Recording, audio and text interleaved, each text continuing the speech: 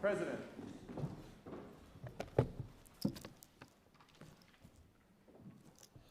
I acknowledge the Ngunnawal and Ngambri peoples who are the traditional custodians of the Canberra area and pay respects to the elders past and present of all Australia's Indigenous peoples. Senators, I invite you as I read the prayer to pray or reflect in your own way on your responsibilities to the people of Australia and to future generations.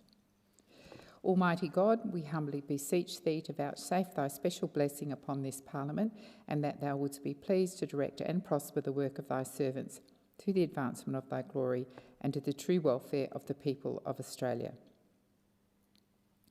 Our Father, which art in heaven, hallowed be thy name. Thy kingdom come, thy will be done in earth as it is in heaven. Give us this day our daily bread, and forgive us our trespasses, as we forgive them that trespass against us. And lead us not into temptation, but deliver us from evil. For thine is the kingdom and the power and the glory forever and ever. Amen. Are there any documents to be tabled by the clerk? Yes, President. I table documents pursuant to statute and returns to order as listed on the dynamic red. Are there any proposals for committees to meet during the sittings of the Senate? Yes, President. Committees have lodged proposals as shown at item 4 of today's order of business. If there is no objection, the meetings are authorised. I call the clerk. Private Senators' Bills. Order of the day number 34, Housing Australia Amendment Accountability Bill 2025, resumption of second reading debate. Senator Bragg. No? We're resuming debate. Senator Mulholland. Deputy President, I rise to speak against the bill. A bill that is bad for housing, bad for Australians and bad for home ownership. In the middle of a housing crisis, the Shadow Minister for Housing thinks it's a good idea to move a bill like this.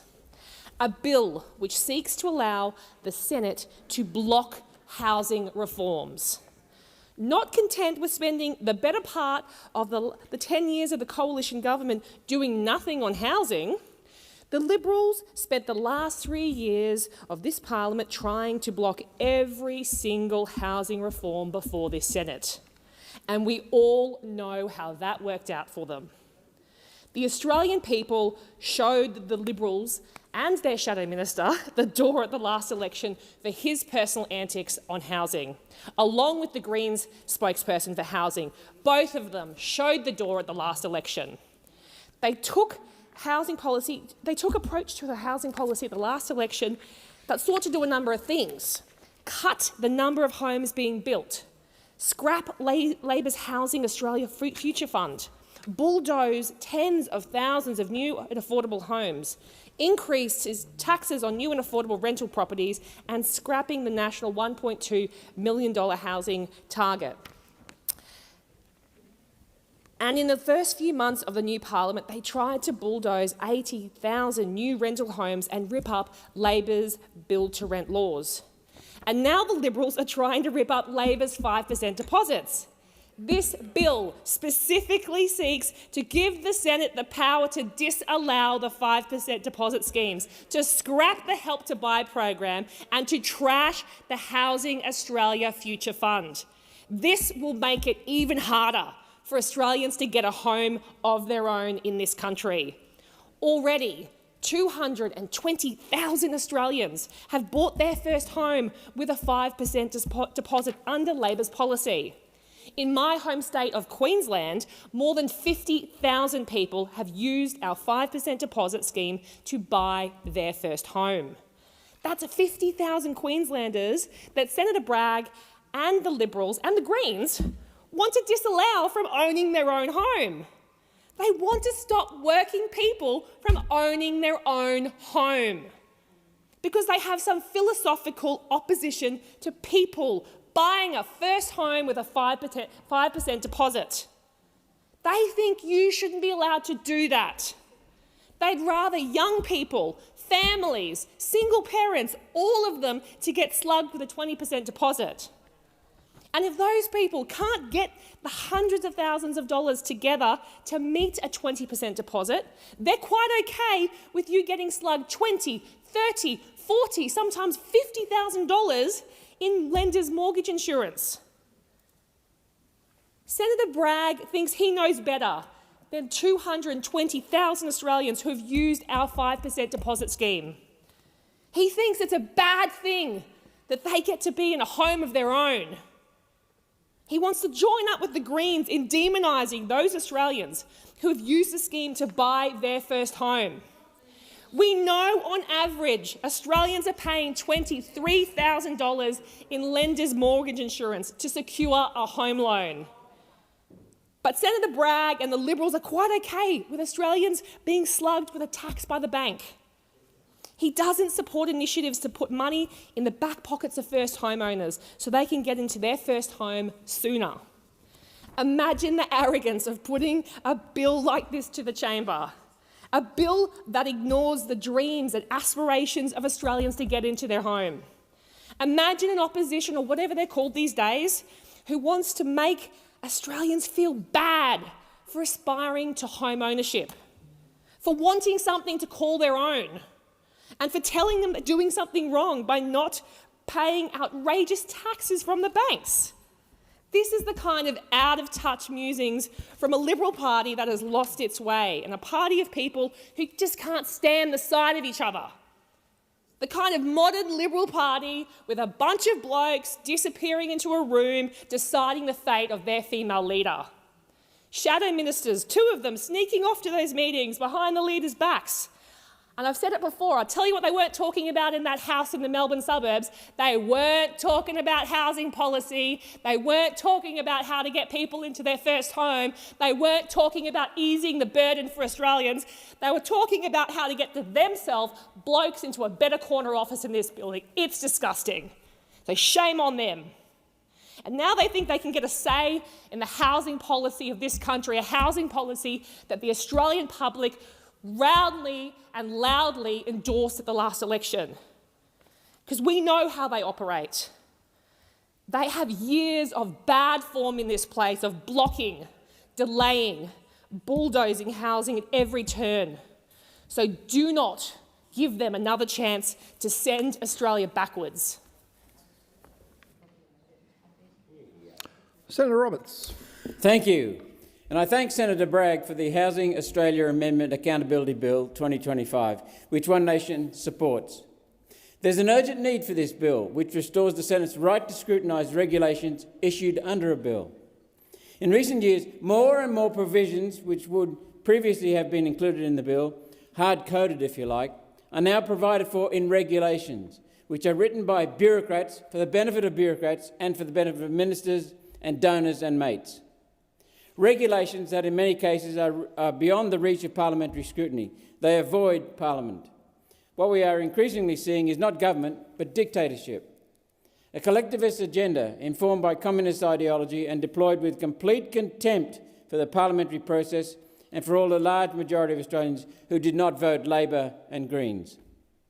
And the Liberal Party had form on this, yet Labor have normalised it. The Albanese Labor government is in the process of removing the option of home ownership from the reach of everyday Australians. Young people will simply not be able to own their own home and to use that home in the way most in this chamber have been able to. Let me explain.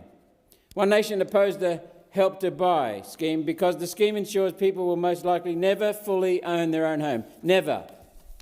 In the many, many years that this scheme makes you a slave to the government, in your own home, the government does nothing for you. For example, any renovations you make, the government benefits from what you pay. Installing a new kitchen for $20,000 means you only get $12,000 in capital appreciation and the government pockets $8,000 in additional equity for doing nothing. If you spend $21,000, you'll first need to get the government's permission to modify your own home. You can't use any equity you do accumulate to refinance and free money up for buying a business, for instance. That's expressly forbidden. Your children get into trouble or need a hand to buy their own home. You can't help them. No part refinancing. Trapped. If you want to buy the government out, then you have to pay them back in 5% lots. Why?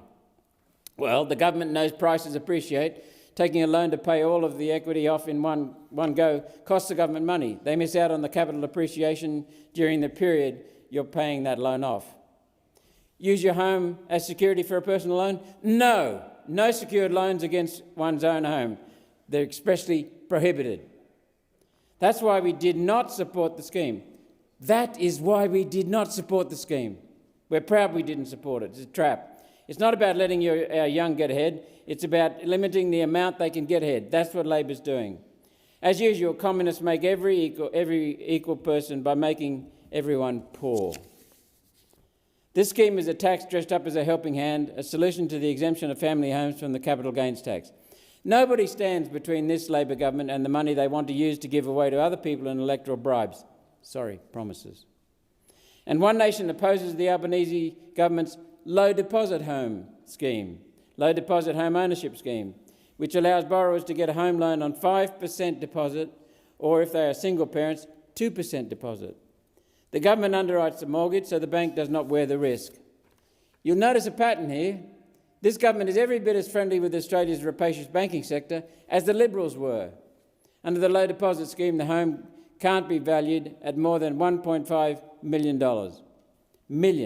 And there's no limit on the income of the applicant or the number of mortgages issued. Don't you just love this scheme? It should be called making it easier for high-income earners to buy a house in urban Labor electorates. No wonder the government's support in recent opinion polls is strongest amongst those earning more than $100,000. The party of the worker, no more. The party of the rich is a better description of Labor. No wonder the Liberals have lost market share. Labor is stealing their voters. One Nation is now the party of the worker and the party of small business owners who use their home as security to grow their business. Our opposition to the low deposit scheme has been proven to be the right decision. House prices in capital cities went up 8% and 10% in the year to January, between 8 and 10% in the year to January 2026, adding $100,000 to the average Sydney home price. That's $100,000 more people will have to borrow to get the home. Thanks, Labor. The additional demand for homes from these schemes forced the price up and made affording the mortgage harder. A low deposit is no help if you can't afford the repayments on 95% or 98% of $1 million plus mortgage. You've done this. Destroyed hopes. The combined average price for a home in our capital cities is now $1.14 million. One Nation policy is to allow first-home owners to top up the first home owners grant with secured equity from the person's own superannuation account. And we will allow low-income earners to buy on a 5% deposit against a government guarantee on the mortgage. Why won't this force up home prices? Because of the thing the Albanese government refuses to do: stop mass immigration. A One Nation government will deport around 200,000 people who are here illegally, and have a moratorium on new arrivals for 3 years, creating negative immigration. As Australians engage with their housing scheme, they will find there will be a home available to purchase without pushing the price of homes up. One Nation policies have been thought through. One policy complements another and every Australian will benefit. Our policies come in suites, S-U-I-T-E-S. Unlike this Labor government, which continues to throw money at problems, it never solves because it never thinks things through. To look good, not do good. Shallow, hurting young people. And yesterday the Reserve Bank put up interest rates, 0.25%, which would not have happened if government policies had not driven up house prices 8 to 10% in the last year. Every mortgage holder in Australia is now facing higher repayments because of the Albanese government's inability to manage government policy. Senator Bragg is right. This bill is necessary to provide scrutiny and to try and elevate the standard of government in this country. Can I say to the Labor government, for the love of Australia, please stop trying to help. You're making it worse, especially for young people. Let people get about their business, keep more of their own money and more easily pay for their homes themselves. Stop bringing in millions of new arrivals, all of whom need a home in which to live. Stop forcing people out of their homes with your evil land tax, as Labor are doing in Victoria, so your mates running union super funds can buy up the homes. Every new scheme makes things worse for young Australians. And that's why we don't support your idiot ideas, your dishonest, ludicrous ideas. Where else should the accountability be forced on the government? Here are foreign corporations used to pay 30% withholding tax on housing investments like build to rent. Labor has cut that tax to 15%, halved, looked after your corporate mates from overseas. Labor makes it easy for its mates, globalist foreign wealth funds, to rip more money out of Australia. To rip more money off Australians, you lower the tax will come out of the people instead. Let's be clear. This Labor government said to foreign corporate landlords like BlackRock, Vanguard, State Street, First State, that with interlocking ownership are in reality BlackRock Inc. Labor said to BlackRock Inc., we'll cut the amount of tax you pay in half. Australians, forget the Australian dream of owning your own home. Labor's dream is that you live in a shoebox apartment paying rent to BlackRock Inc. forever, while those foreign corporations pay less tax than you do. Less tax than you do. And Labor's just cut it in half. That's what build to rent means. Whenever you hear build to rent from Labor, remember renting forever to a foreign corporate landlord. They'll build homes for sure, but Australians will never, ever own them. It's build to rent forever. Part of the United Nations and World Economic Forum's agenda of global control of people and wealth transfer from the people to global wealth funds, BlackRock Inc. And this Labor government is helping that along by giving these foreign corporations a big tax cut to incentivise foreign corporations to buy Australian homes. The bill did not reduce the tax for Australian owners. It brought foreign owners' tax rate down to the same level as Australian investors. That's the most telling part of all. This bill only changed the tax treatment of foreign predatory multinational corporations. Is Labor the party for Australia, or are they the party for foreign corporations? Build to rent answers that question. Clearly they are for the foreign corporations like BlackRock, Vanguard, State Street, BlackRock Inc. That's why Labor's policies on mass immigration and housing are designed to destroy home ownership for all young families. For all. Instead, One Nation is for Australians owning their own home. On all this, I told you so. I told you so for years. I initiated the mass immigration and housing debates 4 to 5 years ago and have hammered both. Only One Nation housing policy covers all aspects: supply, demand, construction, cost, finance. So I'm going to do something a little unusual and quote extensively Senator Bragg's dissenting report on the Build to Rent bill. I hope you don't mind, Senator. It goes to the very heart of what's wrong with the Labor Party. The following passages are taken from the committee report into the Labor Party's Build to Rent scheme. Quote, Build to Rent has had minimal cut-through in Australia because our tax settings are designed to favour individual mum and dad investors, not institutions. That is appropriate. This legislation seeks to tip the Build to Rent legislation seeks to tip the scales in favour of institutions through tax concessions in order to make Build to Rent projects profitable for industry super funds and foreign fund managers. Labor thinks that institutions need a leg up over Australian first home buyers. Dr Murray, a witness in the inquiry, was critical of the bill's attempted perversion of our tax arrangements. Quote, It's not clear to me, he said, why local investors shouldn't be advantaged over foreign investors in Australian housing. I don't see that there's a good argument for levelling the playing field there. It's not clear to me. If the intention is to attract super funds into this, why owning your own home via your super fund and renting your own home from your super fund is better than owning your own home and using that money to buy what is the best asset to own in retirement. End of quote. Similar to One Nation policy, housing policy. Another quote. At the public hearing from Senator Bragg, at the public hearing, the Association of Superannuation Funds of Australia suggested that Australians would prefer BlackRock and Cbus be their nation's landlords and described mum and dad investors as undertaking a, quote, hobby activity. Really? Do you think the Australian people want to rent their house from a super fund? A hobby activity? Come on. This is the view of a vested interest that Labor is cuddling up to. Most Australians would not agree with this proposal. Another witness observed, we are seeing a corporatisation of housing in Australia. Not from the usual suspects, the Liberal Party, but from the Labor Party, the former party of the workers, headed by Prime Minister Albanese. Pushing mum and dad investors out of the housing market will result in less competition. What we're seeing in the Northern Hemisphere is a horrific software program called YieldStar, which in Atlanta coordinates rental increases for 81% of rental properties. The Board of Supervisors in San Francisco has now banned this as a monopolistic practice. There's just nothing in this legislation that even prepares us for what's coming." End of quote. Hence the need for Senator Bragg's bill.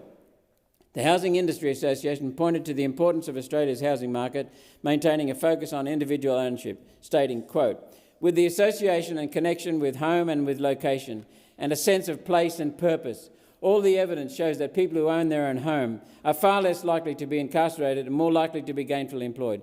All of the evidence shows positive economic, social and cultural outcomes. Personal responsibility, a cornerstone of a safe and productive society, I say. Australians are not interested in subsidising institutional investors from overseas. When asked what organisations would be the key beneficiaries of build-to-rent tax concessions, Treasury confirmed that foreign fund managers would be at the centre. Really? Fund managers? Foreigners? How very corporate of the Labor Party. Some of the most alarming evidence from the public hearing was that the passing of this bill could see Australian taxpayers subsidising foreign governments in their investment in our housing market. Dr Murray warned the committee, quote, "I find it interesting because we've already even got foreign investment funds doing build-to-rent. What's even funnier is that the largest one is a foreign government. We've got the Abu Dhabi Investment Council, who owns the Smith Collective on the Gold Coast, which is 1,251 build-to-rent dwellings, and we're now proposing to offer them a better tax treatment for something they've already done through a foreign government. I find that a bizarre outcome of this proposed bill. It seems Prime Minister Albanese is not only best friends with billionaires like Larry Fink from BlackRock and Bill Gates from Vaccines Are Us, he is best mates with the Islamist Abu Dhabi regime. Approaches like build-to-rent endeavour to emulate the corporate housing model, which has seen a downturn in the United States housing market. Fund managers have become the predominant landlords in the United States. According to the US Government Accountability Office, large institutional investors emerged following the global financial crisis, purchasing foreclosed homes at auction in bulk and converting them into rental housing. Prime Minister Albanese's housing schemes will lead to foreclosures and misery. This is not an unintended income. It's the point of it. Communists detest home ownership. It provides people with independence from the government, and that's the opposite of the fundamental purpose of a Labor government, which is to make people reliant on the government. This corporate housing model, to generate a return on investment for institutional investors, it relies on individuals being locked into the cycle of perpetual renting. There's a growing consensus in the United States that this model has failed and is hurting prospective first-home buyers. Lawmakers from both sides of politics are introducing legislation to limit investment accordingly. While the US is moving away from corporate housing, the Australian Labor Party is forcing Australians into it. One Nation is dedicated to all Australians being able to own their own home, and to that unit home we see fit. Roberts, your time has expired. Senator Kovacic. Thank you, Deputy President. I've been listening with interest to the comments from Senator Roberts, Senator for One Nation. And I note with interest, this wasn't how I intended to start my speech, that he said that only one nation has a plan to solve Australia's housing crisis, yet throughout his speech he's quoted Liberal Senator Andrew Bragg and his dissenting report. So I'm curious as to how it's curious as to how it's One Nation's plan when it's actually the words of Senator Bragg that Senator Roberts is using. Let me be very clear. One Nation has no plan for anything in this country aside from dividing Australians. And to suggest that migrants in this country are responsible for the housing crisis is false and it's lazy. The fact that we do not have enough houses in this country is a failure of housing policy, not the fault of any single migrant that has come to this country. And I take offence to it, Senator Roberts, as I am a first-generation Australian. My parents are migrants who came to this country in the 1960s and worked their guts out. So I don't know if it's perhaps One Nation policy that I should go back to where they came from, even though I was born here. Perhaps I'm occupying a house that I shouldn't be occupying. So let me talk about home ownership in a legitimate policy discussion. The problem with home ownership in this country is we do not have enough houses. The problem is with supply. We need legitimate, robust policies to create more houses in this country so that young Australians, all Australians, can realise their dream of home ownership. That is what our job is to do here, not to divide Australians and not to point blame at individuals on the street as to why someone may or may not be able to buy a home. our concern, and the reason for my colleague Senator Bragg's private senator's bill, is that we do not believe that the home guarantee scheme is going to help. The home guarantee scheme will create more demand, and it has created more demand, without addressing the underlying lack of supply.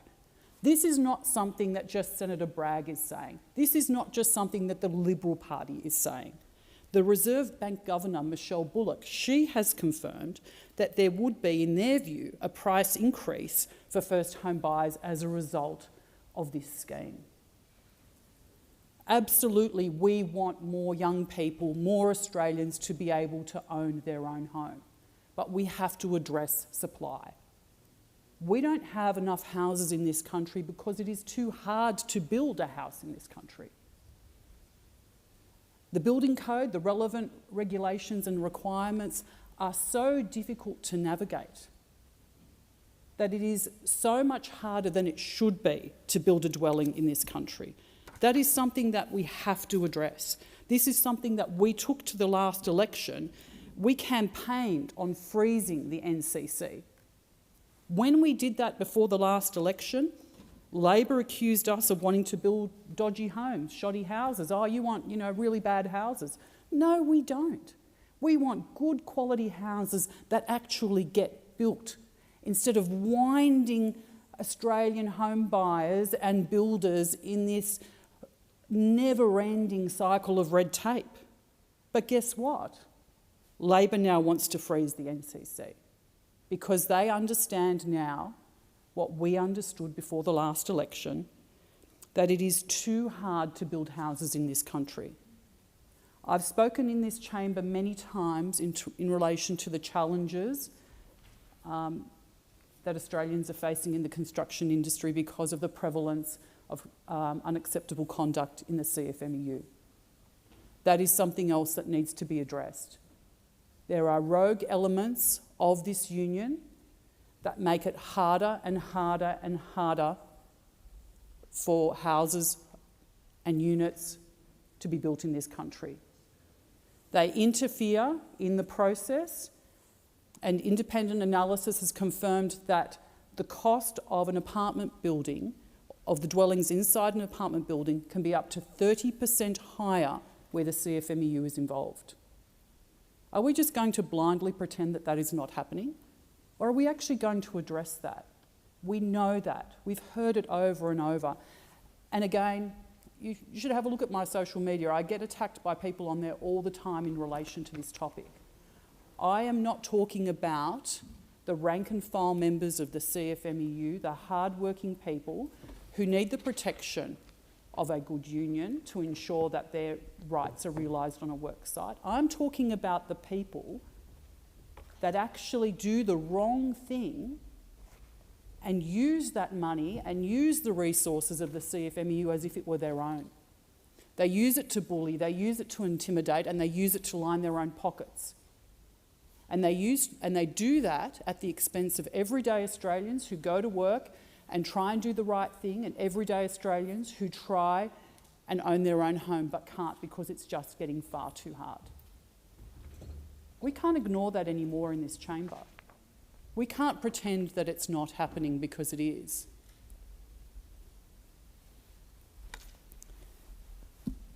We've been speaking a lot about buy-to-rent as well, build-to-rent as well. Build-to-rent is not the solution to the housing crisis in this country. Liberals believe that if someone would like to buy their own home, they should be able to do that.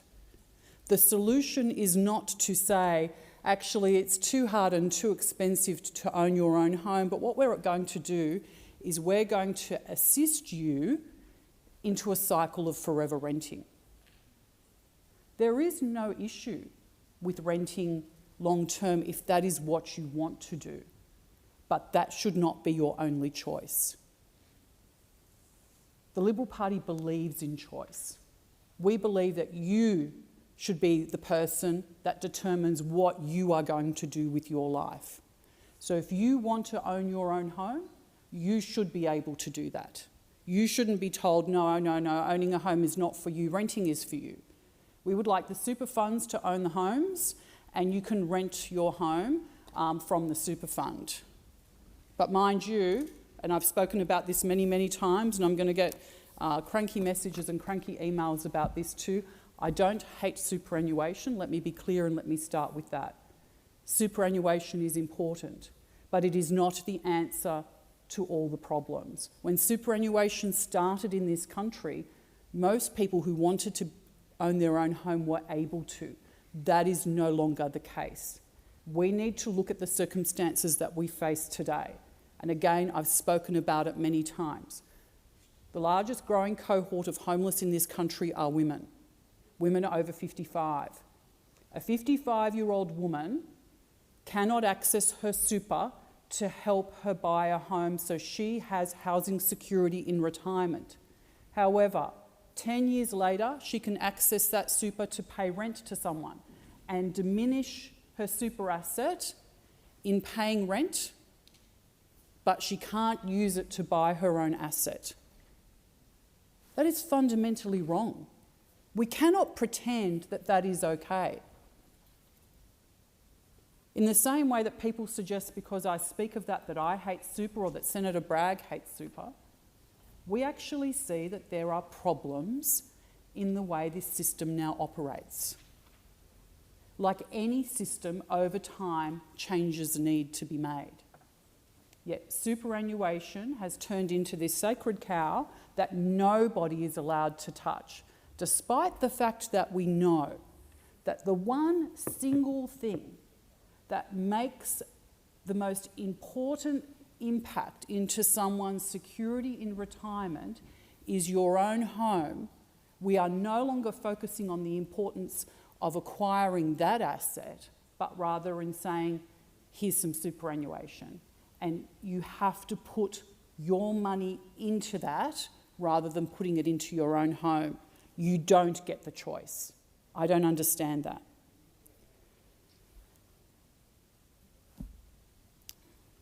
I think what's really hard for me to understand here is why this government won't allow a pathway that creates that choice for Australians. My view and the view of my Liberal colleagues is that it is the job of government to create frameworks for individuals to ensure that they have every opportunity to do what they need to do and then to get out of their way. It is not our job to interfere, and it is not our job to tell people how to live their lives. And it's not our job to tell people you can only own a home under the criteria and the circumstances that we tell you that you can do that under. And that's why we think that this scheme isn't a good one, that in fact it is probably a reckless one. Yesterday we saw interest rates rise, and it's probably not going to be the first rise that we see. Inflation has gone up to 3.8%, and the Reserve Bank has indicated that they have a view that that might go up to somewhere around 4.2%. That is an example of the impact of this type of housing policy. And we said this last year. We said that this would happen. And it has happened. The Reserve Bank said that this was likely to happen. And that has eventuated. So again, when those on the other side suggest that we don't want, that Liberals do not want people to own their own homes, that is wrong. We absolutely do. And I heard some numbers being sprouted yesterday about, X number of thousand people who wouldn't have been in their own home, and we tried to block that. No, what we did was try to explain that you can't address a housing crisis by simply facilitating greater entry and not addressing supply. You must address supply. And that is what we are trying to do. And it's not what One Nation are trying to do, despite what Senator Roberts might suggest to you. And the problem is, who ends up paying for all of this? Australians do. The Australian taxpayer does. We have to pay higher taxes to fund this largesse. And I think one of the things that we need to consider is what we need to do, and this bill from Senator Bragg does, is to ensure Australians are protected from whims of government making really significant decisions without meaningful consultation or parliamentary oversight, because that is what has happened here. Regulation should be about filling in the detail, making things clearer and simpler, but not making substantive changes to the way our actual economy functions, interfering in the supply and demand mechanisms of housing, which is what has happened here. And again, it's interfered with the demand mechanism without allowing for appropriate supply. For the Liberal Party, our priorities are to boost housing supply, to boost development and to boost home ownership, and to reduce the red tape around construction, to ensure that quality dwellings are built, they are built in a timely fashion, and they are built without consumers and builders being run around in circles around what they can and cannot do on their own land. Recent ABS data showed us that home completions in the September quarter of last year fell by almost 4,100 dwellings compared to the year before. At a time where we have a crisis of supply, that's 4,000 less dwellings over a 12-month period. This indicates to us the significance of the problem, coupled with the fact that now we have a scheme that brings more people in without the requisite supply, with diminishing supply, and the cost burden of that supply, of that demand-driven scheme, lays squarely at the feet of the Australian taxpayer. That is unacceptable. In just 3 years, this government has presided over a huge increase in Australia's population, whilst overseeing a collapse in construction. This needs to change, and this needs to be seriously addressed. And I believe it is incumbent on those of us on these two sides of the chamber to do that together, to ensure that every single Australian that would like to own their own home can do so without being pointed to a build-to-rent scheme. Thank you. Senator Dominant. Thank you. The government will not be supporting this bill because the government is in the business of helping first home buyers buy their own home. The government is in the business of delivering more social and affordable housing. The government is in the business of building more homes and giving renters a fair go. The government is not in the business of holding up housing. Unlike those opposite who have continually voted to stop young Australians from accessing secure, affordable housing, and now, instead of real policy, they are doubling down with an obstruction dressed up as accountability. Let's be absolutely clear what this bill is actually about and what it proposes to do, because the consequences are really serious and can be catastrophic for those who are seeking a home. The Housing Australia Accountability Amendment Bill 2025 would once again give those opposite the opportunity to block real progress on housing. If this bill were to pass, it would open the door for the Senate to disallow key housing programs that Australians are already relying on. That includes the Home Guarantee Scheme, a scheme that has already helped more than 185,000 Australians into home ownership since Labor came into government. Gone. It would allow the opposition to scrap the Labor's Help to Buy scheme, which is designed to help another 40,000 Australians buy their first home. That would be gone. And it would allow them to dismantle the Housing Australia Future Fund, one of the cornerstone programs delivering on our commitment to build 55,000 social and affordable homes across the country. Gone. Now, let's talk about what this means in real terms for actual families and for first home buyers. It would mean tens of thousands of first home buyers finding it harder to buy their own home because they would need to save significantly larger deposits. It means every first home buyer would be forced to fork out an average of $23,000 in lender's mortgage insurance just to get a foot in the door. Saving for a full deposit or saving for a deposit plus mortgage lenders can take first home buyers a decade, which is why our reforms have sought to intervene in this process to make it easier for these people. It's demoralising and it feels out of reach for so many. That is what this government is actually addressing. This bill before you would mean social and affordable housing projects that are already under construction would be delayed, forcing more Australians to wait even longer for secure housing when they are already under pressure, and we know we are facing a housing crisis. And without Commonwealth support to help community housing providers close the funding gap, the construction of thousands of social and affordable homes would simply stop. That is the reality of this bill. It does not build homes, it does not help renters, and it does not support first home buyers. It would be a disaster. Clearly, those opposite haven't listened and they haven't learned any lessons from last year's election. The Australian community were pretty clear. They voted for an ambitious housing agenda. They voted for a party with a plan. Those opposite didn't have a plan ahead of the election and they don't have one now. Blocking and bulldozing. Senator Bragg thinks it's the Liberals' greatest hits album. Well, the voters put this tired old track in the reject bin at JB Hi-Fi and that's where it's going to stay. It's got all the noise of a construction site, but no houses at the end of the track. Our government has no illusions about the challenges that many Australians from all walks of life are having accessing a house. Renters, young people, families, older women, and it can't go on. This is a life-defining challenge for many Australians, and it is a generation-defining challenge for this country. And if those supporting this bill in the chamber think it will get Aussies into more homes, they really need to get real.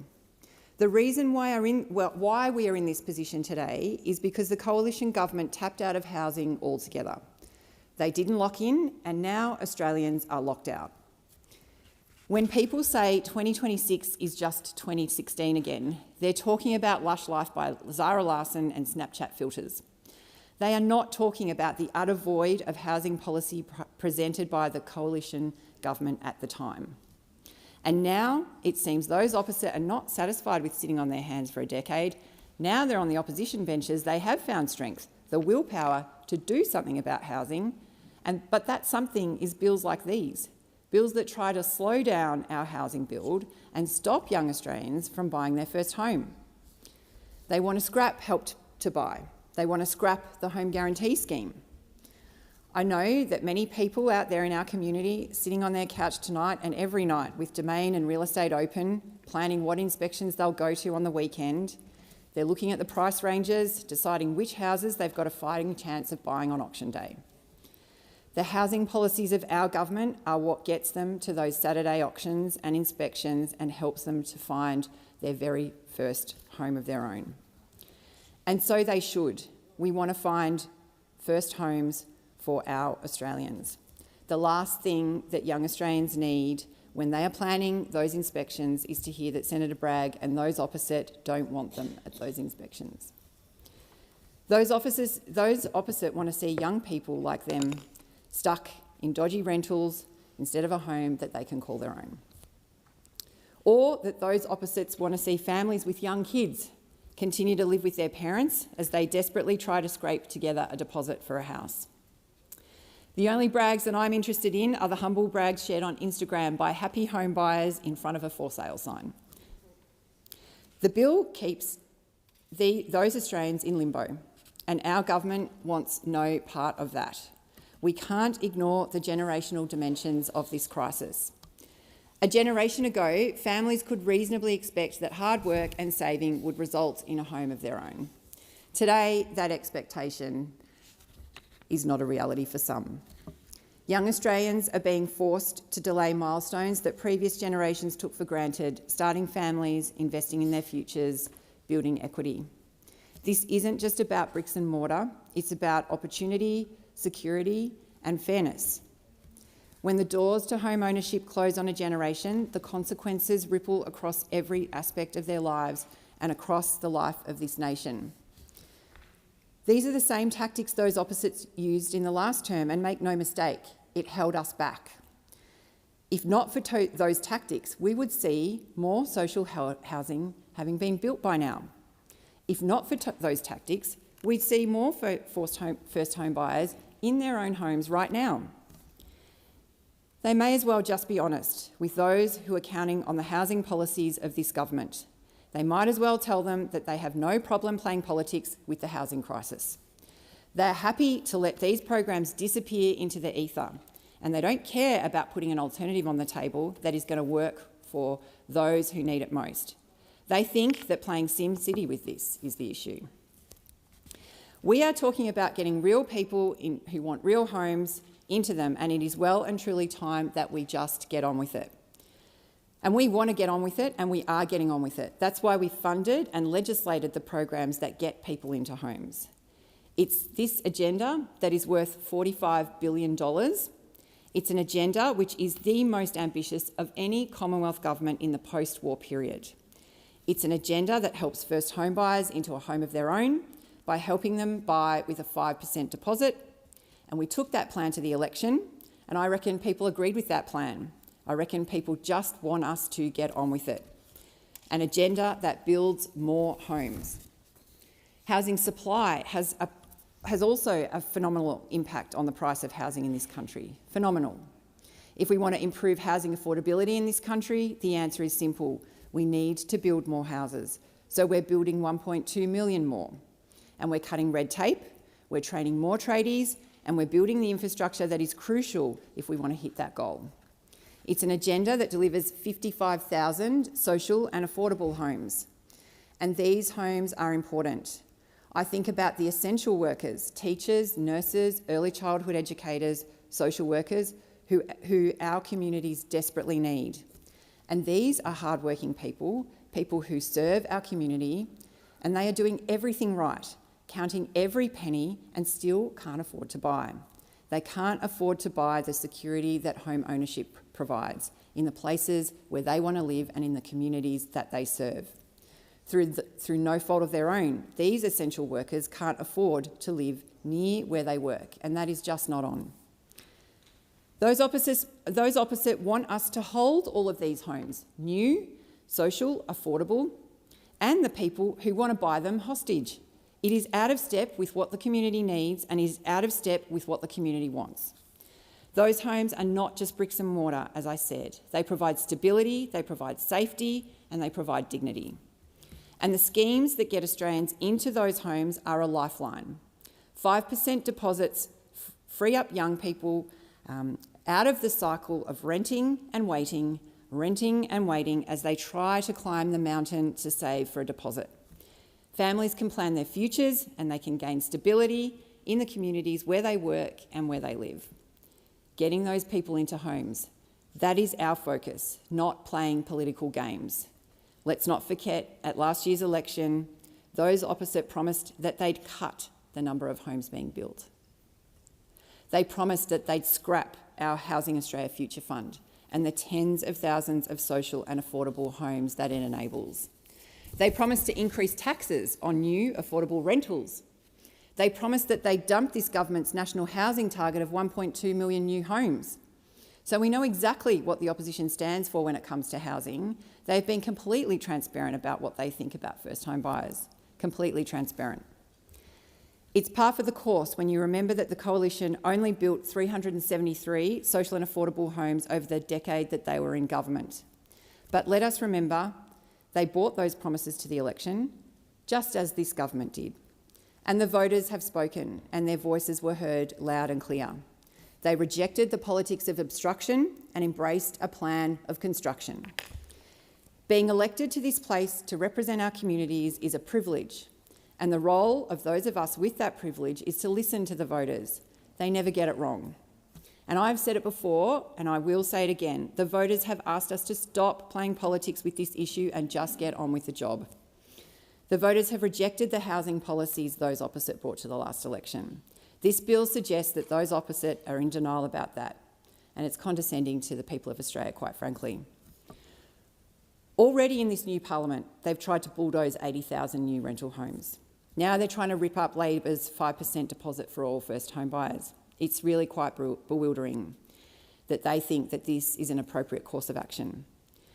And as I've already outlined, the consequences of this are real. If the bill passes, tens of thousands of first home buyers will need larger deposits. Every first home buyer will be forced to pay an average of $23,000 additional in mortgage insurance. And the social and affordable housing projects that are under construction right now will be delayed. That is the reality of this bill. It does not build homes, it does not help renters, it does not support families, it puts roadblocks where there should be doors. This government is building homes, those opposite are continuing to build the roadblocks. If those opposite were serious about addressing the housing crisis in this country and they're ready to start listening to voters, then they'll stop playing these political games. Housing is this generation's defining issue, and I hope that none of us here in this place look back upon this generation and know that we could have done more and regret that we did not. Thank you. Senator Brockman. Thank you. Madam Acting Deputy President, well, what a bunch of baloney we've heard from those opposite. The Liberal Party opposed Labor's various attempts at a housing policy because they were failed policy that we knew was going to be failed policy when they were introduced to this place over the last few years, and history has now shown that they were failed policies and we have been proven correct. Let's start with the Home Guarantee Scheme, which independent experts and people such as the Reserve Bank has acknowledged has poured petrol onto the prices in the housing market by as much as 10%. Now, if you have forced up the cost of a house by 10% and 95% of that is going on people's mortgage, that, in the face of rising interest rates, is a direct hit on young Australians who are aspiring to home ownership. It's a way of making them poorer. In fact, mortgage interest, lenders' mortgage insurance, which those opposites jump up and down about in this place, was 1 to 2% of the total house price. Property prices have gone up by 10%. Under this Labor government's policy. 10% up against a cost of 1 to 2%. That's the economics of this Labor government, and that's the impact of this Labor government on young Australians who are aspiring to enter the housing market, which we support. The Liberal Party supports 100% the aspirations of all Australians to enter the housing market. What Australians don't want is they don't want to be renting, they don't want their landlords particularly to be overseas corporations or the government. They want to own their own home, but they want to do it in a way that's affordable. And the way to do that is to address the supply side of our market. And the one policy that the Labor Party has adopted in that respect was copied directly from us at the last election, a policy they demonised during the election campaign to cut red tape in the housing market, but one post-election that they have now suddenly mysteriously adopted. And that is the only part of the Labor Party housing policy that is worthwhile. Young Australians do want to get into the housing market, but getting into the housing market at any cost is not good policy. It is not good policy.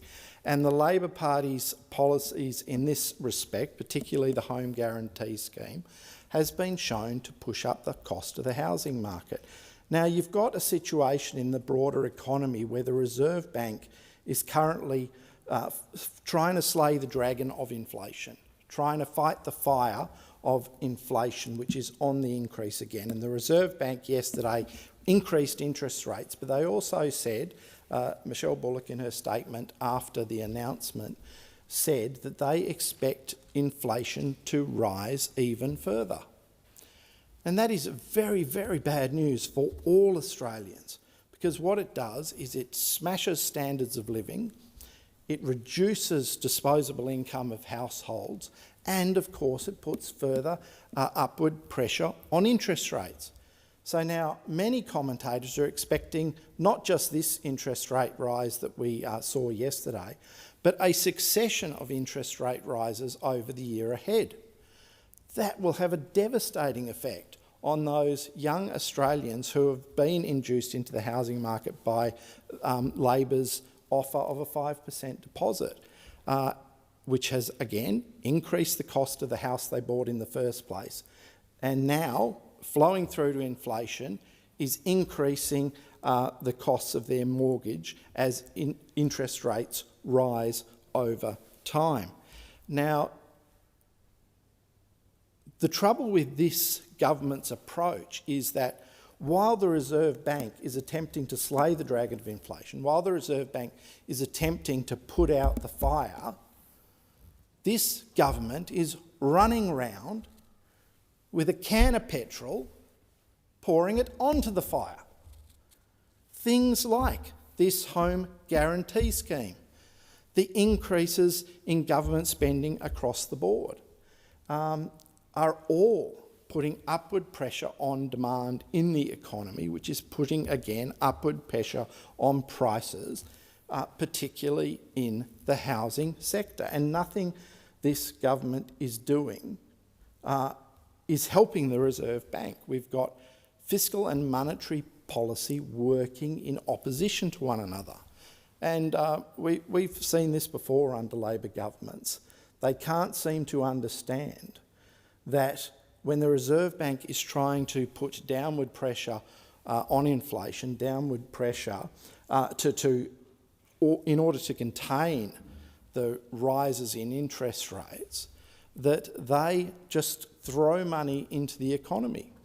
And that is having a very negative impact on all Australians because standards of living are being destroyed. The household spending, the household available budget of families is reducing. Pay packets are not keeping up with inflation in this market. Pay packets are not keeping up with the rising interest rate burden on mortgages that is now being suffered by average Australians, those who own their own homes and are paying off a mortgage. So if the interest rate rises that are currently predicted come about, Australian households with a mortgage will be significantly worse off over the next 12 months. And that is on the back of the first 3.5 years of this Labor government that saw one of the fastest declines in the standard of living and the available disposable household income that Australia has ever seen. Household budgets were smashed over the first 3 years of this Labor government. And with rising interest rates, we now see a situation where the damage that will be done to those household budgets will be even higher. Other parts of the Labor Party policy which are also failing, their promises to build houses, which are proving to be extraordinarily expensive and slow, not surprising when you've got a Labor government in charge of building anything. You see that they want to have foreign corporations, superannuation funds, build to rent properties, which sounds good, and I understand it probably came out of a focus group from this Labor government. It sounds good, but in the end, Australians do not want to live in those sort of properties. They want to aspire to own their own home. And so policy should be directed at reducing costs, and that means lowering the red tape burden on construction. It also means getting the criminal elements out of the construction industry. Yes, the CFMEU, but if there are criminal building companies, they should be out of the construction industry as well. So we need to clean up the construction industry. We need to get the extra costs that are present in that industry out, and that will give Australian young people and Australian families the chance to get ahead without having to pay the extra tax that it means to be a construction industry in Australia, with the criminality that's been very, very clearly demonstrated through the CFMEU activity and the fact that the Labor government was forced to put that union into administration. If there are other criminal elements within the construction industry, they also need to be found and drummed out. But the fact is we are never going to solve these problems unless we can reduce costs that way. We also need to reduce the burden of red tape. It shouldn't take as long as it does to get a proposed housing development from a greenfields or a brownfield site to construction on houses being underway. It simply takes too long in this country to get those projects underway. So we need to see a real effort at bringing that supply into the market so particularly younger Australians can aspire to have their own homes and to have a mortgage that is affordable for them to pay. Instead, we see this government pulling on all the wrong levers, pouring fuel on the fire of inflation in the marketplace, pouring fuel on the fire of house prices, which makes it even less possible for younger Australians to get into the market, and delivering very, very little in terms of their overblown promises to actually build houses. In fact, they've purchased more houses in competition with Australians than they have built houses. They've gone out into the marketplace and purchased houses that Australian families, Australian young people would have been bidding for, rather than to see those houses in the hands of those Australians. They have purchased them to put on their ledger that they've got some houses. That is not good policy. The Labor Party's policy suite has failed. It's visibly failed. It's demonstrably failed in the marketplace. It needs to be completely rethought. Throw these policies out, start again. Senator Ruston. Sorry, Senator Whittaker. Thank you, Acting Deputy President. Well, let's be honest about what this bill would do.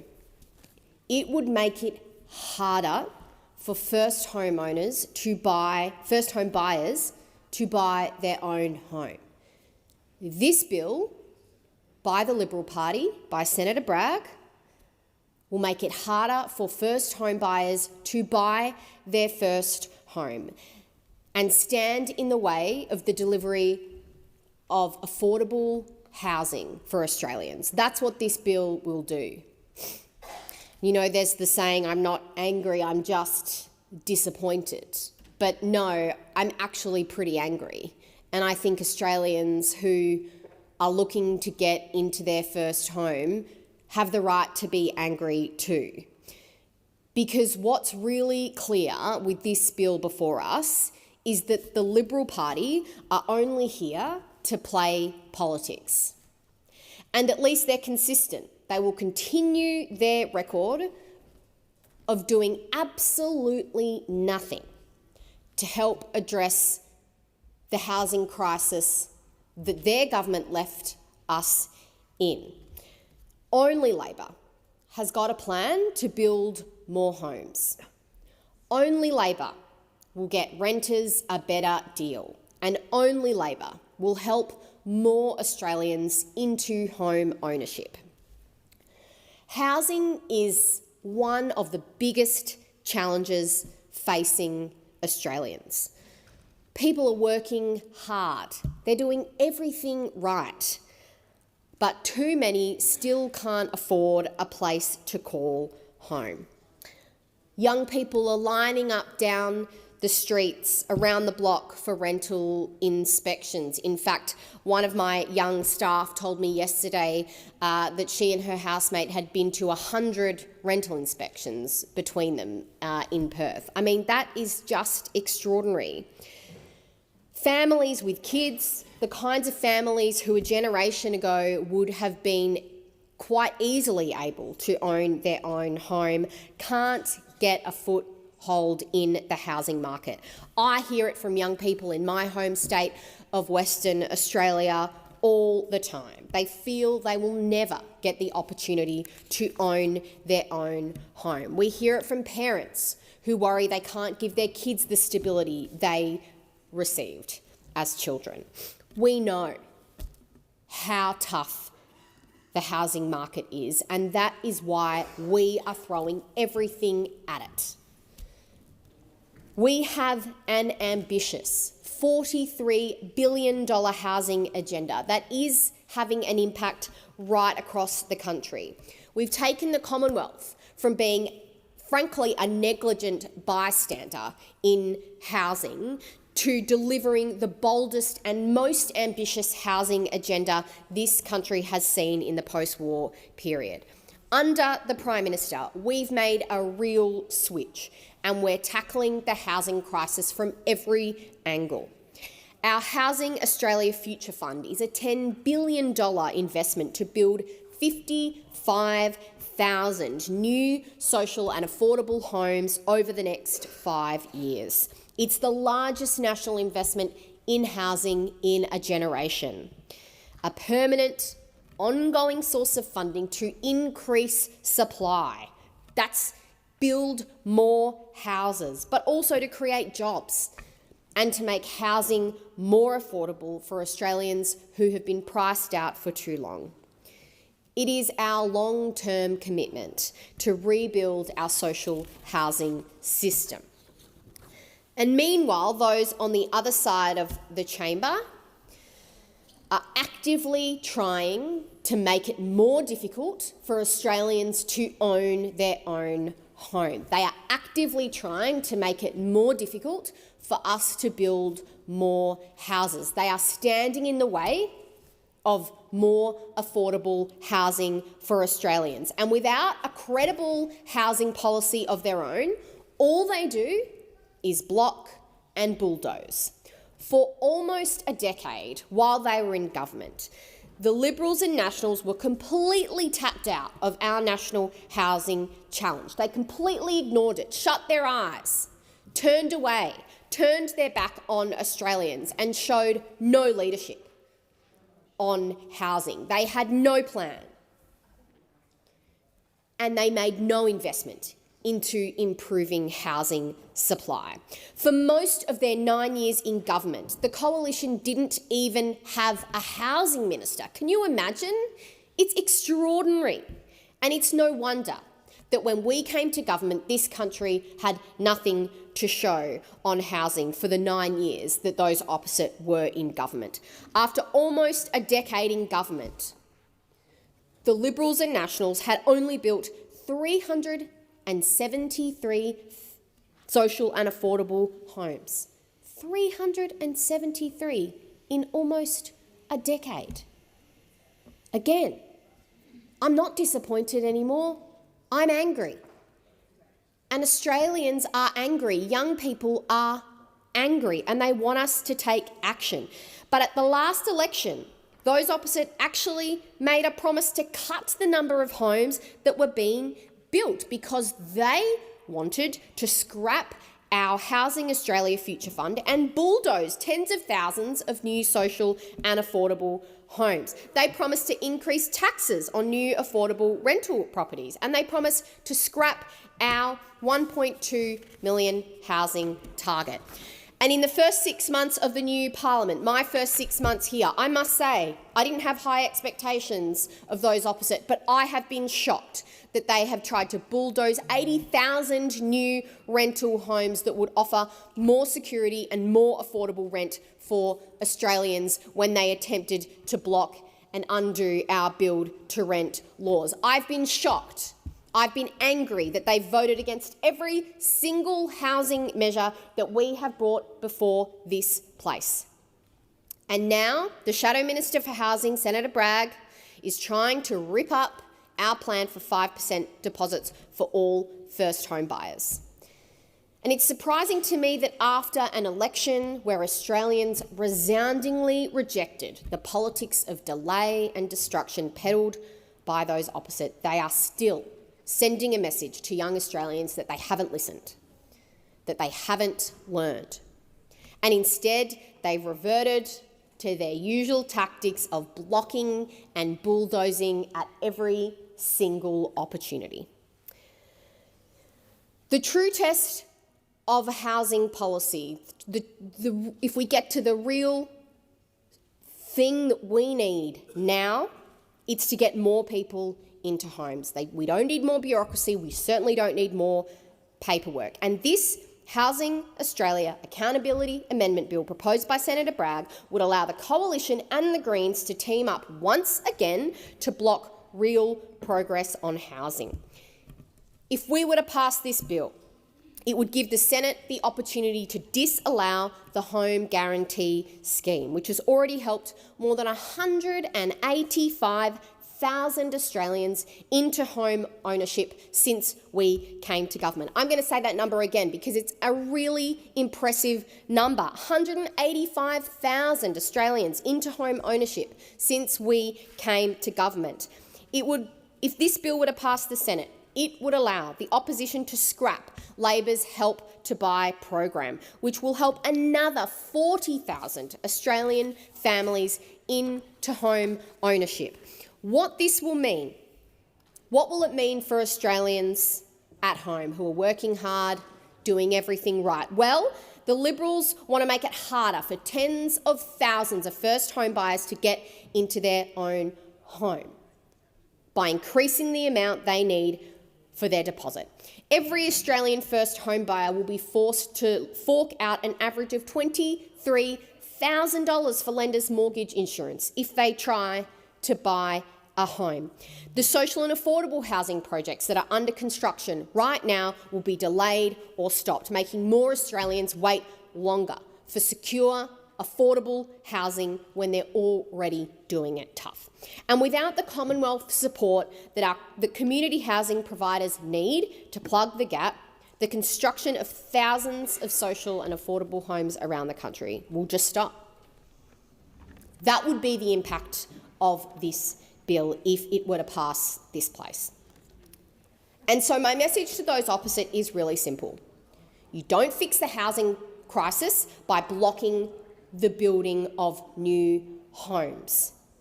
You don't fix the housing crisis by bulldozing plans to construct the homes that we need. No one is pretending that this is a simple task to build the housing at the scale that we need to fix this crisis. Senator Whittaker, the Senate will now proceed to consideration of government business. Senator Lambie, you seeking the call? I am, Acting Deputy Madam President. Pursuant to contingent notice, I move that so much of the standing orders be suspended as will prevent me moving a motion to provide for the consideration of a matter, namely a motion to allow a motion relating to the Royal Commission into Defence and Veteran Suicide to be moved immediately and determined without amendment. The question is that the motion moved by... Do you want to speak to that now, Senator Lambie? Please. Do I have to move? I'll move it. You have moved it. You may speak. Okay, thank you. If you could resume your seat. Senator, Minister. I was just speaking on this issue, and we won't stand in the way of this suspension. We're happy to facilitate it. The issue is obviously a really important one for this government and one that Minister Keogh and the government have been passionate about delivering on, and the sentiment in Senator Lambie's motion is a very important one. But our preference is always for these matters to be dealt with in an orderly way rather than disrupting government business, so we would have preferred for Senator Lambie to engage with us and find a more appropriate part of the day for this to be debated. But having said that, we recognise Senator Lambie's determination and passion about this, so we're happy for this to proceed now. Thank you. Seeking the call, Senator Cash. Thank you. And the Liberal Party will be supporting the motion to suspend the standing orders. And one of the things I would say is that suspending standing orders, as we know, is not something this chamber should do lightly. But when you are presented with a motion such as this is the opportune time to actually say we should deviate from the business that we had ahead of us and actually look at this motion in detail. When an issue is urgent, like this one is, when delay carries real consequences, and when the Senate does have a responsibility to act rather than defer, standing orders must give way. Senator Lambie, this is one of those opportunities that we should suspend the current business of the Senate, and as I said, the Liberal Party will indeed support Senator Lambie's motion. Senator Lambie, you have the call. Thank you. Thank you. The Royal Commission into Defence and Veterans... Sorry, I move... The interruption that we've just had. We'll now put the question and then I'll give you the opportunity to speak at the next phase. So if I can call the attention of the chamber to the motion moved by Senator Lambie to suspend standing orders. The question is that those of that opinion say aye, those against say no. I think the ayes have it. The ayes have it. Senator Lambie. Thank you, Madam Deputy President. The Royal Commission into Defence and Veteran Suicide found that the Veteran Health Care... Senator Lambie, could I just ask you to move the second point? I move that a motion relating to the Royal Commission into Defence and Veteran Suicide be moved immediately, and that the question be put after 30 minutes of debate, allowing 5 minutes per speaker. I move the motion circulated. The question is the motion moved by Senator Lambie be agreed to. Those of that opinion say aye. Those against say no. The ayes have it. Senator Lambie. Thank you, Madam Acting Deputy President. The Royal Commission in Defence and Senator Lambie, you need to move the motion circulated. I did. I move as circulated. I move the motion as circulated. Thank you. And now we look forward to your contribution. Great. Thank you. Finally got there. The Royal Commission in Defence and Veteran Suicide found that the veteran healthcare system is still quite broken. Well, actually, the commissioners at the time said it was fragmented, but I'm saying it's still quite broken. It's extremely chunky and it's rigid, because we still have veterans having to fight through a sandstorm of bureaucracy to get the help they need, especially if that is help for their mental health. Veterans often struggle to find GPs and specialists who understand the military culture. We used to have these professionals inside Defence. You've got to start picking your game up. You are slackening. What's new for Defence? Get those psychiatrists back on the inside. You are shameful. And as per usual, you got the biggest asset we had and you reduced them. Honestly, Defence, you're your own worst enemy. The Royal Commission also said the Veterans' Health system was difficult to navigate, and for a lot of them it's bloody still impossible. They also found that there is poor continuity of care, which contributes to suicide risk, and there is, and I'll tell you what, don't ask for a liaison officer in any of our public hospitals around Australia, because I don't know what's happened to the veterans liaison officers in public hospitals, but it seems I'm doing their job as well. It's not good enough.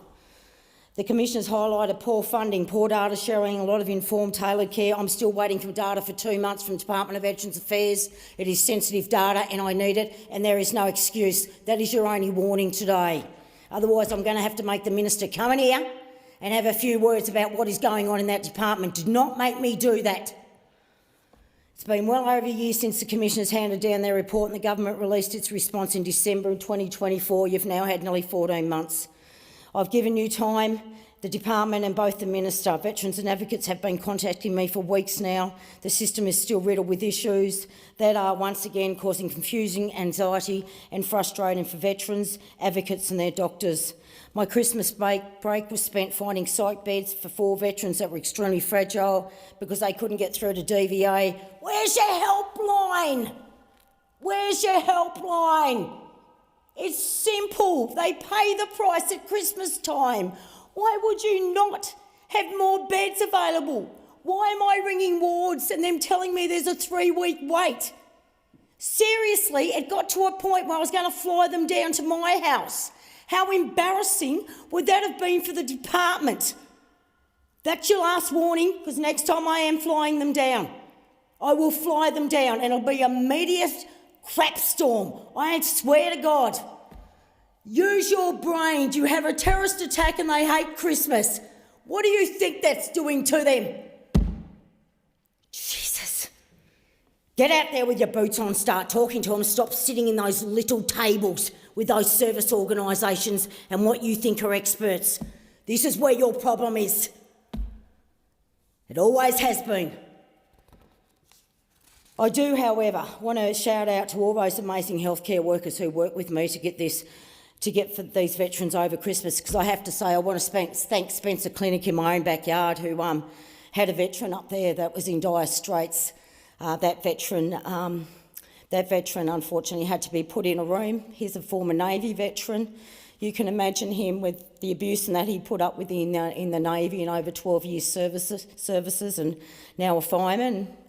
That he was put into a room, no windows, no ever. You can imagine what that does to a Navy veteran that has PTSD and in that state. But honestly, our public system is not for veterans. It is not when it comes to their mental health. They're not equipped for it. And as much as they're trying, when I'm getting a call to come up there and settle that veteran down, I don't have a problem with that, but it just goes to show they cannot go in that public system. Our public system is struggling to hold its own in its mental health. So you need to look after the veterans and you need to take that off the public health, because it's not fair on the civilians in that hospital with our veterans. It's not fair when they're that gone and they cannot get the help, because that psychiatrist goes, I just don't know what to do. I'm not trained in helping these veterans. That's fine, you can get hold of me. But this is not the way it should be, and it is really starting to put the pressure on our health system. And when you're Tasmanian, when you have not a very good one, and we don't have beds as it is, putting them in that public system, it sends them off their heads. It has got to stop. You are not getting the job done quick enough, DVA. We're going back to, hello, I don't want to answer your questions. We're not going back to this. We're just not. You're bloody halfway there. Keep persisting and keep moving quicker. But no more of the hiding. Enough. Senator Cash. And thank you. And the opposition, as I said, will be supporting the motion that Senator Lambie has put forward. And in doing so, I do it with a very, very clear message. Australia's obligation to our veterans is not optional. It is enduring, and it must be matched by systems that work when people need them the most. The reason that we live in what I like to continue to say is the luckiest country in the world is because of our veterans. It is because of the people who fought for this country. It is because of the people who died for this country. And we owe them a debt. We owe them a huge debt. Every morning when I wake up, I say thank you. Thank you, Lord, for giving me the opportunity to live in the great country of Australia. I am someone who throughout her life, starting when I was 23, has had the opportunity to now visit Gallipoli 3 times.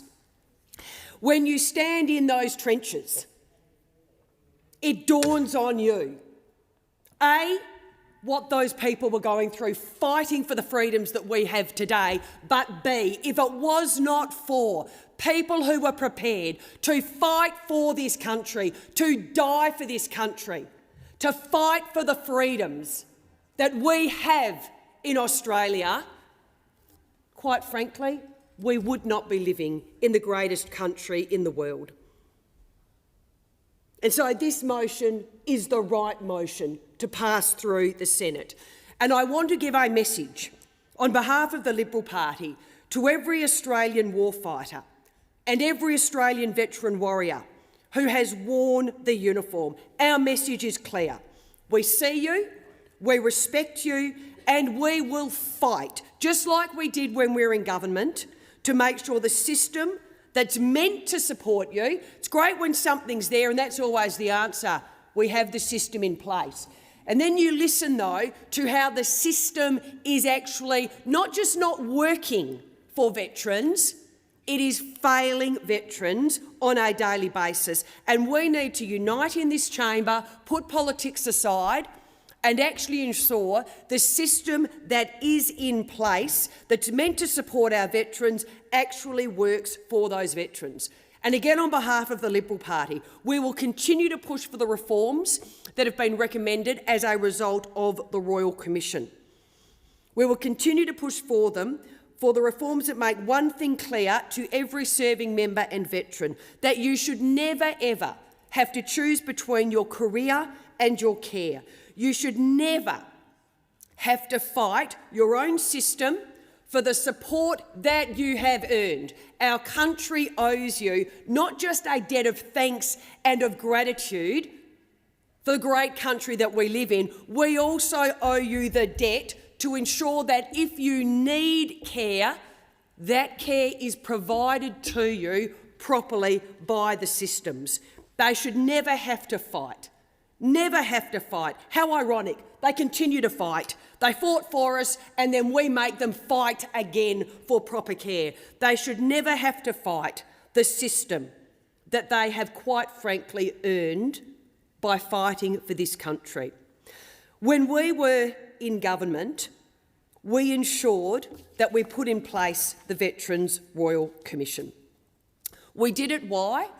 Because, quite frankly, the rate of veteran suicide and the stories that were being told publicly across Australia by the families demanded national, independent investigation that could tell the truth and chart a path forward. We also moved to create enduring architecture for prevention and not just a response. And so I'd now say to the Labor Party, you are now in government. The Liberal Party acted, we built the reform infrastructure, we pursued long-term change because veterans' wellbeing cannot be treated as an afterthought, and in supporting Senator Lambie's motion, I say to the government, you now have the clearest roadmap. The findings are stark, the recommendations are substantial, the stakes are quite literally life and death, as Senator Lambie has articulated, and we stand here as the opposition ready to work with you as the government to implement the agreed response to the Royal Commission in full. Our veterans, quite frankly, deserve nothing less. Senator Shoebridge. Oh, thanks very much, Acting Deputy. I rise on behalf of the Greens to indicate we'll be supporting this motion. And I want to make it clear that the needs of veterans for timely medical care, for the income support they need, but also for their families, to not only get the support that families need, but to see that their loved one, who is a veteran, is getting the health care that they need, is a core part of the work my office does. I can't tell you how many veterans contact my office, not just from New South Wales, but from across the country, who are having enormous difficulties just getting to see a GP, let alone if they need specialist care. And indeed, the lack of psychiatric care is not only a crisis situation for veterans, it's a crisis situation for so many people across the country.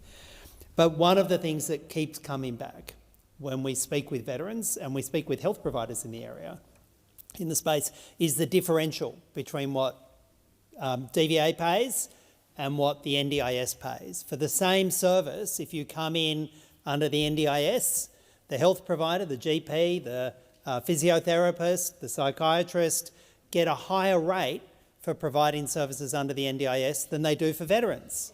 And what that means is that veterans go to the back of the queue if they can even get onto the queue. This has been a long-running problem for veterans across the country. And we hear it, and I want to give a shout out to my team who provide that support to the veterans who come and contact our office. But I also want to give a shout out to those veterans organisations, the families of veterans, that support network that has been wrapped around veterans, because they need it just to navigate the system. And that is a problem with the system. If you need that kind of support network, you need the support of your partner, your kids, your parents, advocacy networks, just to navigate the system, well, then that shows there's a problem with the system. But one of the core things the government could do, and I know it's a budget cost, but one of the core things the government could do and must do is at least make an equivalence between the rates that are paid to medical providers under the NDIS and the rates that are paid to medical providers when they're helping veterans. And that is a matter of urgency. And that, I've got to tell you, that of itself would make a significant difference, and we support it. I appreciate the lived experience of Senator Lambie, and particularly the experience she's told us over the last few weeks and months about veterans not having access to psychiatric beds and psychiatric care. We know that serving, one of the risks of serving can be significant psychological trauma, PTSD and other trauma. And if we are going to ask veterans to serve knowing that's a likely risk of service, there must be a commitment to providing the health supports, the supports they need when they're in service and when they end service. And that should be a non-negotiable. If we ask people to do this work and know that risk is in place, the services need to be there and veterans need to know that those services are there. When it comes to point F, calling on the government to immediately implement the Royal Commission recommendations, recognising that further delay is placing veterans' lives at risk, we absolutely support the intent of that. My only minor quibble with that is that I actually don't think we can immediately implement all of them because they require co-design with veterans and they require some time and some co-design with veterans. And I think that is important. We in this space, we've seen the government previously at the end of the last parliament rush forward ahead of that co-design, and it creates suspicion and it creates anxiety. Absolutely, the recommendations need to be implemented. They need to be implemented urgently, but they need to be implemented with the veterans community. They need to be implemented with the advice from those support organisations, and they do need to be implemented urgently. So thank you. I want to thank Senator Lambie for bringing this motion, and I want to indicate our party's support for the care that veterans need. And I stress again, if nothing else comes from this motion, but an urgency in the government to ensure the same rates are paid to veterans as are paid under the NDIS, then that'll be a win for veterans. Jaskar.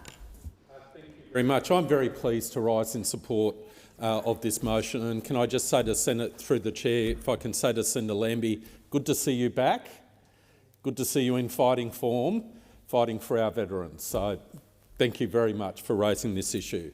I've had discussions with the Australian Medical Association in Queensland, and I am very, very disturbed by a number of matters which they've raised with me. So I hope the minister's staff or the minister are listening to this discussion, because we got Senate estimates last week.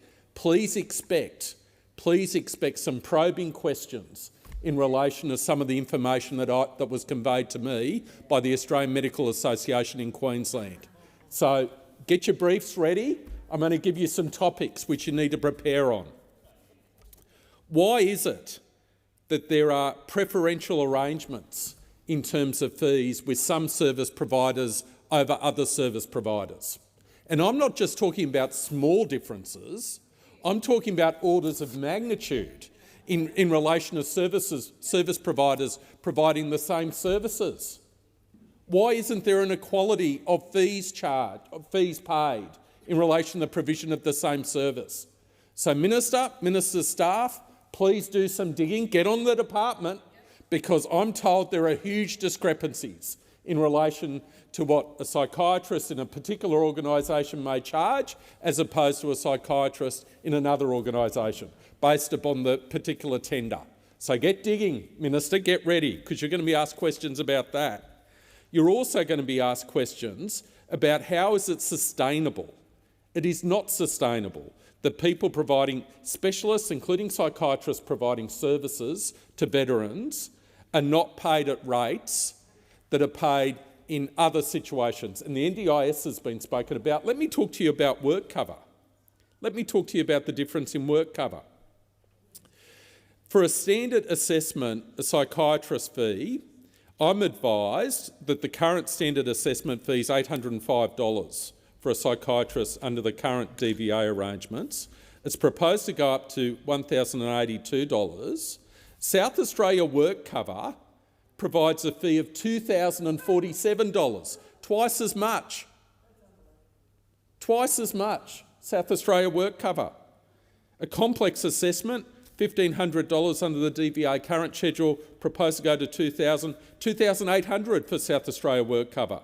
Additional reading time, South Australia Work Cover, $618 per hour for additional reading time, nothing from the DVA, and you're talking about extremely complicated conditions. And the same applies in terms of work cover. So in terms of work cover, you actually get paid for each condition, not a global amount. So many of these veterans, and I met a veteran quite recently who had multiple conditions, as so many of them do. It doesn't matter with the DVA as to whether or not you've got one condition, 5 conditions or 10 conditions. The multiple condition assessment fee's the same, $754. But under Work Cover Queensland, it's $927 for one condition. So Work Cover Queensland Specialist, $927 for one condition, DVA $754.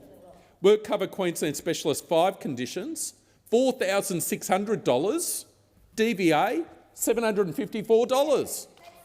10 conditions, Work Cover Queensland Specialist 9,270, DVA proposed 754, the same amount, whether it's one condition, 5 conditions or 10 conditions. How can they get in the front door with that sort of fee arrangement?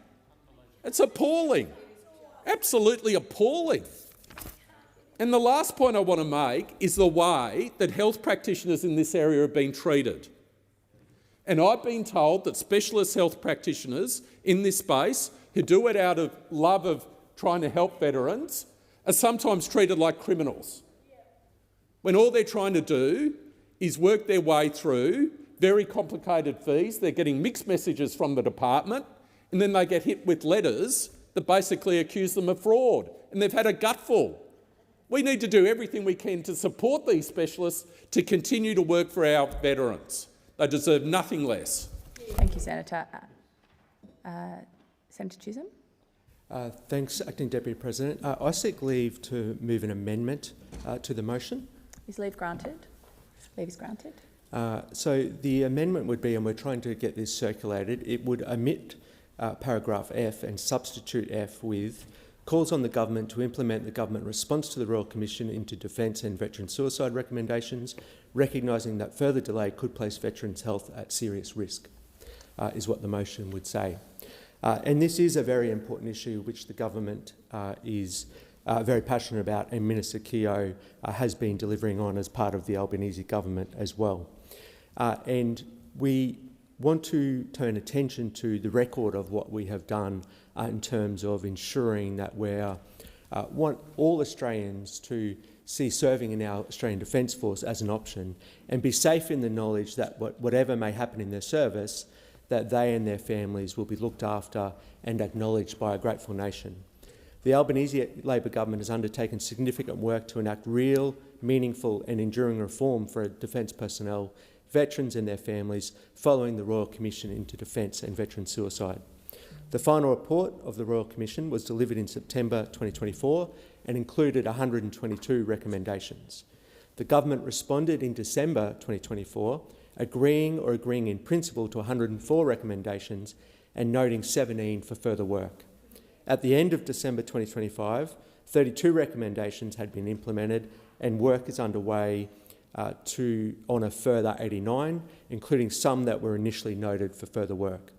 We anticipate that 2/3 of the recommendations will be implemented by the end of this year. We have taken some action on some of the most important recommendations of the Royal Commission. The new Defence and Veteran Service Commission is now up and running as at 29th of September last year and will provide independent oversight and evidence-based advice to improve suicide prevention and wellbeing outcomes for the defence and veterans community. We have provided significant funding of $44.5 million over 4 years for the Defence and Veterans Service Commission, and we will introduce stand-alone legislation to ensure the independence of the Commission. We have released the Defence and Veteran Mental Health and Wellbeing Strategy and have begun work to establish a new wellbeing agency by mid-2026 to better support personnel and veterans. We are working on a range of preventative measures to minimise exposures to activities with a link to causing brain injury and establishing a comprehensive brain injury program to improve prevention, early detection and treatment pathways for current and former ADF members with neurocognitive issues. This follows our significant work following the interim report of the Royal Commission to reduce the claims backlog at the Department of Veterans Affairs and the passage of the new Vets Act. The Royal Commission into Defence and Veteran Suicide found the Veteran Compensation Scheme was so complex it contributes to suicidality in veterans, highlighting the need for this to be simplified and harmonised. The passage of the Vets Act will streamline the current 3 legislative acts into one single ongoing act, so all veteran claims will be assessed under the same scheme from 1 July 2026, ensuring that it's easier to make a claim and faster for DVA to process This will see support reach veterans and families of veterans more quickly. In the meantime, we've significantly improved the time it takes for claims to be processed for veterans. However, we're working to improve this. The Australian Government is committed to ensuring veterans have access to quality health services and acknowledges the thousands of providers who treat veterans and their families as well. In the 25-26 MYEFO, the government provided $58.3 million over 3 years to strengthen mental health support for veterans across the continuum of care, including expanded access to mental health treatment plans. These new arrangements will commence from 1 July 2026.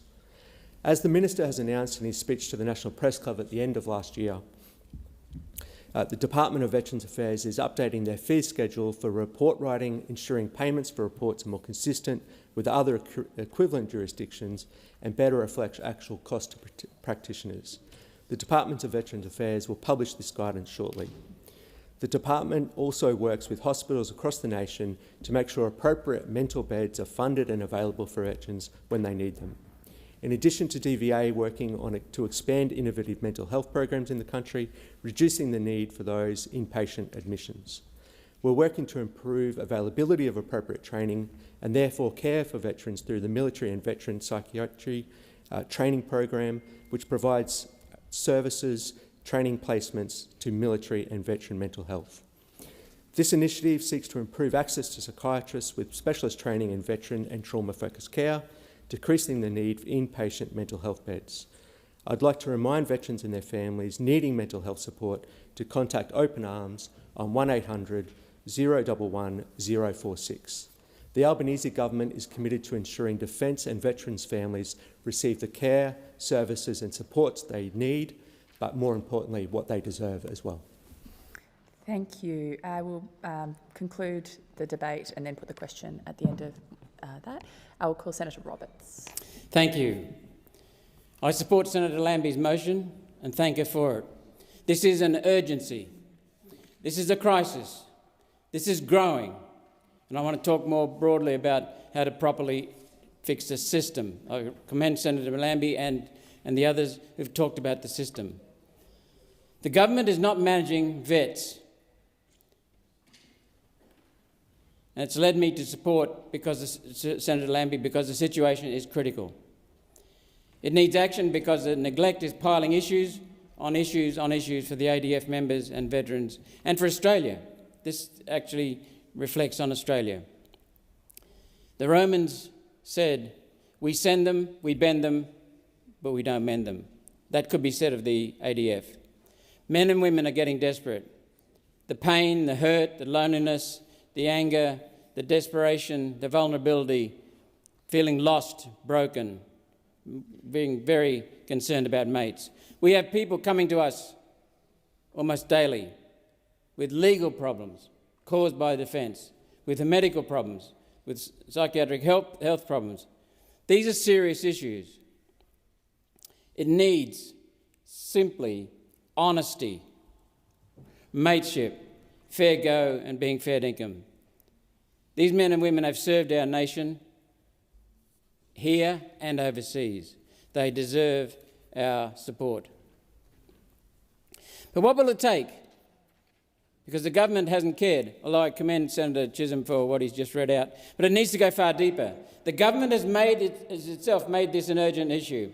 Senate inquiry, honours and awards list inquiry just recently. The findings were clear. And the government came out and just did what the top brass wanted it to do. Overrode the whole lot. Listened to people and then ignored them. The Taipan deaths. After our warnings, Senator Shoebridge's warnings, after the previous crash, which fortunately no one died, the chopper was faulty. The chopper model is faulty. The heads-up display is faulty. And Defence, ADF, top brass, ignored the standards, and then now they're trying to hide it. I once listened to a very experienced senior ADF member who had service in Vietnam, top service, rose to a very senior rank. He said that 70% of the deaths in Vietnam of Australian soldiers were due to breaches of standards. which shows that the defence measures the breaches of standards. And yet here we are with the chopper fatality, the Taipan, ignoring standards, the ADF senior brass ignoring standards. We've had a Royal Commission into veteran suicide. We've got the ABC, funded by taxpayers, defaming Heston Russell, who did a marvellous job in Afghanistan, and when they were found guilty of defaming him, no apology. This man serves and then is a target at home. Defence equipment purchases, hopeless. And people know it. What I'm saying is this is systemic. It's not just about dollars, Senator Chisholm, through you, Chair. It's about accountability at the senior levels of the Australian Defence Forces. Until that's fixed, this will never be fixed. It's a shambles, it's killing people. Vets simply want to be heard and they want their issues addressed and they want people, senior ADF responsibilities to be fulfilled. There are 27 million Australians whose security depends upon the senior ADF personnel. That security is at risk because the key to our Australian Defence Force, the heart, the mateship, the truth, is being attacked and betrayed. Costs are going up, results are coming down. This needs to incorporate a systems approach, including the senior ADF personnel.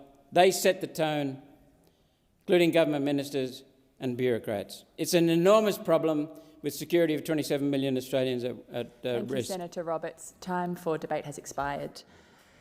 The question is that the amendment moved by Senator Chisholm be agreed to. All those of that opinion say aye. Aye. Those against say no. I believe the ayes have it. Ayes have it. So the question now is that the amended motion be agreed to. Those of that opinion say aye. Aye. Those against say no. I believe the ayes have it. All right. I call the clerk. Government business, orders of the day number 1, Administrative Review Tribunal and Other Legislation Amendment Bill 2025, resumption of second reading debate. Thank you. Senator Shoebridge. Oh, thanks very much, Acting Deputy President. I spoke earlier about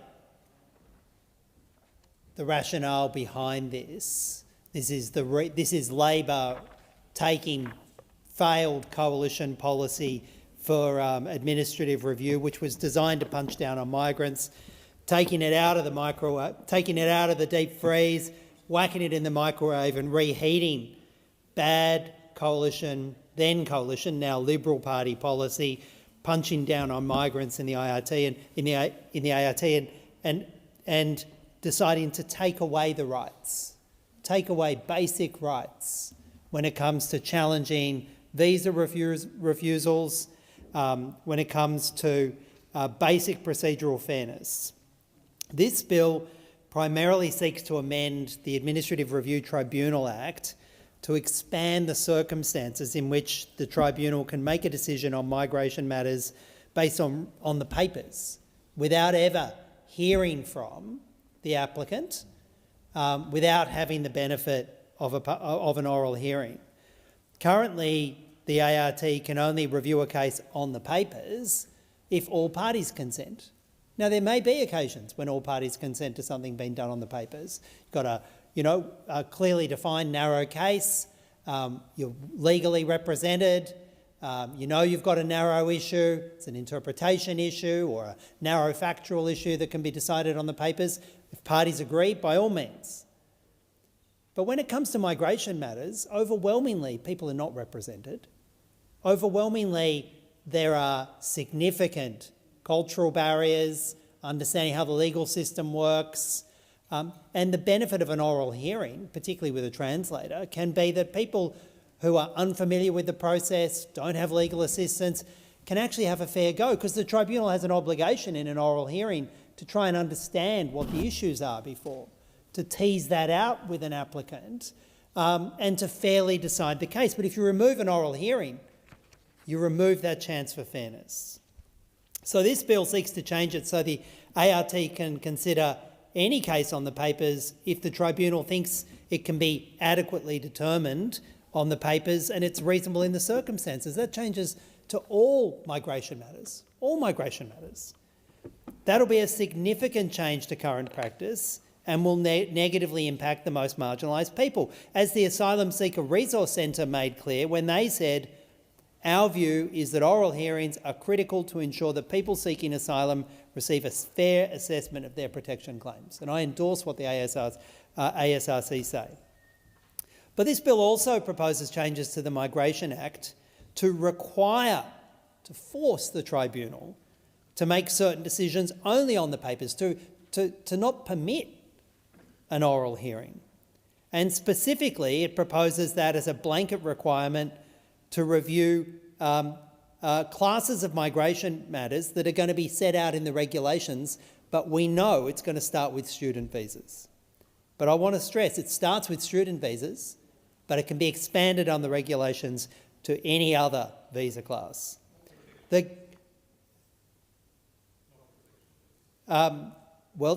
earlier part can apply to protection visas. This particular part can't apply to protection visas, but the earlier changes can. The government is claiming these changes are needed for efficiency. However, as the Immigration Advice and Rights Centre has pointed out in its submission, the bill sacrifices the objectives of being fair and accessible for this alleged efficiency. And when you look at the bill more closely, the problem with the delays and the increased backlog in the ART, which is real, is not the result of the way in which oral hearings are happening. It's not the result of that part of the ART's structure. The problem lies twofold. One, this government has failed to appoint enough tribunal members so that the ART is at full strength and can deal with it. And that's pretty shameful. The ART is wildly under strength. And no doubt we'll explore this next week in estimates. But the last time I looked, there were some 200 members short of what their full appointment should be. It was closer to 200, but we'll see next week in estimates the full-time equivalent gap between what they're meant to be budgeted for and resourced for and what they're actually budgeted resource for, and whether it's 100 or 200, being 100 members short, I reckon it's a pretty bad call. And then the government comes in and says, oh, well, they might be, 100 or 200 members short, but the problem is how the hearings happen, not the fact we don't appoint tribunal members. But if you look closely, the problem also lies, and probably even more fundamentally, with the Department of Home Affairs. Evidence given by the ART revealed that lodgements in the ART for review of Home Affairs student refusals have increased exponentially. And as the CEO and Principal Registrar said, in 22-23, there were 2,057 student visa refusal matters. In 23-24, it was 11,668. 24-25, it escalated to 32,198. And in just 2 months of this, the first 2 months of this financial year, there were 5,755 cases lodged. That surge of refusals from Home Affairs also meant that student visa reviews had taken a greater and greater percentage of the ART caseload.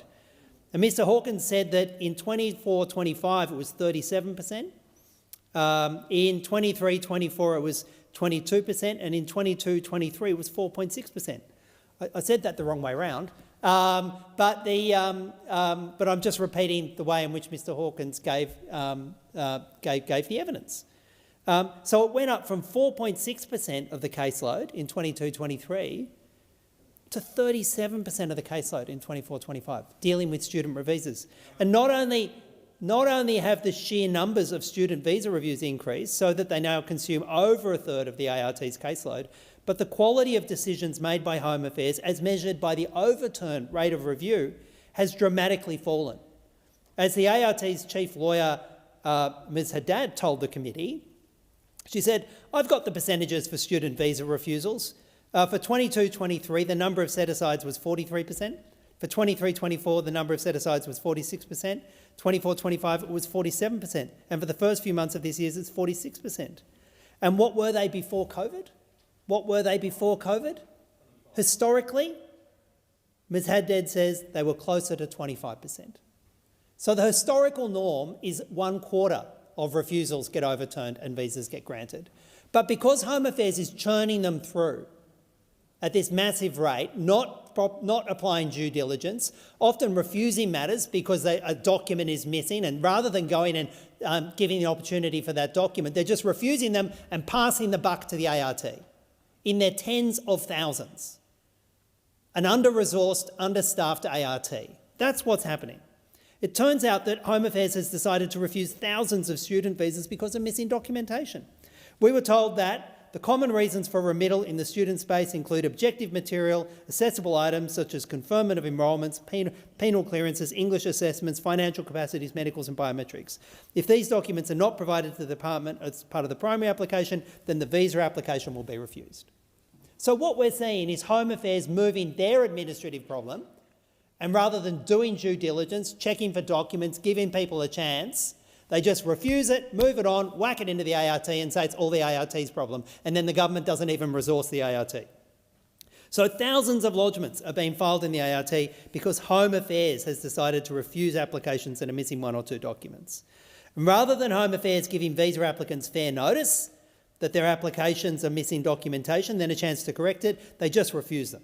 And that's what is leading to tens and thousands of lodgements in the ART, and that's why half of them are being overturned and sent back to Home Affairs. The obvious answer to this mess lies in Home Affairs reforming their processes, giving applicants natural justice and fair notice, not in stripping away rights once their bad decisions are being reviewed in the ART. And furthermore, if you look, the high set-aside rate for student visas shows that proper hearings are essential. Removing oral hearings will likely lead to more judicial reviews, which would in turn create more inefficiency, not less. As the Migration Institute of Australia pointed out, the ART's high set-aside rate of 47% of student visa refusals suggests systemic challenges in primary decision-making. Removing oral hearings would prevent affected applicants from properly challenging adverse decisions. Appellants denied an oral hearing may be more likely to seek judicial review, increasing pressure on the courts and undermining the bill's stated efficiency objective. And as National Legal Aid point out, they said in 22-23, National Legal Aid supported the trial of paper-only decision-making through the Independent Expert Review Program to assist with the backlog of NDIS matters in the AAT. This included legal assistance prior to paper review. This trial was ended after 9 months as it was not found to be an efficient way to clear the backlog of cases. So there's been a trial of paper-only reviews in the NDIS space and it did not work, even with legal assistance. As the Refugee Advice and Casework Service said, there is no evidence to suggest that the removal of an oral hearing has a positive causative impact in reducing backlogs or increasing efficiency in processing matters. At the core of this bill is an issue which is the long wait times at the ART. They have grown significantly and we acknowledge that. For example, the number of refugee cases on hand in 2012-2013 was about just under 2,000 and it's grown to some 40,500 in the most recent annual report. Annual reports show that the average wait time was 243 weeks, up from just 30 weeks a decade ago. And if you want to know what the cause of much of that is, it's been both Labor and the Liberal Party withdrawing legal assistance to applicants in the ART, withdrawing legal assistance from people who are challenging ART matters, and you withdraw legal assistance, you draw out cases, you increase wait times, and you get in this mess. I want to thank groups like the Migrant Workers Centre, the ASRC, the National Legal Aid and others who pointed out that this bill is not the solution. And that's why the Greens won't support it. You don't just punch down on migrants, you don't just take their rights away, you fix the problems. And the problems here is a lack of resourcing in the ART and the mess in Home Affairs. Thank you, Senator Shoebridge. Senator Scarr. Thank you, Acting Deputy President. There is some of which, even a lot of which I support in the contribution that was being made by my friend and colleague Senator Shoebridge. And I think that he has made a positive contribution and raised a number of material issues in relation to this debate. However, there is a key point. I think there is a key point that we teased out from the Department of Home Affairs during the last Senate estimates, and I do want to talk about this. One of the attributes of our administrative law review system is the ability for applicants seeking review to introduce new evidence. Now, the Department of Home Affairs were quite clear that one of the issues they're facing in relation to documents which haven't been presented at the initial application stage for a student visa is it isn't necessarily that the documents exist and they haven't been attached. It could well be, and this is the issue the Department of Home Affairs raised, they haven't got their enrolment. They haven't satisfied particular requirements for the visa. They've lodged the application without meeting those requirements. They get refused, but then they can go into the ART system and they've got that period which is now on average over a year, 1 year, 3 months to get the document. And if they've got the document then, it goes back to the Department of Home Affairs. So you've got this system where someone applying for a student visa doesn't have their proverbial ducks in a row, doesn't have all the documents they need to have.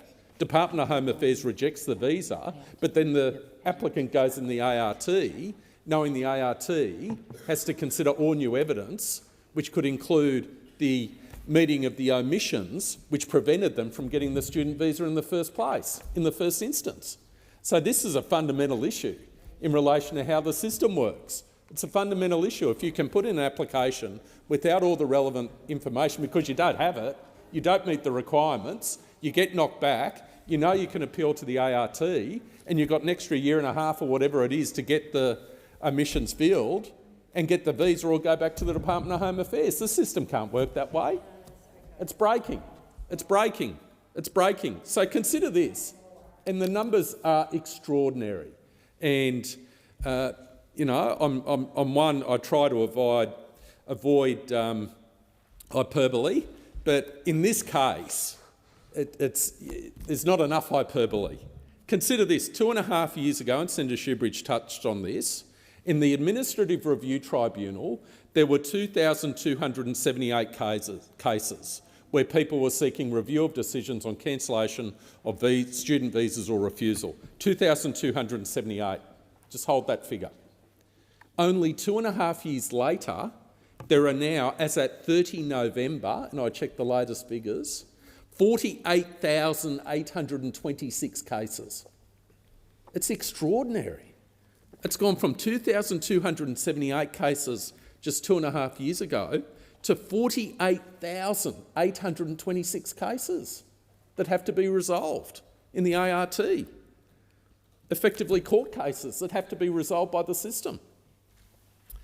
In Senate estimates, our last Senate estimates, and Senator Shoebridge was there as we were asking the questions of the always helpful registrar of the ART, he told us that as at 31 October 2025, there were 46,590 cases. I checked the figures yesterday.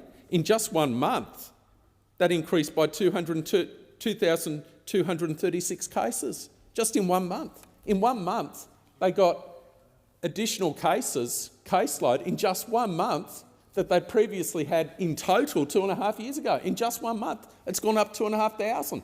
I don't know what it's going to be, Senator Shoebridge, when we go in estimates next week, but it won't surprise me if the number's over 50,000, given this rate of increase. It's quite extraordinary. Quite extraordinary.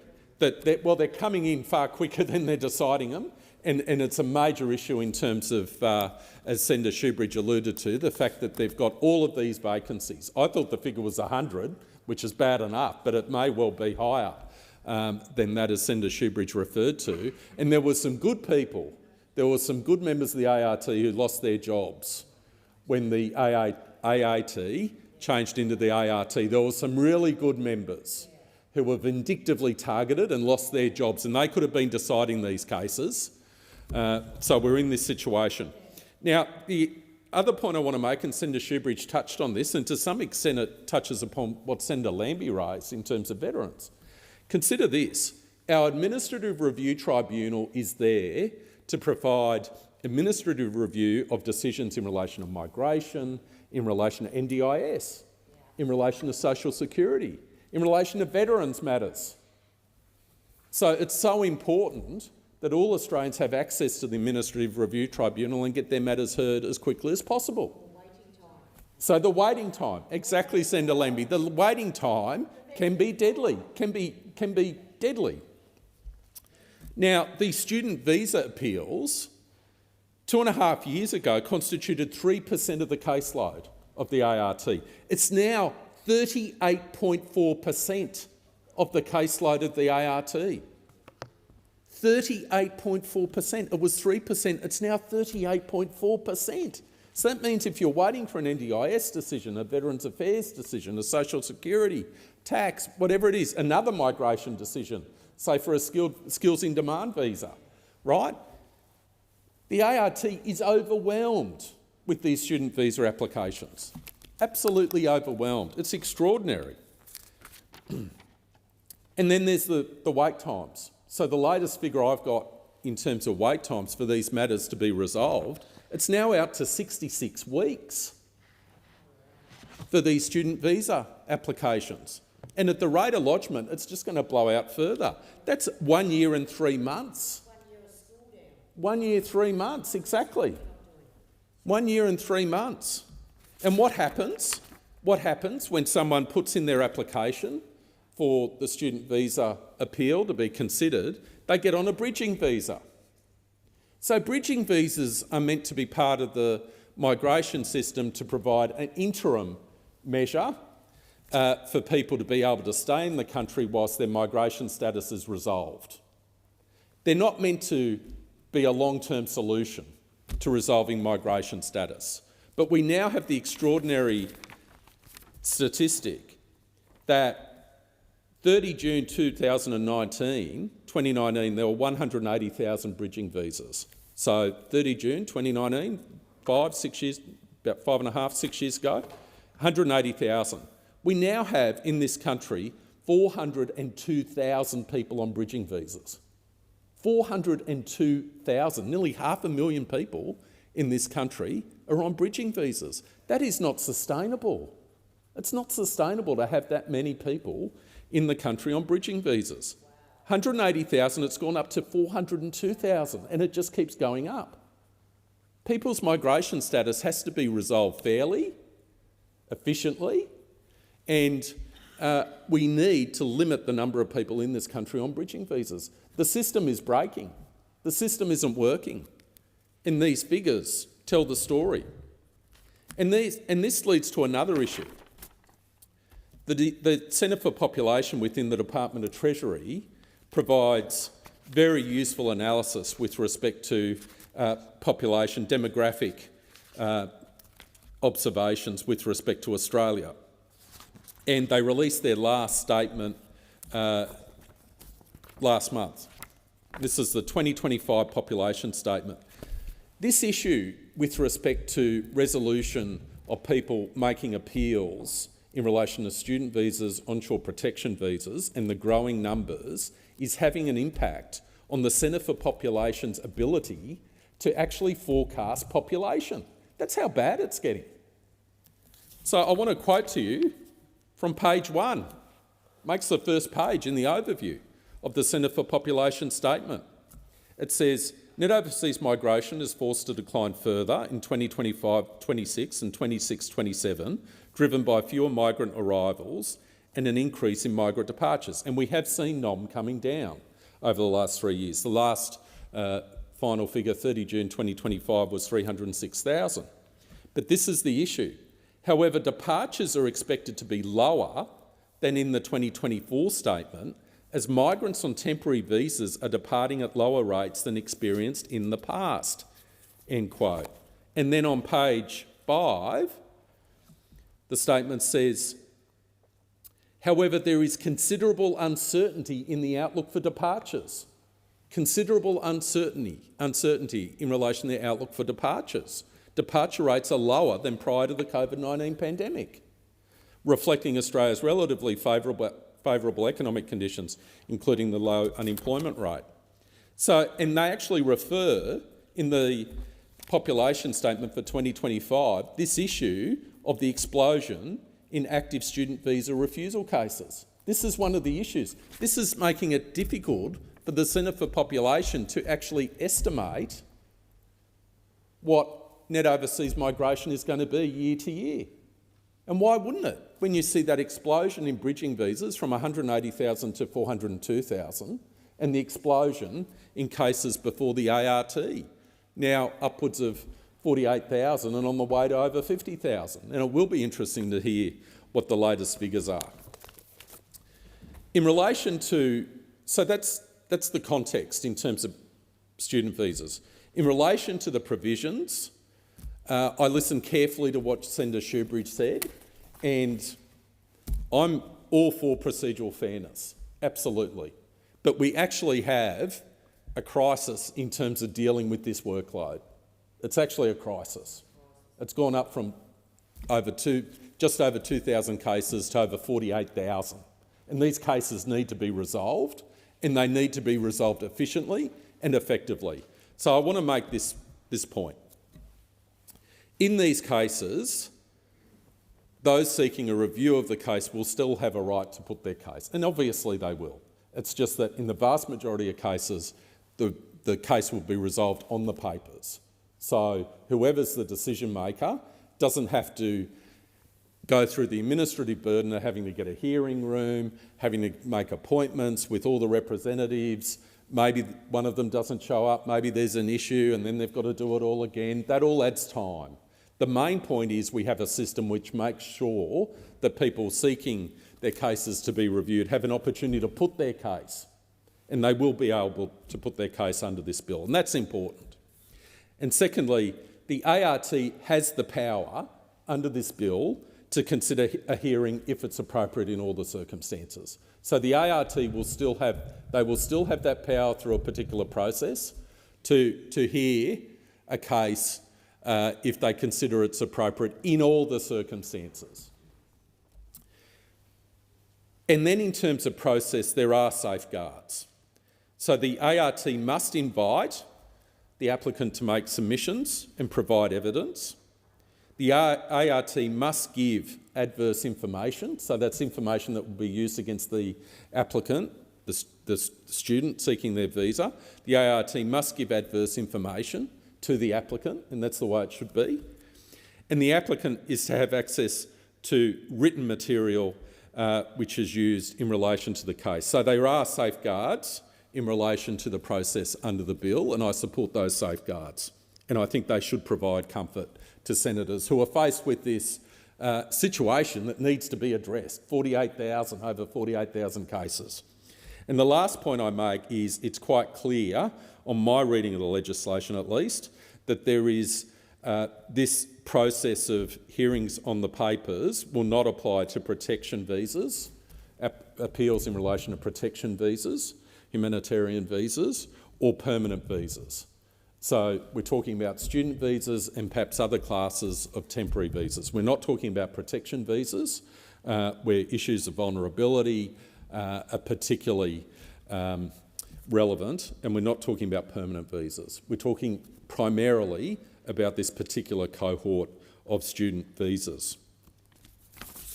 I now want to say just a few words quickly on the ART reform process. I argued when the ART was proposed to be replaced by the ART, I said it was unnecessary. I said you could make really decent reforms to the ART without abolishing it and going through all of that hullabaloo. I really genuinely thought there was an opportunity to make those reforms.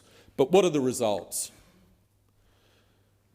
The results are, when the ART was abolished, there were 67,000 cases on hand. 67,000 cases. As at 30 November 2025, the new Administrative Review Tribunal has 126,658 cases on hand. Senator Scarr, your time's expired. Senator David Pocock. Thank you, Acting Deputy President. I rise to speak to the ART and other legislation amendment bill and want to recognise the contribution of colleagues in this debate and some of the very important points raised by both Senators Shoebridge and Senator Scarr. At its heart, this bill engages with the question of how we balance efficiency in government decision-making with fairness, accountability and access to justice for individuals. The ART is the place return when the power of the state has been exercised against them and they believe that a decision is wrong. For many Australians and indeed many citizens of other countries living in Australia, it is the final opportunity to be heard. The ART reviews decisions that affect every aspect of people's lives: visas, social security, disability supports, veterans' entitlements, workers' compensation, and more.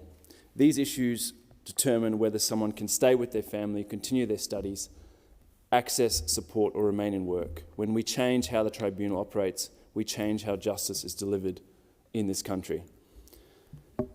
The tribunal was established barely a year ago, and following the abolition of the deeply flawed AAT, I welcomed the decision to abolish the AAT on the basis that it had been deeply infected by political appointments and had so lost public trust. The promise of the ART was clear: a system that was more independent, more transparent, and importantly, more accessible. It was meant to restore confidence in merits review and to put fairness back at the centre of administrative justice. The problem this bill seeks to address is very real. The tribunal is facing an extraordinary backlog. Delays are long and growing. People are waiting months and sometimes more than a year for decisions that shape their futures. And an old idiom rings true here: justice delayed is justice denied. A significant driver of this backlog is the surge in student visa appeals, which now account for roughly 40% of all applications before the tribunal. And these delays impose real costs on students whose lives are put on hold, on families and employers living with uncertainty, on universities and businesses, and on the public purse. The status quo is clearly unacceptable and needs to change. And so I welcome the intent of this bill, and I understand the desire to improve efficiency, reduce backlogs, and improve the integrity of our migration system. But efficiency is not a value that exists in isolation. It must be considered in light of the need for fairness, and speed shouldn't come at the cost of fairness. The changes made by this bill represent a substantial shift away from oral hearings and towards paper-based decision-making, particularly in migration matters. In many cases, deciding matters on the papers will be entirely appropriate. Written processes can be faster, cheaper, and less intimidating. They can help the tribunal deal with the high volumes of straightforward cases more efficiently. The tribunal should absolutely have the flexibility to use these tools where they make sense. But a blanket removal of oral hearings for entire classes of cases raises serious concerns. Almost half of student visa decisions reviewed by the tribunal are overturned. That alone should give us pause. What I take it to show is that these decisions are not always straightforward. Student visa applications are frequently young. Many are navigating complex legal processes for the first time, often without legal representation. Many people do not have English as their first language, and oral hearing allows tribunal members to ask questions, clarify evidence, and ensure applicants have a genuine opportunity to present their case. There's also a deeper issue at stake here: who decides how justice is delivered and executive overreach.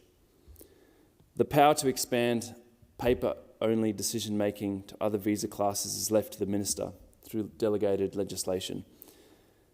That's an extraordinary amount of discretion over a fundamental feature of the tribunal's operation. Decisions that remove the right to be heard should not be made by regulation as a matter of administrative convenience.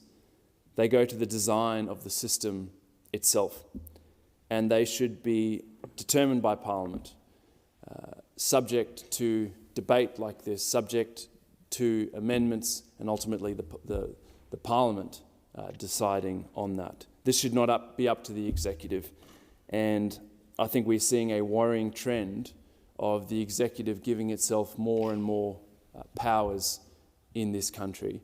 And when I talk to people I represent here in Canberra, they recognise this trend, they're concerned about this trend, and they would like the government to not continue down this path. While recognising the need to reduce the backlog, we should also be honest about the broader risks. If people feel that they have not been given a fair hearing, they are more likely to seek judicial review, as has been pointed out in this debate. So there is a risk that the changes will shift the burden to the courts, increasing costs and prolonging uncertainty. And we've seen this before. Paper-based systems that prioritise speed over fairness often end up slower and more expensive in the long run. In case this bill does not get a committee stage, as unfortunately we're increasingly seeing with this government, I want to foreshadow that I will move 2 amendments. The first would allow the President of the Administrative Reviews Tribunal to determine that an oral hearing should be held in student visa matters where fairness, complexity or individual circumstances warrant it. This approach put forward by the member for Curtin, Kate Chaney, in the House of Representatives, preserves efficiency as the default while restoring discretion where justice demands it. The second amendment would introduce a statutory review of these changes, and this was proposed by the member for Warringah, Zali Steggall. In the other place, it would require Parliament to revisit the operation and consequence of these amendments after a set period. And that matters. The ART is a new institution. We should not be locking in structural changes without committing to review their real-world impact. These amendments are not radical proposals. They do not undermine the purpose of the bill. I believe they strengthen it. They recognise that good policy is adaptive, evidence-based and accountable, and I encourage colleagues to support these changes. Ultimately, this debate is not about being for or against efficiency. It is about recognising that administrative justice is not just a processing function. The speed of decisions must be improved, backlogs must be reduced, but if we hollow out fairness in the name of speed, then we erode trust, not just in the tribunal, but in government itself. I hope the government will engage constructively with these amendments, which they have seen in the House. There is an opportunity here to improve the functioning of the tribunal without risking the principles it was created to uphold. Senator Lambie. Thank you, Acting Deputy President. The Administration's Review Tribunal, also known as the ART, for Australians out there is the old AAT. They just took one of the A's out and replaced it to the R, because over time, political appointments once again had been made in this place and they had stacked it up with people that probably shouldn't and were not qualified to be in those chairs. However, when you remove people and you change your name, you may want to put people back in places that are qualified to be there. That would have been a good start. I have to say, your new Attorney General's been in there for 7 months or 8 months, and we still have not stacked that in with members that need to be in there, because I'm sure there's plenty of retired judges and that out there be happy to come and do a few hours a week to get it down. My other problem is this. It is with Home Affairs. Now, if Home Affairs is ticking and flicking, and if I'm hearing right, does Home Affairs not write back to them, I'm saying, I'm sorry, but for us to process this application, we need more documentation? Or does it just say a straight no? Because honestly, if it's not giving them a chance to say yes, then that's why you're filling up the ART. Maybe they need more discretion instead of just saying no on the visa, telling the person why and that they will need further material to assess their application. Anyway, the ART is currently managing a significant backlog, and I think we've heard about that, and estimated to be around 112 to 127,000 matters. Approximately nearly half of those are student visa decisions, and about 38% of the tribunal's total close load, or higher, as we've just heard this morning. This bill is to help clear the apparent backlog. Instead of having oral hearings, the ART would review this backlog on papers. I don't really have a problem with that, but I do have a problem with expanding the circumstances when it comes to complex issues, whether it's the NDIS, Centrelink, veterans, especially when we're talking about medical conditions, psychiatric reports, things like that. I'm sorry, But one, if you have to deal with DVA, you can guarantee whatever they're supplying the art, they're only supplying what they need to. But sometimes the papers that you want to supply don't get in there. We can't take our own lawyers into the art. We can't take our own. Okay? We have the Veterans Review Board that comes under that, and we're not allowed to take our own lawyers in there. The Commonwealth can have its lawyers, but we can't. We can take in an advocate. So we're already disadvantaged when it comes to the Veterans Review Board. And it's very unfair. So to make decisions on us when we go through the AAT with not having all of that, not hearing us out, is not on. And I imagine that's the same with people that have got complex medical conditions under the NDIS and, of course, Centrelink.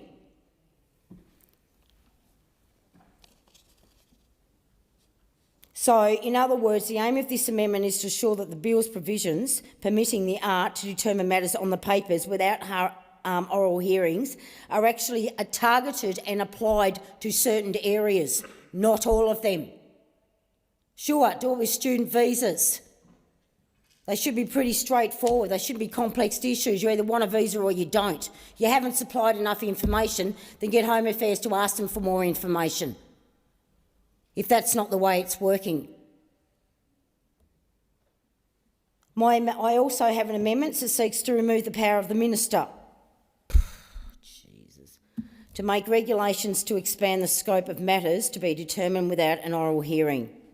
And it seems like I'm not the only one that's a bit unsatisfied with that by the government. And like I said, it's not just student visas this legislation would capture, it also includes over 400 Commonwealth Acts, ranging from taxation, Centrelink disputes, NDIS entitlements and workers' comp matters. And you're going to flick and tick them on the papers, are you? Yeah, I tell you what, it hasn't worked well in Veterans Affairs and at times with the VRB.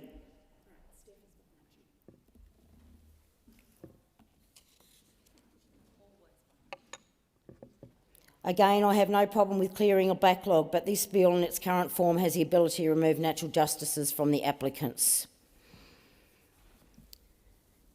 The Senate Standing Committee on the Scrutiny of Bills stated that the conduct of oral hearings enhances public confidence, transparency, efficiency and accessibility of proceedings and may in some cases be required for procedural fairness.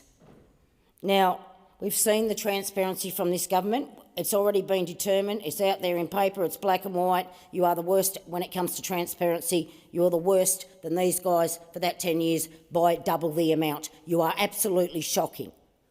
Not only did you fib to the Australian people that you would give us more transparency, you did not. You did not. And that is disgraceful and shameful on your behalf.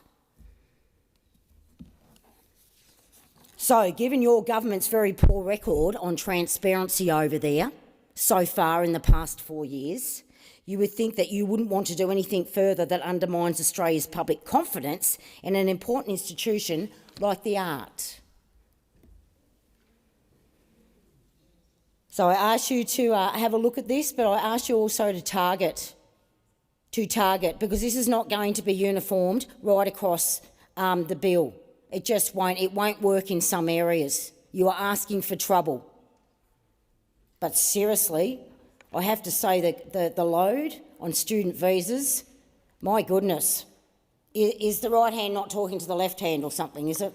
Seriously, what's new in this place? Thank you. Senator Tyrrell. Deputy, I want to focus on one group who will be disproportionately affected by this bill: migrants who speak English as a second or additional language. There's no question that improving the efficiency of government processes is important.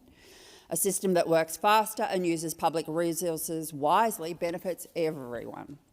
But efficiency cannot come at the cost of fairness, nor can it come at the cost of transparency and accountability. A review system that is faster but inaccessible or that shifts responsibility onto others is not efficiency, it's a failure. This bill proposes the removal of oral hearings, replacing them with reviews conducted largely on the papers. We are told this is about streamlining process. Yet for many migrants navigating the system in a second language, written-only processes are not faster. They are inaccessible. Oral hearings matter.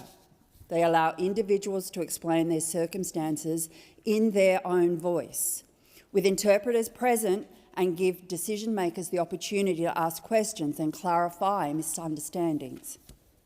Limiting that safeguard may save time on paper, but it risks unjust outcomes.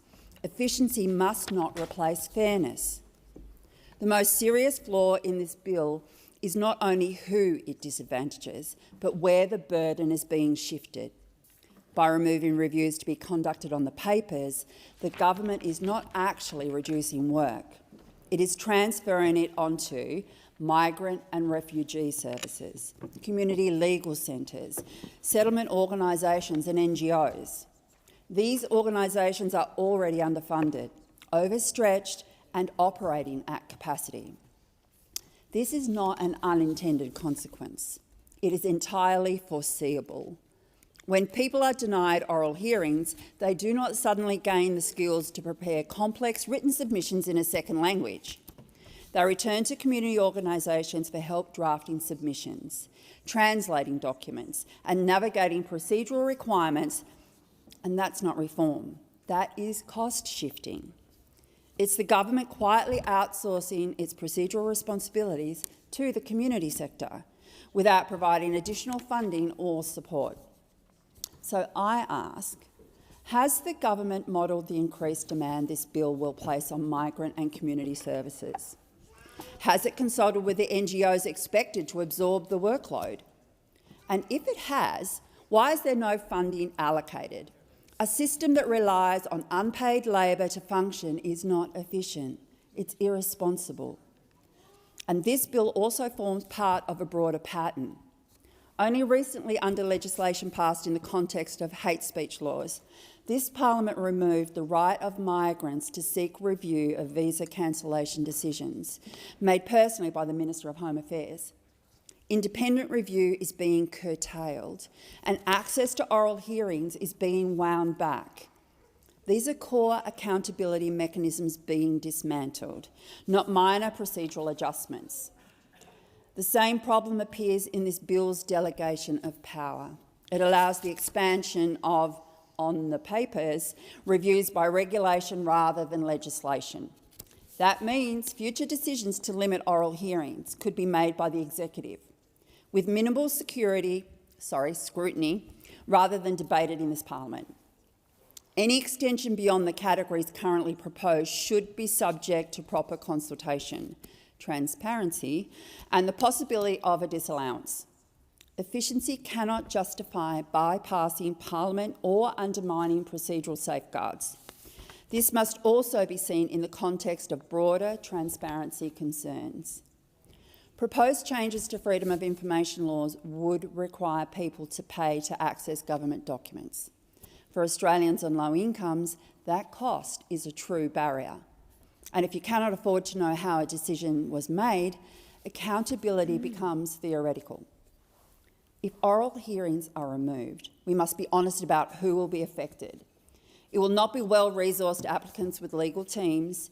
It will be migrants trying to navigate a complex system in a second language while working, raising families and relying on community organisations that are already stretched to breaking point. Finally, what consultation has been undertaken with migrant communities and service providers? Were their concerns heard? If the feedback exists, it should be tabled. If it does not, this legislation has been developed without regard for those who will be forced to make it work. Administrative review is meant to safeguard fairness and accountability. It's not supposed to shield government decisions from scrutiny or offload responsibility onto charities and community organisations. Efficiency is important, but it must strengthen the system, not erode it. I urge the government to reconsider these measures and to ensure that any efficiencies achieved do not come at the expense of fairness, transparency or the integrity of the review process. Thank you, Senator Tyrrell. Senator Green. Thanks very much, Acting Deputy President. And thank you for the contributions of all senators to this debate. The Administrative Review Tribunal and Other Legislation Amendment Bill 2025 supports the Tribunal to deliver efficient and high-quality review of government decisions. The bill enhances the Tribunal's powers and procedures so that merits review processes are proportionate and efficient. Efficient and timely decision-making is particularly important in the context of the Tribunal's review of migration decisions, such as reviews of decisions to review visas. Delays in decision-making can cause backlogs, which create an access to justice issue for genuine visa applicants, while incentivising non-genuine applicants to apply for a merits review in order to extend their stay. The bill supports the Tribunal by expanding its ability to make decisions based on written materials without holding an oral hearing. The government has considered the report of the Senate Legal and Constitutional Affairs Legislation Committee following the inquiry into the bill. The government does agree with the committee's recommendations of 1B and 2 of the committee's report, and it will be proposing amendments to the bill to implement those recommendations. But the bill itself would amend the Migration Act 1958 to require the Tribunal to make decisions without conducting an oral hearing in reviews of certain migration decisions. Specifically, decisions to refuse to grant a student visa. Subject to the passage of government amendments, the new procedure would only apply to reviews of temporary visa decisions prescribed in regulations. The proposed amendments give effect to recommendation 2 of the committee's report. The committee recommended that the government consider amending the bill to require a decision to refuse to grant a student visa to be prescribed in order to be an application to be reviewed on the papers. The government's intention is that student visa refusal matters will be the first visa type prescribed to be subject to this process. Reviews of temporary visas, such as student visas, are suitable to be determined on the papers, and that's having regard to a couple of things: the nature of the issues of the review, the short-term nature of these visa times, and the low volume of complexity of written relevant materials. Now, applications would still be required to be reviewed on the papers, would be subject to a new review procedure set out in the Migration Act. The review would be conducted entirely on the basis of written materials without the Tribunal having to hold an oral hearing. That means that applicants would be given the opportunity to present their case in writing. There would be no limit on the information that they would be able to present to the Tribunal to support their case. Now, key features of this review procedure include a requirement for the Tribunal to invite an applicant to give the Tribunal written submissions and evidence on certain matters relating to the issues under review. A requirement for the Tribunal to give certain information to an applicant and allow the applicant to comment on it. Enabling an applicant to request the Department to provide access to material given to the Tribunal for the purposes of the review. Retaining the Tribunal's ability to request or obtain additional documents or materials by other means, and requiring the Tribunal to make its decision after considering any submissions, evidence and comments given by the applicant and any other material that the Tribunal given to the Tribunal without holding an oral hearing. Now, the bill would also amend the ART Act to give the Tribunal additional flexibility to make a decision based on written materials and without holding an oral hearing in relation to other kinds of cases. The Tribunal would be able to do so if it appears to the Tribunal that issues can be adequately determined in the absence of the parties, and it would be reasonable in the circumstances to make a decision without holding a hearing. This new discretion recognises that whether procedural fairness requires an oral hearing will depend on the circumstances of each case. It will ensure that simple matters with straightforward issues can be determined as efficiently as possible, enabling a proportionate allocation of Tribunal resources. It's an important safeguard, is that before deciding to dispense with an oral hearing, the Tribunal must consult the parties about this and take the parties' submissions into account. The government will propose amendments that would implement recommendation 1B of the committee's report. The committee recommended that the government consider, in consultation with the ART, amending the bill to further improve the operational efficiency of the tribunal. These amendments would give effect to the recommendation by enabling a non-judicial deputy president to be appointed to act as the president when the president is absent or unable to perform the duties of the office for a period of up to 3 weeks. The committee also recommended that the government consider, in consultation with the ART, amendments that might assist the president to be better and more efficiently carry out their functions. For example, by expanding the powers that may be delegated to a deputy president. The government proposes amendments that would enable the president to delegate certain powers related to the management of member performance and conduct to non-judicial deputy presidents. It is appropriate for non-judicial deputy presidents to be able to exercise these powers in association with their existing functions for the management of member performance and conduct. The government has considered the committee's recommendations that the government consider amendments that would give the tribunal greater flexibility to provide oral instead of written reasons, while ensuring that the tribunal is required to provide written reasons if a party to a proceeding requests them. The government will further consider and consult on this recommendation. The government has also considered dissenting reports through the committee process, and the government disagrees with the recommendations in those reports. Recommendation 2 of the dissenting report from the Australian Greens is that the government restore legal funding for applicants in the ART for review of migrations decisions. The processes and procedures of the tribunal are designed to promote an informal, less adversarial tribunal environment, to reflect that a large number of applicants across its varied jurisdiction are self-represented. Recommendation 3 of that report also recommends that the Department of Home Affairs urgently review its decision-making procedure to allow for natural justice for applicants, including an express opportunity to provide evidentiary material to reduce the unreasonable caseload of the ART. I can say that the Department of Affairs is taking steps to support continuous improvements of its decision-making processes.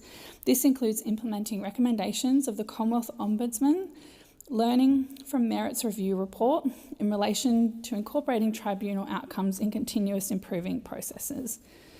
The Administrative Review Tribunal has a crucial role in enabling members of the community to seek fair, quick and inexpensive review of government decisions.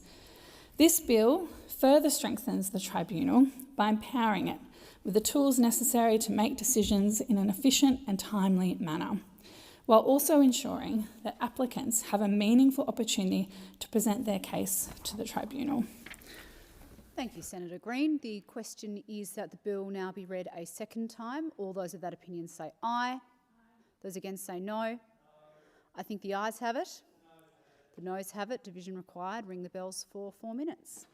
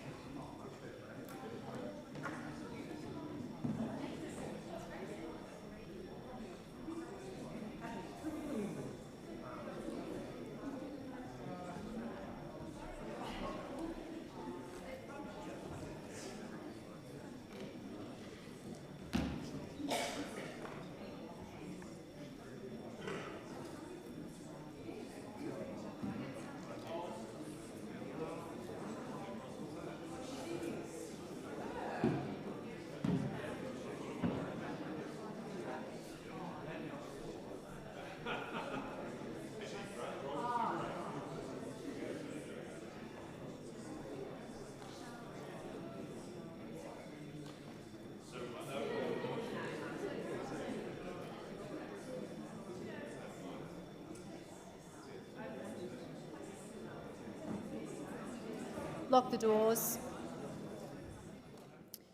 The question is that the bill now be read a second time. The ayes will pass to the right of the chair, the noes to the left of the chair. I appoint Senator Darmanin teller for the ayes and Senator McKim teller.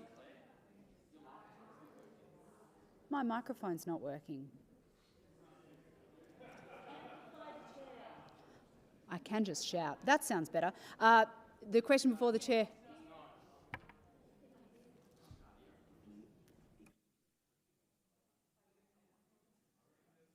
Okay. I've been advised by the clerk to just keep talking until the situation rectifies itself, so hopefully this won't take long. The question before the chair is that the bill now be read a second time. The ayes will pass to the right of the chair, the noes to the left of the chair. I appoint Senator Darmanin teller for the ayes and Senator McKim teller for the noes.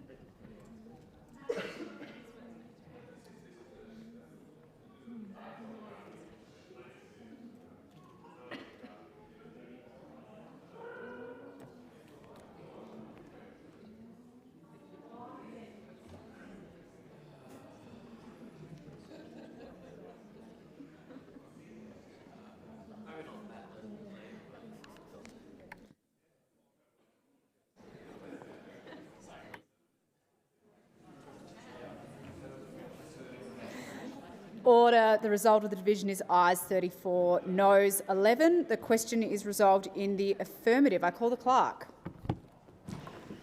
A bill for an act to amend the Administrative Review Tribunal Act 2024 and the Migration Act 1958 and for related purposes. As amendments have been circulated for the bill, the Senate will resolve into committee.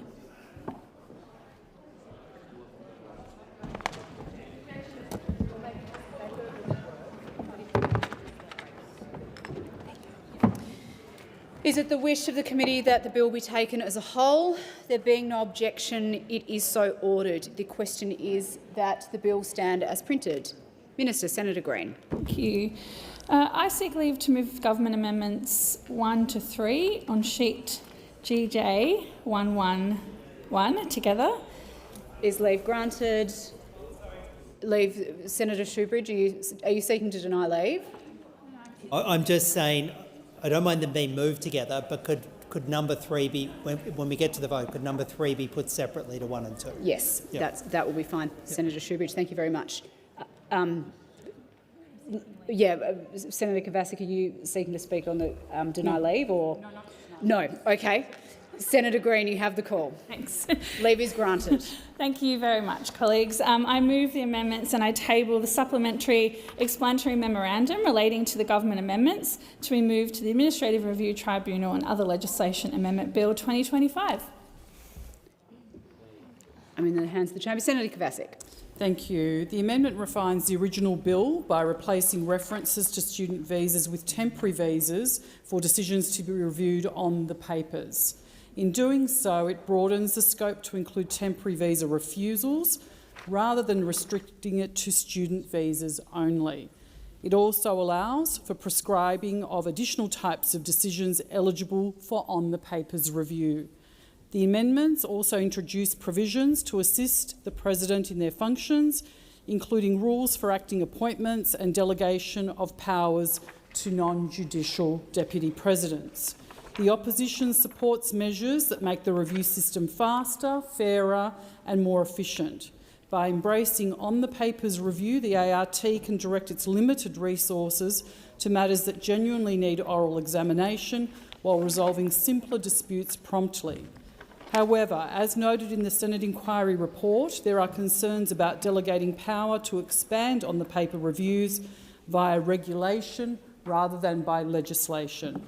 Any future extension beyond student and temporary visas should be subject to clear consultation, transparency and disallowance. Parliament, not the executive, should determine when the right to an oral hearing is limited. This bill serves as an admission that the opposition has been right all along on the ART. It acknowledges Labor's failure in replacing the AAT with the ART, which was promised to be faster and more efficient. Instead, under Labor, the ART has become slower, more expensive and overwhelmed by a record backlog, with case times ballooning and the caseload growing significantly. The bill acknowledges that Labor's changes have not delivered the promised reforms and the system is now struggling. Thank you, Senator Kovacic. Senator Shoebridge. I note the summary provided by Senator Kovacic, and I agree with the factual summary about the effect of these amendments. The amendments 1 and 2 remove the express reference to student visas from the bill and instead give a broad regulation-making power to expand the types of matters that can be decided in the ART on the papers and to expand it by regulation making. The history shows that both Labor and the Liberal Party will use that power to expand the number of matters, the classes of cases that will lose the right to an oral hearing and be determined only on the papers. And given that both Labor and the Liberal Party are of one mind about removing the rights, the pretend protection by putting it in the regulations is no protection at all. The Greens will be opposing government amendments 1 and 2 for the clear reasons we said in the contribution in the second read. People should have a right to an oral hearing. Oral hearings are important for justice. We keep hearing the refrain of faster, fairer and more efficient. Well, it might be faster in the first place, but it sure as heck isn't fairer. And by the time you take into account judicial reviews and the broad unfairness in the system, it sure as heck won't be more efficient at the end of the day. The amendment in amendment number 3 gives some greater flexibility to the President to delegate powers. The rationale for that was set out in the report, and we don't oppose amendment number 3. Thank you, Senator Shoebridge. Senator Lambie. Thank you. I move the amendment. Senator Lambie, we've already got another amendment before the chair at the moment. So oh, okay. Sorry. That's All all I thought right. we'd finished talking about that. Sorry. No, sorry. I'll put the question on that one and then we'll move on to your amendments. Thank you.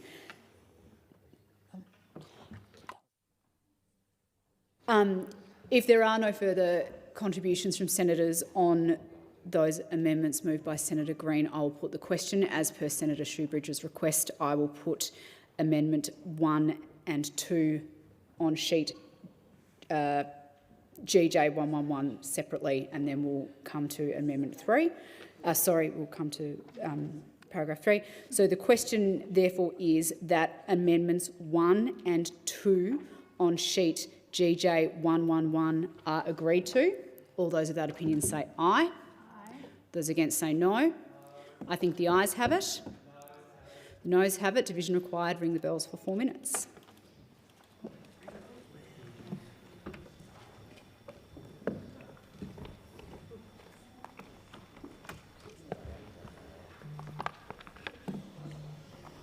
I'm taking over at 12 anyway, so I may as well take over now.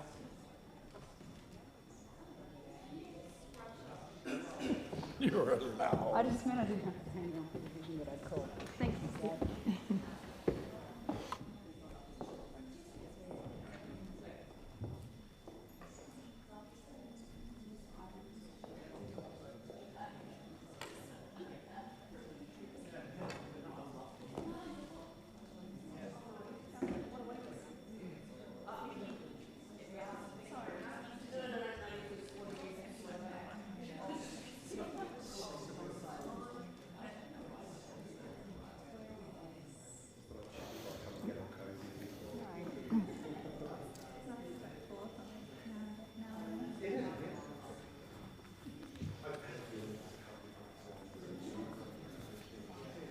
Gee, my eyes.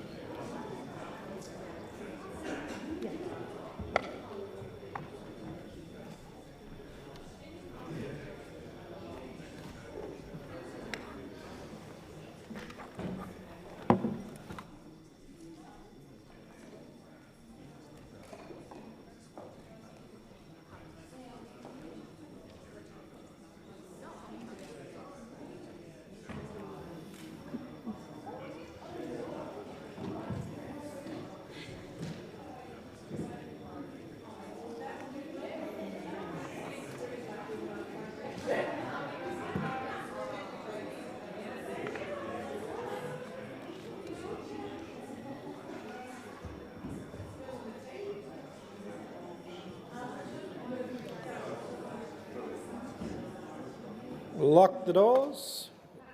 Question is that Amendments 1 and 2 on sheet GJ111 be agreed to? Ayes will pass to the right of the chair, noes to the left. I appoint Senator Darman and teller for the ayes, and Senator McKim and teller for the noes.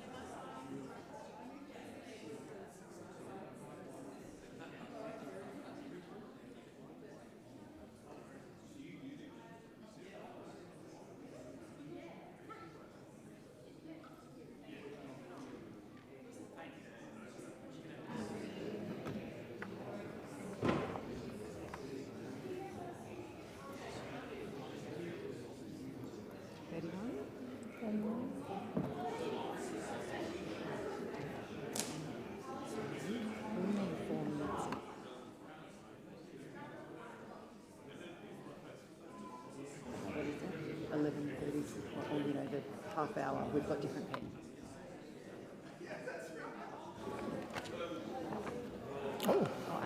The result of the division is ayes 31, noes 13. Question is resolved in the affirmative. I will now put item 3 on sheet GJ111. The question is that amendment be agreed to. Those of that opinion say aye. Aye. Against say no. The ayes have it. The ayes have it.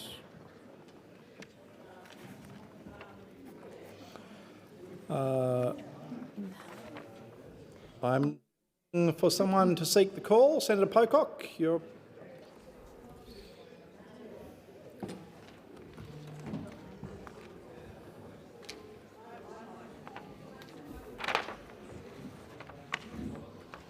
Senator Pocock.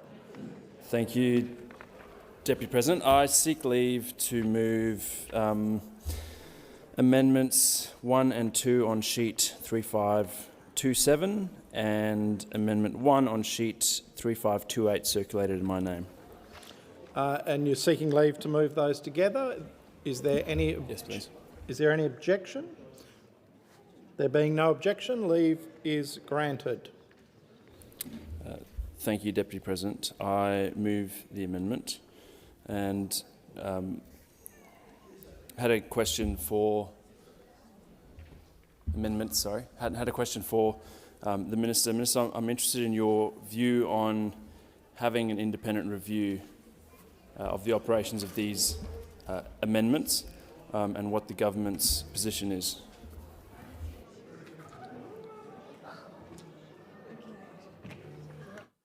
Minister. Thanks very much for the question, Senator Pocock. And while we appreciate the arguments that you quite often make about reviews of certain legislation, the government will be opposing this amendment. With respect to these reforms, it may give you comfort to hear that the ART regularly publishes data on caseloads, is accountable to the Parliament through Senate estimates. They will appear next week. These will provide clear insight into the effectiveness of these measures on both managing the tribunal's caseload and supporting access to merits review that is quick, informal and effective. The government also notes that the Administrative Review Tribunal Act already contains an independent statutory review at section 294A. The review must start within 3 months before the 5th anniversary of the commencement of the Act. And finally, the Administrative Review Council, which was re-established by this government, serves to provide continued scrutiny of our system of administrative law. The ARC is already reviewing migration-related provisions of the ART Act. On this basis, there is clear scrutiny of the tribunal and its enabling legislation. The government considers it is unnecessary for there to be a further statutory review on top of this scrutiny. Senator David Pocock. Thank you, Deputy President and Chair. Minister, the amendment on sheet 3528 would allow the President of the ART to determine that an oral hearing should be held in student visa matters where fairness, complexity or individual circumstances warrant it, and this would better balance the need for fairness with the need for faster decisions. Will the government support this amendment, and if not, why not? Minister. Thank you, and thank you again for the question, Senator Pocock. The government will be opposing this amendment. The government considers that review on the papers is an appropriate and proportionate method of review for temporary visa refusal matters. Having a standard process for these matters ensures there is certainty and consistency in how the tribunal deals with this high-volume cohort, particularly student visa matters. Giving the President discretion to exempt individual matters would likely result in a high number of applications to the President for that exemption, which would be time-consuming and undermine the efficiency gains of this new process. Further, an applicant could seek judicial review of the President's exercise or fail to exercise the discretion in relation to this case. This would likely give rise to a significant litigation and further delays in the resolution of matters. Importantly, the bill already gives the Governor-General the ability to make regulations to prescribe certain types of applications which would be exempted from the on-the-papers process. This gives the government flexibility to adapt these new procedures if it becomes clear, based on operational experience, that hearings would be preferable for certain cohorts. I will, if there are no further contributions, I will put the amendment. Senator Blythe. Thank you. The opposition does not support this amendment, which introduces mandatory independent review of the operation of the amendments made by the bill within 3 years of commencement. The opposition is concerned it will add additional administrative burden on an already stretched ART.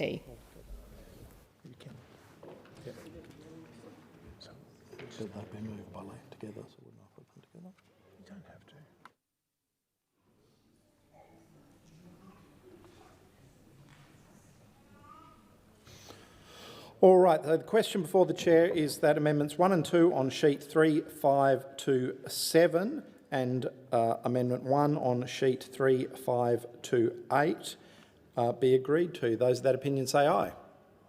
Against say no. No. The noes have it. Division required. Ring the bells for 4 minutes.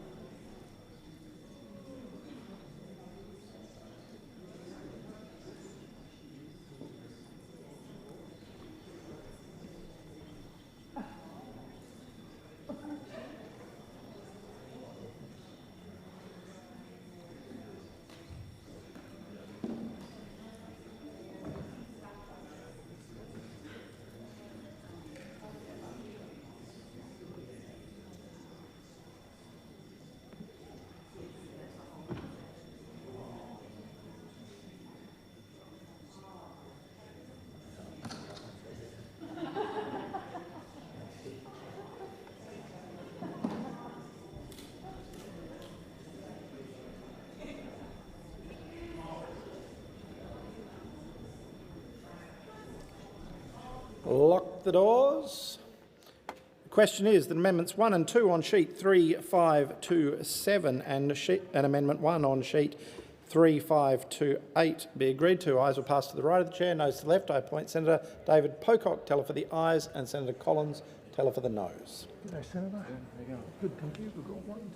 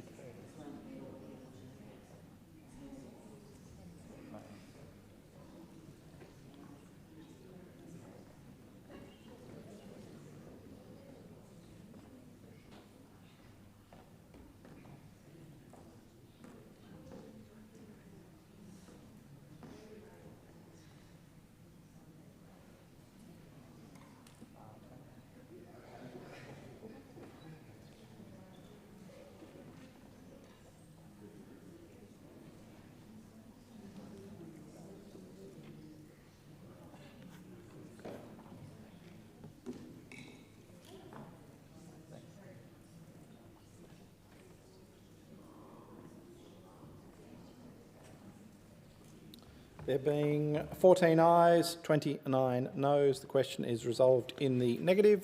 It being after 12:15, the committee will report.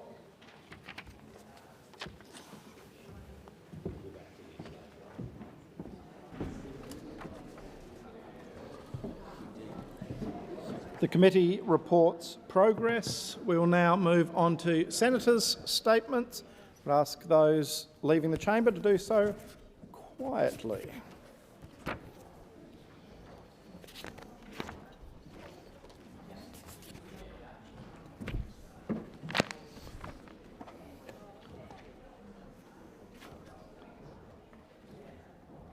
I have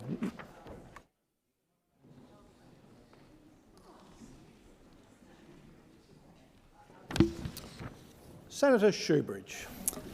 Thanks, Deputy President. Well, if you haven't already bought a house in Sydney, it's basically impossible to do it now. Even with 2 wages, most families can't even manage the obscene mortgages required for what used to be called a first home. Workers are being pushed hours away from their workplaces, having to start and end days with hours stuck in banked-up traffic, losing precious family time. Our city's losing the people that make it function and make it special. But now an opportunity does present, with Defence no longer needing Victoria Barracks in Sydney and other big cities like Melbourne and Brisbane. There's some prime publicly owned land that could deliver genuine public housing. So what does Labor do? Well, they reach for the same tired playbook of privatisation and giving a gift to their developer mates. Instead of seeing this as a chance, the recycling of public defence land for other public good, public housing, other public good, we see Labor having a national sell-off of prized defence land and prize assets to their developer mates for private profit, not public good. Privatisation is not a successful housing policy. It's handing public assets to developer mates and hoping that a few crumbs of affordable housing fall from the table.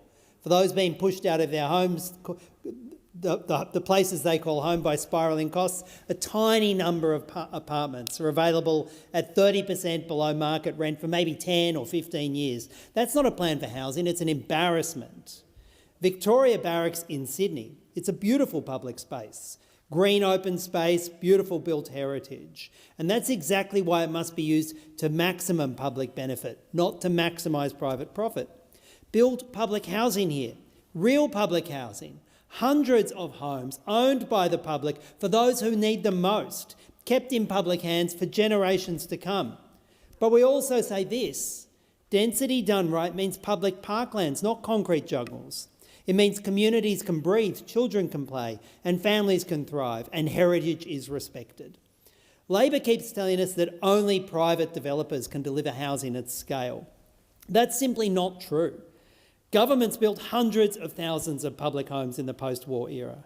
We did it before, and in fact, there's a working model for Commonwealth public housing right now with defence housing, building thousands of homes for the defence community. We can do this, but Labor would rather just give developers profits than community benefit. A national flog-off of public land for private profit. It's Labor written all over. If Labor were serious about delivering public housing, truly serious, they'd prove it here with Victoria Barracks. They'd keep the land in public hands. They'd build bold. They'd build green. They'd build for the future. And instead, they're preparing to flog it off to the highest bidder for grossly unaffordable private housing, and then they call it progress. Well, we call that out. Pauline Hanson says she fights for battlers, for ordinary Australians. She says the people for blame for why you're doing it tough now are immigrants. So when was the last time you flew to a party on a billionaire's private jet? Is that something your neighbours ever done? Last October, while you were struggling with cost of living, Pauline Hanson, Senator Hanson, was on Gina Rinehart's private Gulfstream 700, jetting off to Trump's Mar-a-Lago for a Halloween party. Conference tickets, 25 grand a pop. That's the Pauline Hanson One Nation Party, the idea of struggle. She skipped representing the community in this place to be here. She missed votes in the Senate on things like housing and healthcare. And she didn't even initially declare she was off on a private jet from a billionaire. Where does One Nation get their funding? Many places, including the 3 rich fund managers, donated hundreds of thousands of dollars to One Nation after Gina Rinehart wined and dined them with Trump on a luxury yacht. So let's be clear. Gina Rinehart cares about politics so she can use it to shift blame for hardships from billionaires like herself and the corporate profits they're reaping, and shift that blame to migrants who are struggling right along with everyone else. And it's One Nation's trick too. Housing crisis, blame migrants. Cost of living, blame migrants. Can't find work, blame migrants. Pauline Hanson, Senator Hanson, blames migrants for problems created by billionaires. Then she takes those billionaires' money and she takes those billionaires' jets. It'd be a joke if it wasn't real. Deputy President, today on Tamil Oppression Day, the Greens stand in solidarity with the Tamil people who continue to endure systemic oppression and denial of their fundamental rights. It's not merely an historical tragedy, it continues today. The Tamil homeland remains one of the most heavily militarised regions on the world. Security forces occupy private land. They suppress cultural expression.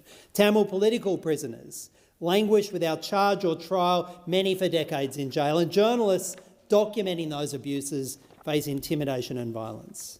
We see land seizures fragmenting Tamil communities, and just in recent days, large protests have erupted across the northeast against the Kivil Oya irrigation project, another development scheme that Tamil communities warn will bring further land appropriation, forced displacement, demographic change.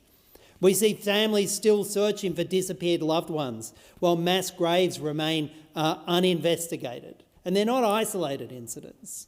They form a coordinated pattern that international legal experts recognise as indicators of a past and ongoing genocide. The Greens believe human rights are universal.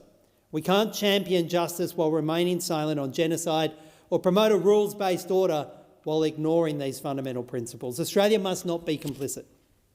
We must suspend security cooperation with institutions implicated in these abuses, support international accountability mechanisms, and protect Tamil asylum seekers here on this country, not forcibly try and return them to danger or displace them off to cruelty in Nauru. The Tamil struggle is a struggle for survival, for cultural preservation, the right to exist on ancestral lands, principles we hold sacred. And I've got to say the Tamil community in my beautiful hometown of Sydney provides so much spark, so much colour, so much positive energy in Sydney. We call on the Australian government to uphold its obligations under the Genocide Convention and Refugee Convention. We call on this parliament to use its voice and moral authority to demand justice, and we note today as Tamil Oppression Day for that purpose. Deputy President, while I'm speaking here, thousands, hundreds from the from the Kurdish community. Deputy President, while I'm speaking here, hundreds of people from the broader Kurdish community across Australia are gathering outside the parliament.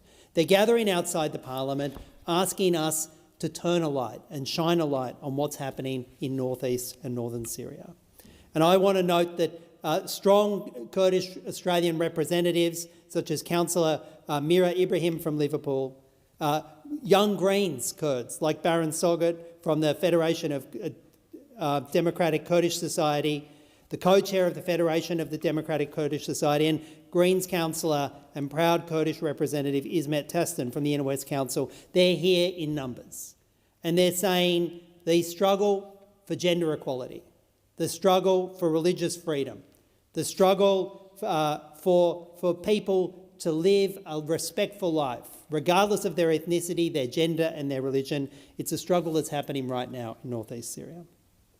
I travelled last year to the Democratic Autonomous Region of northeast Syria, and I saw firsthand a regime that was putting in place radical gender equality in that region. Co-chairs for all of the key positions are held by both a man and a woman. I saw as well that the whole rainbow of Syrian society was being represented. Not just Kurds, not just Syriacs, not just Arabs, not just Yazidis, but the rainbow of Syria was being represented. And right now, that experiment in democracy and gender equality is facing brutal repression. We know that there are about 1 million people in Kurdish majority Kobani who have been surrounded, and there are the reports that have come to my office of some of the violence that's happening in the villages that surround that are deeply disturbing, and remind that community of the appalling violent takeover of ISIS and the fight that happened, led by, in many cases, strong Kurdish women to defeat ISIS, and they fear its return. And what has the Australian government said? Not one word.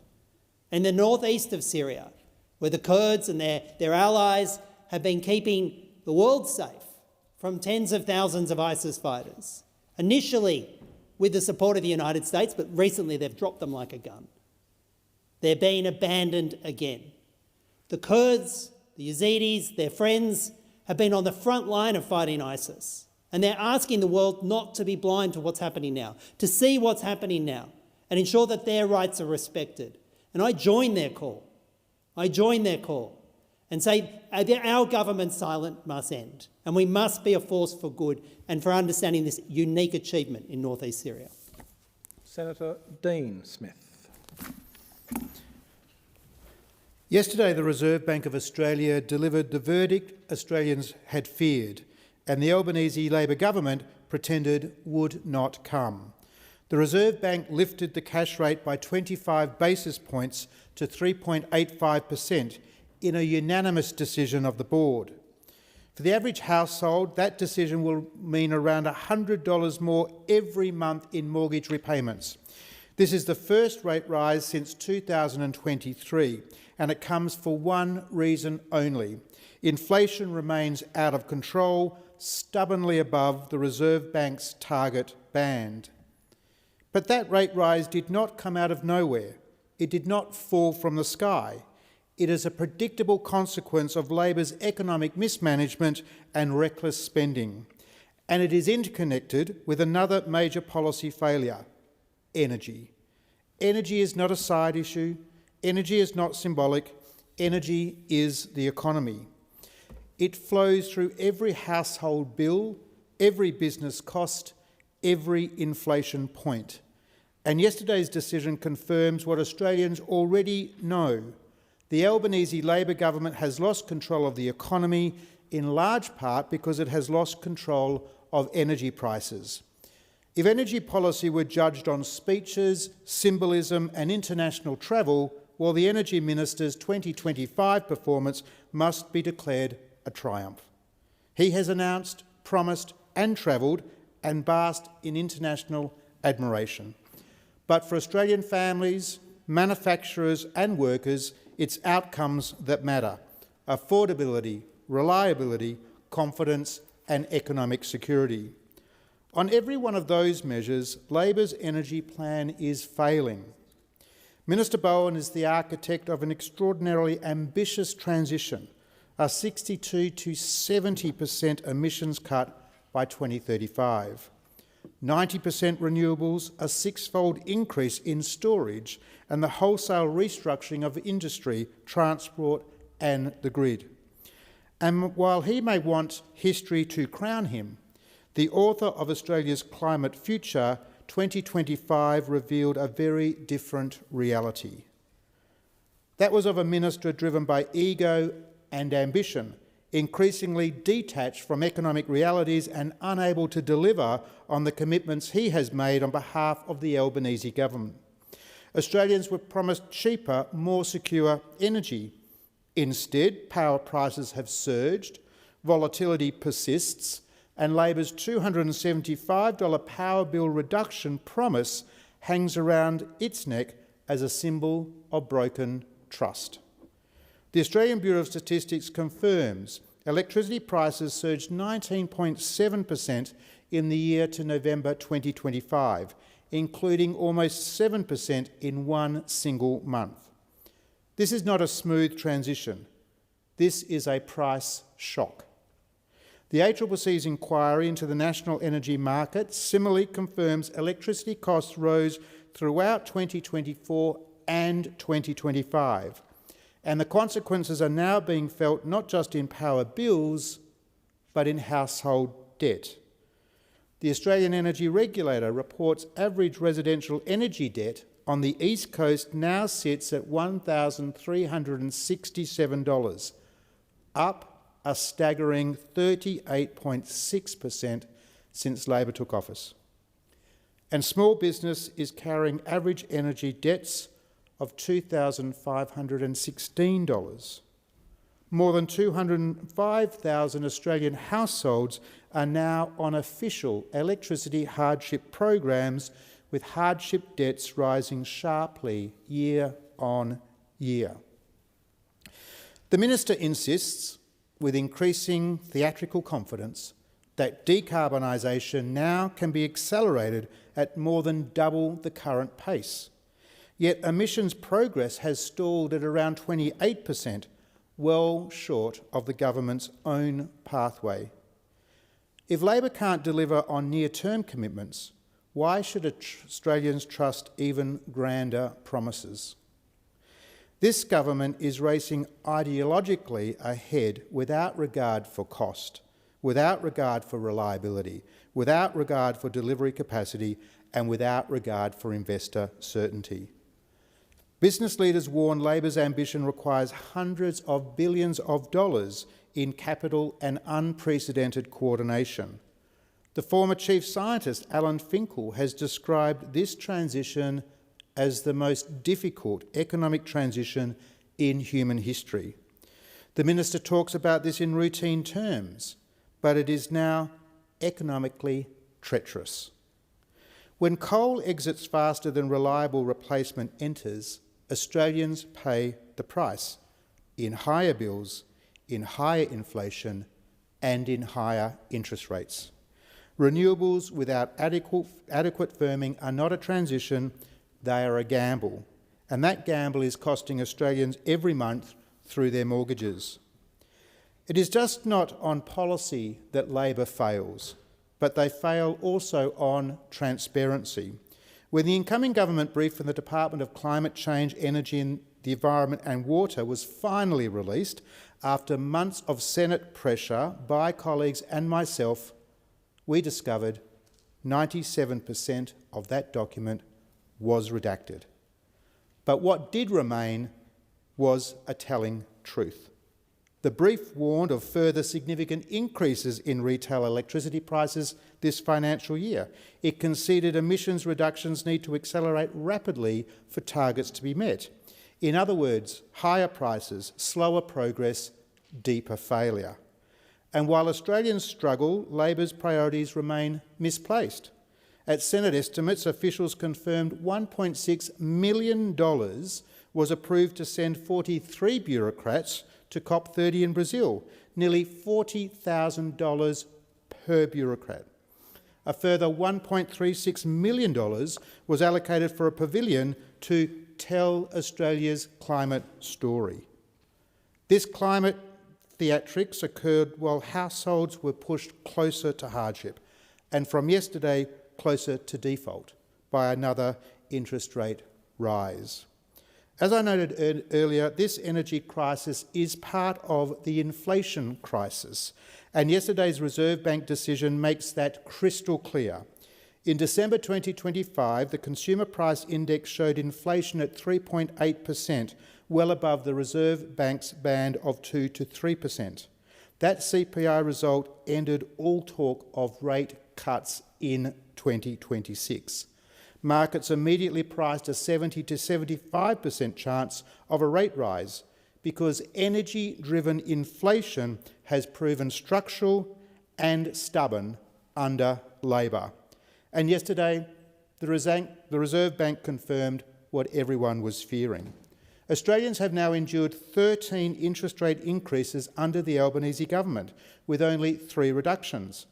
That is not global bad luck. That is domestic policy failure. And the Reserve Bank has made it clear that inflation, not wages, not productivity, is the core problem. Experts have been warning Labor for months. Some of the nation's leading economists have questioned the Albanese government's fiscal settings ahead of yesterday's RBA rate decision. Government spending as a share of GDP averaged around 22% for decades. Under Labor, that figure has ballooned to around 28%, a level not seen since the Second World War. AMP Chief Economist Shane Oliver put it bluntly yesterday: the best thing the government could do to bring down inflation is to cut spending. He noted government spending had boomed over the past 6 or 7 years and never properly retreated after the pandemic. IFM Investors Chief Economist Alex Joyner has warned that the government's fiscal guardrails have come off, and EQ Economics' Warren Hogan said the government needs to tighten fiscal policy, even modestly, to stop inflation becoming entrenched. But Labor refuses to listen. Instead, it fuels inflation through reckless spending, then forces the RBA to take the responsible path. That result is an additional $1,200 a year for the average mortgage holder, on top of power bills that are already hundreds of dollars higher than promised. And this comes after the very Christmas when Labor failed to deliver its promised power bill relief. Australians are now being squeezed from both sides, with higher power bills and higher interest rates. The consequences of Labor's failure now extend beyond mortgages and power bills. New national data shows Australians are being forced back into the workforce at record levels to cover their cost of living expenses. Smith, your time has expired. Senator Ananda-Rajah. Thank you, Deputy President. This week, school gates have swung open across the country. Families are back to that familiar rhythm. This moment always feels like a reset, but it's also a reminder of something deeper. Education isn't one stage of life, it's the thread that runs through it. From early childhood through primary and secondary school and onto vocational training and university, education is foundational to lifelong learning. As students head back into school, we recognise the scale of the work underway to lift outcomes and ensure that no child is left behind. Through the Better and Fairer Schools Agreement we have with the states and territories, made the biggest new investment in public schools ever. $16.5 billion over 10 years. This funding is not a blank cheque, but is linked directly to practical changes that make a difference. Year 1 phonics and numeracy checks. Why in Year 1? Because you want to identify problems early so that you can intervene. Most impactful. Evidence-based learning and teaching, such as more individualised supports like small group tutoring so students can catch up and keep up. Greater well-being support. Parents have been crying out for greater mental health support for students, and we're providing it through counsellors, well-being coordinators and mental health workers. Initiatives that help attract and retain teachers and school leaders, including rewarding and recognising experienced teachers. They are a national asset. And providing professional development for teachers with free online courses in areas such as phonics, STEM, leadership, explicit teaching and classroom management. You can go and check these out online. They're run by the University of Adelaide. But these changes, driven by a $16.5 billion investment in education, public education, won't succeed just on paper. They succeed in classrooms delivered by teachers. And there is positive news here. More Australians are choosing teaching. Say it from the rooftops. More Australians are choosing teaching. There is no more important job in the world than being a teacher. A teacher has the ability to change the trajectory of a child's life. Every Australian, no matter your age, remembers that 1 or 2 teachers in your childhood who had an impact in your life. I certainly do. In that regard, they are social engineers and should be revered by us, thanked more often than on the 5th of October on World Teachers' Day and treated with the utmost respect. Since 2023, there has been year-on-year growth in applications to study teaching. Those increases in 2024 and then in 2025 mean that we now have more teachers in the pipeline. New data shows applications to study undergraduate teaching for 2026 are up 6.5% and domestic university offers are up 6.3%. That matters. It's happened because this government, this Albanese Labor government, has backed in aspiring students with practical support. Commonwealth teaching scholarships worth up to $40,000, Commonwealth paid pracs so teaching students aren't forced to choose between completing their placements and paying their rent. This has been taken up, by the way, by 56,000 students from teaching, nursing, midwifery and social work. Essential workers, essential to the functioning of our economy. Education ministers have agreed to progress work on a new Australian Teaching and Learning Commission to ensure that our national effort is coordinated. We are undertaking keyhole surgery on the maths curriculum in the first 3 years of school. Those are formative years, and it's important that we get those foundations in numeracy and literacy right, because they shape everything else that follows. And we're also revising the national teacher standards. These standards outline what makes up quality teaching. These will be reviewed for the first time in 15 years. This is an important opportunity to reflect what modern teaching is and how we best support it. This is nation-building stuff. While seeing more Australians take up teaching is great, we realise that retention remains an issue. 39% of teachers intend to leave the profession before retirement. It's an all-time high. Something has got to give. This is why we are investing in reducing burdensome paperwork through the Workload Reduction Fund. This fund enables the states and territories to pilot new approaches to reduce teacher workloads and to maximise the value of their valuable time in the classroom with face-to-face contact with children.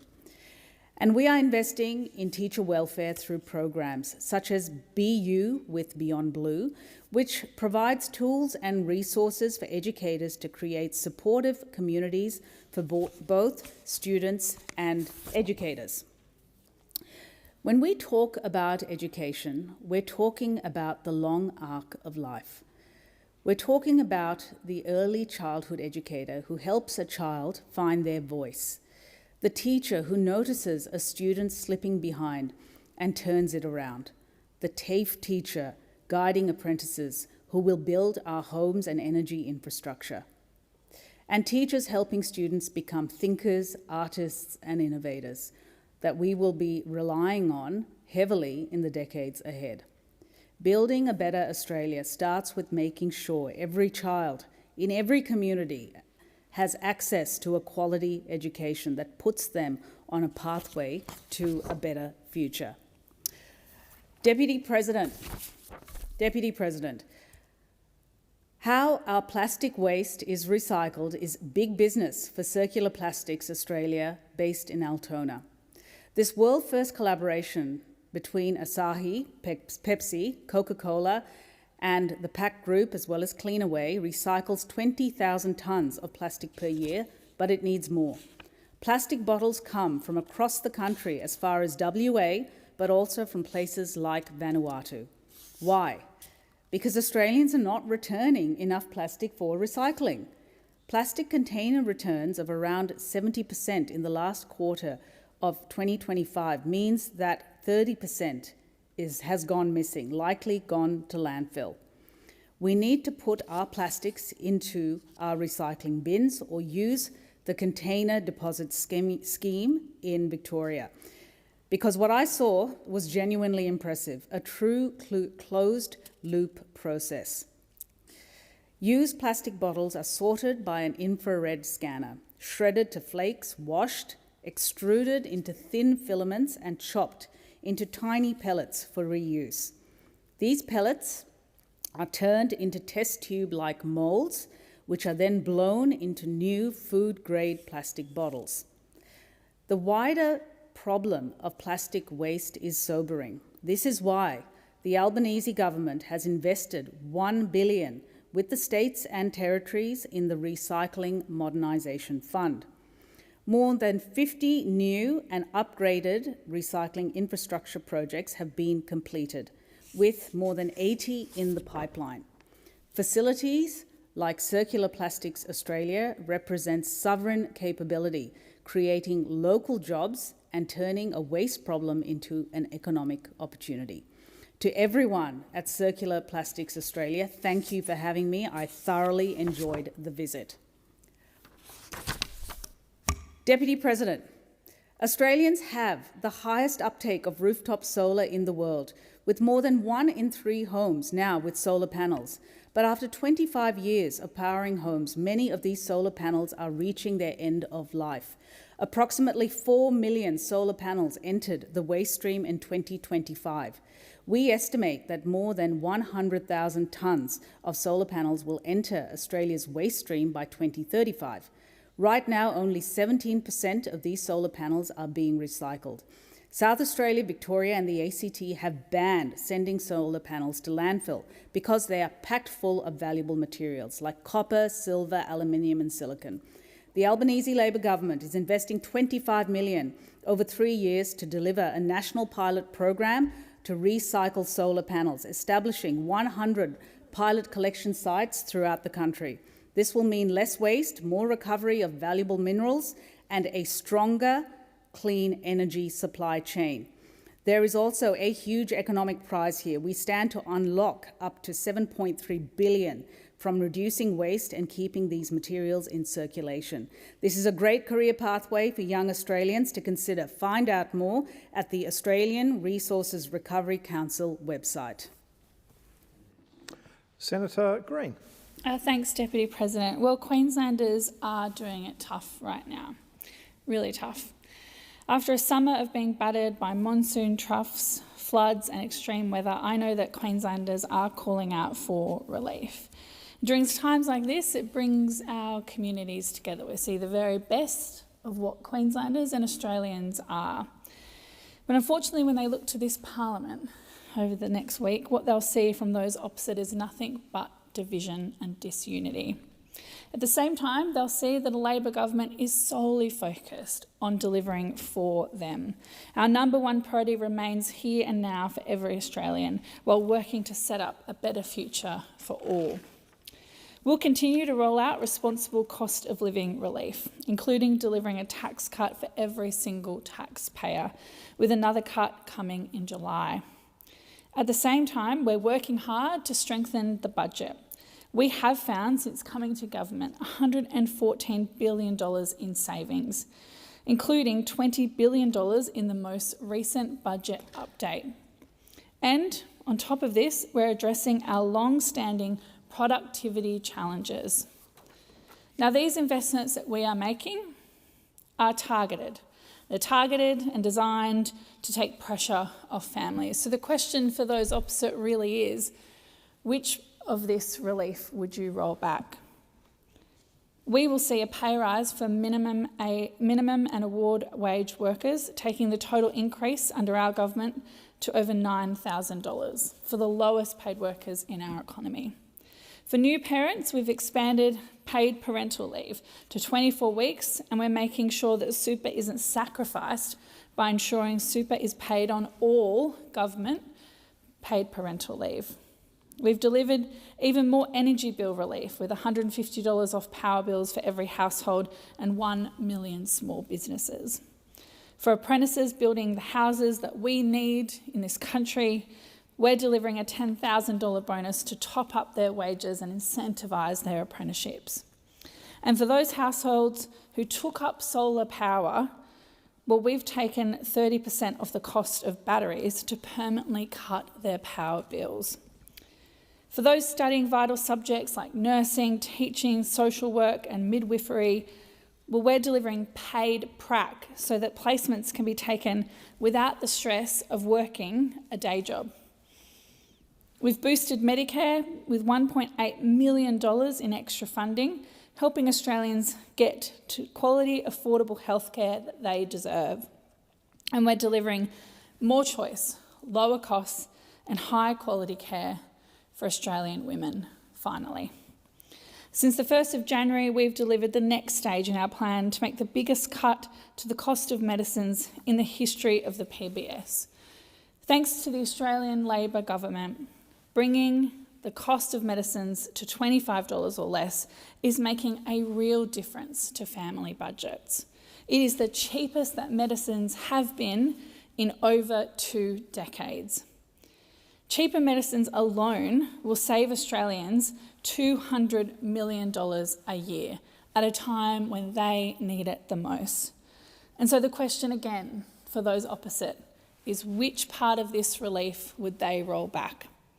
Because we know that Queenslanders and Australians deserve a government that works hard for them. And I'm proud of that work. I'm proud of the work that we have done over the summer. I'm proud of the work that we will do here in this Parliament. I'm proud to represent regional Queensland and to come from a place like that to deliver for the communities that I call home here in this Parliament. Meanwhile, those opposite, who say they stand up for the bush and say they stand up for regional Queenslanders, well, they've spent their time here fighting each other. Those opposite remain a will they, won't they opposition, more focused on fighting each other than fighting for Australians. They are tripping over their own feet to get to Sky News, to make their case for their next job, to make their case against getting back together. They are meeting in secret men's clubs to plot to get rid of the leader of the opposition. And they are splitting up and getting back together, arguing about committee positions. It is a disaster over there. They are so consumed by themselves that there is no room left to focus on the real priorities for Australians. The Liberal Party and the National Party. Senator Green, your time has expired. Senator McGrath. Thank you, Deputy President. Queensland is embarking on a bold and ambitious vision for Brisbane 2032 with the construction of the new Brisbane Stadium at Victoria Park, an investment that's going to shape our capital city and our state for generations. This $3.6 billion project will be the centrepiece of the Brisbane 2032 Olympic and Paralympic Games, delivering a 63,000-seat stadium and transforming the Victoria Park precinct, including the creation of a National Aquatic Centre. Together, these projects will leave a lasting legacy for all Queensland athletes, all sports fans and the broader community. Not only will the new state-of-the-art stadium cater for the Olympics, but will serve as the new home for AFL and cricket in Queensland. As the Federal Shadow Minister for the Games, I congratulate Premier David Crisafulli, Sports Minister Tim Mander and Deputy Premier Jared Blay and the entire LNP government for acting decisively to put these plans in place. Their $7.1 billion Games Venues infrastructure program will ensure Queensland is ready to host the world's best athletes at what will be one of the world's best Olympic and Paralympic Games. This progress stands in stark contrast to the previous Labor government, whose years of inaction and indecisiveness cost us 3 years of preparation and actually placed the very future of the Games at risk. After more than 1,200 days of Labor chaos, the LNP government has moved swiftly to select the Victoria Park site, secure funding and get on with the job at hand. Deputy President, I need to mention another broken Labor promise, and there are so many. But this one goes back to March 2021, when Anthony Albanese said a Labor government would produce an annual State of the Cities report. Nearly 4 years after they were elected, Labor is yet to publicly release a single report. This is despite the fact that Labor's own National Urban Policy relies on a 2024 report that remains under lock and key in the Minister's office. The Australian public deserves access to this report so they can understand Labor's policy decisions and how they are affecting urban Australia.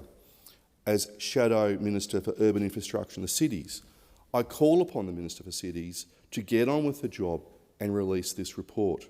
And if she doesn't, well, I have an order for the production of documents before the Senate this afternoon demanding the report's release. This is another broken promise from a Prime Minister who leads a government that is actually defined by broken promises. Deputy President, as Acting Shadow Minister for Local Government, I would like to give a shout out to the many councils, councillors and council workers across far north, central Queensland, the Gulf and the Peninsula who are currently dealing with the impacts of recent flooding. Over the past few months, these regions have endured extreme weather conditions which has destroyed infrastructure, property, lives and livestock. Communities in my home state have been ravaged. And it's at times like this, it is important that Queenslanders come together and do all that we can to support each other. So I do want to praise the response of the Crisafulli LNP government, who came so quickly to the needs of those affected and continue to come to the needs of those affected. But much of the clean-up and the rebuilding will be the responsibility of local government. Local governments across Queensland have been working overtime to get their communities back on their feet, and there is still much work to do. Dealing with such devastation is a gruelling job, both physically demanding and emotionally draining. So to all the local government workers, the councillors, the mayors, and all those emergency service workers who've been coming together to help rebuild their communities, on behalf of the LNP and on behalf of the Senate, I would like to say thank you. Your efforts will help us build back bigger and stronger and make sure that Queensland is an even better place to live in. Senator Tyrrell. Thank you, Deputy President. The hospital funding deal between the Commonwealth and the states has now been agreed to. It's signed, sealed and being sold as a win. But for Tasmanians who rely on our public hospitals every day, there's very little here that inspires confidence. Yes, the agreement includes additional funding, and yes, Tasmania is expected to receive around $700 million over 5 years. And that funding is definitely welcome. Our health system needs it. What we don't have is clarity. We still don't know when Tasmania will receive the money. There's no clear schedule, no certainty year to year, and no guarantee that this funding will arrive in time to address the pressures already overwhelming our hospitals. That means Tasmanians could be waiting years before this agreement translates into real improvements. While emergency departments remain overcrowded, ambulances continue to ramp, and waiting lists, they grow longer, and Tasmania cannot afford to wait. We're the oldest state in the country. We have poorer health outcomes than the national average and higher rates of chronic disease.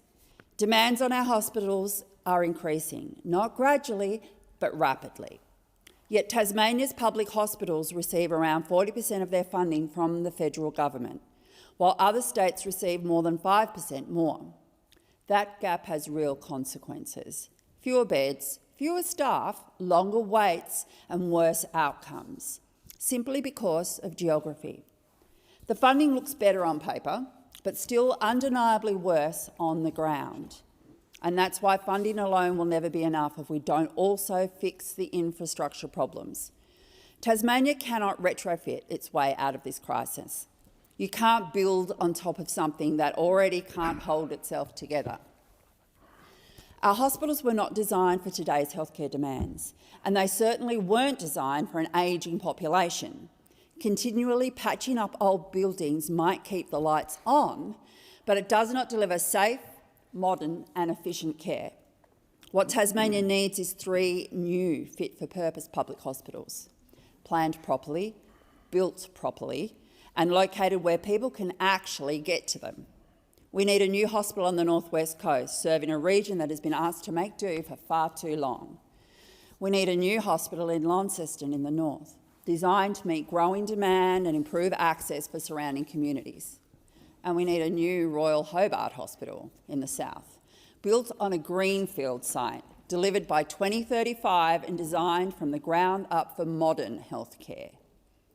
These hospitals must be planned with our ageing population in mind, accessible, well-connected, and able to expand as demand grows. This is not about prestige projects, it's about safety, capacity and dignity for patients and health workers alike. But hospitals don't exist in isolation. And I want to turn to another part of this agreement that carries serious risks if we get it wrong: the Thriving Kids program. The decision to delay its rollout until October with full implementation from January 28 was necessary because the stakes here are incredibly high. We cannot risk children being removed from the NDIS and placed into a new program that does not actually work. Families are already worried that children will lose access to early intervention, occupational therapy, speech therapy and other vital supports, and be shifted into a system that is still undefined and untested. If the Thriving Kids program fails, the consequences will be real and immediate. Children will miss critical developmental windows, families will be left without support, and the pressure will flow straight back into schools, hospitals and the broader health system. This must not become a cost-cutting exercise disguised as reform. We still need clear answers about eligibility, service delivery and outcomes. Consultation must be genuine and ongoing, not just with advisory councils but with families and the professionals who keep this system running, including occupational therapists and other allied health workers. Because if Thriving Kids becomes a pathway off the NDIS without a genuine, effective alternative, then it will have failed before it even begins. Finally, none of this can be separated from the broader funding picture. Tasmania needs a renegotiated GST deal that makes things better for Tasmanians in the long term. Tasmanians don't expect miracles, but we do expect fairness, transparency and solutions that actually work. Thank you, Senator Tyrrell. Senator Mulholland. Deputy President, I rise today to speak about something that affects every Australian family: access to affordable healthcare. I've just come from the ABC Haywire Regional Youth Summit showcase of young people from regional Australia putting forward their policy ideas. And I want to give a shout out to Monty Lawler from Aramac in Queensland. She's a 17-year-old who musters cattle for 7 months of a year in cattle stations. She also likes to go pig shooting, feral pig shooting on every Friday when she has it off. And in Monty's words to me was about the access to affordable, accessible healthcare in her local community, in regional Queensland, it was extremely compelling. But as I started to talk to Monty about some of the other presentations of young people, there was a real key theme that young people speaking at that event today were talking about access to healthcare, whether it's timely endometriosis diagnosis for young women or being able to have urgent care closer to home in regional and rural Queensland. So I really thank Monty and her friends for their presentations today. And I really hope that the work that we do in this place for generations to come will remember the Albanese Labor government as a government that saved bulk billing from the coalition's cuts and neglect. Because Medicare is one of the symbols of fairness in our nation. It's a promise that you don't have to check your bank balance before you check your symptoms. But for years, that promise was quietly eroded under the coalition. Bulk billing rates were in free fall under the coalition. It was the direct result of the coalition's 6-year freeze on Medicare rebates. And we can put a price on how much the coalition cost Australian households in out-of-pocket medical costs. Australians paid $8.3 billion more than they would have under Labor. But in 2022, this government said, not on our watch. In budget after budget, Treasurer Jim Chalmers and the Albanese government have invested record amounts to strengthen Medicare and restore bulk billing, including the largest investment in Medicare since its creation over 40 years ago. In the 2025-2026 budget alone, we committed $7.9 billion to ensure 90% of GPs will be fully bulk billing by 2030, saving Australians hundreds and millions of dollars in out-of-pocket costs. This matters for everyday Australians, especially working families, single parents and seniors. It means families don't have to choose between a GP visit and putting food on their table. It means pensioners can see their doctor without a gap fee. It means people in regional communities are more likely to get the care they need closer to home. And everywhere I go in Queensland, the real impact and health benefits this Labor government is delivering is free to see. Australia is healthier under Labor, and not only because of the investment in Medicare, but because of our forward-thinking investment in urgent care centres, Medicare mental health centres and women's health. Just last week, I was with Emma McBride and our new federal member for Petrie, Emma Comer, to open the brand new Deception Bay Urgent Care Clinic. The Assistant Minister also committed to opening a perinatal mental health centre in Moreton Bay to service the communities in the seats of Petrie, Dixon and Longman. We also announced $1 million for Caboolture Headspace to move to a brand new space, which is a critical service in this young community. While in Caboolture, I also visited the Bertha Street Medical Centre and celebrated that clinic becoming a 100% bulk billing practice, where I also met a grey nomad who was about to go on an adventure around Australia panning for gold, and he was really pleased to be able to get his medical checkup before he hit the road. We have also opened new healthcare facilities in Morayfield, including an urgent care clinic, which is one of the busiest in the country. Up on the Sunshine Coast, we opened an urgent care clinic in Sibby Downs. We also announced additional funding for Maroochydore Headspace, which is going to get a $1 million boost to provide better care for young people on the Sunshine Coast. Out west in Toowoomba, I visited Drayton's free endometriosis centre, delivering specialist care to women across the Darling Downs. So women in Dalby, Warwick, Oakey no longer need to go all the way to Brisbane. These are not just buildings, they are lifelines. They are places where people can walk in with worry and walk out with care. They are the embodiment of the Medicare system that puts people before profit, and we're not stopping there. Thanks, Senator Mulholland. Senator Thorpe. Every day, First Peoples are under attack and dealing with racism in this country. Whether it is what people say to us in the street, at the supermarket, online, in our workplaces, in schools. What I've been seeing and hearing from Aboriginal and Torres Strait Islander people across this country shows that this has been relentless. For First Peoples, this isn't new. Every day is Invasion Day. This violence takes its toll on our minds, on our bodies, on our families and our children, and on our health. When that violence escalates, when our people are attacked, terrorised or killed, the response is silence. We lock up 10-year-old children in this country and we torture them. We put them in the back of a ute like a dog and we imprison them at 10 years of age.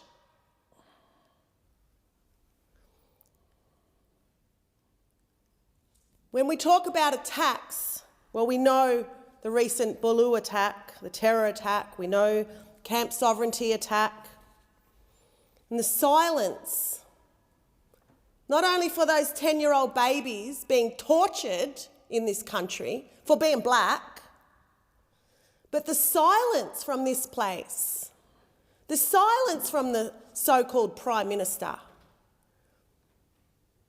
the silence of the events, recent events, tells the perpetrators that when they commit violence against us, they will not be held to account, and that violence against us is completely normal. Violence against our people is not seen as serious enough to warrant proper police investigations, justice in the courts, or media attention.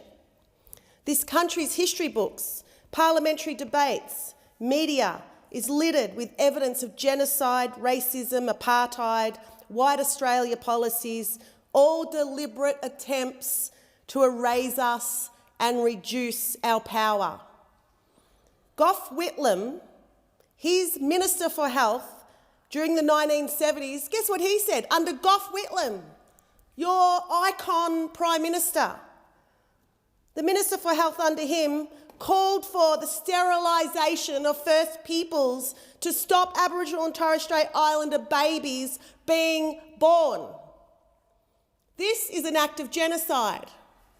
Not to mention Gina Rinehart's father said exactly the same thing, poison the waterways and sterilise the Aboriginal population. These ideas haven't disappeared. They've evolved. They become law, bureaucracy, policies, and the world can see it for what it is. Last week, the United Nations evaluated the human rights record of this colony. I wrote to every embassy asking for urgent intervention to hold so-called Australia accountable for its breaches of international law against First Peoples in this country. I did this because Prime Minister Albanese represents a state that, according to the Bringing Them Home report and the Europe Justice Commission, has committed genocide. It's been proven. At the UPR, country after country at the United Nations made recommendations addressing the mass incarceration of First Nations people, calling to raise the age of criminal responsibility and for this government to implement a federal Human Rights Act. No single policy will end racism. We need a national anti-racism framework with teeth to be implemented and enforceable, and we need a Human Rights Act that actually protects people in this country.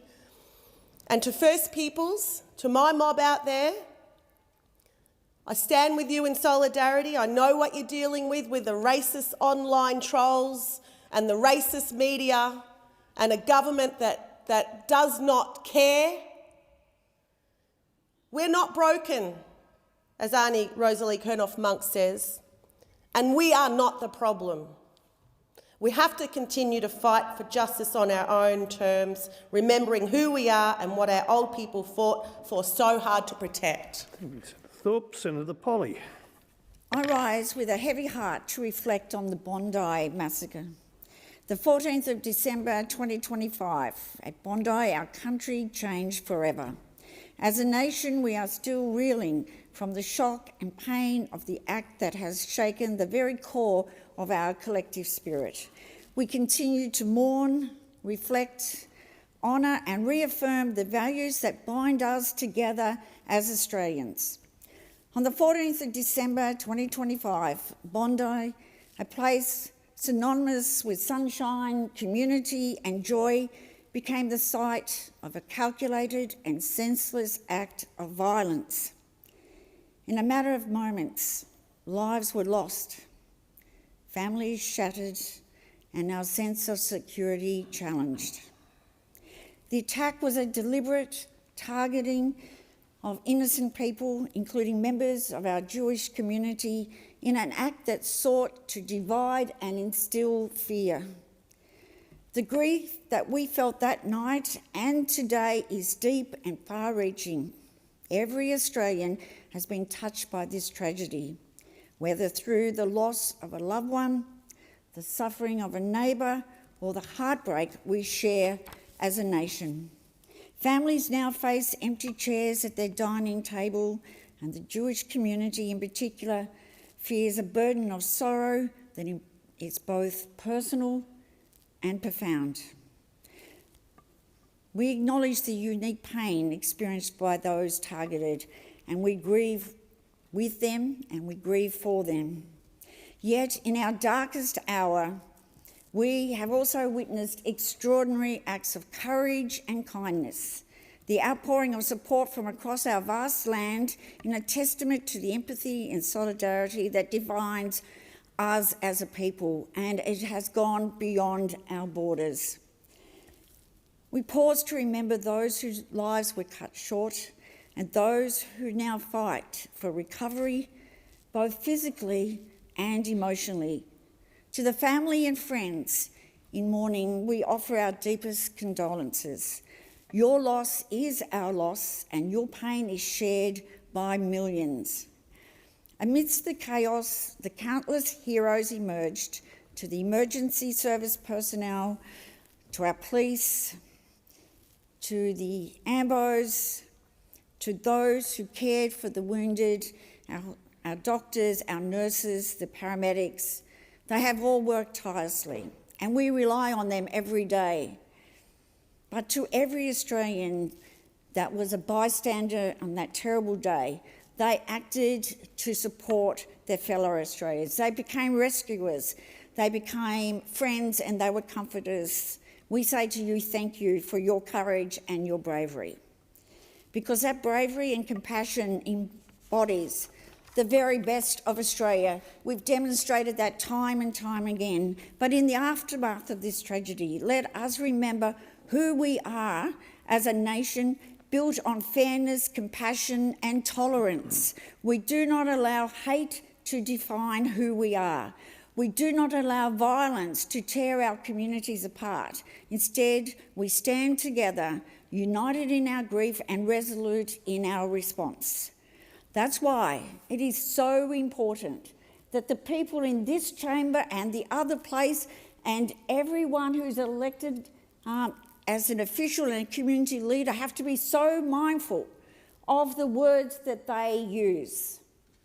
And for those who continue to use this as a political weapon, shame on you. You will be ultimately judged by what you do and what you say going forward.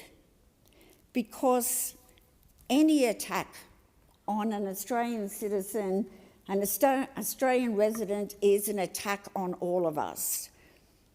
We are community leaders, and we have to show that leadership now and going forward. And I take we have done some good things as a government in a response. The New South Wales government has. We've changed legislation around gun ownership.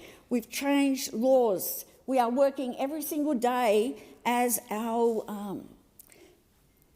to ensure that we remain a safe and a united country. But the message today is we stand together. Thank you, Senator Polley. Senator Canavan. Look, thank you, Acting Deputy President. There actually has been 2 interest rate decisions this week, and I wanted to highlight the lesser-known interest rate decision in my contribution today. Understandably, the focus has been on the Reserve Bank's decision yesterday to increase interest rates by 25 basis points, adding something like $1,000 a year in extra mortgage repayments to the average homeowner. Most homeowners are already suffering under Labor's cost of living crisis. Now they're suffering because the government spending is out of control and the Reserve Bank has had to increase interest rates as a result. There's a lesser-known interest rate change this week, though, that was buried almost in reporting today, and that is that the Industry Minister, Tim Ayres, Labor Party Industry Minister, has announced that he's actually cutting the interest rate that large, often multinational solar and wind developers will have to pay to borrow from the government to fund their projects. So in the very week that the Labor Party's spending is pushing up interest rates for average Australian families, that same Labor Party is making a decision to slash interest rates for large companies, massive companies, putting forward multi-billion-dollar projects. As I said, most of these investors come from overseas. Almost all the products, the wind turbines, the solar panels, are made overseas. And the Labor Party is slashing interest rates for them. How about the Australian family? How about they get a break? Why do they have to pay higher interest rates while these other SPIVs and businesses get lower interest rates? And just to make clear what has happened today, I'll read out from the Australian Financial Review what the government has done. The Financial Review reports that on Wednesday, that is today, Mr Ayres will announce that investments made under the Net Zero Fund, which will begin mid-year this year, will only have to achieve a rate of return of 1% below the 5-year rate, which today would be just over 3%. And the article goes on to say that given the Net Zero Fund is financed by government bonds, Labor is in effect willing to lose money on renewable energy projects. For example, taxpayers could pay 4.3% annual interest on $100 million, actually 4.8% at the moment on 10-year bonds, and that only has to return 100 basis points below, or 3.3% if it was 4.3%. They're slashing this because the previous advice on this, that if someone wanted to borrow from this fund, as this article makes clear, the previous advice was that they would have to pay 2 to 3% above the bond rate, not 1% below. So what Labor's done here is they've slashed interest rates by 3 full percentage points. That's 300 basis points. So interest rates for family homeowners have gone up 25 basis points. And as I say, that's a big hit to a struggling family. $1,000 a year for someone struggling is going to be very hard to find. They're going to have to cut back on essential things just to stay in their home. Meanwhile, a large international, publicly financed, massive company building multi-billion-dollar projects gets their interest rate slashed by up to 3 percentage points, 300 basis points. So 25 basis points up for the average Australian family, 300 basis points down at least, potentially 400 if it was a 3% premium, basis points down for the large company. Where are this government's priorities? Why are they funding and rolling out massive subsidies to these net zero renewable projects, which are not lowering power prices? That's definitely not happening. They're not lowering power prices. They're just funding the profits of large businesses, often overseas companies that aren't really investing back in our nation. Why is that happening? And what's happened to the Labor Party? I mean, they used to be the people who support people who are struggling, who are doing it tough. But now they go to these conferences with all these international businesses, they get wowed by these corporate gobbledygook words like net zero, ESG, and they just get money dollars in their eyes, seemingly. And they get hypnotised. They're hypnotised into giving these large companies massive amounts of taxpayer support and money. This has got to stop, because the reason the interest rates are going up is because the Labor Party can't stop themselves handing out money to these green and net zero initiatives. We've had massive blowouts on their battery schemes, massive blowouts on their electric vehicle schemes. All of these schemes are going to rich people. It's rich people buying electric vehicles. It's rich people buying the batteries. Your average struggling family cannot afford a $10,000 battery even after the government subsidies. And so we've got to end the Labor Party's obsession and addiction to upper-class welfare and start thinking about the lower and middle classes in this country, slash this ridiculous government subsidies. Thank you, Senator Canavan. Senator Whitten. Could this be the worst economic management of the Australian economy in history? It has to be close. Let's start with forecasting. One of the most important jobs that the Parliament has is to decide on the direction we want to take the country, figure out how to get there and tell everyone what it's going to cost them. So it's of vital importance to the country that we get those costings right. After all, it is the Australian people that pay for the decisions of the government. What does Labor's record look like since they've come to government? They've missed their budget forecasts in 5 out of 7 budget releases, with the last 4 adding an average of $30 billion to net spending. These are historic misses. Labor chronically understates their outrageous spending, only admitting the true costs when they no longer hide. The 25-26 MYEFO includes the single largest adjustment in history, $47.8 billion in the space of 6 months. That sort of blowout would get anyone in the real world sacked on the spot. There would be investigations, investors would lose faith, share prices would tank, auditors would be sacked and regulators would get involved. How can this government defend this negligence to the Australian people? They are spending like drunken sailors with no signs of slowing down. But is that additional spending going to those that are doing it tough? No. Their policy blowouts are going to fund tax cuts for luxury items. Just look at the government's FBT tax break on electric vehicles. A tax break for some of the wealthiest Australians forecast to cost the government a mere $90 million. Instead, it has cost 15 times that, clocking in at $1.35 billion. Well, how about the home battery scheme? They've had to raise it from initial $2.3 billion to $7.3 billion. That's an additional $5 billion of taxpayer money exclusively to those that firstly can afford a home and then can afford the home batteries. Too bad if you're struggling to pay the bills with Labor's rocketing energy prices and you don't have a spare $10K to spend. Labor has no idea where their own policies are going to cost Australia. At this point, they clearly do not care. It has gotten to the point where economists are doubting the forecasting abilities of the Treasury. No one expects perfection, but understating government spending has become a habit. How do we expect the RBA to make timely, informed decisions when each release of the government financials contains massive blowouts? Because of Labor's recklessness, Australians are heading into a cycle of fresh rate hikes. The rest of the developed world is heading for rate cuts. Enough of Labor's rhetoric around inflation being a global issue. It is now clear that this is a Labor government issue. Day-to-day government spending is over 23% of GDP, up from 19% only a decade ago. That is a 21% increase in the cost of government. And what do Australian people have to show for it? A housing crisis, a cost of living crisis, and more rate rises. What a disaster. Their forecasting is a basket case. What about debt? We're hearing the outrageous claims that debt is $177 billion lower than forecast. But which forecast? The 2022 pre-election fiscal outlook during the doom and gloom of the COVID years. The reality is they have saved nothing. They're using an outrageous comparison year to trick the Australian people into believing they have managed the economy. The reality is Australia is on track to hit $1 trillion in debt, with a record debt to GDP ratio outside of the COVID years. By the 28-29 year, Australia is forecast to hit their maximum debt limit of $1.2 trillion and will need to either stop issuing debt or raise the debt ceiling.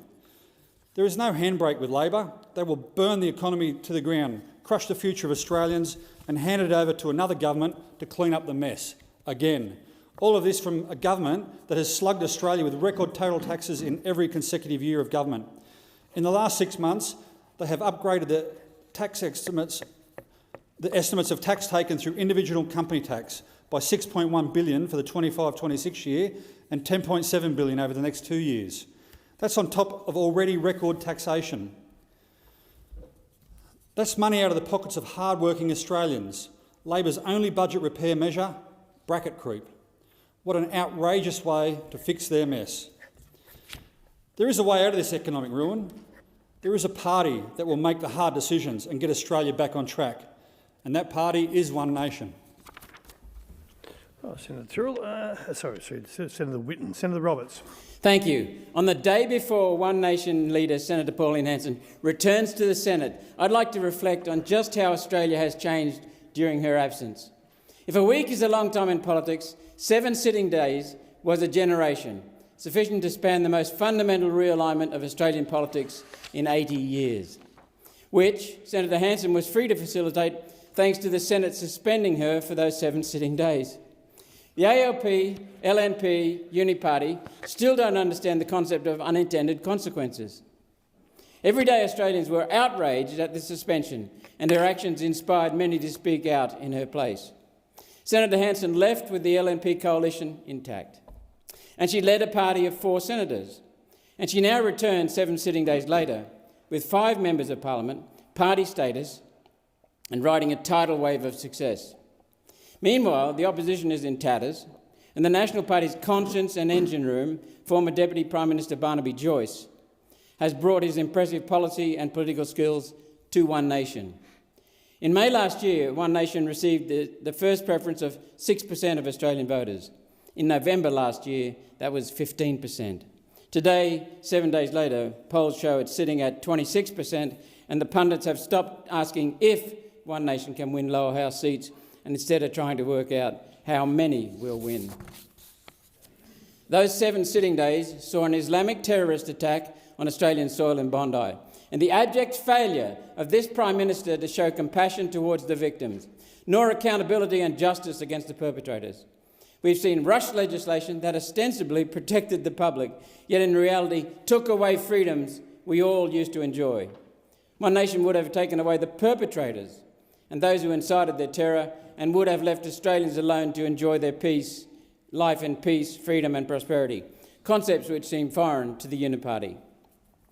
The bill that Senator Hanson presented last November was designed to ban free face coverings on Commonwealth property and has proven prescient, the right measure at the right time. It would not only have unmasked Islamists, it would have unmasked Nazis, a point the internet failed to grasp because nobody bothered to read the bill. This was not an anti-Islamic measure. It was a measure against those on both sides of the political spectrum who would seek to harm Australians. It's fundamental belief of One Nation that all Australians should stand equal before the law. No religion should be untouchable. No race or gender should be favoured over another. A One Nation government would sweep away DEI, gender quotas and the gravy train of victimhood. We have one law which should apply equally to all. This is why Senator Pauline Hanson made her stand. All the work that went into that bill in One Nation's office, all the to and fro which went on with the Office of Parliamentary Counsel and the hard-working staff of the drafting office to produce a bill that was conforming, that was constitutional and that was within the Senate's accepted purview. Senator Roberts, your time has expired. I shall now proceed to 2-minute statements. Senator Antic. Thank you, Madam Acting Deputy President. Well, the science has weighed in, and it turns out the right of politics is the more pleasing to the eye. Research in Politics and the Life Sciences Journal has now found that the more attractive crowd leans conservative. And it's not just your imagination. Physically strong men, especially those with serious upper body muscle, are generally more conservative. Broad chests, you've got yourself a right-winger. Weak, doughy dudes, well, they're apparently more into wealth redistribution, largely because they need help carrying their own groceries. Why the pattern? Well, it's called the halo effect. The good-looking, fit people get more opportunities. That's why. More opportunities, bigger paychecks, fewer excuses, their wives don't have boyfriends. You get it. That's the way it works. Success breeds success. That's classic conservative energy. Fitness itself screams discipline. Delayed gratification and personal responsibility. Progressives, well, they're often spotted clutching their oat milk lattes while protesting, but of course the exceptions exist. Beauty's subjective, and politics isn't just a bodybuilding competition, but the data keeps flexing in one direction, and that is that common sense right-wingers show up looking like they skip the excuses and hit the weight pile. There you go. Trust the science. The right's better looking. Sorry, lefties. So let me leave you with this. May your reps be high and your taxes be low. Senator Ciccone. Thanks, Acting Deputy President. I wanted to rise today in the Senate in memory of a Labor true believer and a patriot and a friend to many. Her name was Faye Dapron, a woman whose contribution to this parliament matched only by the generosity of her spirit. Faye passed away last year in September, surrounded by family and close friend. She was a caring mother, a devoted grandmother and a cherished sister, aunt and friend. I came to know Faye while working for the former member for Chisholm, Anna Burke. She was a thoughtful and considerate individual. When my mother passed away in 2005, Faye offered comfort without fuss, strength without judgment. And in moments of grief, it's often the quiet kindness of others that sustain us. And Faye embodied that kindness, and I'll be forever grateful. She was a very proud Labor woman, shaped by the great movements of the 1960s and 70s through opposition to the Vietnam War, a commitment to civil rights, and a belief in fairness and collective responsibility. She lived these values through her lifelong service to the Labor movement, working for a number of Labor MPs, contributing to election campaigns, and of course participating in ALP branches. For Faye, Labor values were lived daily through her loyalty and care for others. She also brought warmth, humour to the workplace. She was, though, a devoted Geelong Football Club supporter, and it's fair to say we enjoyed many exchanges about the footy. She, with confidence in the Cats, and me defending the Collingwood Magpies. Faye's life, though, reminds us that public service is not only about policy and process, but about people, compassion, decency and care. And today I want to honour her service and my heartfelt condolences to her loved ones and to all those whose lives she touched. Vale Faye. Thank you. Senator Faruqi. Thank you, Acting Deputy President. Since the first colonial ships landed on this continent, First Nations people have been sent a very clear message that their lives are not valued, their safety doesn't matter, their fear and trauma is not worth listening to. That message was solidified last week when in Bulu, a bomb was thrown into a crowd of First Nations people and their allies on the day of mourning, and the government, politicians, and the media barely bat an eyelid. Let me repeat that. A bomb was thrown into a crowd of First Nations elders, children, and allies. It was an attempted terror attack. And yet, there was no outrage. There was no mass media coverage. There was no urgent statements made about community safety. There were no calls for action. If a bomb had been thrown into almost any other crowd, the response would have been deafening.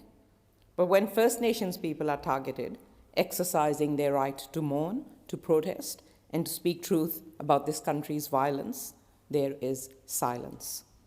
These double standards are not accidental. This hate is cultivated, it is stoked, it is used as a distraction from billionaires hoarding wealth, from fossil fuel corporations destroying the planet, and from a system that exploits workers and communities alike. First Nations people have a right to live in safety. They have the right to protest. They have the right to exist without fear. We can't change history, but we can and we must tackle all racism head-on, remembering that there can be no racial justice without First Nations justice. Senator Hume. Thank you, Madam Acting Deputy President. I rise to speak about an issue that impacts every single Australian, whether you're paying a mortgage, whether you're renting, whether you're running your own business, or whether you're a family relying on food banks to put food on the table, and that is government spending. Now, you might ask how government spending affects your everyday life. Let me tell you. To put it very, very simply, when the government spends too much, it adds to demand. It adds to aggregate demand. And that's what the Reserve Bank responds to, aggregate demand. It puts pressure on inflation. And when inflation is high, the Reserve Bank responds by rising interest rates. And when rates go up, mortgages go up, rents go up, and business loans all get more expensive. That's what's happening right now. In fact, there's been 13 individual interest rate rises under this Labor government, and of course the most recent was just yesterday. In fact, the average mortgage holder is now paying $23,000 more every single year on their mortgage than they were when Labor came to government. $23,000 more is not the sort of money that you find down the back of the couch. Under this Albanese government, at the same time, government spending has gone up at its fastest pace outside of a recession in 40 years. That is not a coincidence. Government spending has jumped from 23.4% of GDP to 26.9% of GDP this financial year. Now, that is not responsible economic management. It's like the government has its foot on the accelerator while the Reserve Bank puts its foot on the brake, and it's Australians that will always pay the price for Labor's mismanagement of the economy. Senator Stewart. Thank you, Acting Deputy President. Well, across Australia this summer, communities have endured floods, fires and searing heat, and in many places the challenge is not over. Across Victoria, in places like the Mallee where I grew up and in Nichols, we've faced record-breaking temperatures alongside devastating fires. And it is in our communities we have seen our nation's true spirit reflected in the bravery, hard work and kindness of thousands of community volunteers. To the volunteer firefighters, we thank you. To the crews from the SES, we thank you. To the nurses, doctors and health workers, we thank you. To the community volunteers, we thank you. To our local councils, we thank you. And I especially want to acknowledge the inspiring effort to save the Natimak Aged Care Facility, a real community victory.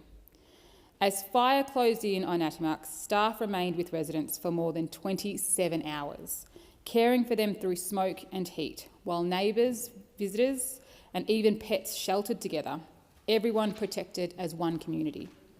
While outside, CFA trucks were positioned to form a physical border against the flames, allowing firefighters to hold the line and ultimately save every life inside the facility. And these are the communities our government is proudly backing with supports for emergency response, health services, community recovery and the infrastructure that keeps regional Victoria strong. We not only recognise what you do, it is the Albanese Labor government who is standing with you. Because in electorates like Mallee and Nichols and right across this nation, we look out for one another. Whether you were born here, drawn here or called Australia home for thousands of years, you are what makes our nation great. Senator Bell. The Albanese Labor government has failed the most basic test of economic management because under Labor, inflation is up, interest rates are up and families are paying the price. Australians are now experiencing the direct result of bad Labor government policy. Labor's reckless energy agenda has driven power prices higher and forced up cost of living across the economy. And when power prices rise, everything rises with them. Food at the supermarket, freight and logistics, construction, farming, manufacturing. Families feel it at the checkout and again when the mortgage payment comes out. Small businesses feel it through higher overheads and weaker demand. That is how Labor's energy agenda, their reckless energy agenda, feeds inflation straight into household budgets. Nowhere is this clearer than in New South Wales. Labor's net zero obsession is a disaster. Household power bills are through the roof. Labor forces industry to absorb skyrocketing power costs and then pretends to be shocked when businesses go under. Now, I'm proud to say One Nation has the most comprehensive and practical plan to bring energy costs down, bring inflation under control and protect Australia from Labor's ongoing economic incompetence. And this plan's on our website right now. I encourage people to go and have a look because we know if you want to defeat inflation and control interest rates, you have to start with energy. And that means ending net zero mandates that force prices up, protecting reliable baseload power, coal-fired power, and extending existing coal generation across places like the Hunter. Labor's ideological obsession with net zero is pushing power bills up. Families pay more and small businesses get squeezed. One Nation will put Australians first by ending net zero, lowering energy costs and bringing inflation down. Senator Bell, your time has expired. Senator Mackenzie. I rise today to speak on behalf of the communities across regional Victoria who have endured an extraordinarily difficult and confronting bushfire season. Having visited the aftermath of the Longwood fires and seeing the devastation of families and communities who've lost everything, my heart goes out to them. It's not just Longwood, but Ravenswood near Harcourt in central Victoria, Nadimuck in western Victoria, Carlisle River in the Otways and Dargo in eastern Victoria. There are hundreds of homes and structures right across our great state destroyed or damaged and livelihoods disrupted. For those families, there are no words that can fully ease the shock and sense of loss with that destruction. Victorian farmers have endured lengthy drought conditions. They've then had a very good hay season with lots of fodder in the shed, only to see that go up in smoke. I want to place on the record my deepest gratitude to our fabulous volunteers, firefighters and emergency personnel who stood between the fire and our communities, often leaving their own families and properties to protect others. And to council staff, mayors and councillors who've stood up to serve and provide support for their communities. The men and women of the CFA, the SES and other emergency services, many of them volunteers, worked hard in extreme heat. This was emblematic of the courage and the selflessness that defines rural and regional communities. And I want to pass on my thanks to Telstra for their prompt action to install communication to several fire-affected areas, and to Minister McBain, who responded quickly to my request once she got that information. I've been the Emergency Management Minister. It's incredibly difficult, and I thank her for her response. And the Victorian state MPs who assisted, thank you too. Senator Polley. Here we go again, divorce number 2 for the coalition. Clearly they both have their divorce lawyers on speed dial and it's been a bumpy ride. But wait, there is hope. Apparently they're having amicable talks to get their toxic marriage back together. Even though Mr Littleproud said just last week that the leader of the opposition, Susan Lee, could no longer be leader if the coalition was to get back together. There's nothing like nasty divorces. Marriage counsellors number 1 entered Mr John Howard, who has probably been on the phone to Ms Lee every night this week, and I'm sure during the day as well. And now I understand that Mr Barnaby Joyce number has been deleted out of most of the Nationals' phone contacts. But I hear One Nation has been acting on the marriage counselling as number 2, trying to woo Nationals to defect to One Nation. Never a dull moment in this place.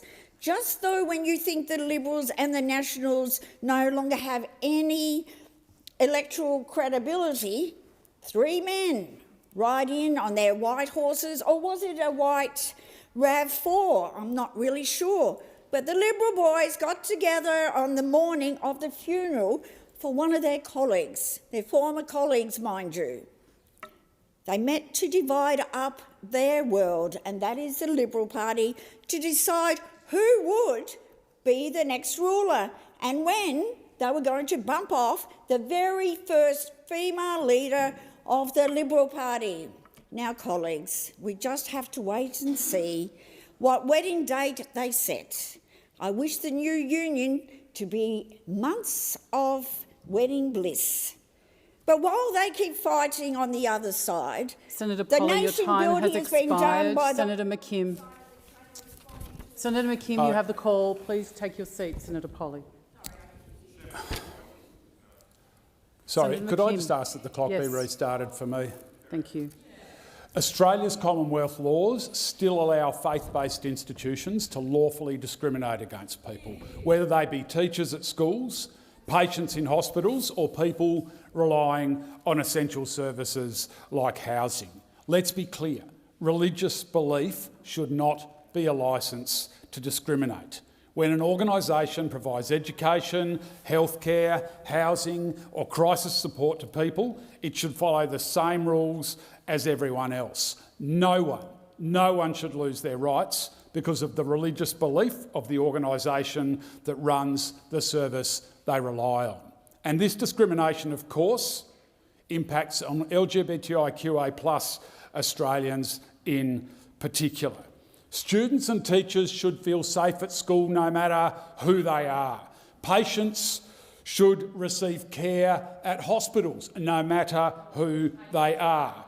People in crisis should never be excluded from support, no matter who they are. The Australian Law Reform Commission has been clear. Religious exemptions to anti-discrimination laws undermine human rights and cause real harm. And of course, this particularly applies to LGBTIQA+ Australians. The Greens respect freedom of religion. Belief and worship are and should be protected. But Australians are ready to move on from outdated carve-outs that allow discrimination on the basis of religion. Labor promised action. This term must be the term Labor finally delivers. The numbers are there for reform in both chambers of this parliament if only Labor would act. And if Labor refuses to act, the Greens will. Senator McKim, your time has expired. Senator Babbitt. Thank you, Acting Deputy President. Now, Australia likes to think that it has a two-party system, but what we really have is a political photocopier. Labor presses the button, the Liberals take the copy. Sometimes they change the letterhead, but that's about it. Now, a two-party system only works when there is a genuine contest of ideas, strong values and competing visions. Socialism versus capitalism, big government versus small, control versus freedom. But when the major parties mimic each other and quietly collude, that system collapses. And this is exactly what we are watching in real time. The proof is in the polls. Voters are abandoning the major parties because they can see the game. Labor and the Liberals, they came together on hate speech laws to criminalise Australians for saying the wrong thing. They came together on electoral reforms designed to lock new entrants out and lock themselves in. And time again, we see them nod along together to the World Health Organization, the United Nations even, like junior managers terrified of upsetting head office. The two-party system has failed our country, it has failed Australia, and it must be torn down. But voting alone will not rescue Australia. People must get involved at a grassroots level. They must join parties, participate in pre-selections, put their hands up to run. That is how you break a duopoly. Reject the careerists whose only ambition is to toe the party line and preserve their crappy jobs. The two-party system didn't fail because it exists. It failed because the two parties are almost identical. The jig is up, and it should excite anyone who genuinely cares about the future of this country. Both sides of this chamber have failed Australia. Senator Green. Thank you very much. On Boxing Day last year, Australia lost a visionary, an extraordinary marine scientist, a gifted educator and communicator, a wife and mother, Professor Emma Johnson AO. Her passing was felt not only across the scientific community, but across every corner of the country that cares deeply about our oceans and our natural environment. I met Emma in my role as Special Envoy for the Great Barrier Reef. Emma was a board member of the Great Barrier Reef Marine Park Authority, and her contribution to the Reef Authority and the Great Barrier Reef was second to none. Emma's work was defined by curiosity, rigour, and deep compassion for our natural environment. She completed her doctorate in marine ecology at the University of Melbourne and built a career dedicated to understanding how human activities impact marine ecosystems from Sydney Harbour all the way to the Great Barrier Reef and beyond. She authored 185 peer-reviewed research articles, supervised dozens of students, and helped shape the very fabric of environmental science in Australia. Emma has been remembered as a communicator who was tactfully able to bridge the gap between complex research and public understanding. Whether she was on television or in lecture halls, she communicated with the same clarity, warmth, and passion that defined her leadership. I was lucky enough to see Emma at the Prime Minister's Prize for Science dinner in 2004. She'd just been appointed the first female Vice-Chancellor of Melbourne University. My thoughts are with Sam, her family, friends, loved ones, colleagues, and the broader reef community feeling this loss. Vale Emma Johnson. Senator David Pocock. Thank you, Acting Deputy President. February is Ovarian Cancer Awareness Month, which is held each year to educate, advocate and elevate awareness of ovarian cancer. I recently met with a Canberran who shared the story of her daughter-in-law, Heidi, a much-loved young woman raised in Bungendore with a deep connection to our city. Heidi died in July last year, just 3 months after her stage 4 ovarian cancer diagnosis in April, and she was just 35 years old. What struck me most about Heidi's story was how long it took for her cancer to be diagnosed, followed by how rapidly the disease progressed. Almost 2,000 Australian women and girls will be diagnosed with ovarian cancer this year. In most cases, the cancer will be diagnosed at an advanced stage. The 5-year survival rate for many gynecological cancers is still below 50%, and this is largely unchanged since 1975. And they are worse if you're a First Nations woman, a woman who lives regionally or in remote areas of the country, or a woman just living in the wrong postcode. We need to do better, and there is a way forward. We need to allocate the resources and invest in research, plug gaps in the coordination of care, upskill doctors at the front line, and importantly, just believe women when they say that something is wrong. And as Heidi's mother-in-law, Belinda, who joined us this morning for the 12th Annual Ovarian Cancer Australia Parliamentary Breakfast, asked me to speak her words to the Chamber. I plead with those here today who have compassion and who are committed to Australian women and their families, please put every resource possible behind halting this runaway train that is ovarian cancer.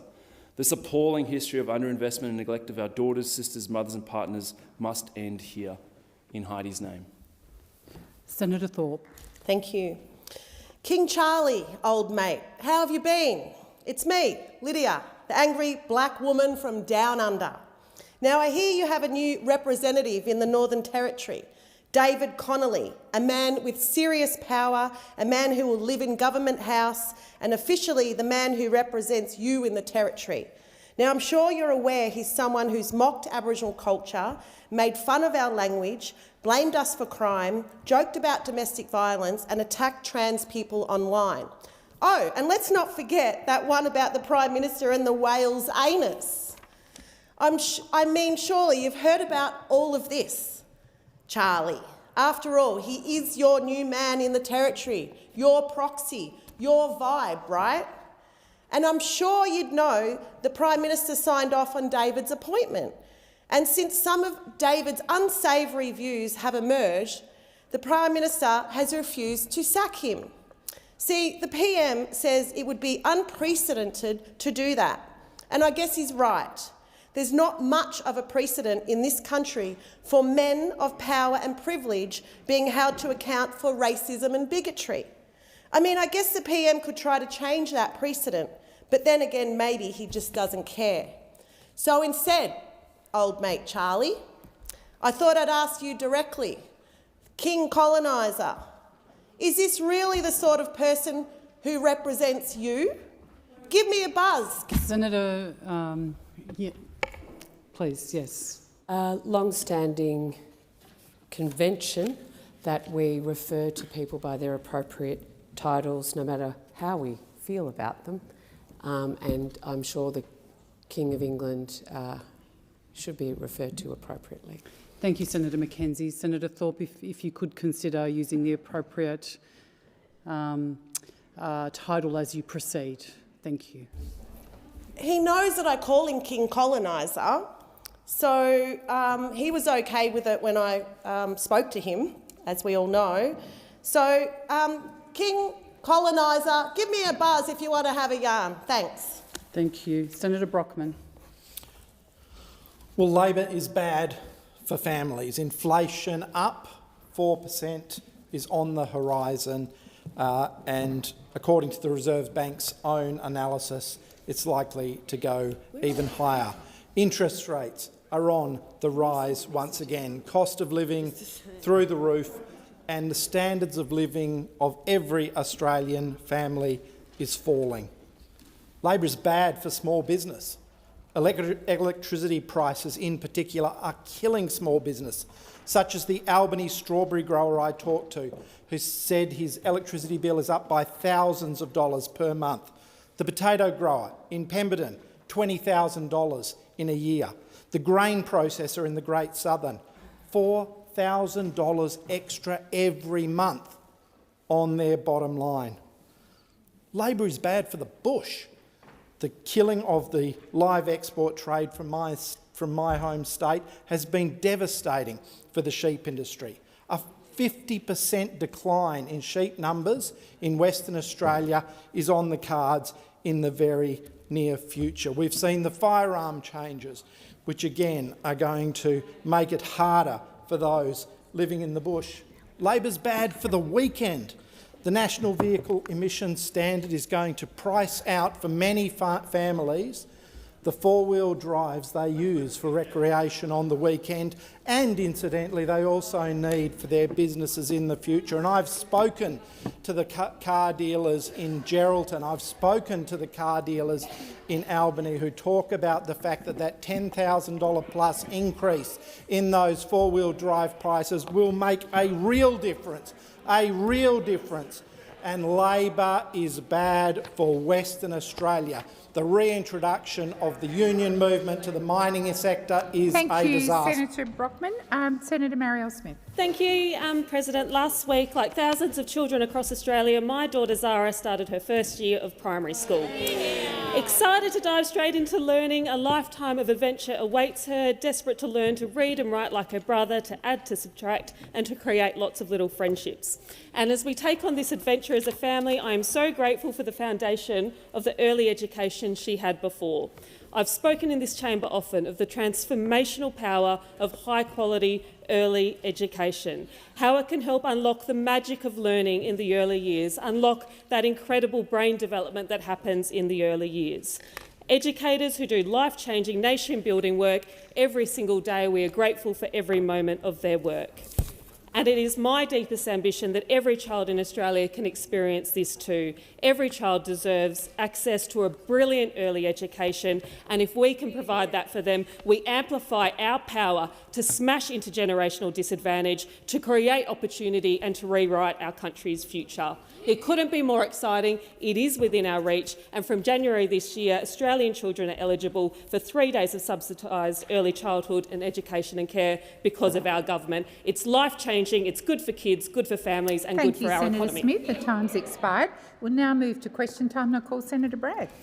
Thank you very much, President. My question is to the Minister representing the Prime Minister, Senator Wong. Across the government's housing funds, how many dwellings have now been completed because of Commonwealth support since Labor came to office? What is the number? I'm not looking for how many houses were funded or approved or in the pipeline. The question is how many were completed and are available to occupy. Thank you, Senator Bragg. Minister Wong. Thank you, President. You know, I wish I could ask Liberal senators questions, because I would ask Senator Bragg why he, as a moderate, appears to have gone down the path that Scott Morrison was suggesting. It seemed to be a very, very atypical. Yes, I would take an objection if I were you. Very embarrassing. Minister Wong. Very embarrassing. Minister Wong, where are the moderates? Just resume your seat. Order. Order on my right. Order on my right. Senator Bragg. Thank you, President. Point of order on relevance. This so far has nothing to do with the content of housing. Thank you, Senator Bragg. Minister Wong had just started her answer, but I will draw her back to the question. I can understand why you're embarrassed, Senator. I understand why you're embarrassed. And I understand why he's embarrassed too, as someone who has relationships with his community. Wong, but please, I will now turn to the numbers Minister that Wong, are... please resume your seat. Senator Henderson. Order. Order on my right. Senator Watt. Order. Order. Senator Ayres. I should not have to call... Senator Watt. Senator Watt, you are now being disrespectful towards me. Senator Henderson. Thank you very much, President. A point of order. I just would ask that you would ask Senator Wong to direct her comments through the chair. Thank you. Minister Thank Wong. you. I'm sure, President, and I'm sure that the Senator knows that Senator Bragg is probably, and Senator Scarr are probably tough enough to handle me looking at them. But what I would say is this. There is a number that is very important, and that is a number that is 373, which is the total number of social and affordable homes that the party you are part of built in a decade. So we are delivering 55. Minister Wong, please resume your seat. I'll wait for silence. I'm waiting for silence. Senator Bragg. Oh, thank you, President. On relevance, the question was about how many houses have been completed. Yep. I think the minister was going to respond to your question. Minister Wong, please continue. Sensitive, you're getting punchy. So we have a job. We are getting on with the job of delivering 55,000 social and affordable homes. 5,000 social and affordable homes have been completed through Commonwealth programs. A further 25,000 are in construction and planning, including over 18,000 through the HAF, and 21,000 more social and affordable homes will be commissioned this year through the Housing Australia Future Fund. The problem for Senator Bragg is that his is a party that has always believed that government doesn't have a role in housing. And so when he comes in here to have a go at government's doing something about it, people know he comes from a political perspective, apparently increasingly right-wing, as one of the three parties, right-wing parties.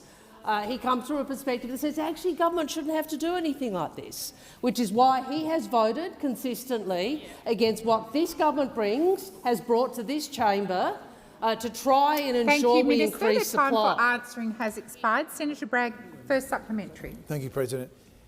In my IFO 2025-2026, the government lifted Housing Australia's borrowing cap from $26 billion to $44 billion. How many additional completed dwellings will that extra borrowing produce, and by what date? Thank you, Senator Bragg. Minister Wong. Well, Senator, I'm sure those details are something you will traverse ad nauseum in estimates. But what people will know is that we have completed homes and we have more on the way. What they will know about you is that you do not believe that government has a role in increasing housing supply. Now, Senator, I'll take the interjection from Senator Cash. It is relevant. It is relevant to the credibility of a housing spokesperson if they don't actually think government should be engaged in increasing supply. Minister Wong. That's relevant to your credibility or lack thereof. Minister Wong, please resume your seat. Senator Bragg. On relevance, President, the question was quite clear about how many dwellings will be built as a result of the extra borrowing. Senator Bragg, I'm sure you're also aware that if senators interject, it is quite proper for any minister to take those interjections, and Minister Wong was being directly relevant to the interjection. I would advise senators not to make an interjection. Minister Wong. We are unapologetic for making the changes that we believe are required to deliver the ambitious housing objectives we have. We are unapologetic for that, Senator, and the reality is we are clear that we are the only party in this place and in this country that is actually wanting to invest in and deliver more housing for Australians.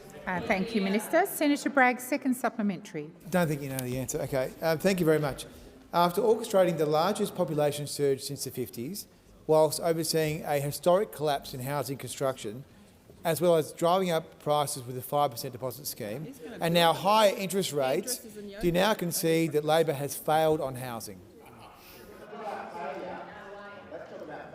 Oh, I'm sorry.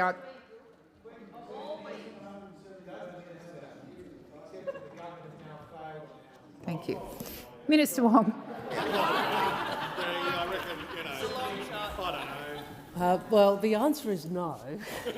But again, what I would say, Senator, is that you and your party have consistently opposed every aspect of our housing agenda from woe to go. And you are consistent with that. And it would be better if you could front up to the Australian people and say, actually, you know what, we don't think government has a role in ensuring more housing supply. You know, because that would be a more honest thing to do than coming in here and asking questions, pretending to care. You don't care because you don't actually believe government should be doing this. We have a different view. We want to build more houses for more Australians because we understand what housing means to Australians. We want to provide more social and affordable housing. We want to add to the private housing supply, and we want to ensure that home ownership is within reach of more Australians. That is the difference between the Labor Party and the divided three parties on the right. Senator Deleger. Thanks very much, President. And my question is to the Minister representing the Treasurer, Senator Gallagher. Since coming to government, the Albanese Labor government has focused on dealing with the inflation challenge across the economy and getting the budget into better shape. How has the government approached this task while maintaining low unemployment and growth across the economy? Thank you, Senator Deleger. Minister Gallagher. Thank you, and I thank Senator Deleger for the question. And it's an important question about how this government has managed the budget over the last 3 years and the approach that we will take going forward. Responsible economic management has been a defining feature of the Albanese government. December's MyEFO was the only one on record that delivered a better bottom line in every year of the forward estimates, less debt in every year of the forward estimates, and net policy decisions that improved the bottom line. On this combination of measures, it's the most responsible mid-year update on record. Since we've come to government, we've delivered the biggest nominal turnaround in the budget in history, $233.5 billion improvement across the budget on our watch. We've found $114 billion in savings since coming to government. Gross debt this year is $176 billion lower than what we inherited when those opposite lost government in 2022. The progress we've made on the budget means we've been able to avoid more than $60 billion in interest payments alone, and we've been able to do that whilst at the same time making sure that we have seen strong jobs growth across the economy. Getting the budget in better shape has been important to that. Getting wages moving again, important to that. Making sure women get a better deal across the economy, also been a key priority for this government, and we will continue with this approach. And it's in stark contrast to what we saw when those opposite were in government. We saw deficits, promises of surpluses never delivered. We've delivered 2 surpluses. We've lessened the deficit in every year from what we inherited in 2022. We've been finding savings, and we've been able to manage and progress reforms in important areas. Expired. Senator Deleger, first supplementary. Thanks, President, and thanks, Minister. Job creation and getting wages moving again has been a central part of the Albanese Labor government's economic plan. How has strengthening the budget supported these objectives while keeping the focus on lowering inflation and supporting households with cost of living? Thank you, Senator Deleger. Minister Gallagher. Thank you, and I thank the question. It's an important one, again, about jobs, because we on this side of the chamber understand the importance of having a job and of being able to create jobs in new areas, but also support good wage outcomes, something, again, those opposite ignored during their entire time in government. It is important to recognise that we've been able to manage, in this high inflation time that we've had over the last 3 years, unemployment rate at 4.1%. That was what it was in December, and a labour force participation rate rising to 66.7%.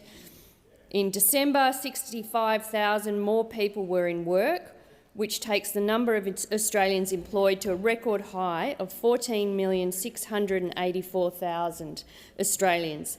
This shows that we've got a labour market that continues to grow, creating opportunities for all Australians, with full-time jobs accounting for the vast majority of the increase in employment over that month. Thank you, Minister. The time for answering has expired. Senator Deleger, second supplementary. Thanks, President. How will the Albanese Labor government continue strengthening the budget and delivering meaningful reform, whilst also supporting Australians with cost of living pressures? Thanks, Minister. Thank you, Senator Delegar. Minister Gallagher. Thank you very much, and thanks, Senator Delegar, for that question as well. The government, as we enter all of the intense work period over the next few months in the lead up to the budget, will of course be looking at how we can support Australians with cost of living pressures, how we manage the budget, how we find savings, not only to return to budget to lower the debt and deficit that we inherited from those opposite, but also to make sure that we've got room for important priorities, whether they be in defence, whether they be in health, dealing with the pressures in the NDIS that Minister McAllister is leading, whether it be in aged care. All of these areas where we're seeing continued demand, managing that and providing cost of living assistance with the tax cuts that will come in. We've got a load of all of our measures that we've already introduced, including increasing PPL and issues like that, that will continue to roll out to support households across Australia. Thank you, Minister. Senator Scarr. The Minister representing the Treasurer, Senator Gallagher. Minister, yesterday the Reserve Bank of Australia announced a decision that many struggling Australian families had feared but hoped wouldn't happen, a large interest rate rise. Yesterday you did not know how much, or you refused to tell us how much, your government's interest rate rise would increase monthly repayments for someone with a $600,000 mortgage. Minister, how much more a month will the government's interest rate rise cost hard-working Australians who have a $600,000 mortgage? Thank you, Senator Scarr. Minister Gallagher. Thank you. Well, I'm going to answer in the same way I answered yesterday, which is I'm not here. It depends on a range of factors. I'll leave it to Senator Scarr to do the various scenarios if he chooses to do so. Our focus is on supporting households while they deal with cost of living pressures across the economy. And we recognise that people are under pressure. And when we have brought measures to this chamber to support households with those pressures, what has happened over there? What has happened, Senator Cash? You voted no every single time, whether it be energy bill rebates, whether it be housing investments, whether it be some of the investments we've done in health, on cheaper medicines. Remember how they fought tooth and nail to make sure that we couldn't allow people to have 60-day prescribing, to actually pay half the price of the medicines. Oh, no, you're not allowed that. We want you to pay twice as much as you should. That was the position over there. So I am not going to be lectured by Senator Scarr and others about how we support households when inflation is higher than we would like. We get that households are under pressure on this side. That's why all of us turn up to work every day, not to fight each other in a race to the sky interview room, but actually think about our constituents, the people that we were sent here to serve. That's what we are doing. Every single day, that's what this group does. We talk about how to help people, and we watch in shock and horror as you tear each other apart. We cannot believe it. The indulgent exercise that we have witnessed for the last month or so as you tear each other down while we are turning up to work every day to make sure we look after people and do everything we can to help them at this point in time. Thank you, Minister. Senator Scarr, supplementary. Thank you, President. Queenslanders will note that there was no answer to that question. Minister, how many more interest rate rises will hard-working Australians with a mortgage have to endure before you realise your government's failure to reduce spending is causing this problem? Order. Minister Gallagher. Well, I think the people of Queensland are looking at you lot and are shocked, frankly, at the way you are behaving. I think that's what they'll be thinking right now. I think it's clear from Senator Scarr's question that he hasn't read the statement on monetary policy which was released yesterday alongside the bank's decision, because if he had, he would have read the analysis that the bank put out about the drivers, about what they see as the most significant drivers of pressure on inflation in the economy. And he will have seen that, according to the bank, the upside surprise has been in the area of private demand, and in fact government spending doesn't feature as part of that. We will continue to do what we have done when we inherited an inflation accelerating at 6% and rising when you left government. Yep. It is much lower than that now, but the job is not done. Thank you, Minister. Senator Scarr, second supplementary. Thank you, President. Well, Senator Scarr had read the statement. He'd also read all the expert economists with their views as well. When will you say sorry to families who will lose their homes because Labor's policies are keeping interest rates higher for longer? Order. Order. Senator Ayres. Senator Ayres. Senator Cash. I do appreciate that Senator Scarr has a loud voice, but he's also entitled to ask his question in silence, as the minister is also rightly to expect to be heard in silence. Minister Gallagher.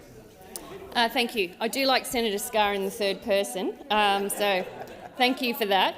But we recognise, I mean, the answer to that question is similar to the one I gave in answer to the first question. We recognise on this side of the chamber people are under pressure, and that's why we're doing something about it. We're not just acknowledging it, we're doing something about it. With tax cuts for every taxpayer coming in July this year and next year, we've got our bulk billing incentive, we've got the cheaper medicines that you opposed. Now, you go and explain to a room full of Australians why you wanted them to pay double for their prescription every month. Why did you take that position and then come in here and say you've got concerns about people under pressure? We're doing something about it. Cheaper medicine. We're backing higher wages. We've cut HECS debt by 20%. There are a range of actions underway by this government delivering cost of living relief for Australian households. Thank you, Minister. Senator Waters. Thanks, President. My question is to the Finance Minister representing the Treasurer, Minister Gallagher. Housing cost is the single biggest contributor to recent inflation. The RBA Governor yesterday singled out credit growth as a cause for concern. We know that property investors have borrowed a record high $40 billion in the last 3 months of last year alone, and that's largely to buy existing homes, not for new builds. Investors are flooding into the market at record rates, and the Labor government is giving them massive tax handouts to help them push up house prices. Will Labor use this budget to cut these unfair tax handouts for property investors and give renters and first home buyers a real shot at buying a home? Thank you, Senator Waters. Minister Gallagher. Thank you. Well, and I thank Senator Waters for the question. And this government is rolling out, and as Senator Wong outlined in her earlier question, a very ambitious housing agenda that we started in 2022 when we came to government to make sure that we are doing everything we can to increase the supply of housing across the economy. That has been our focus. Our tax policies on housing haven't changed. We've said a number of times, I've heard the Treasurer say it a number of times, I know it was raised at the Economic Reform Roundtable, that we do think there are intergenerational issues in housing. But our work over the last 3 years or so has been on supply side, on making sure that we are doing everything we can, whether it's working with the states and territories to deal with some of the planning and regulation around housing that delays the construction of housing and adds to costs, or whether it is actually dealing with the social and affordable end of the housing market, which the Housing Australia Future Fund plays a role in. Our Social Housing Accelerator is another area of example where we have worked hard, again, to target some of that assistance to deliver increased supply, and we are seeing some early good signs in terms of building approvals, new dwelling construction and dwelling commencements. We are seeing some pleasing signs in that area, so the measures that all governments across Australia, it's not just the Commonwealth Government, all of us, are working on to deliver an outcome on housing are starting to work. There is more to do, and we consider all of these things as we put the budget together over the next few months. Thank you, Minister. Senator Waters, first supplementary. Thank you. There's speculation today that Labor will reform the capital gains tax discount in this year's budget. According to Treasury, an astonishing 54% of this tax handout goes to the wealthiest 1%, and just 4% of it goes to people under 35. This is the most unfair tax handout in the Commonwealth Tax Code. When will Labor scrap this handout to the 1%? Thank you, Senator Waters. Minister Gallagher. Thank you. Well, as I said in answer to the earlier question, our tax policies haven't changed. In relation to tax reform, we do have a number of reforms underway, and we've said repeatedly that we're up to consider further work, particularly work that comes out of that economic reform roundtable.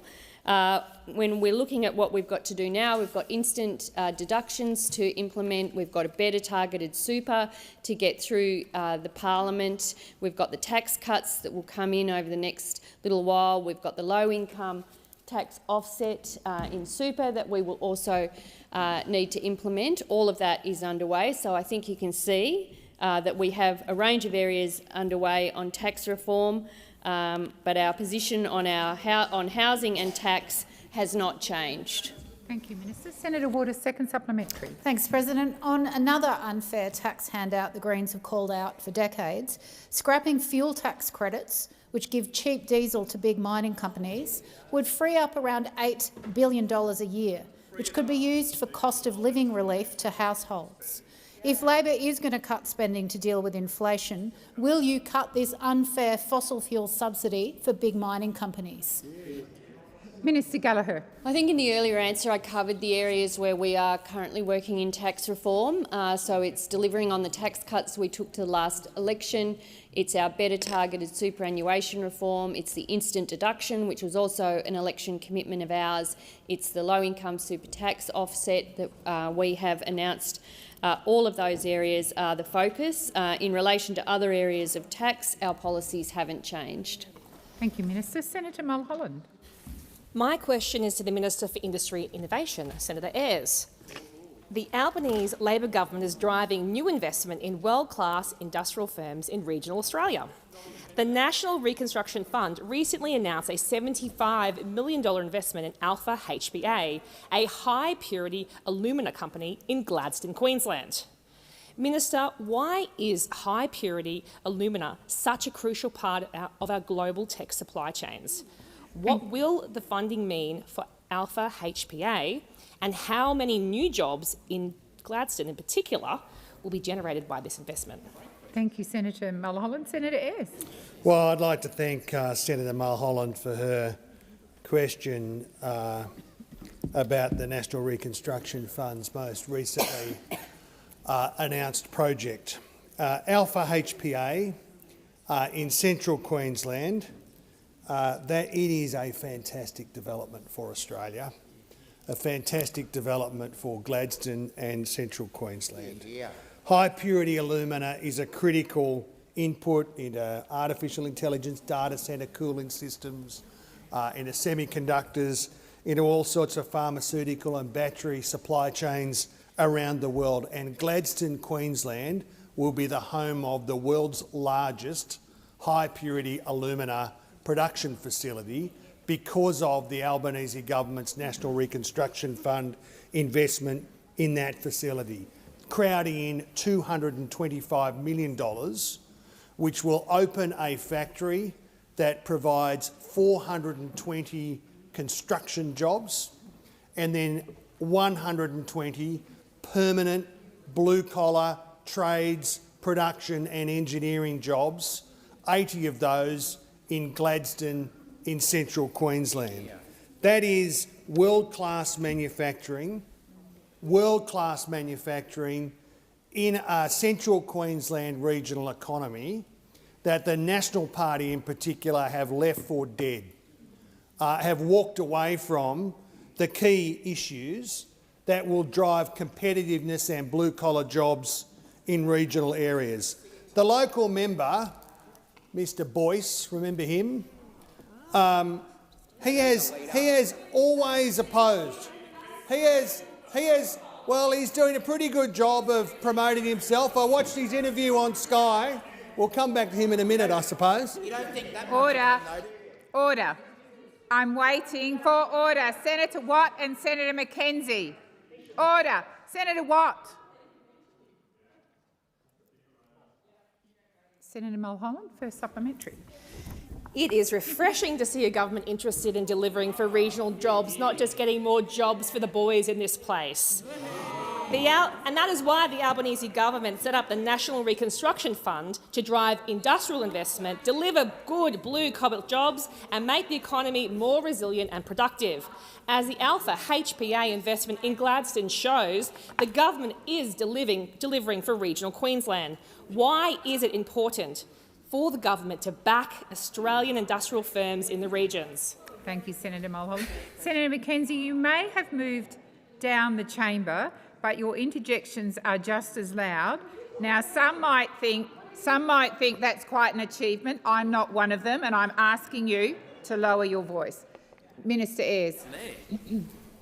I suppose they'll get a question at some point this week, I guess. But the alternative views, the people standing in the way of the National Reconstruction Fund and the Future Made in Australia program, which is Australia's largest ever pro-manufacturing package, is poor old One Nation, Mr Boyce and his friends over here in the once proud National Party and the Liberal Party, who have opposed electricity development for industry in Australia, who have opposed the National Reconstruction Fund, delivering 520 jobs in this one announcement in regional Australia, have got an utterly contemptible approach to industrial policy, are all about, and you hear Senator Mackenzie, he got a swing to him.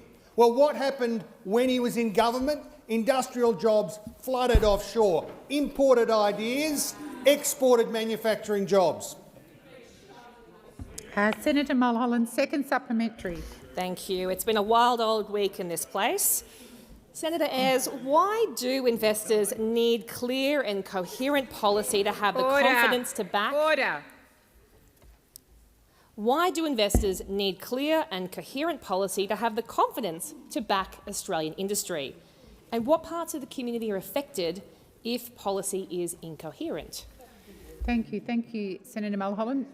Minister Ayres. Thanks, President, and thanks, Senator Mulholland, again for that question. What the Liberals and Nationals have done is import weird extremist foreign ideas and export Australian manufacturing jobs whenever they've had the chance. This government, by contrast, is providing a partnership with the private sector and in the investment community, which is delivering good quality blue-collar jobs, good quality engineering and trades opportunities, good opportunities for start-up Australian businesses that will rebuild the manufacturing sector that Senator Canavan and Senator Mackenzie and all these characters over there have been utterly dedicated to destroying. We will work with industry to deliver future electricity, future energy that is going to deliver manufacturing jobs for decades to come. That's what we're about. Thank you, Minister Ayres. Senator Tyrrell. Thank you, President. My question is to the Minister representing the Minister for Social Services, Mr Gallagher. The Commonwealth Ombudsman found that in 2019, Services Australia became aware that its administration of child support was not compliant with the law, resulting in some parents who were legally entitled to child support not receiving it. The Ombudsman found that Service Australia made a deliberate decision not to apply the law as written and continued that practice for years. Minister, why was a government-funded agency allowed to knowingly continue administering a program in breach of the law once that non-compliance had been identified? Thank you, Senator Tyrrell. Minister Gallagher. Thank you, and I thank Senator Tyrrell for the question. This is a question that it's an issue that we have talked about and indeed discussed at estimates around some of the issues that have arisen around the implementation of income support payments and areas where agencies have been advised that they are not in compliance with the law and where the policy intent is not necessarily supported by the legal framework. Since coming into this portfolio, I have been discussing this with Services Australia, but also the Policy Arm Department, which is led under Minister Plibersek, to consolidate all of the areas where there are concerns. There are some where it's around legal compliance. There are others where it's around policy compliance, and try and pull that all together and work our way through how we're addressing each one of them. And there are a number of areas. We've fixed up a couple of those in the bill that was passed in December. There is another bill coming in, I think it's coming into the House next week, that deals with a number of other areas. And I think there'll be further amendments that we will have to bring to this chamber to deal with it, where the policy intent, where the understanding was that there weren't any legal compliance issues, but where new advice has provided that there are, and we are working through all of those. It is not discretionary about whether government agencies follow the law. They must follow the law, and where there are issues identified where compliance has been questioned or not supported by legal advice, then the job is to bring it here and deal with those matters and address them through amendments or changing the way it's implemented through Services Australia. Thank you, Minister. Senator Tyrrell, first supplementary. Thank you, President. Minister, the Ombudsman found that this was not an administrative error or an IT failure, but a conscious decision to continue a practice known to be unlawful. Does the Minister accept that knowingly choosing not to apply the law is a failure of governance? And if so, who has been held accountable for that decision? Thank you, Senator Tyrrell. Minister Gallagher. Thank you. Well, the issue that you talk about, and it's covered by the Ombudsman report, dates back a number of years. Certainly since I've taken the portfolio on, I have tried to coordinate and pull together all of the areas where there are concerns around the legislative, the law and compliance with the law. I know Services Australia takes the Ombudsman's recommendations very seriously and is working to implement all of those recommendations. I'm advised that all recommendations will be implemented by the end of January. There are further legislative amendments that I alluded to in my last answer that need to be prioritised and are being prioritised by the government by giving that the relevant status to get those amendments in and before the Parliament as soon as possible. But it is a big piece of work that we need to get done, and I imagine as we continue there will be other issues identified that get added to this coordination approach to deal with it. Answering has expired. Senator Tyrrell, second supplementary. Thanks, President. So no one's been held accountable as yet. Minister, the Ombudsman found that the Department of Social Services was aware of this unlawful administration by 2020. Yet detailed briefings to ministers did not occur until late 25, more than 5 years later. Is the minister saying she was not informed for 5 years about a known, ongoing breach of the law, or that she was informed and no action was taken? And in either case, how is that consistent with ministerial responsibility? Thank you, Senator Tyrrell. Minister Gallagher. Yes, so that is my understanding. The issue was first uncovered in 2019. Obviously, we were not in government until 2022, and I did not get the government services portfolio until permanently until May this year. Since coming into government and being into this position and being briefed on some of these issues, and I have essentially, with Minister Plibersek, pulled together a range of issues, because there are issues around legal compliance, there's issues around that can be fixed without amendments to the law that need to be dealt with, and we're dealing with those. Also looking at impact on customers as a way of prioritising with that. I think in last estimates we advised the committee there was over 144 areas that we were working on. This is certainly one of them and is being prioritised. But I can only answer for the time I've been in the job, and I would say we are holding portfolio agencies responsible. Minister, the time for answering has expired. Senator Mackenzie. Thank you. My question is to the Minister for Finance, Senator Gallagher. Banks are passing on interest rate rises. Families today are making more sacrifices to afford higher home loan repayments as a result of Labor's rising inflation. A family in Bendigo with a $500,000 home loan on a medium-priced property faces an extra $950 a year on repayments. And under Labor's big spending, inflation is likely to remain above target for some time, with the risk of further increases in rates in coming months. When will the government accept responsibility for its contribution to rising inflation, which will cause millions of Australian families, homeowners and small businesses financial pain? Thank you, Senator Mackenzie. Minister Gallagher. Thank you. Well, it's a very similar question to the one that Senator Scarr asked, but obviously there you hadn't shared those questions. My answer is that yesterday's news will be very difficult for those households on mortgages, and we acknowledge that and we're acting upon it. In relation to the claim that government spending, and specifically the claim that this, the federal government, when of course the bank looks at all governments across Australia and the decisions they're taking, it was not cited as a reason for the decision yesterday. I mean, it's just a fact. I'm not trying to shift accountability here or responsibility here. I'm standing and answering it.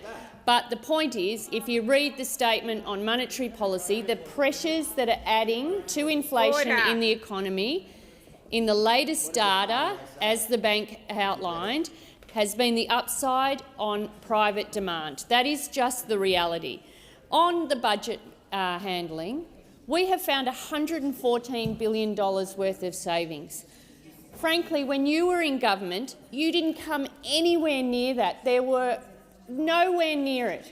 We got rid of the buckets of funds and waste that you had buried into your budget as payoff to the Nationals at that point in time, regional buckets of funding that was buried in the budget as wasteful spending. We got rid of it. We have cleaned up the budget. We have got it in much better shape, lower deficits, lower debt, lower interest, delivered 2 surpluses, which the Governor herself has pointed as being very helpful, and we will continue that approach in the budget in May. Thank you, Minister. Senator Mackenzie, first supplementary. The Reserve Bank said some of the increase in inflation reflects greater capacity pressures. This is a clear shot at your government's failure to address the productivity crisis. Industrial relations laws, failure to reform tax or reduce red tape, high-cost green policies that you said would be cheap but are not, a runaway spending on the $52 billion and climbing NDIS.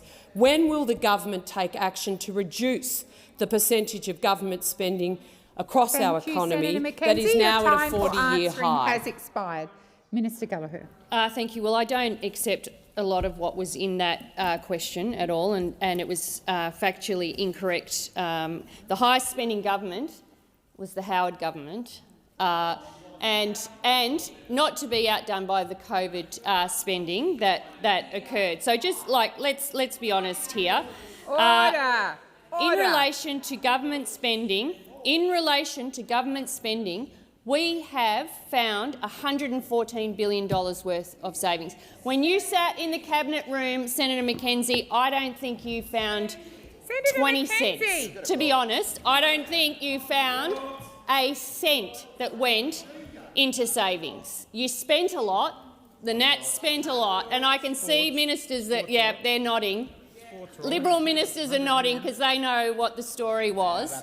Buckets of cash that went out to the regions without any detail.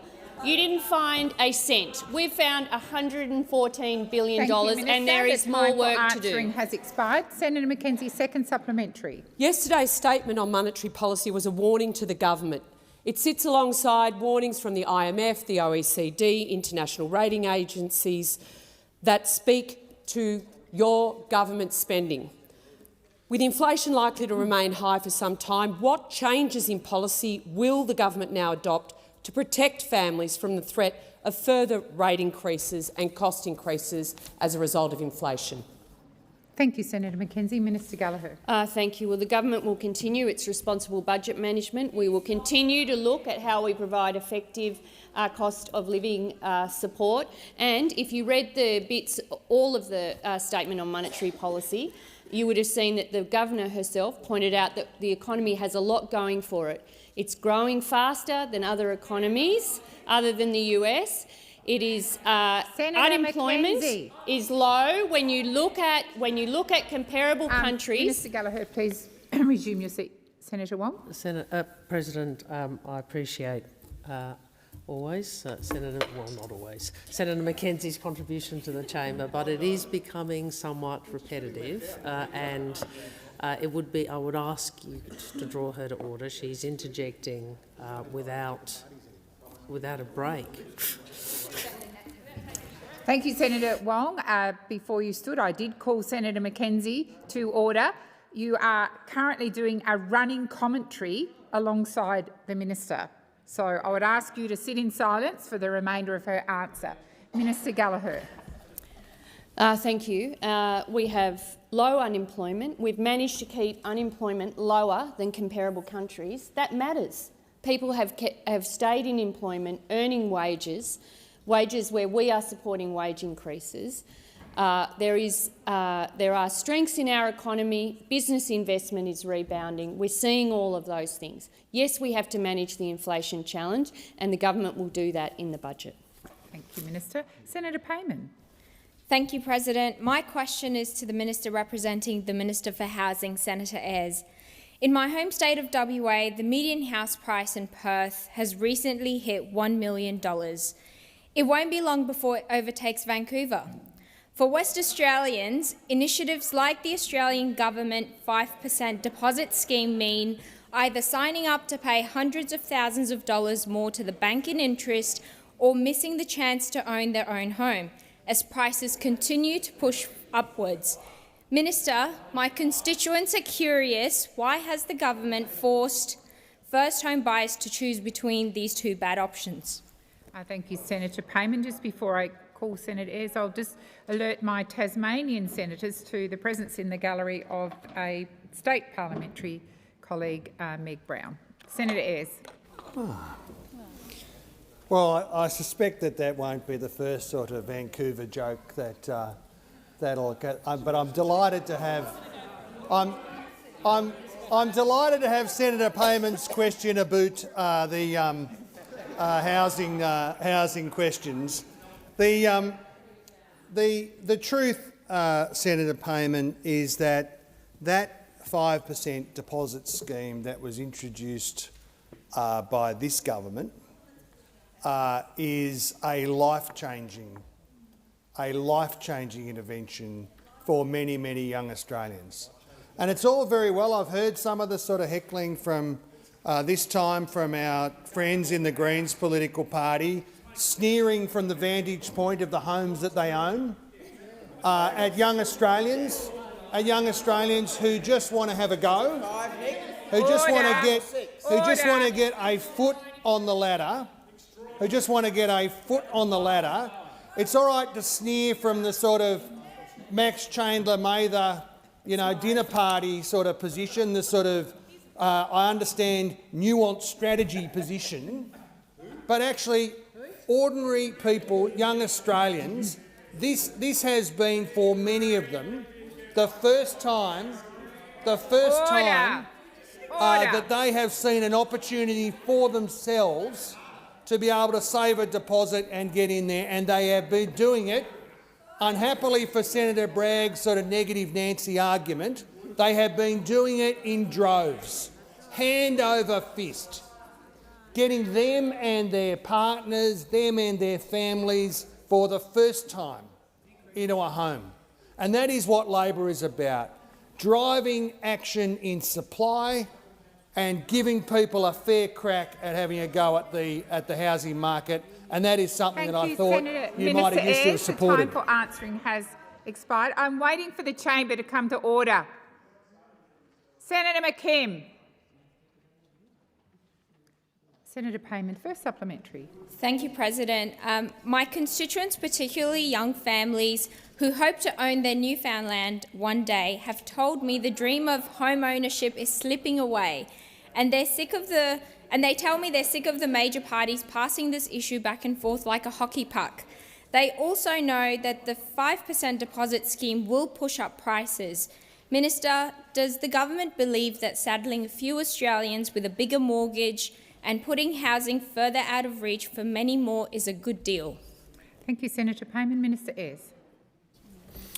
Well, Senator Payman, I'd leave the jokes to Senator McGrath. He's done a better job over the course of the last 24 hours, I think. Well, I'm not sure what the evidence base that you have from your sort of incoming Facebook and Instagram is on these questions. But I can tell you that 220,000 Australians, since we have come to office, have accessed that scheme so that they are able to, instead of facing a 10% deposit that is just such a long way away for many ordinary people, particularly young people, they can access a 5% deposit, get into the housing market, improve their home, make decisions about family life, expand their families, accrue the benefits of the capital gains. I know the Greens don't like them. Senator Payman, second supplementary. Minister, we don't know for sure what the Treasury thinks because the government has refused to release their modelling. OPD 208, which sought modelling on the 5% deposit scheme, was agreed to on 3rd November last year. The Minister for Housing asked for an extension more than 2 months ago. Like maple syrup without pancakes, it doesn't stack up. Why is the government covering up these documents which were ordered to be produced 93 days ago? Thank you, Senator Payman. Minister Ayres. Well, this government has complied with more orders for production of documents in any one term than any Australian government ever. This includes, just yesterday, an order moved by Senator Bragg for a congratulatory letter. Mate, if you want a congratulatory letter, I'm sure I can organise one for you. The one that Senator Payman refers to includes ministerial submissions, records of conversation, letters, briefing notes, meeting agendas, file notes, meeting invitations, meeting notes, meeting minutes, emails, instant messages and electronic messages. We have produced 3,995 pages worth of documents in housing. That's more than 3 times longer than the full trilogy of Lord of the Rings. It's about 8 times as long as poor old Senator Bragg's last book, self-published, no doubt. Self-published. Order. Senator Brown. Thank you, President. My question is to the Minister representing the Minister for Health and Ageing, Senator McAllister. In its first term, the Albanese Labor government delivered cost of living relief to all Australians by cutting the cost of medicines on the pharmaceutical benefit scheme. On January 1st, the government continued its record, delivering more affordable and accessible health care to Australians. How is the government delivering cheaper medicines for all Australians? Thank you, Senator Brown. Minister McAllister. Thanks, President, and thank you, Senator Brown. Well, since January 1, I think you'll all know that there's been a lot of discussion about the year 2016, and there's been a lot of senators jumping on this trend, the difference between 2016 and 2026. But I'd actually suggest that the date we should be talking about is probably 2004, because that is the last time that PBS medicines were as cheap as they are now. That's right. January 1 this year, families are paying no more than $25 when they are filling a prescription on the PBS, and that is a 20% cut. A 20% cut in the maximum cost of medicines on the PBS. And it means that Australians will save more than $200 million a year. And we've also frozen the cost of PBS medicines for pensioners and concession card holders. That cost is frozen at its current level of $7.70 until 2030. But as Senator Gallagher has already reminded the chamber, every single one of these measures was opposed by the Liberals, by the Nationals and by One Nation. They have been so busy focusing on themselves, looking for political angles, focusing on their internal factional arrangements. And if they had got their way, if the Liberals and the Nationals and One Nation had got their way, the maximum PBS general patient co-payment would be more than $50. More than $50 in 2026. So be really clear. Under those opposite, people would be paying twice as much per script as they are paying now, and it tells you everything about their priorities. They have got a lot of agendas, but helping Australian families is not one of them. Thank you, Minister. Senator Brown, first supplementary. Thank you. Minister, helping Australians access affordable health care when and where they need is a priority of the Albanese Labor government. In the new year, how has the government delivered new support so Australians have even greater access to health care? Thank you, Senator Brown. Minister McAllister. Thank you, President. Well, from January 1, if you need expert health advice or reassurance, every Australian can get free health advice through 1800 Medicare, and the registered nurses are there 24/7. They are there to provide advice and refer you to a health service that you need, whether that's your regular GP, your local hospital or a Medicare urgent care clinic. And if you do need urgent assistance, the triage nurses can connect you to a free telehealth session with a 1800 Medicare GP, and it's via phone or via video. They will also be available all weekend and weeknights between 6 p.m. and 8 a.m. And we expect that about 250,000 Australians will avoid an unnecessary trip to a hospital emergency department each year thanks to 1800 Medicare. And if you need mental health support, you can access Medicare's free mental health check-in service too, because we want to make sure Australians can access free mental health care when they need it. Senator Brown, second supplementary. Thank you, Minister. Minister, how do new measures delivered on January 1st complement other actions that the Albanese Labor government is taking to strengthen Medicare and improve Australia's primary health care system? Why has the government chosen this approach? Thank you, Senator Brown. Minister McAllister. Thank you, President, and thank you, Senator Brown. Well, we are expanding the availability of free urgent health care. There are now 122 Medicare urgent care clinics open across Australia. And they are giving our hospitals, our GPs and our communities the support that they need. The Albanese Labor government has also delivered the largest investment in the history of Medicare, $8.5 billion. And since our investment started, there are now 3,300 Medicare bulk billing practices nationwide. Over 1,200 of those clinics were previously mixed billing under the arrangements that were put in place by those opposite. And that's why we take the approach that we do, because we had to take action. Because under those opposites, bulk billing rates were in freefall because of the Coalition's 6-year freeze of the Medicare rebate, which ripped billions out of the Medicare system. Thank you, Minister. Senator Hume. Thank you, Madam President. My question is to the Minister representing the Prime Minister, Minister Wong. On the 29th of January 2025, the Prime Minister enthusiastically endorsed his Treasurer when he said that the worst of the inflation challenge is now well and truly behind us. A year later, inflation is now at 3.8%, well outside of the Reserve Bank's target band and higher than in every major advanced economy. Indeed, the Prime Minister's Finance Minister just 25 minutes ago said the job is not yet done.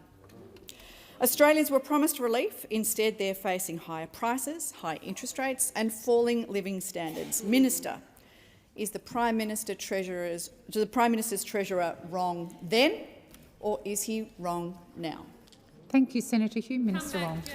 Well, can I first welcome Senator Hume back to the Senate and back to Senate question time. It's good to see you. It's good to see you back.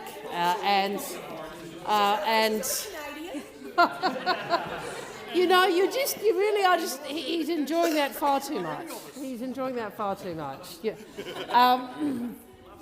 Senator Hume, inflation it remains higher than we would like. The Treasurer, Senator Gallagher, have been front about that. We are front about that. I would make this point. It is certainly lower than the peak that existed and much lower than that which we inherited. And I think you, as a former shadow finance minister, would know that, Senator, that when we came to government, the inflation was much higher, and that it is at a much lower rate now than it was when we came to government. Order. But it is relevant, Senator Ruston, because it is pointing out where inflation has gone. But we have been upfront, Senator Hume, about inflation being higher than we would like. And as you would have heard, the Treasurer and Senator Gallagher yesterday and today speak about what the data shows is that the inflation challenge is a mix of temporary factors, but also persistent pressures. And so persistent pressures in areas like housing and temporary factors like the end of energy rebates, increases in travel costs and the like. And I'd make the point in relation to housing that obviously one of the ways you can deal with pressure in the housing market is to add to supply, which is why I reiterate the comments I made earlier to Senator Bragg, about the position he has taken your party to, which is to oppose all investment in housing supply by the government. Thank you, Minister. The time for answering has expired. Senator Hume, first Minister, supplementary. thank you, Madam President. Minister, under Labor, government spending is growing at its fastest rate outside of a recession in nearly 40 years. Now, every credible economist will tell you that government spending is adding to inflationary pressure, forcing the Reserve Bank to keep interest rates higher for longer. When this was pointed out to the Treasurer, he said that those economists were making political comments. But, Minister, why won't the Prime Minister hold this Treasurer responsible for the fact that his spending is making the Reserve Bank job harder? The question has expired. Minister Wong. Well, I make two comments on that. First, in relation to the SNP and the decision of the Reserve Bank. The statement made clear that the pressure on inflation is coming from private demand. So your question is predicated on an inaccuracy. Second, Senator, and I hesitate to do this, but I think that question does invite it, that, I would remind you that you were a shadow finance minister who went to the election with a plan for higher taxes, bigger deficits, larger deficits and more debt. I mean, this was the position that you and Shadow Treasurer, was that Mr Taylor? Yeah. Was that Mr Taylor? Mr Taylor, went to the election with. This team set out to the Australian people a coalition fiscal strategy for the election for higher taxes, larger deficits and more debt. Thank you, Minister. Senator Hume, second supplementary. Minister, Australians are poorer today than they were 4 years ago. Under Labor, we've experienced the largest decline in living standards in the developed world, and it's no coincidence that it's your policy positions that have caused this. Minister, is the Prime Minister sorry or even aware that Australians are poorer under Labor? Thank you, Senator Hume. Minister Wong. Not only is the Prime Minister aware, but he has been absolutely focused since he was elected on doing all that he could, as we all have, to address cost of living pressures that Australians feel. And, Senator, can I remind you of how many of those cost of living measures you opposed? I mean, you come in here now talking about cost of living pressures. I mean, you have no credibility, Senator. You have no credibility on this. You were... Order! Order! Minister Wong, please continue. You have no credibility on this, Senator, and neither does your party or your parties, because you consistently, individually and collectively, oppose cost of living measures that we sought to bring in order to address the pressures that Australians face. You oppose them. You oppose them.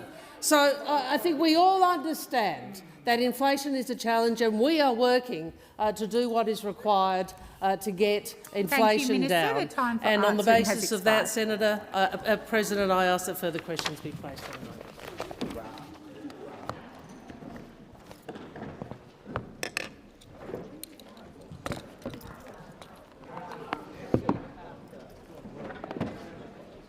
Thank you.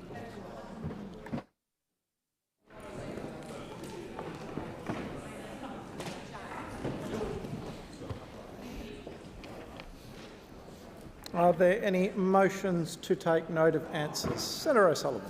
Yes, thank you, Deputy President. I rise to take note of answers given to questions by Liberal senators this afternoon. Well, what a come-to-Jesus moment it was yesterday for the Treasurer of this country.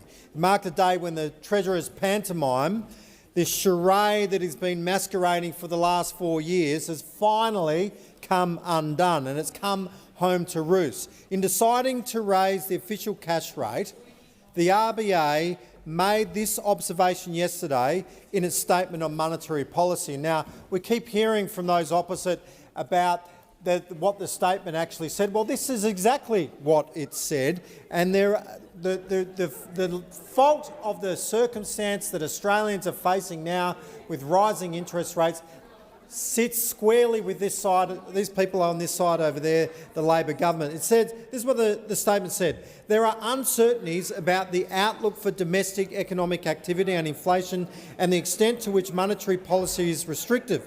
On the domestic side, if growth in demand is stronger than expected and growth in the economy's supply capacity remains limited, it is likely to add further to capacity pressures. Now, for those following along at home and wondering what all that means, well, the reality is that because productivity continues to sit at record low growth rates, every time that the economy is starting to get moving and starting to get going, just like a motor car, a race car at the grid lines, ready to start, they're trying to get into gear.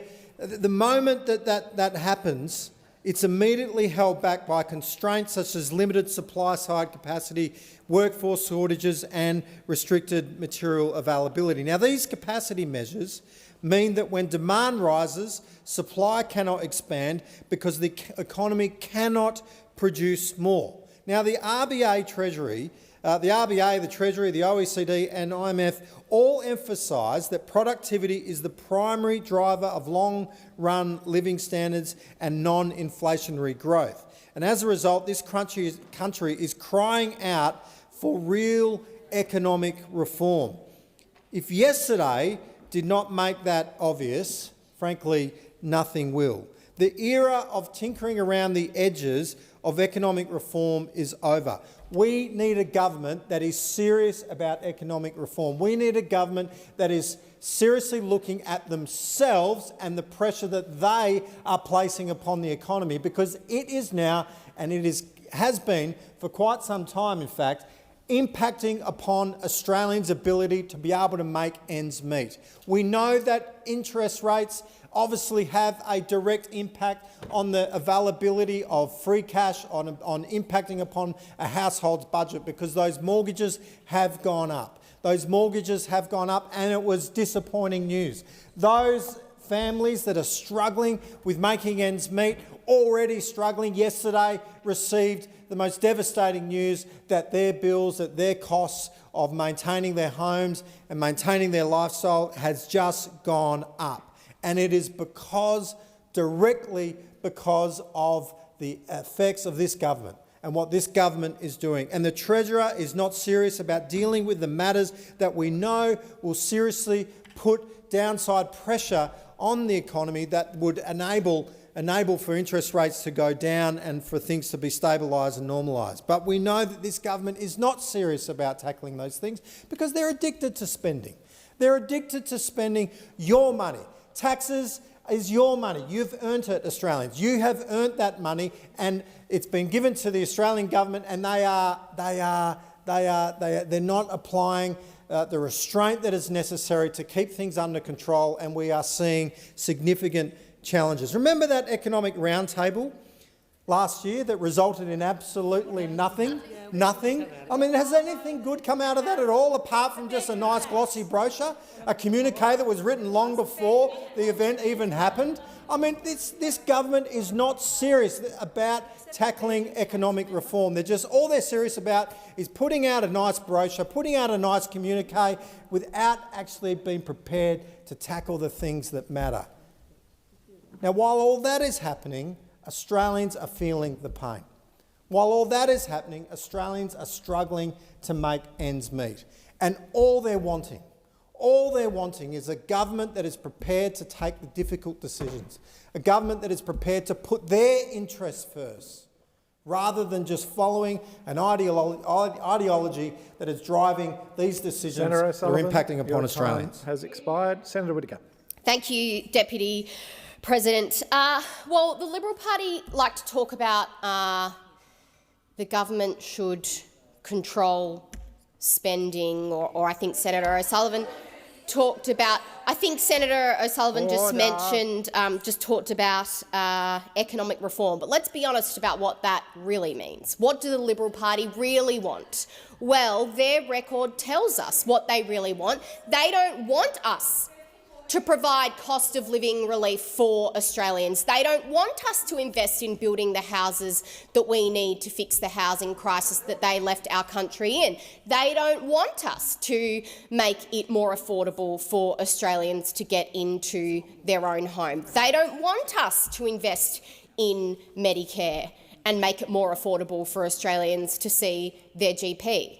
And I could go on and on and on, because their record speaks for itself. So we should be really clear about what the Liberal Party means when they talk about the economy. And they've got a lot of nerve coming to us and lecturing us on the economy when they left us with inflation at 6.1% and rising. Their legacy was higher spending, no savings and bigger deficits. And in fact, they went to the election with promises for bigger deficits, more debt, and extraordinarily a plan to increase taxes for every taxpayer compared to Labor's plan, and a plan to leave taxpayers, ordinary Australians, with a bill for expensive nuclear reactors because the private sector wouldn't invest in them. But we are focused on cost of living, and they are focused on themselves. Now, Minister Gallagher has said it in this place, the Treasurer has said it, and I said it in here yesterday too, that there's no doubt inflation remains higher than we would like, and we have been honest about that. We know that Australians are doing it tough, but it's much lower than it was at its peak under the Liberals and much lower than what we inherited. The data shows that the inflation challenge is a mix of temporary factors like the end of energy rebates and an increase in travel costs and spending over summer, in addition to persistent pressures in areas like housing. These are not easy challenges to tackle. We've seen right around the world that inflation doesn't always moderate in a straight line, but we are committed as a government to doing what we can to help Australians who are under pressure. And so that's why we won't give in to the Liberal Party, and we won't roll back our plans for more bulk billing or more tax cuts for every taxpayer or cheaper medicines. We'll continue to back higher wages and we'll continue to slash student debt, all policies which those opposite oppose, and all policies which those opposite would propose that we stop spending money on. Shame. It is a shame. It is absolutely a shame. My info showed us that the budget is more than $233 billion better than we inherited when we came to government, and we found more than $114 billion in savings. That is responsible economic management under our government. It is the only mid-year update on record that has delivered a better bottom line every year of the forward estimates, less debt in every year of the forward estimates, and net policy decisions that improved the bottom line. They are the facts that the Liberals choose to ignore time and time again. And they like to talk about experts. The IMF has recently endorsed our fiscal strategy, saying it has been effective and describing the fiscal stance as broadly neutral. And the OECD has recently said there has been a modest tightening of fiscal policy. So there you have it. We understand that Australians are still under pressure and facing cost of living challenges, and that is why our government is committed to continuing to roll out responsible cost of living relief. We are committed to that work, that hard work of responsible economic management, and we will not give in to the Liberals on the other side who are too busy focused on fighting each other and not focused on finding real solutions for ordinary Australians. Thank you. Senator Blythe. Thank you, Deputy President. Well, those opposite seem to think that the opposition here is responsible for spending, which is news to us and I'm sure news to all Australians, because it is literally the responsibility of government to manage their budget. This government is addicted to spending, and when they run out of money, they come after more of yours, because at the end of the day, the government can only spend your money. The government has no money of its own. There is only what it collects from the taxpayer. So when they stand over there and they lecture us on all of the things that they are delivering for Australians, mark my words for it, Australia, you are paying for every cent of that. So when they talk about the discounts that they're giving to student debt, and let's remember, student debt went up because inflation was out of control. So they've caused a problem, and then they've come along and said, you know what, 16%. Have I got the solution for you? You can actually pay to solve our own problem.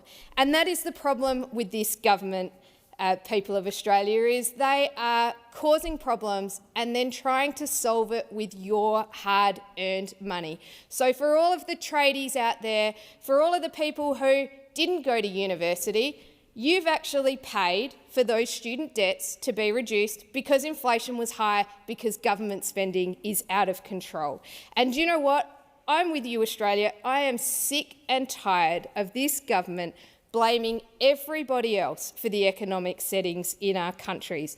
Australians want a government that are going to deliver the houses that they are spending billions of dollars not building. They want a government who is going to deliver static conditions for them to be able to rely on the fact that their mortgage isn't going to increase like it did yesterday by $100 a month. So here in Australia right now, everyday families and households are paying about $23,000 a year more in interest on their mortgages. Let that sink in for a moment.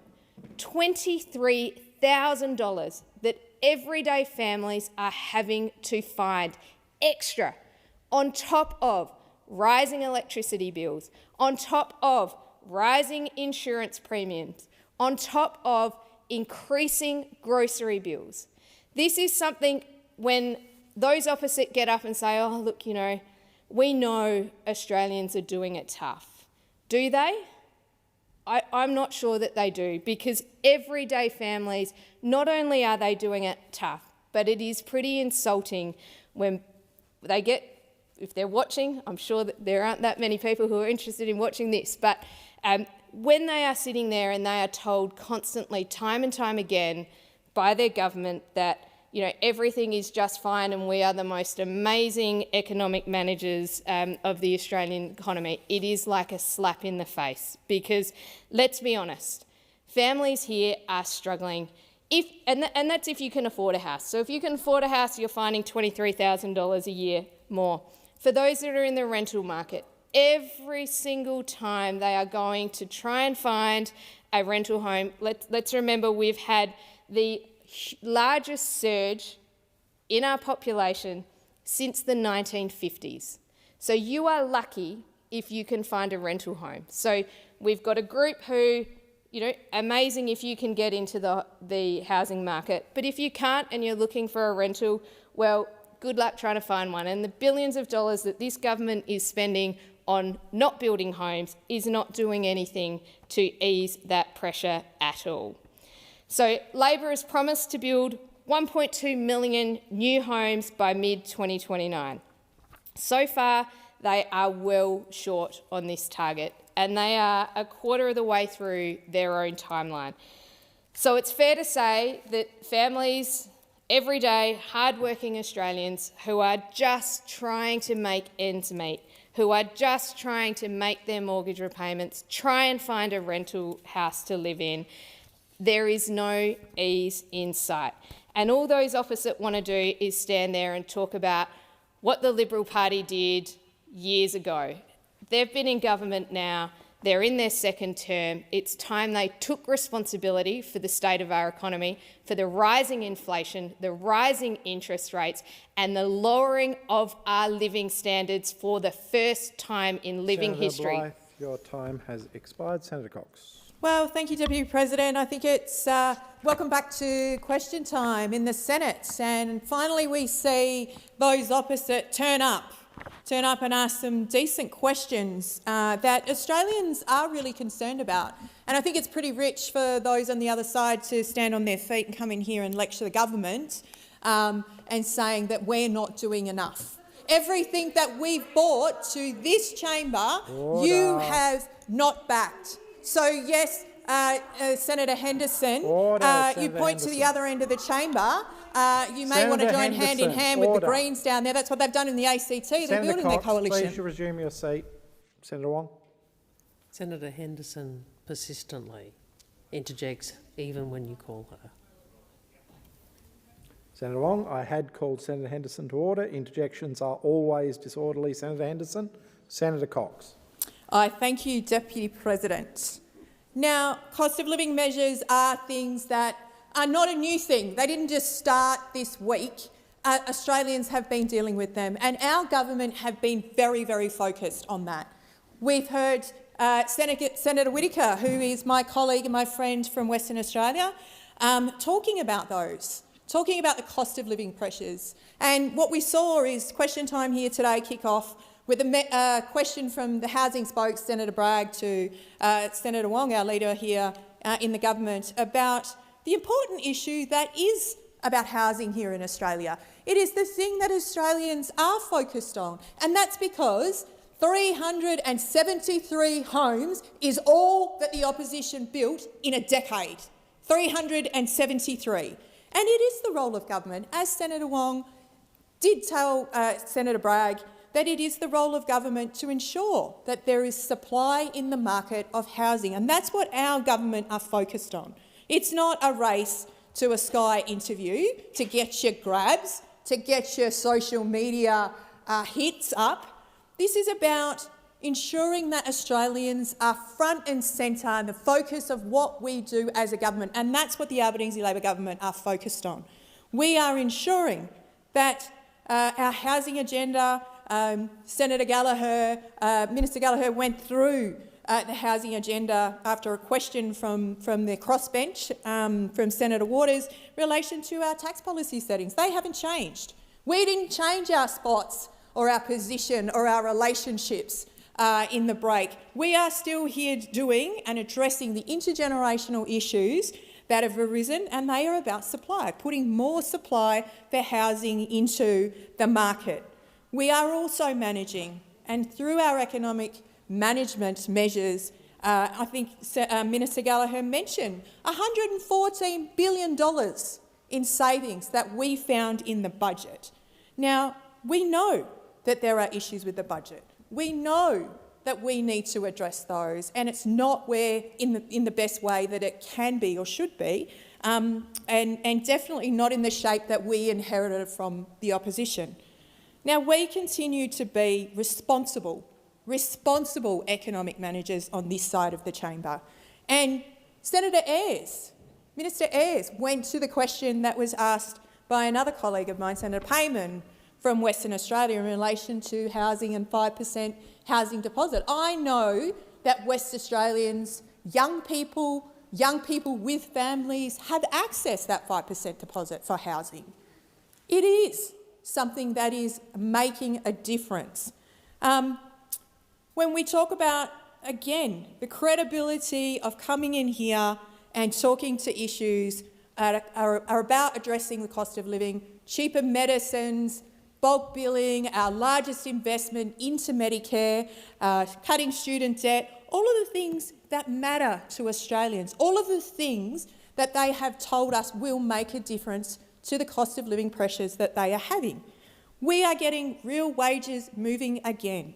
Now, after a decade of not just delay, but just damn neglect from those opposite, the hypocrisy is deafening. To stand in this chamber and say that we are not doing the job and we are not up for the challenges in relation to what is inflation, what is managing the budget and ensuring that we find those savings. And that is something we take very, very seriously. Our government continue to work across all of the areas that ensure that we are making the investment to, whether it's housing, whether it's health, whether it's aged care, whether it's disability. These are all of the areas in which we know affect Australians, and we are doing the work.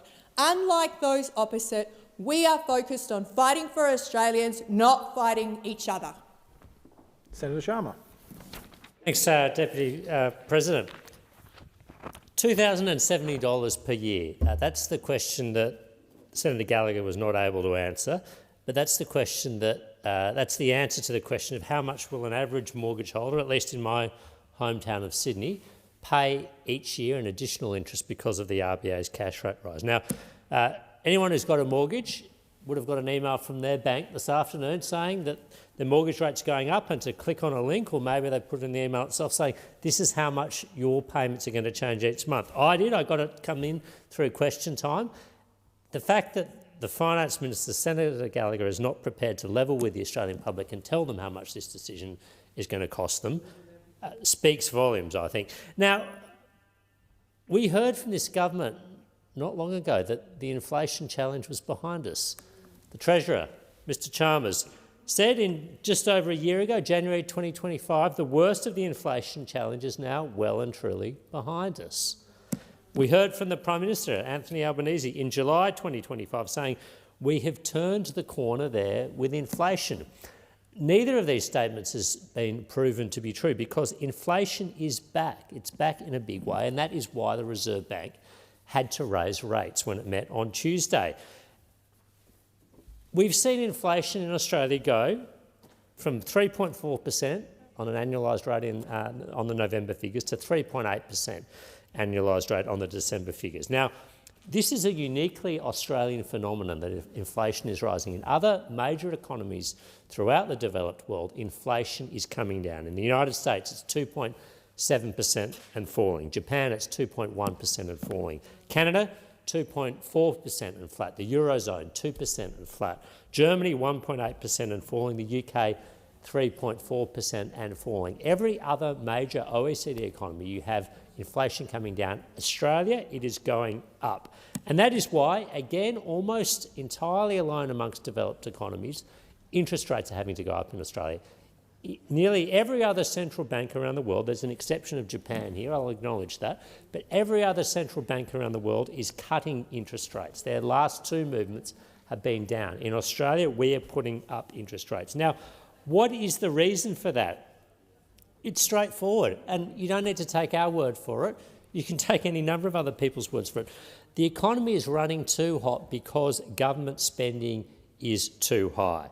Now, we heard Senator Whittaker cite the IMF and the OECD as expert bodies in this area just a few minutes ago. Well, this is what the OECD had to say in January, last month, January 2026.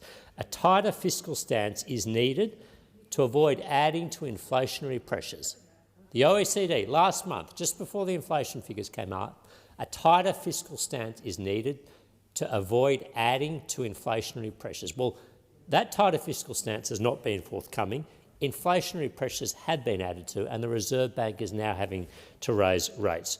we had the AMP's chief economist, Shane Oliver, saying the best thing that Australian governments can do to help bring down inflation would be to cut government spending back to normal levels. Cut government spending back to normal levels. Because government spending is not at a normal level. Government spending, federal government spending, is at an unprecedentedly high level. 26.9% of GDP in the last budget papers. That is the highest it's ever been outside the pandemic in 40 years. And we've seen, again, the last budget papers, government spending has been growing at 4 times the rate of the economy. Now, when government spending is growing at 4 times the rate of the economy, it is competing with a fixed supply of resources, whether it's land, labour, capital, inputs, with the private sector. And that's why if you've got more money chasing the same amount of goods, prices are being pushed up and the private sector is being crowded out. That is what is happening in the economy, and the Reserve Bank has had no choice but to raise rates in those circumstances. Now, we did just hear from Senator Cox about real wages, boasting about real wages. Well, if she actually looked at the RBA's statement on monetary policy that accompanied their decision yesterday, they have laid out quite starkly that real wages will decline in the first half of this year, 2026. That's because inflation is actually forecast to go even further higher, to peak in the middle of the year, is not going to be back into the RBA's target range until at least June 2027, and not until at the midpoint, until 6 months later, which means there is no interest rate relief in sight. Thank you. The question is that the Senate take note. Those that opinion say aye, against say no. The ayes have it. Are there any further motions to take note of answers? Senator Waters. Thanks very much, Deputy President. I rise to take note of the answer by the Minister to my question. Housing is the single biggest contributor to the recent inflation spike. And it's not just the Greens saying it. The RBA Governor yesterday singled out credit growth, which we know is largely property investor loans, as a cause for concern. But it's more than concerning, it's fundamentally unfair. It is unfair that this government is supporting property investors to outbid first home buyers weekend after weekend. It is unfair that investor borrowing has reached a record high $40 billion in the last 3 months of last year. And coincidentally, that was exactly the same 3 months that immediately followed Labor's 5% deposit scheme kicking in. It is unfair that investors are flooding into the market at record rates and that Labor keeps giving them massive tax handouts to help them push up house prices.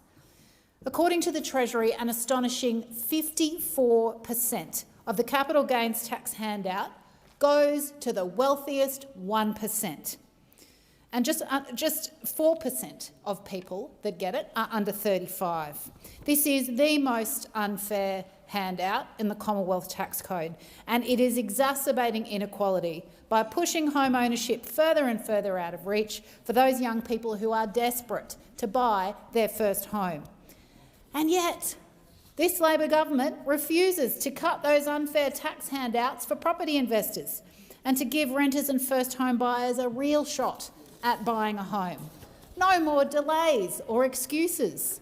The government needs to address the housing crisis with real action. Scrap the capital gains tax discount, scrap negative gearing, and do it in this upcoming budget. And while they're at it, they could also address the outrageous fuel tax credit, which gives cheap diesel to big mining companies. Getting rid of that absolute joke of a handout would free up about $8 billion a year, which could be used for cost of living relief for households. If Labor is going to cut spending to deal with inflation, then maybe they should start with looking at that spending that goes straight into the pockets of the 1%, straight into the pockets of the big corporations ruining the planet and fueling the climate crisis. Have they got the guts? Senator, we'll find out. Waters, your time has expired. Senator Barbara Pocock, are you taking note on the same Yes, I am. issue? Please, go ahead. Thank you, Deputy President. So I rise to take note of the answers given to Senator Waters regarding the deeply unfair billion-dollar tax breaks for wealthy property hoarders. Reforming capital gains tax discount is obvious, it's long overdue, and a growing number of people in our country know this is true. All of Australia's significant economists get it. They want to see a change. Unions support it. Working people understand it. Welfare groups see it as an urgent reform required for fairness in our community, and supported by many people in this parliament, including many on the Labor side of politics. Yet instead of acting to make housing more affordable, Labor is choosing policies that turbocharge housing prices. Unbelievably, they are making things worse. They're handing out obscene tax breaks to people buying their 50th, their 60th, their 70th investment property. No wonder home ownership rates for young people are falling. No wonder so many young people are so depressed at their prospects of getting housing security. Labor is prioritising wealthy property investors over renters. They're doing it over the interests of so many people who find themselves catapulted into homelessness, and they're doing it over the interests of people who are facing increasing mortgage stress. Labor is spending more on those tax breaks for wealthy housing investors than social housing, homelessness and rent assistance combined. Let that sink in. That's about priorities, and they're all wrong on the Labor side of politics. Labor government is giving more support to make housing unaffordable, support that makes it unaffordable especially for our young people. Meanwhile, Australians are working harder than ever and still falling behind. And yes, real wages are falling. Things are going to get worse for a long time before they get better. Rents keep going up, first-home buyers are locked out, the cost of living is eating away at the chances to get those savings to get into the housing market that young people are seeking. Mortgage stress is the norm, not the exception.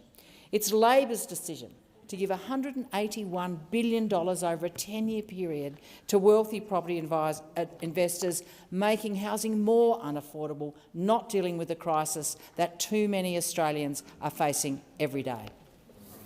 The question is that the Senate take note. Those of opinion say aye, against say no. The ayes have it.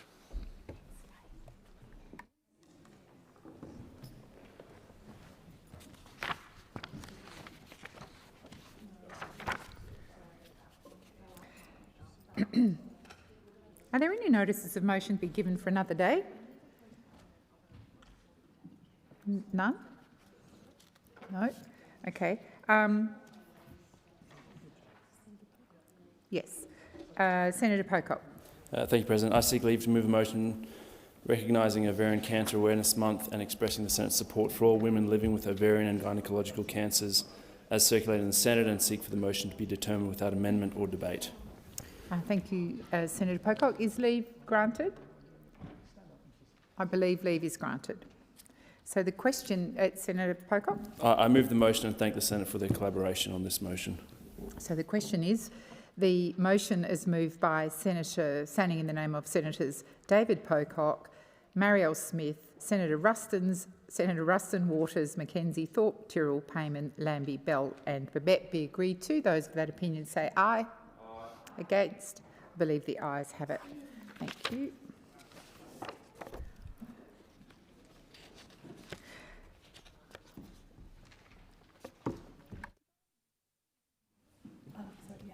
No. I'll now proceed to the placing of business. Is it desired to rearrange or postpone the business? Senator Pocock, you're not seeking the call? Nothing, Clerk? Postponement notifications have been lodged as follows. Business of the Senate, notice of motion number 1, standing in the name of Senator B. Pocock, postponed from today until the next sitting day. Business of the Senate, notice of motion number 3, standing in the name of Senator Roberts, postponed from today until the 24th of March 2026. And committees have lodged extension notifications as shown at item 12 on today's order of business. Thank you. So I'll now go to formal business.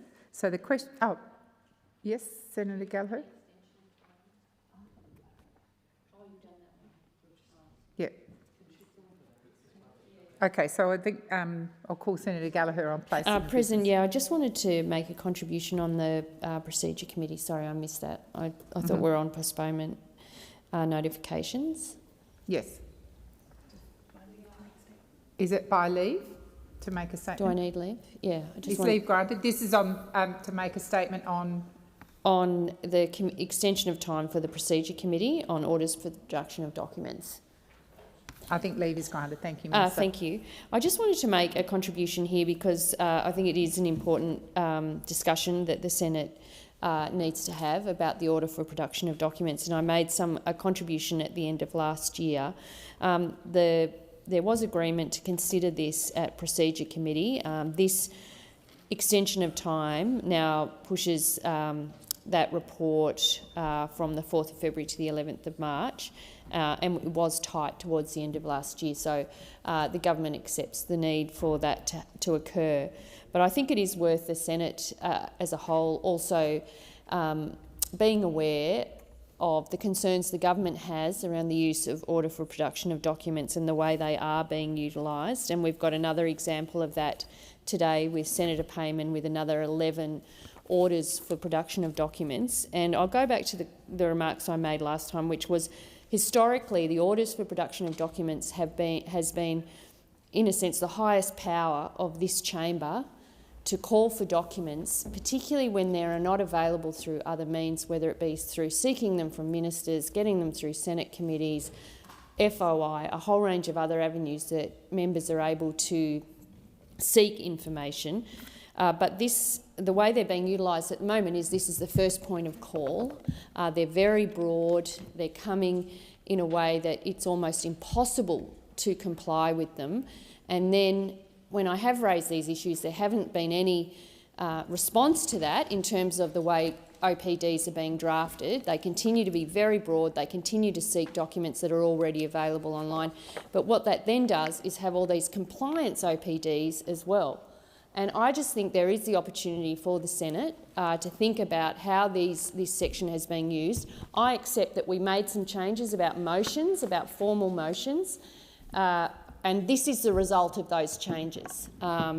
But we have to have a way where formal motions and that section of the program works properly. At the moment, it's not working properly, and I think the power of the Senate to order the production of documents is being diluted by the approach that's been taken. I think that is something that this Senate should think about. But I just wanted to make those comments and note that the Procedure Committee, and there has been a good engagement on the Procedure Committee where representatives of the Senate meet to think about the ways that we can deal with this section of the program better. But for those that don't sit on the Procedure Committee, I think it is worth engaging in it, and I'm very happy to talk to anybody about how we can get formal motions part, particularly general business part of this program working better, so that orders of production of documents are not essentially motions in disguise, which is what they've become. They've become a way to move a motion when they're not able to be moved under that section, and I would ask that the Senate consider that,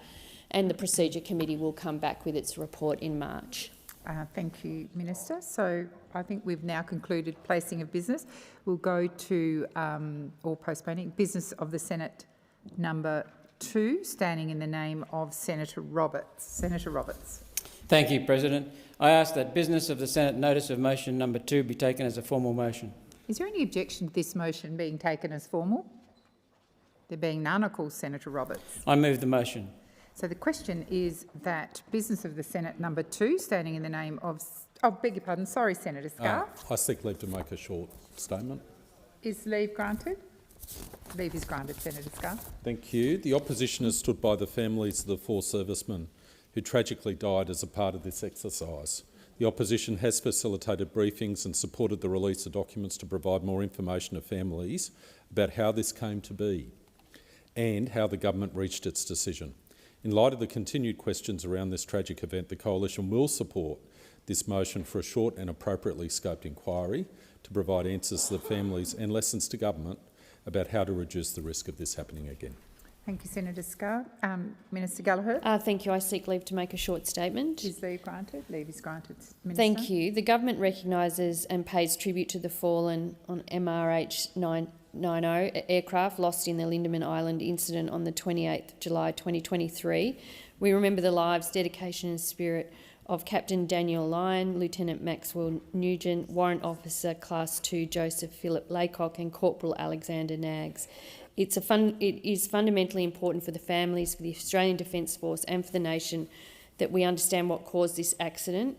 Independent investigations into the accident are still underway, and the government believes that these processes should be allowed to conclude before any further inquiries, including by the Parliament, take place. And it is for this reason we will not be supporting Senator Roberts' motion. Thank you, Senator. So the question is that business of the Senate number 2, standing in the name of Senator Roberts, be agreed to. Those of that opinion say aye. Aye. Against? Aye. Believe the ayes have it. Noes have it. Division required. Ring the bells for 4 minutes.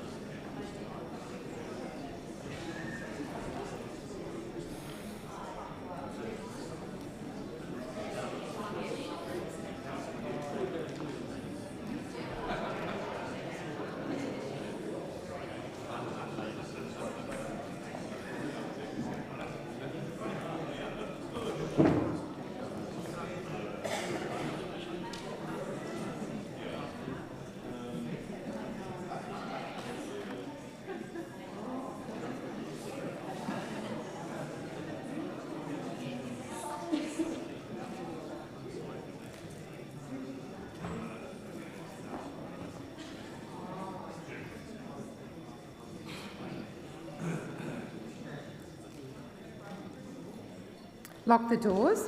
So the question is that business of the Senate number 2, standing in the name of Senator Roberts, be agreed to. The ayes shall move to the right of the chair, the noes to the left. I appoint Senator Askew as teller for the ayes and Senator Sheldon as teller for the noes.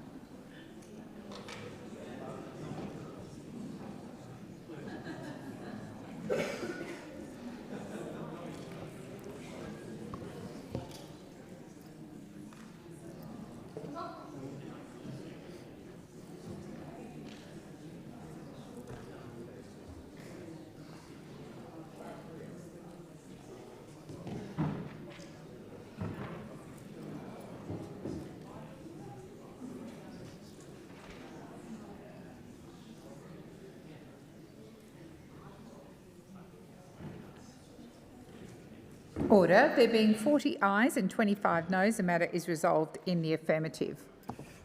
I'll now go to business of the Senate number 4, standing in the name of Senator Mackenzie.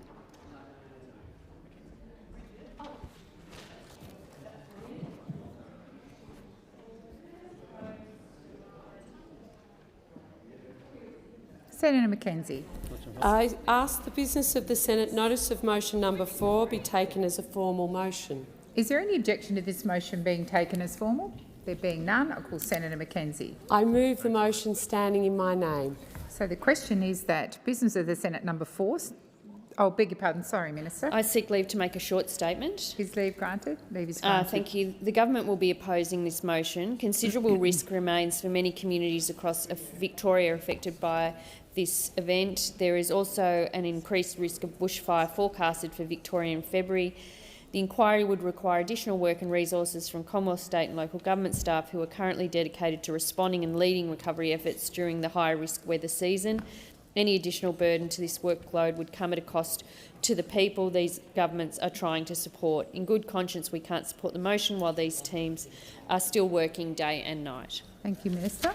So the question is that business of Senate number 4, beg your pardon, standing in the name of Senator Mackenzie, be agreed to. Those of that opinion say aye. Against? I believe the noes have it. Ayes have it. Ring the bells for 1 minute. I advise the Senate there may be further divisions and there will be 1 minute bells.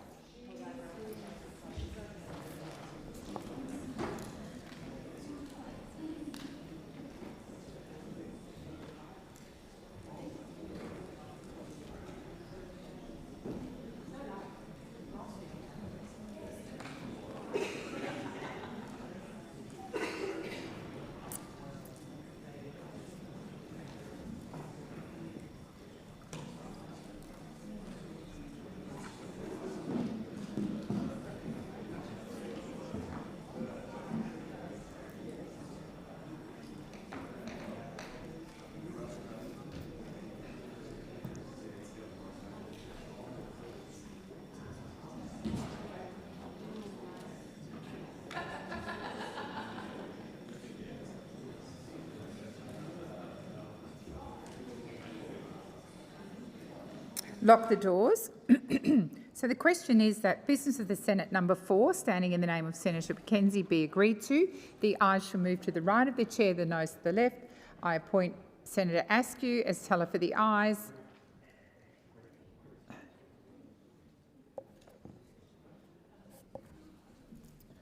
And Senator Sheldon as teller for the noes. Senator McCarthy, you can't move now. I've called.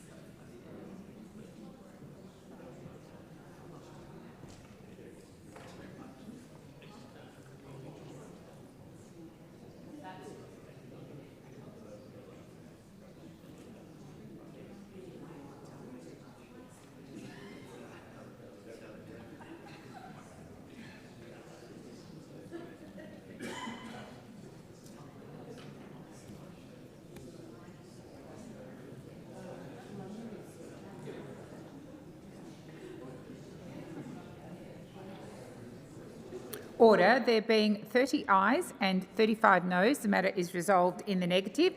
I'll take this opportunity to remind senators of Standing Order 101(6), which talks about needing to be in your seat until, once I've appointed tellers, until the declaration has been given. I'll now move to business of the Senate number 5, standing in the name of Senator Canavan. Sorry, Madam President, I believe I've indicated I'd like that debated and not taken as formal. Thank you. I wasn't advised of that, but thank you, Senator Canavan. I'll now go to government business number 1, standing in the name of Minister Gallagher. Thank you. I ask that government business notice of motion number 1 relating to the routine of business for today be taken as formal. Is there any objection to this motion being taken as formal? There being none, I'll call Senator. Thank you. I move the motion. So the question is that business of Senate number 1, standing in the name of Senator Gallagher, be agreed to. Those of that opinion say aye. Aye. Against? I believe the ayes have it. I'll now go to government business number 2, standing in the name of Senator Watt. Minister Gallagher. Thank you. I ask that government business notice of motion number 2 be taken as formal. Is there any objection to this motion being taken as formal? There being none, I'll call the Minister. Thank you. I move that the following bill be introduced. A bill for an act to give effect to the agreement under the United Nations Convention on the Law of the Sea on the conservation and sustainable use of marine biological diversity of areas beyond national jurisdiction and for related purposes. So the question is, the motion is moved by the minister be agreed to. Those of that opinion say aye. Against? I believe the ayes have it. Minister. Thank you. I present the bill and move that this bill may proceed without formalities and be now read a first time.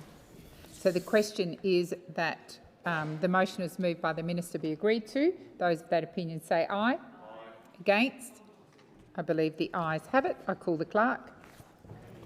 A bill for an act to give effect to the agreement under the United Nations Convention on the Law of the Sea on the conservation and sustainable use of marine biological diversity of areas beyond national jurisdiction and for related purposes. Minister. Thank you. I table the explanatory memorandum relating to the bill and move that this bill be now read a second time, and I seek leave to have the Hansard reading speech incorporated in Hansard. Is leave granted? Leave is granted, Minister. In accordance with Standing Order 111, further consideration of this bill is now adjourned to the 2nd of March 2026. So I now move to General Business 304, standing in the name of Senator Dean Smith. Senator Askew. On behalf of Senator Dean Smith, I ask that General Business Notice of Motion number 304 be taken as a formal motion. Is there any objection to this motion being taken as formal? There being none, I call Senator Askew. I move the motion. So the question, Minister Gallagher. I seek leave to give a short statement. Is leave granted? And leave is granted. Seek leave to move amendments to Notice of Motion number 304. Is leave granted? So you've asked for leave. Which yes, I'm doing two things at once. And the second part of that is leave granted to move an amendment? The amendment, yes. As I should move the amendment before I oppose the motion. Why am I doing that?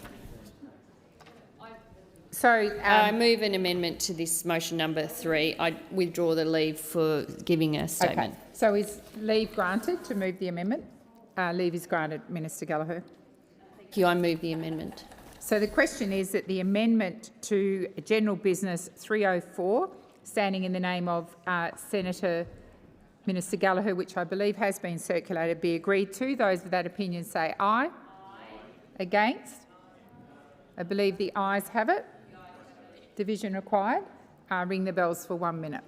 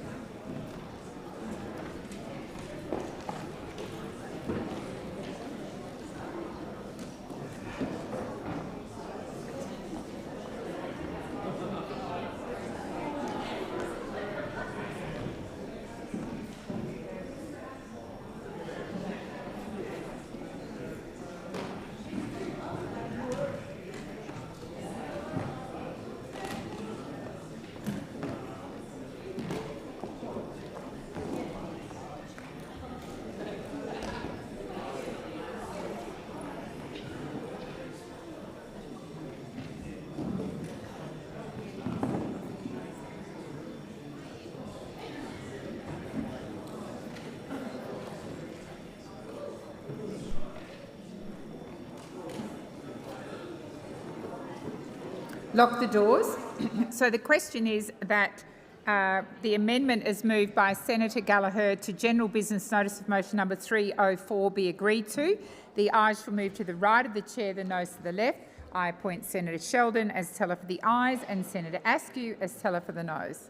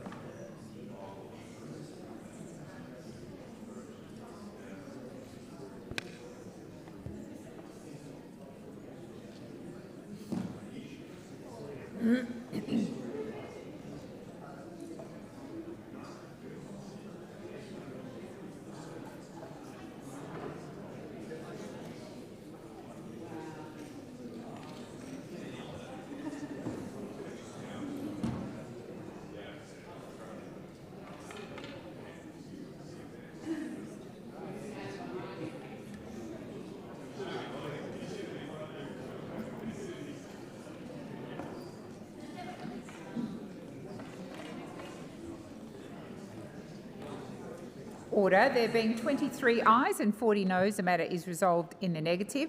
I will now put the motion. So the question is that General Business 304, standing in the name of Senator Dean Smith and moved by Senator Askew, be agreed to. Those of that opinion say aye. Against? I believe the ayes have it. Division required. Ring the bells for 1 minute.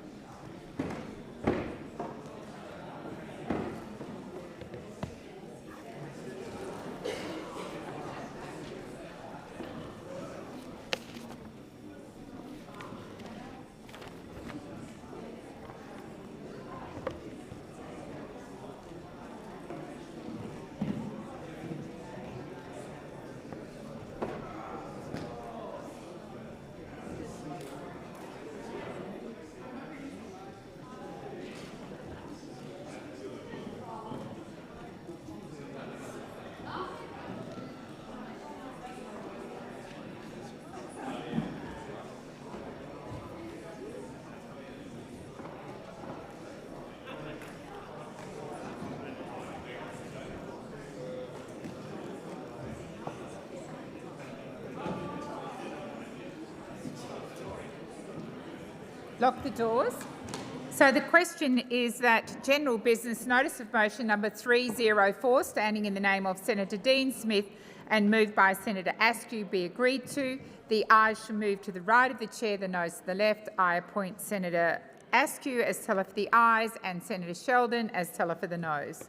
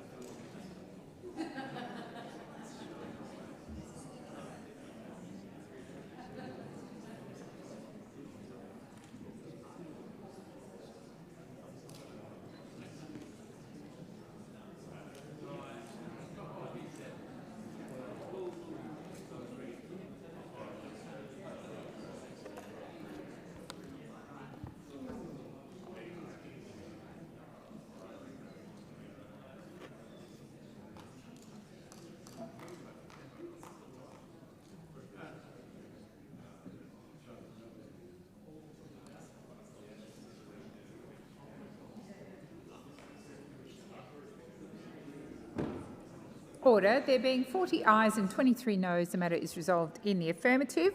I'll now move to general business notice of motion number 318, standing in the name of Senator Payman.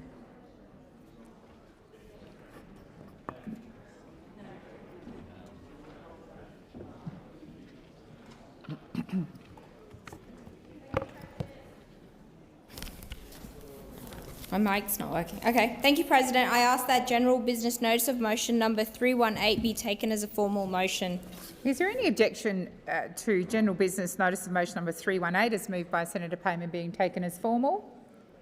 There being none, I'll call Senator Payman. I move the motion. Minister Gallagher? I seek leave to move an amendment to the motion which would include new sections that says Senator Payman has been offered multiple briefings by the Minister for Communications on various topics related to online safety, and the Senator has declined these offers, and that it requires no further action from the Minister. Just a moment. I don't have a copy of 318, but I understand others do. Yes, the amendment. Okay, so the question is leave granted? Yes, leave is granted. Leave is granted, Minister. Senator Pocock? I've just granted leave to the Minister. Yes. So the question is that the amendment as moved by Minister Gallagher to general business notice of motion number 318, standing in the name of Senator Payman, be agreed to. Those of that opinion say aye. Aye. Against? Aye. I only heard one voice. Okay. Division required. Ring the bells for 1 minute.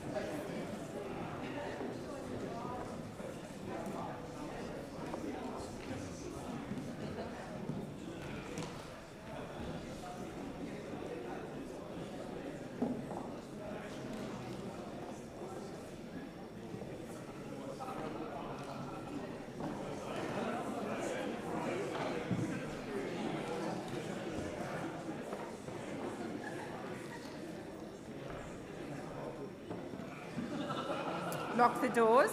So the question is that the amendment as moved by Minister Gallagher to general business notice of motion number 318 be agreed to.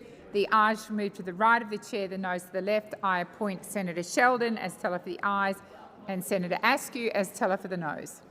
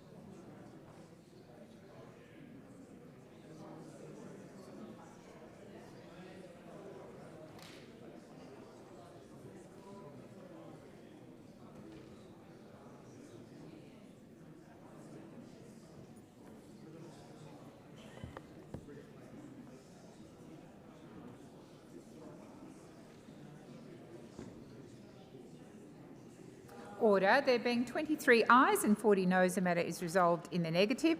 I'll now put the motion as moved by the general business motion and Senator Pocock. President, I seek leave to make a short statement of no longer than 1 minute. Is leave granted?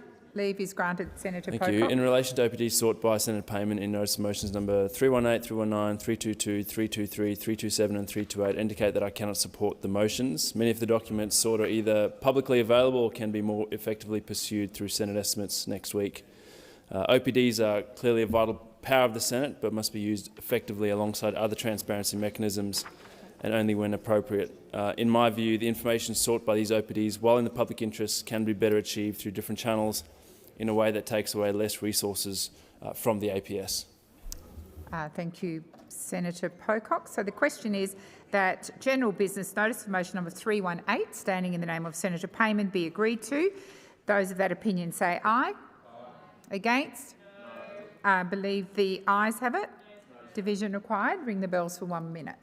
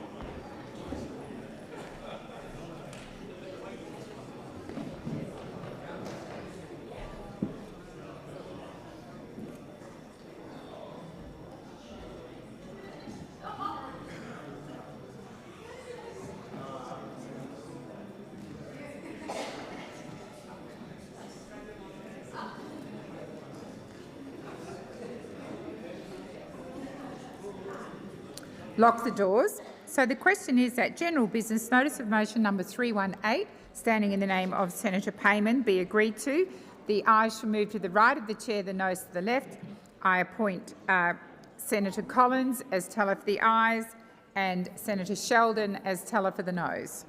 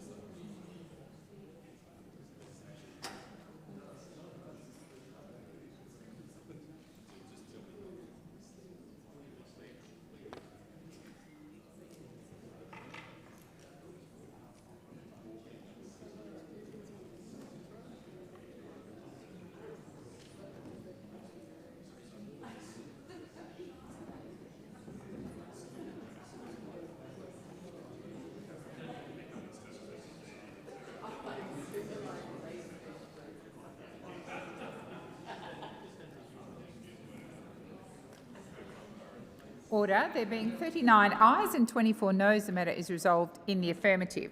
I'll now move to general business notice of motion number 319, standing in the name of Senator Payman. Thank you, President. I ask that general business notice of motion number 319 be withdrawn. Thank you, Senator Payman. I'll now move to general business notice of motion number 320, standing in the name of Senator Payman.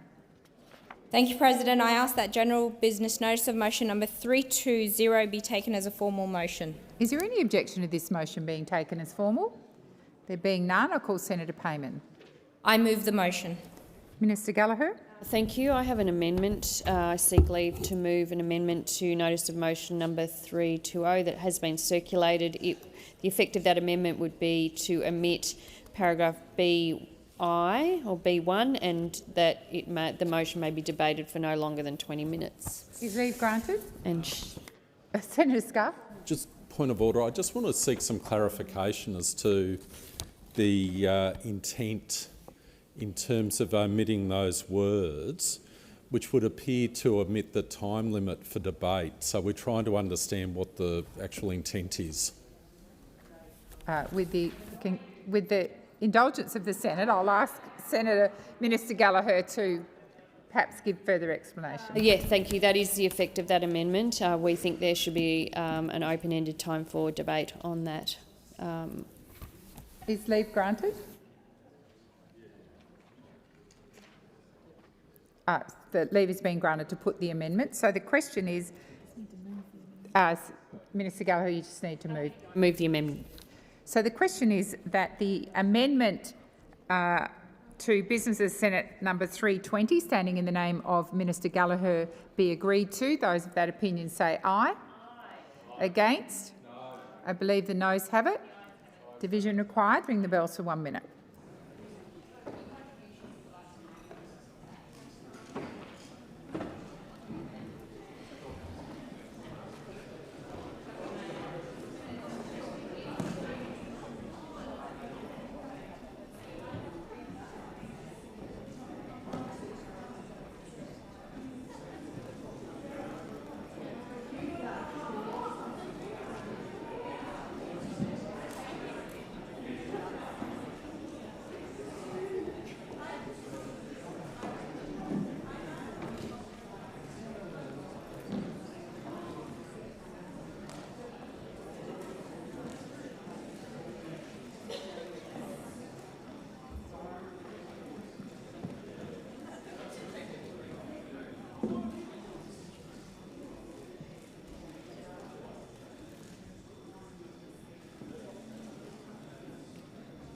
Lock the doors. So the question is that the amendment is moved by Minister Gallagher to general business notice motion number 320, standing in the name of Senator Payman, be agreed to. The ayes shall move to the right of the chair, the noes to the left. I appoint Senator Sheldon as teller for the ayes and Senator Collins as teller for the noes.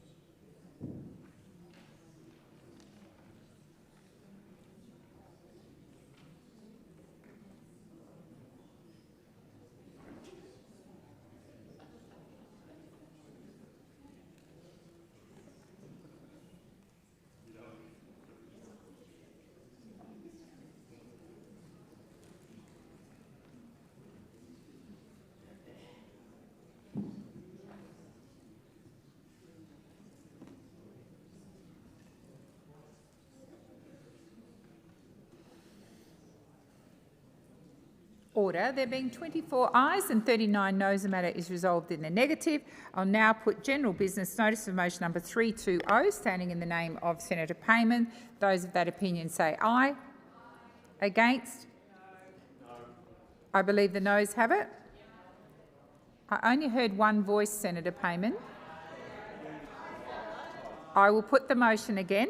So the question is that general business notice of motion number 320, standing in the name of Senator Payman, be agreed to. Those of that opinion say aye. Against? No. I believe the ayes have it. Noes have it. Division required. Ring the bells for 1 minute.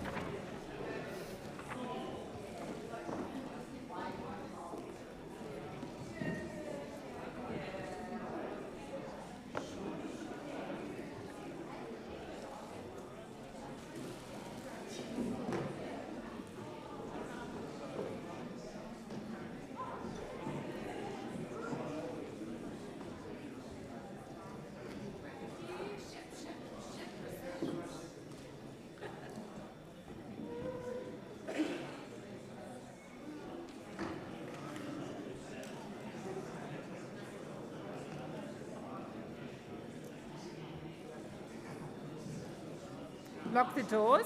So the question is that general business notice of motion number 320, standing in the name of Senator Payman, be agreed to. The ayes shall pass to the right of the chair, the noes to the left. I appoint Senator Collins as teller for the ayes and Senator Sheldon as teller for the noes.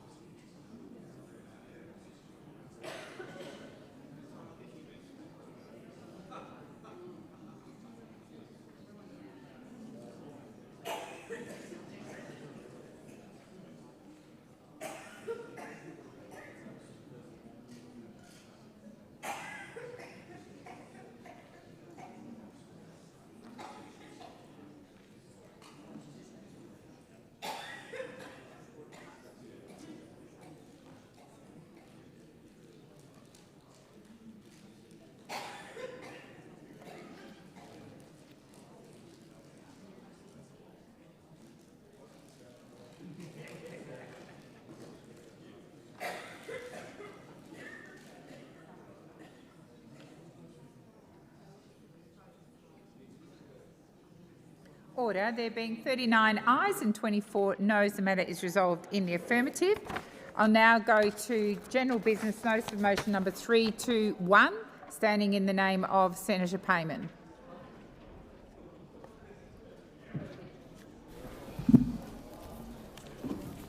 Thank you, President. I ask that general business notice of motion number 321 be taken as a formal motion. Is there any objection to this motion being taken as formal? There being none, I call Senator Payman. I move the motion. Minister Gallagher. Thank you. I have an amendment to move to this motion, so I seek leave to move an amendment that would omit all words after that and insert two new paragraphs, one that notes the order of production of documents is one of the Senate's most serious powers and should be used when other processes have been exhausted rather than for fishing expeditions, and B, senators seeking to order the production of documents should consider paragraph A and refine their orders accordingly. Is leave granted? Senator Scarr. Just point of order, President. If the amendment is in the form circulated in the chamber, I just query and seek direction from you, President, as to whether or not there's any need to read the amendment as if it were a statement. I will check with the clerk, although I do note that there were questions about the last amendment which required Minister Gallagher to explain herself, but I will seek the advice of the clerk.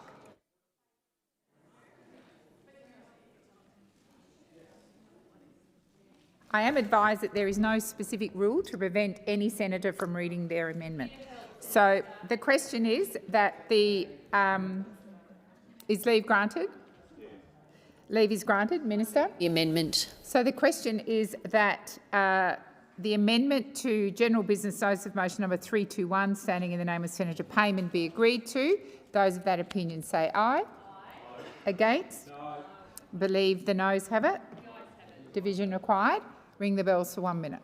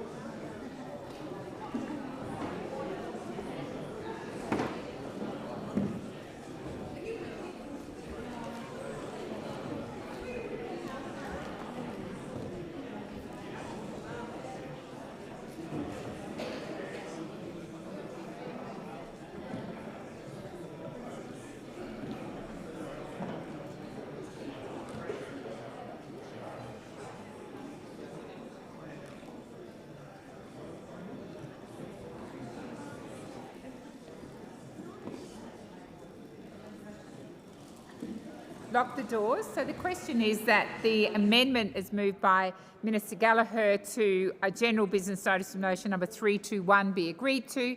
The ayes shall move to the right of the chair, the noes to the left. I appoint Senator Sheldon as teller for the ayes and Senator Collins as teller for the noes.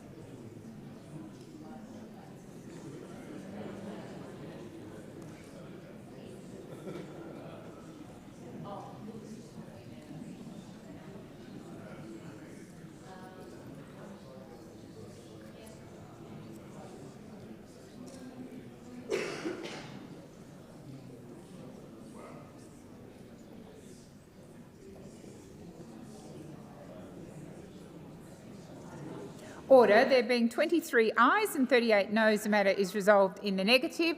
I'll now put general business notice of motion number 321 as moved by Senator Payman. Those of that opinion say aye. Against? I believe the noes have it. Division required. Ring the bells for 1 minute.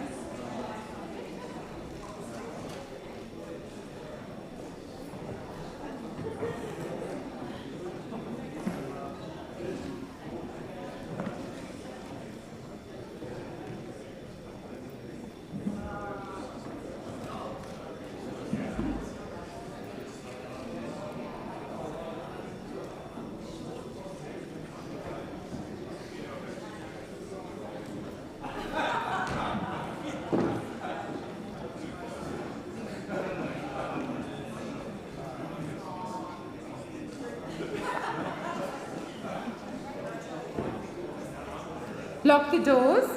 So the question is that general business notice of motion number 321, standing in the name of Senator Payman, be agreed to.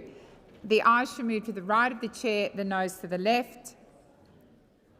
I appoint Senator Grogan as teller for the ayes and Senator Collins as teller for the noes. But one of you needs to sit because we can't have both of you.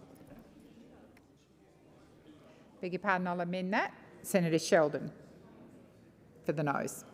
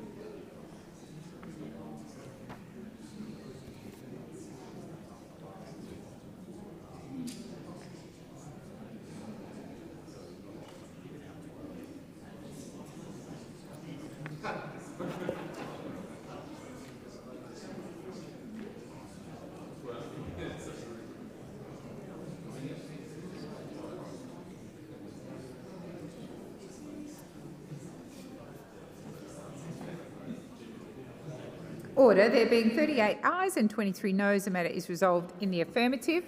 I'll now go to general business notice of motion number 322, standing in the name of Senator Payman.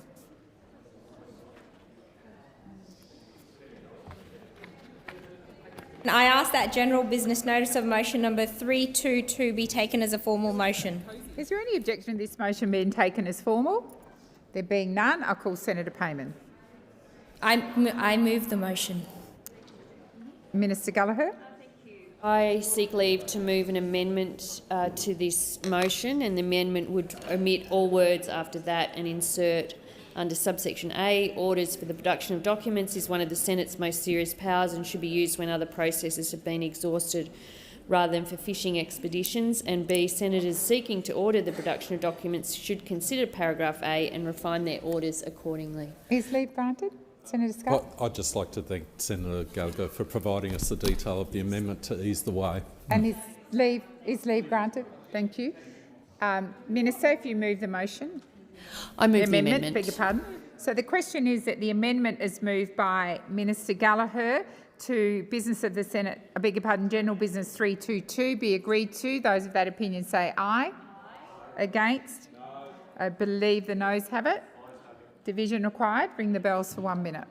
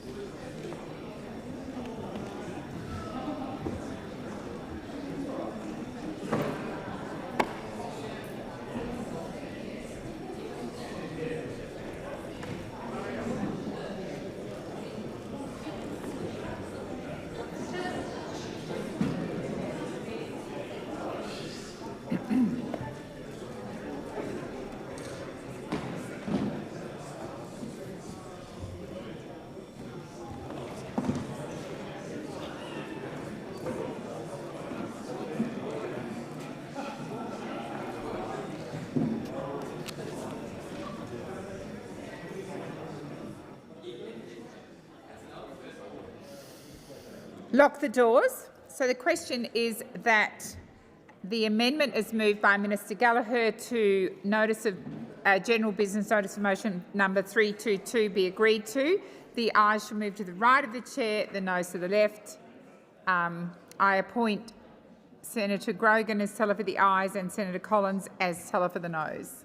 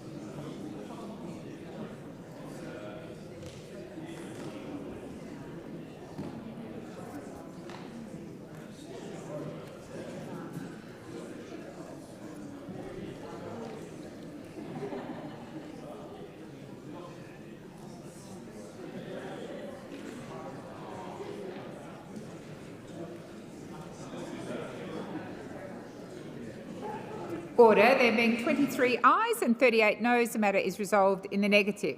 I'll now move the amendment. I'll now move general business notice of motion number 322, standing in the name of Senator Payman.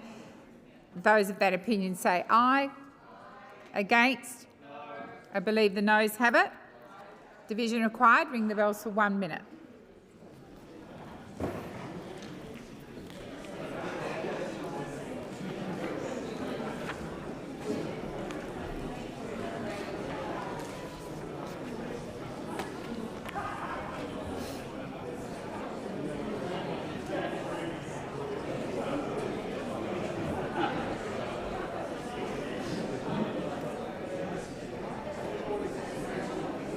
Hello.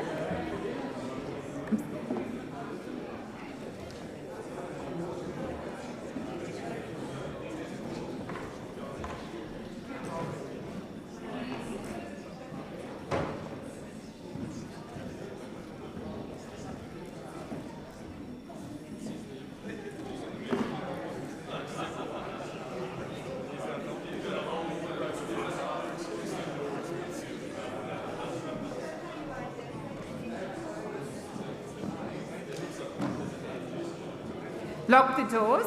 So the question is that general business notice of motion number 322, standing in the name of Senator Payman, be agreed to. I'm appointing Senator Collins as teller for the ayes and Senator Grogan as teller for the noes.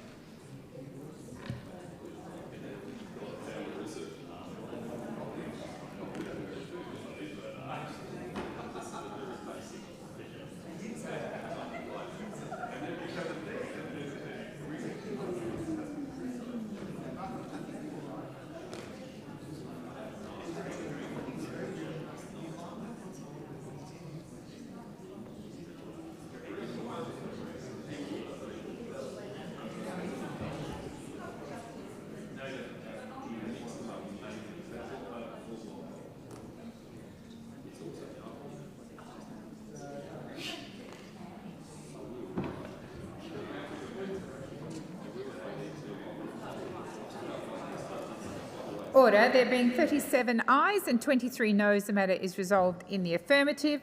I'll now move to general business. Notice of motion number 323, standing in the name of Senator Payman. Thank you, President. I ask that general business notice motion of... Sorry, can I just double check that was 323? Yes, Senator Payman.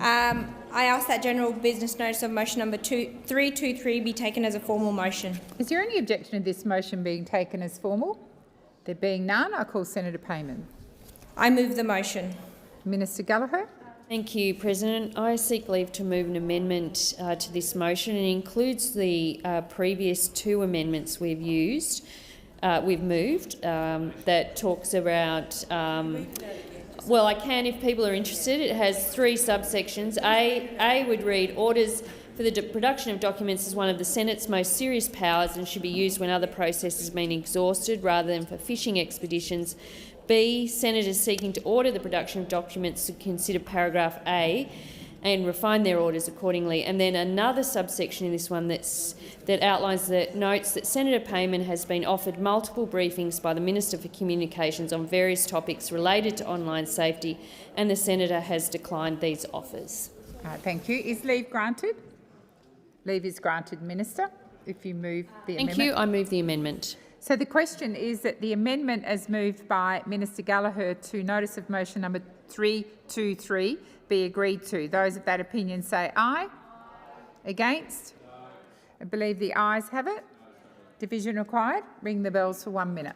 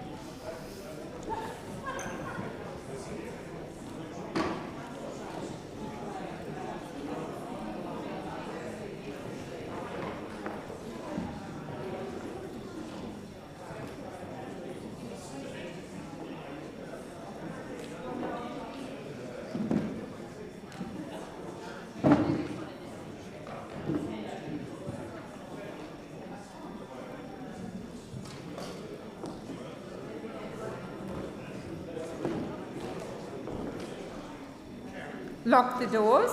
So the question is that the amendment as moved by Minister Gallagher to general business notice of motion number 323 be agreed. The ayes shall move to the right of the chair, the noes to the left. I appoint Senator Grogan for the ayes and Senator Collins for the noes.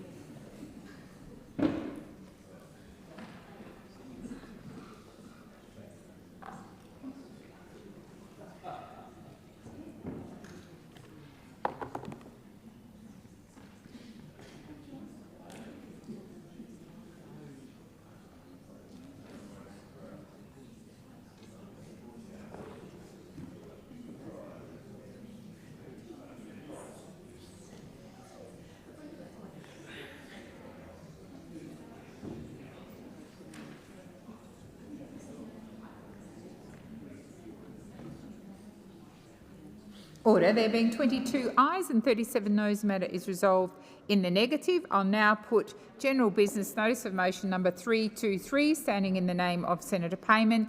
Those of that opinion say aye. Against? I believe the ayes have it. Division required. Ring the bells for 1 minute.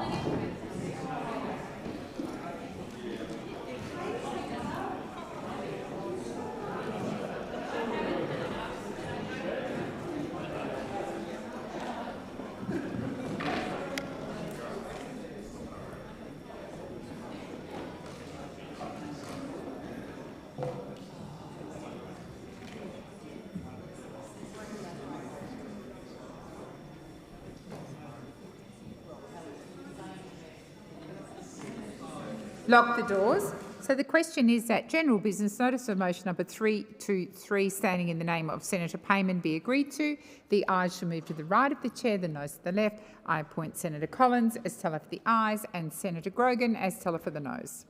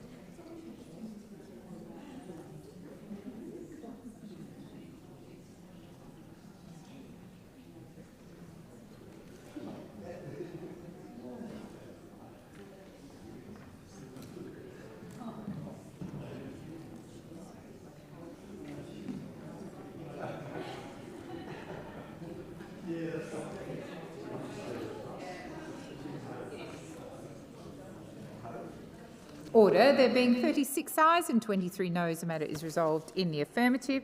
I'll now go to general business notice of motion number 324, standing in the name of Senator Payman.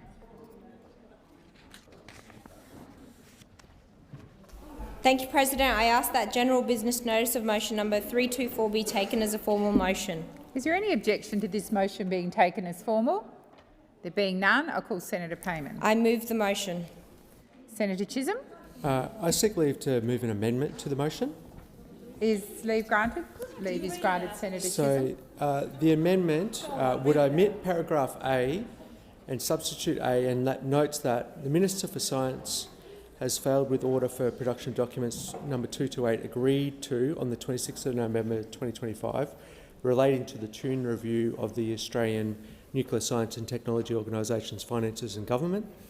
2, Senator Payman has been contacted to inform her that whilst the government intends to comply with this motion, it requires more time to do so. And 3, Senator Payman was offered a briefing by the Minister for Science and no response was received. I understand leave was granted. Minister, if you could move the motion. I move the motion. So the question is that the amendment to General Business Notice of Motion number 324, as moved by Senator Chisholm, be agreed to. Those of that opinion say aye. Against? No. I believe the ayes have it. Division required. Ring the bells for 1 minute.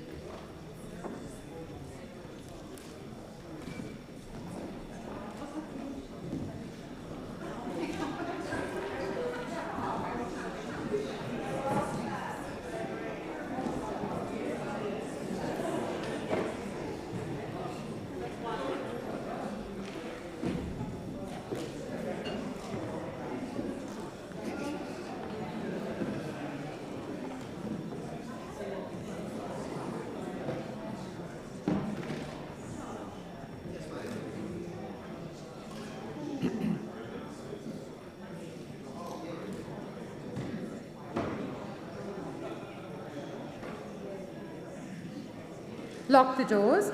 So the question is that the amendment is moved by Senator Chisholm to General Business Notice of Motion number 324 be agreed to. The ayes shall move to the right of the chair, the noes to the left.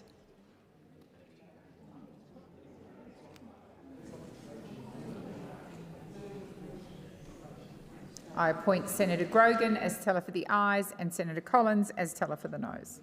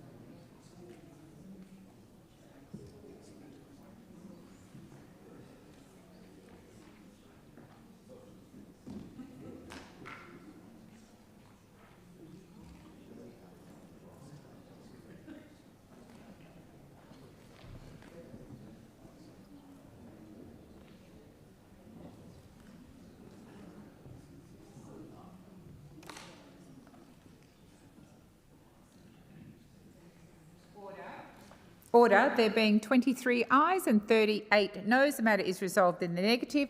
I'll now put general business notice of motion number 324, standing in the name of Senator Payman. Those of that opinion say aye. Against? I believe the ayes have it. Division required. Ring the bells for 1 minute.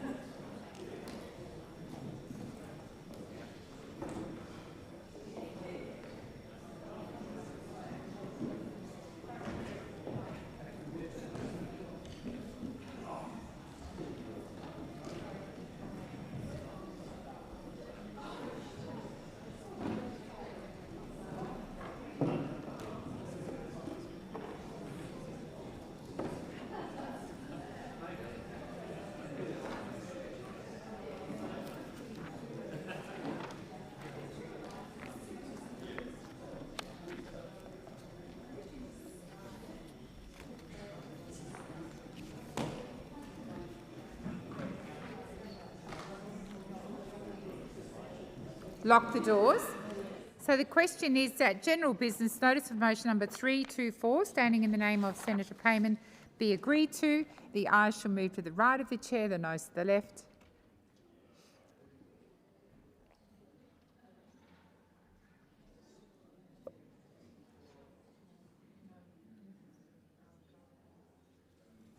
I appoint Senator Grogan as teller for the ayes and Senator Collins as teller for the noes. I beg your pardon, I think I've appointed Senator Collins as teller for the ayes and Senator Grogan as teller for the noes. I think I may have said that. I'm confusing myself.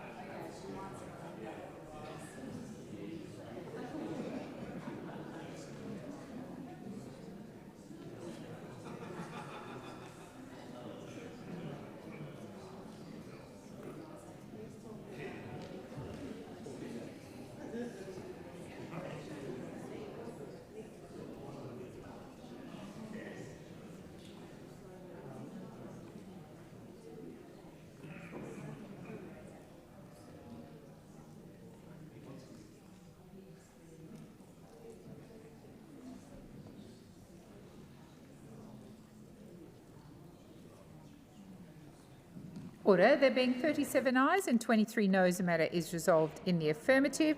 I'll now move to general business notice of motion number 324, standing in the name of Senator Payman. I beg your pardon. I'll say that again. I'll now do general business notice of motion number 325, standing in the name of Senator Payman. Thank you, President. I ask that general business notice of motion number 325 be withdrawn. Thank you. We'll now move to general business notice of motion number 326, standing in the name of Senator Payman. I ask that general business notice of motion number 326 be taken as a formal motion. Is there any objection to this motion being taken as formal? There being none, I'll call Senator Payman. I move the motion. Minister Chisholm? To move an amendment. Is leave granted? A leave is granted. Senator Chisholm. So I move an amendment that would omit paragraphs B and C from the motion. Thank you, Senator Chisholm. So the question is that the amendment to General Business Notice of Motion number 326, as moved by Senator Chisholm, be agreed to. Those of that opinion say aye. Only heard one voice. I'm going to put it again. Those of that opinion say aye. Against? I believe the ayes have it. Division required. Ring the bells for 1 minute.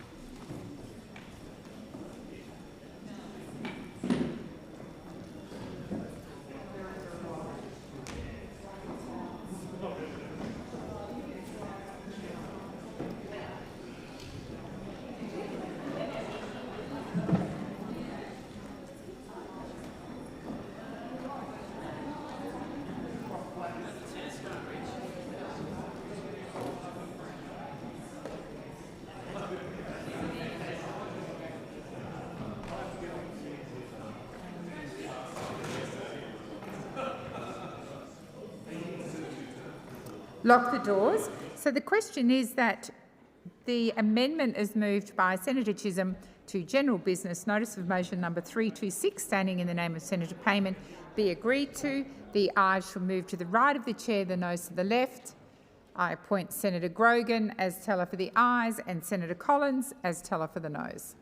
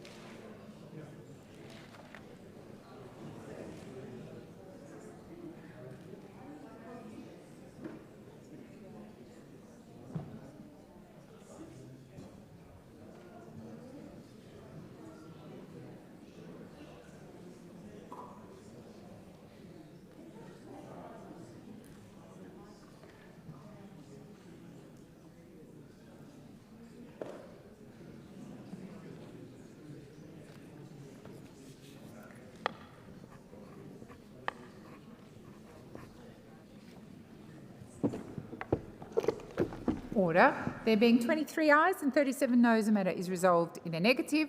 I will now put General Business Notice of Motion number 326, standing in the name of Senator Payman. Those of that opinion say aye. Against? I believe the noes have it. Division required. Ring the bells for 1 minute.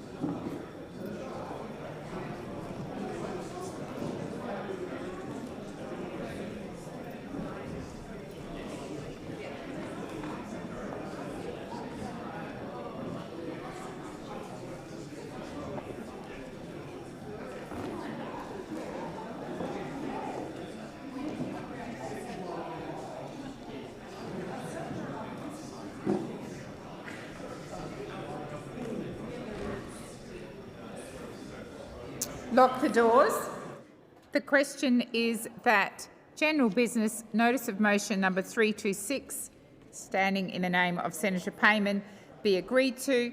The ayes shall move to the right of the chair, the noes to the left. I appoint Senator Collins as teller for the ayes and Senator Grogan as teller for the noes.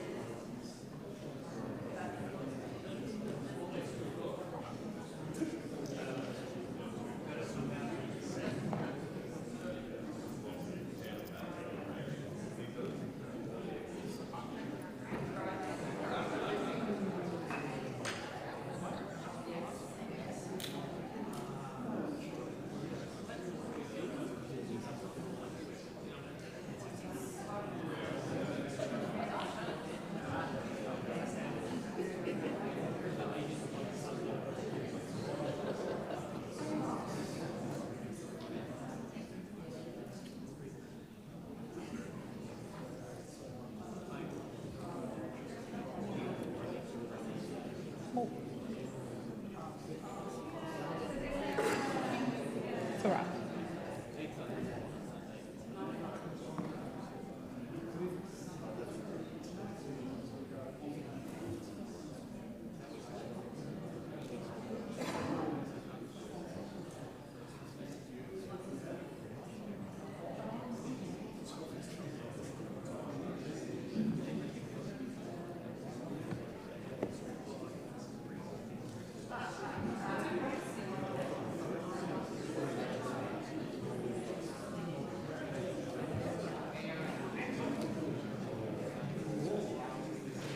Order. There being 37 ayes and 23 noes, the matter is resolved in the affirmative.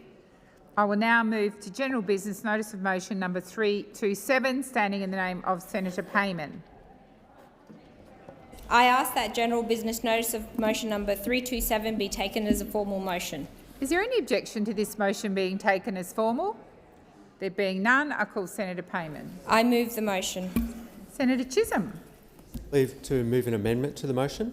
Is leave granted? Leave is granted. Thank you. Omit all words after that and substitute. Orders for the production of documents is one of the Senate's most serious powers and should be used only when other processes have been exhausted rather than for fishing expeditions. And B, Senators seeking order for production of documents should consider paragraph A and refine their orders accordingly. So the question is that the amendment, as moved by Minister Chisholm, to general business notice of motion number 327 be agreed to. Those of that opinion say aye. Against? No. Believe the ayes have it. Division required. Ring the bells for 1 minute.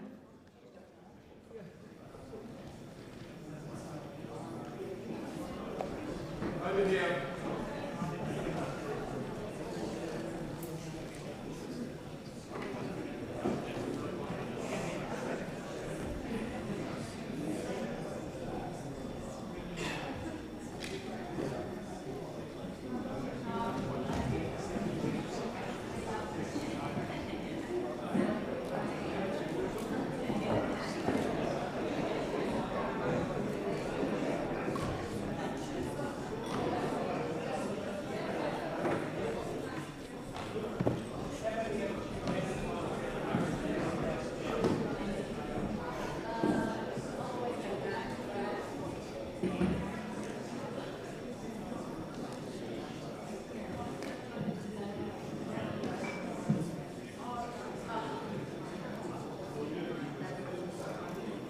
Lock the doors. So the question is that the amendment as moved by Minister Chisholm to general business notice of motion number 327, standing in the name of Senator Payman, be agreed to. The ayes shall move to the right of the chair, the noes to the left. I appoint Senator Grogan as teller for the ayes and Senator Collins as teller for the noes.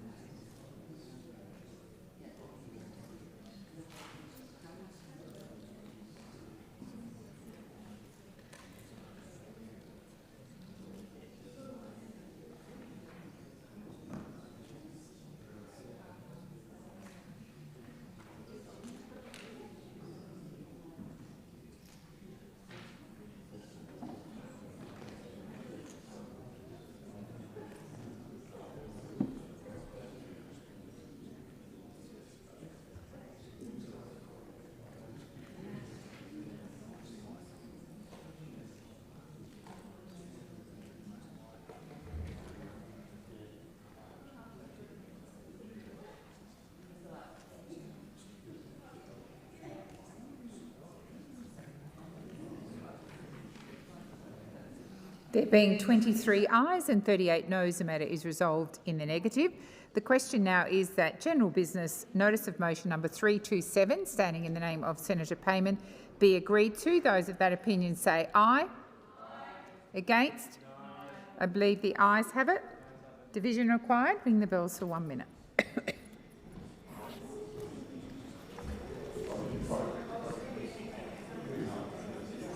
Okay.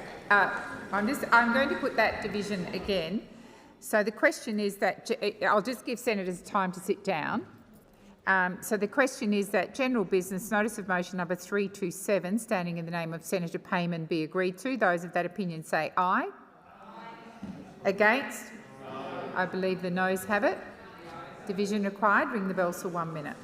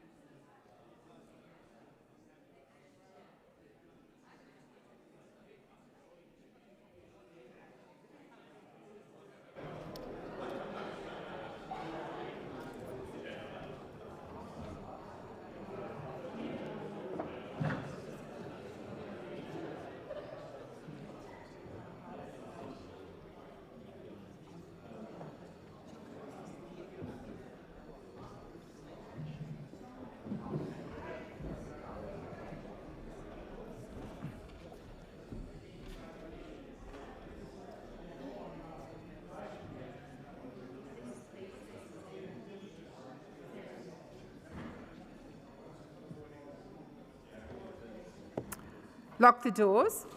So the question is that general business notice of motion number 327, standing in the name of Senator Payman, be agreed to. The ayes shall move to the right of the chair, the noes to the left. I appoint Senator Payman as teller for the ayes and Senator Collins as teller for the noes.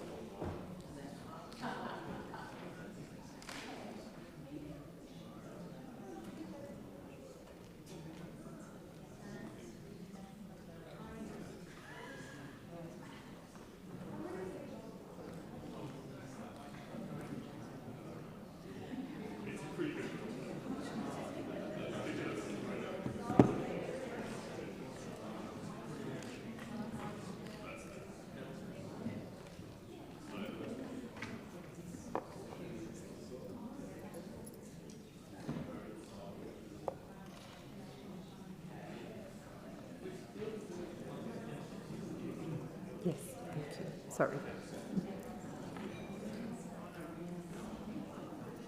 Order. There being 18 ayes and 31 noes, the matter is resolved in the negative.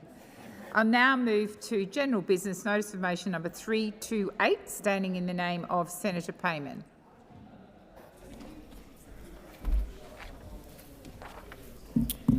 Thank you, President. I ask that general business notice of motion number 328 be taken as a formal motion.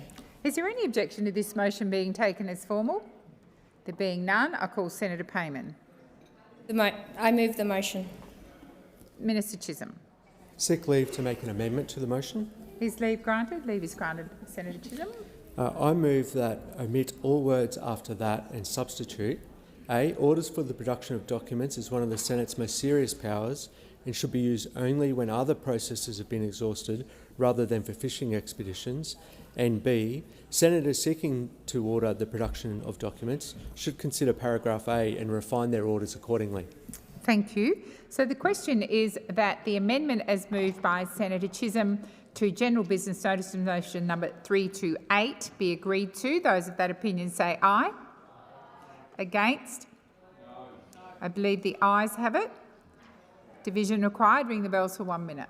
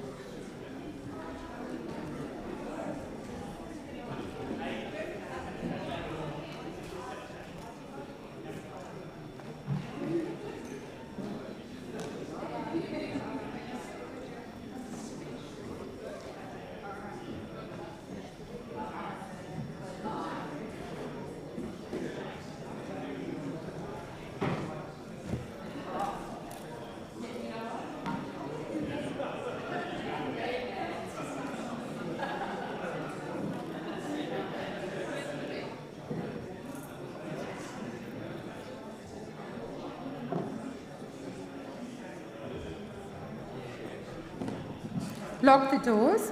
So the question is that the amendment is moved by Minister Chisholm to General Business Notice of Motion number 328 be agreed to. The ayes shall move to the right of the chair, the noes to the left. I appoint Senator Grogan as teller for the ayes and Senator Collins as teller for the noes.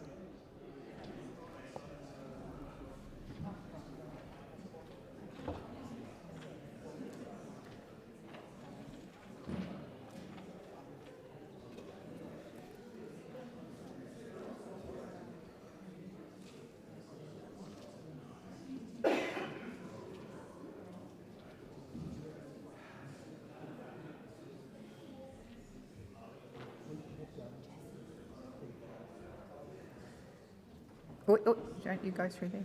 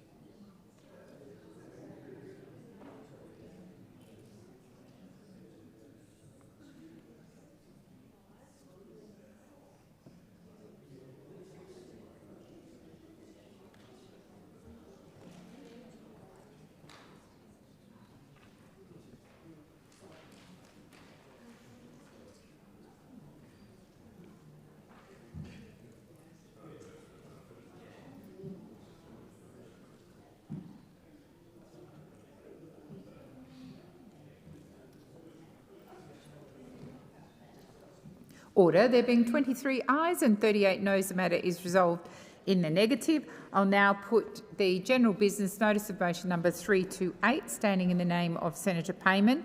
Those of that opinion say aye. Against? I believe the noes have it. Division required. Ring the bells for 1 minute.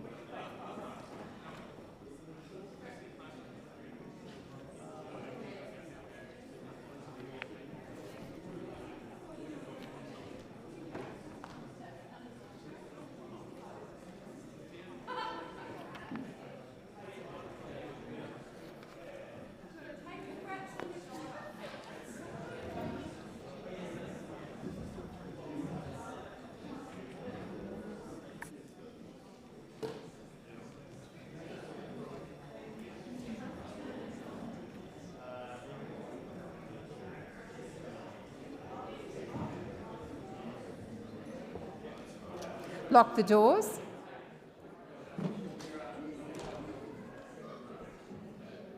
So the question is that general business notice of motion number 328, standing in the name of Senator Payman, be agreed to. The ayes shall move to the right of the chair, the noes to the left. I appoint Senator Collins as teller for the ayes and Senator Grogan as teller for the noes.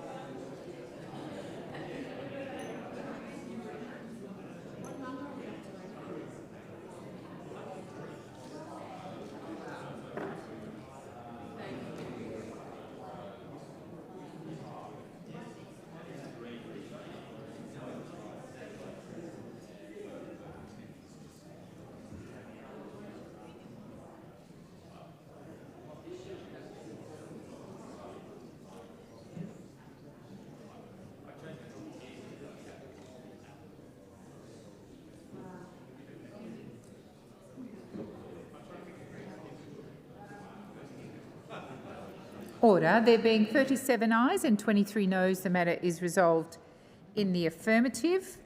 I'll now move to general business notice of motion number 329, standing in the name of Senator Bragg. Is that you, Senator Collins? Senator Collins. Thank you, President. On behalf of Senator Bragg, I ask that general business notice of motion number 329 be taken as a formal motion. Is there any objection to this motion being taken as formal? There being none, I call Senator Collins. I move the motion. Thank you. Minister Chisholm. Seek leave to move an amendment to the motion. Is leave granted? Leave is granted. Senator Chisholm. Omit all words after that and substitute A, notes that the government has provided a response to order for production of documents number 197, and B, requires no further action from the Minister representing the Minister for Housing or the Minister representing the Treasurer. And if you just move that way. I move that. Thank you. So the question is that the amendment is moved by Minister Chisholm to General Business Notice of Motion number 329, standing in the name of Senator Bragg, be agreed to. Those of that opinion say aye. Against? I believe the noes have it. Ayes have it. Division required. Ring the bells for 1 minute.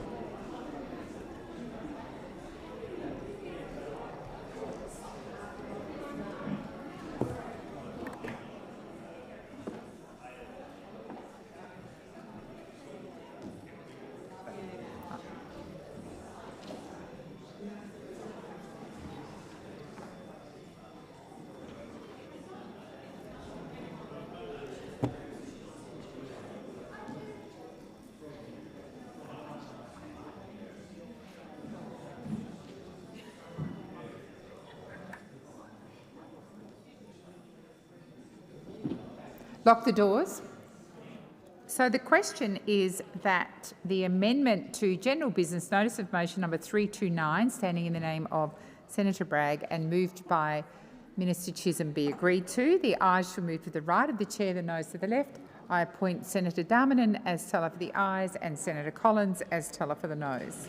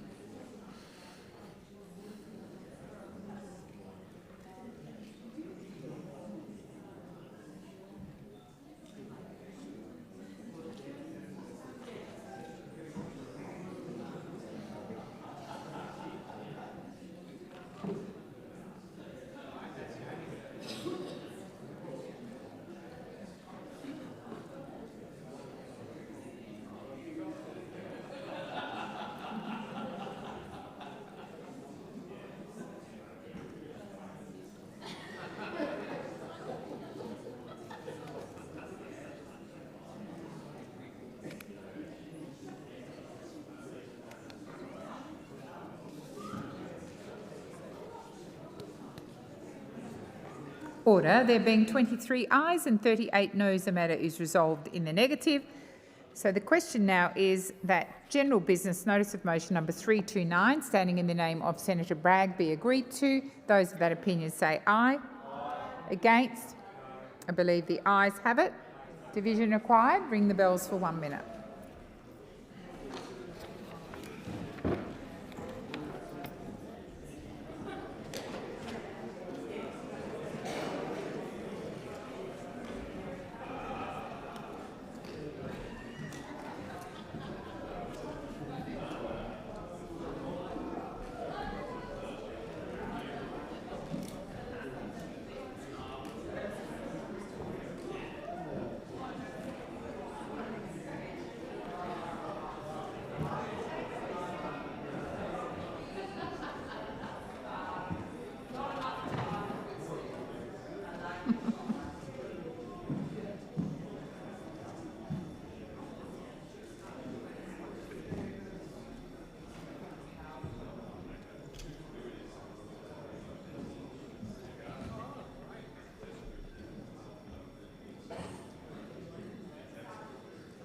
Lock the doors.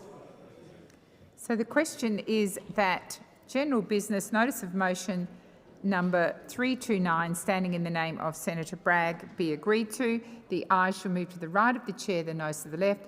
I appoint Senator Collins as teller for the ayes and Senator Darmanin as teller for the noes.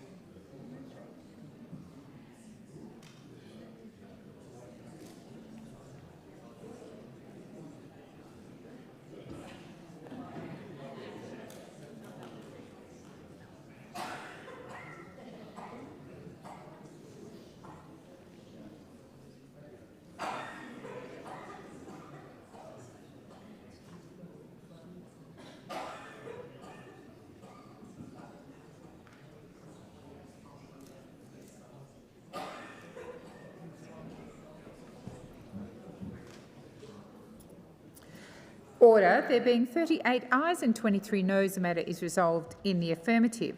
I'll now go to general business notice of motion number 330, standing in the name of Senator Bragg. Senator Collins. Thank you, President. On behalf of Senator Bragg, I ask that general business notice of motion number 330 be taken as a formal motion. Is there any objection to this motion being taken as formal? There being none, I call Senator Collins. Thank you. I move the motion. Minister Chisholm. Seek leave to move an amendment to the motion. Is leave granted? Leave is granted. Thank you. I move that we omit paragraph A and insert A. Notes that the government has provided a response to order for the production of documents number 119. Omit paragraph C and insert requires no further action from the Minister representing the Minister for Housing or the Minister representing the Treasurer. Thank you, Senator Chisholm. So the question is, the amendment is moved by Minister Chisholm to general business notice of motion number 330 be agreed to. Those of that opinion say aye. Against? I believe the noes have it. Ayes have it. Division required. Ring the bells for 1 minute.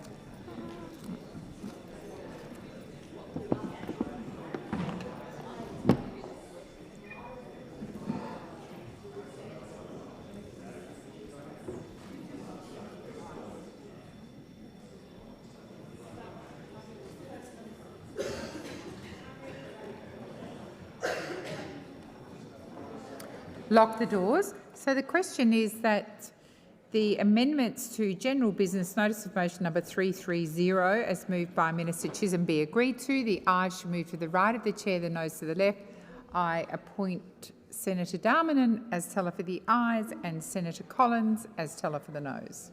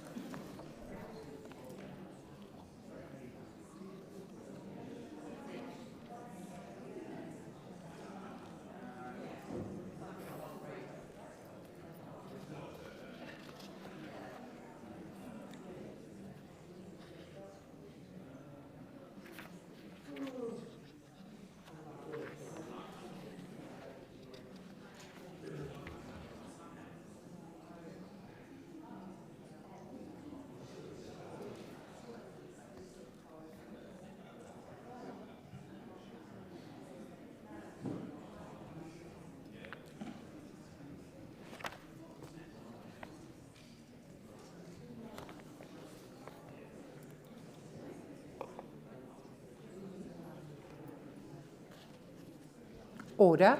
There being 23 ayes and 38 noes, the matter is resolved in the negative.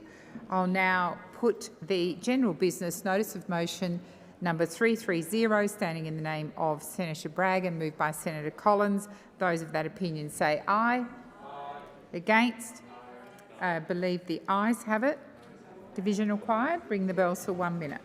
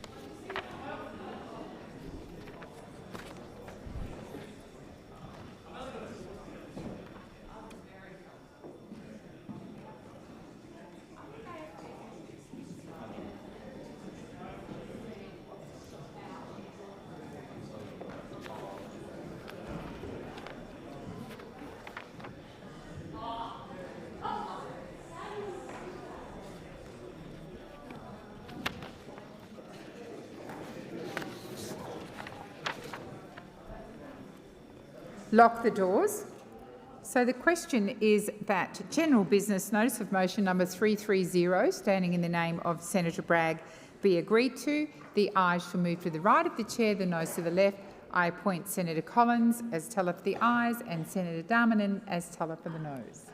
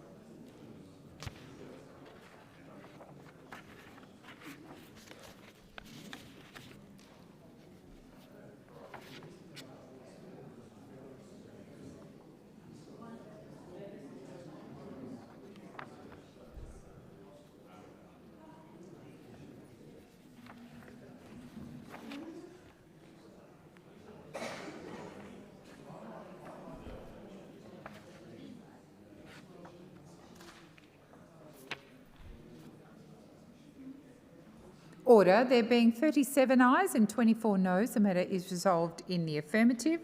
I'll now go to general business notices of motion number 331 through to 333, standing in the name of Senator Hume.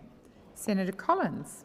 Thank you, President. On behalf of Senator Hume, I ask that general business notice of motion numbers 331 to 333 be taken as formal motions. Is there any objection to these motions being taken as formal?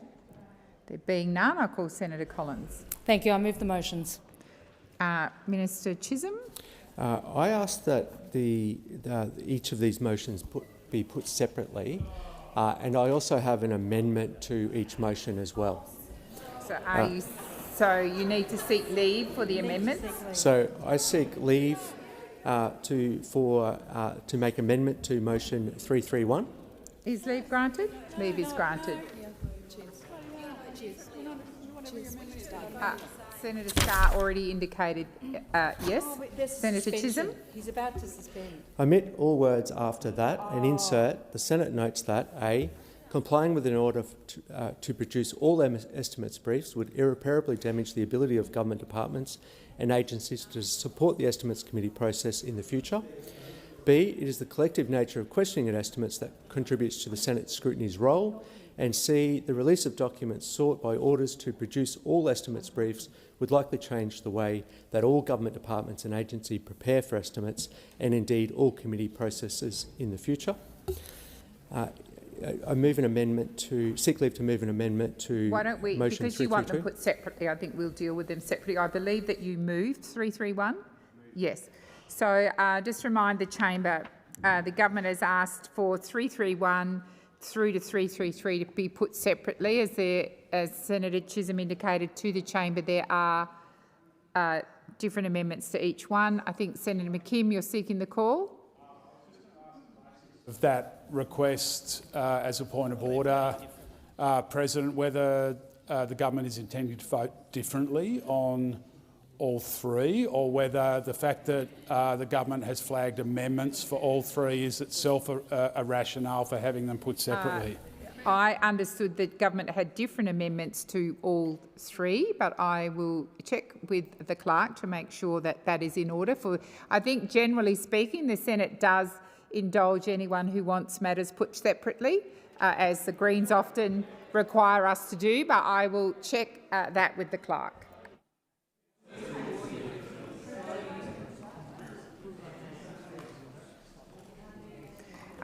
My understanding is correct. It is completely in order to move them separately. As the amendments have been circulated, you will see that they are all different. Senator Chisholm, I intend to put 331 unless you have anything further to add. I was just going to clarify that each amendment is different. Yes, well, they have been circulated. Senator David Pocock, were you seeking the call, or were you just sitting down? Okay. Sorry, you need to stand up if you're asking me to do something. President, I was just also going to ask if they were going to vote differently or if they were just wasting time. Well, that's already been... the Greens have already asked that question and that's been clarified. So the question is that the amendment to General Business Notice of Motion number 331, standing in the name of Senator Hume and moved by Senator Chisholm, be agreed to. Those of that opinion say aye. Against? I believe the noes have it. Division required. Ring the bells for 1 minute.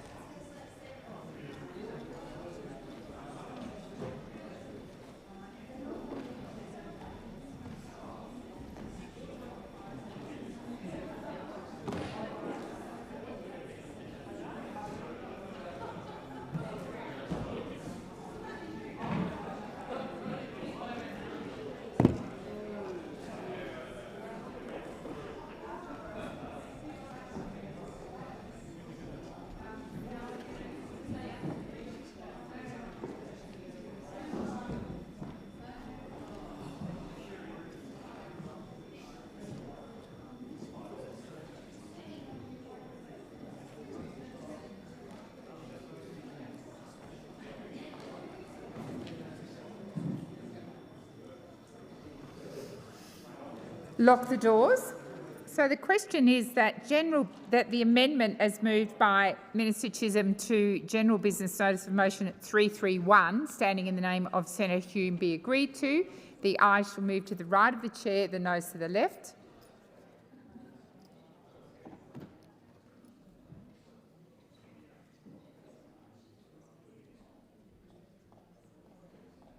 I appoint Senator Darmanin as teller for the ayes and Senator Collins as teller for the noes.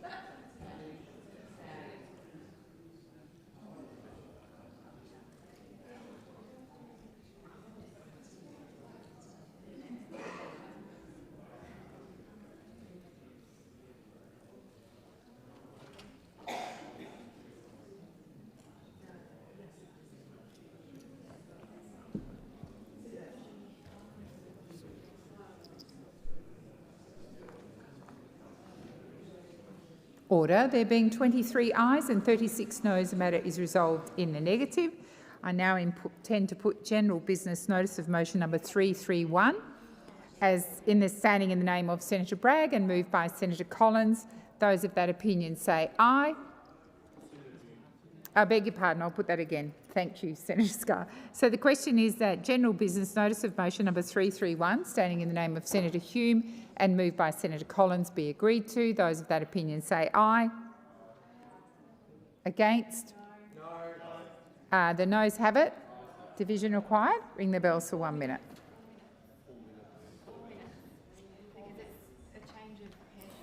I remind you of 101(3).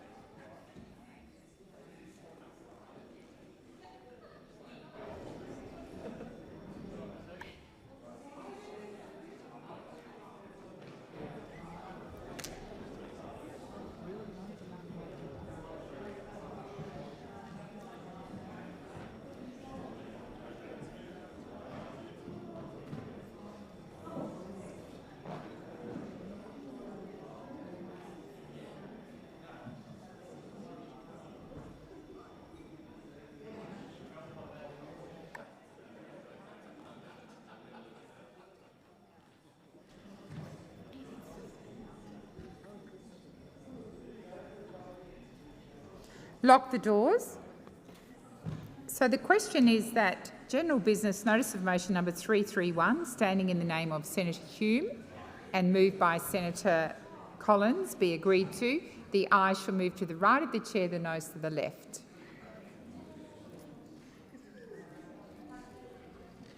I appoint Senator Senator Collins as teller for the ayes and Senator Darmanin as teller for the noes.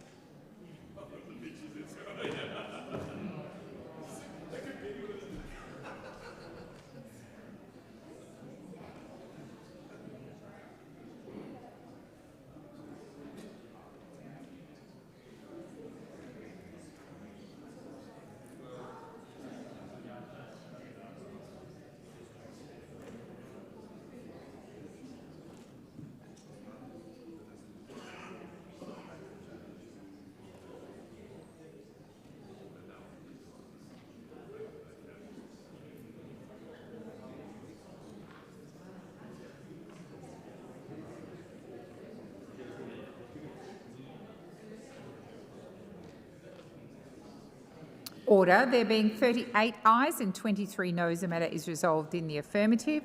I'll now move to general business notice of motion number 332, which has already been moved by Senator Collins, standing in the name of Senator Hume, and I'll give the call to Minister Chisholm. I seek leave to move the amendment as circulated in the chamber. Is leave granted? Leave is granted, Minister. So the question is that the amendment to General Business Notice of Motion number 332, standing in the name of Senator Hume and moved by Senator Collins and amended by Senator Chisholm, be agreed to. Those of that opinion say aye. Aye. Against? Believe the ayes have it. Division required. Ring the bells for 1 minute.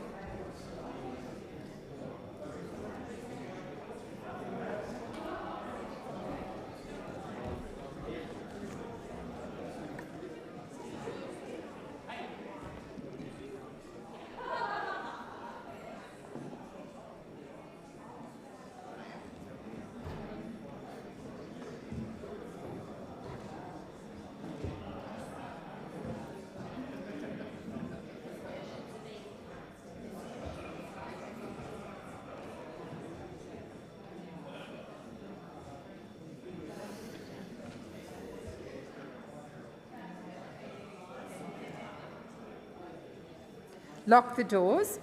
So the question is that the amendment is circulated to General Business Notice of Motion number 332, as moved by Senator Chisholm, be agreed to. The ayes shall move to the right of the chair, the noes to the left. I appoint Senator Darmanin as teller for the ayes and Senator Collins as teller for the noes.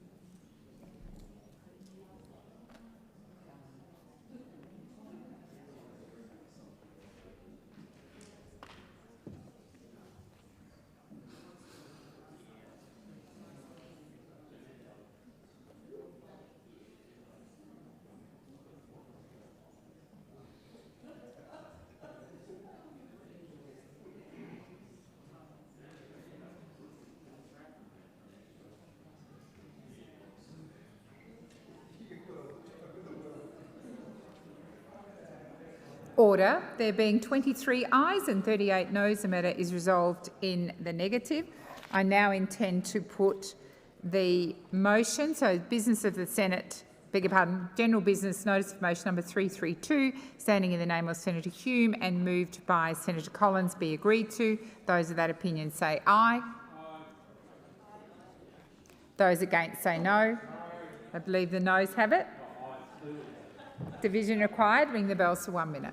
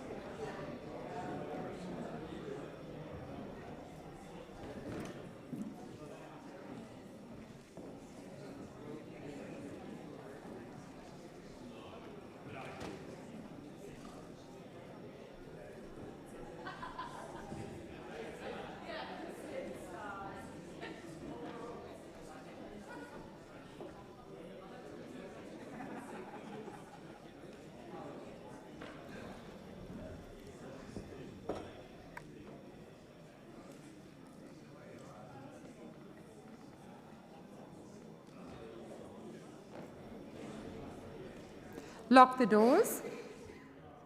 So the question is that general business notice of motion number 332, standing in the name of Senator Hume, be agreed to. The ayes shall move to the right of the chair, the noes to the left. I appoint Senator Collins as teller for the ayes and Senator Grogan as teller for the noes.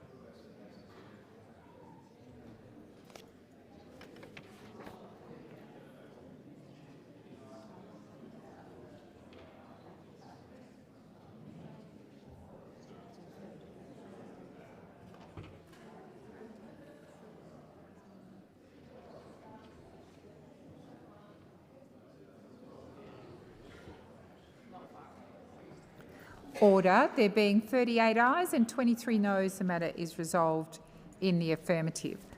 I'll now go to general business notice of motion number 333, standing in the name of Senator Hume and moved by Senator Collins. Senator Chisholm. I seek leave to move an amendment to motion number 333 as circulated in the chamber. Is leave granted? Leave is granted, Senator Scott. Yes, Senator Chisholm. So the question is that the amendment as circulated to general business notice of motion number 333, standing in the name of Senator Hume, moved by Senator Collins and amended by Senator Chisholm, be agreed to. Those of that opinion say aye. Aye. Against? I believe the noes have it. Division required. Ring the bells for 1 minute.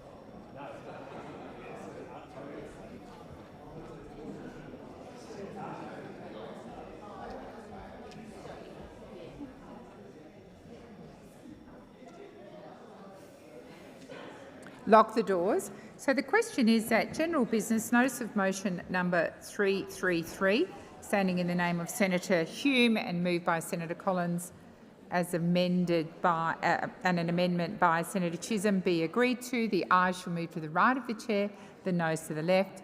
I appoint Senator Grogan as teller for the ayes and Senator Collins as teller for the noes.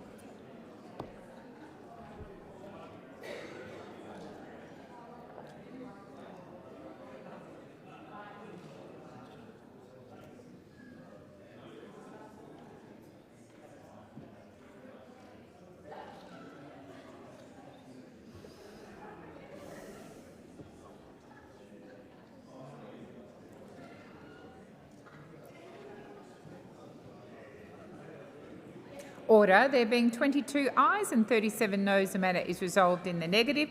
The question now is that general business notice of motion number 333, standing in the name of Senator Hume and moved by Senator Collins, be agreed to.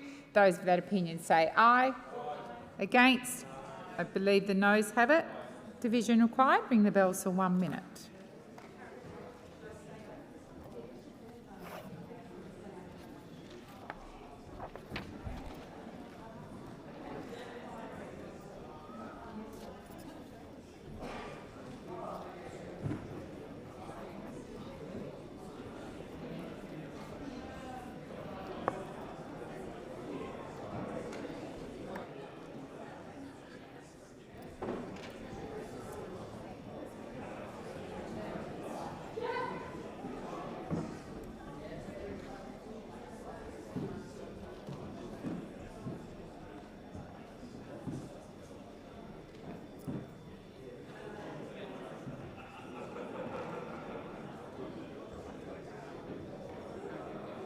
Okay.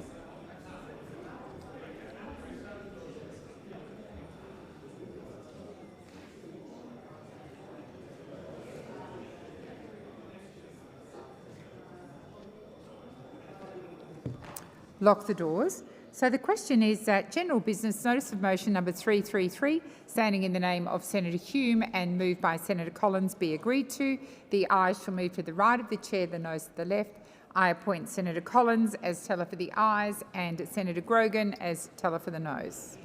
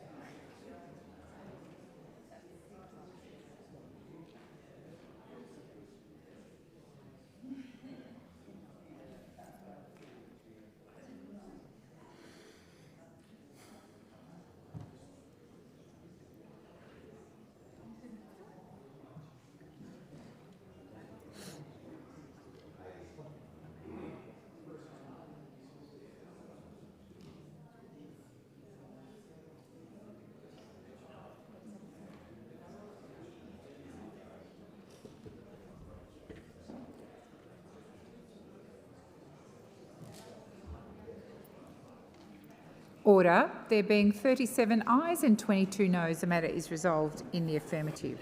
I'll now go to general business notice of motion number 334, standing in the name of Senator Hodgins-May. I ask that general business notice of motion number 334, proposing the introduction of a bill, be taken as formal. Is there any objection to this motion being taken as formal? There being none, I'll call Senator Hodgins-May. I move that the following bill be introduced, a bill for an act to amend the Commonwealth Electoral Act 1918 and for related purposes. So the question is, the motion as moved by Senator Hodgins-May be agreed to. Those of that opinion say aye. Against? I believe the ayes have it.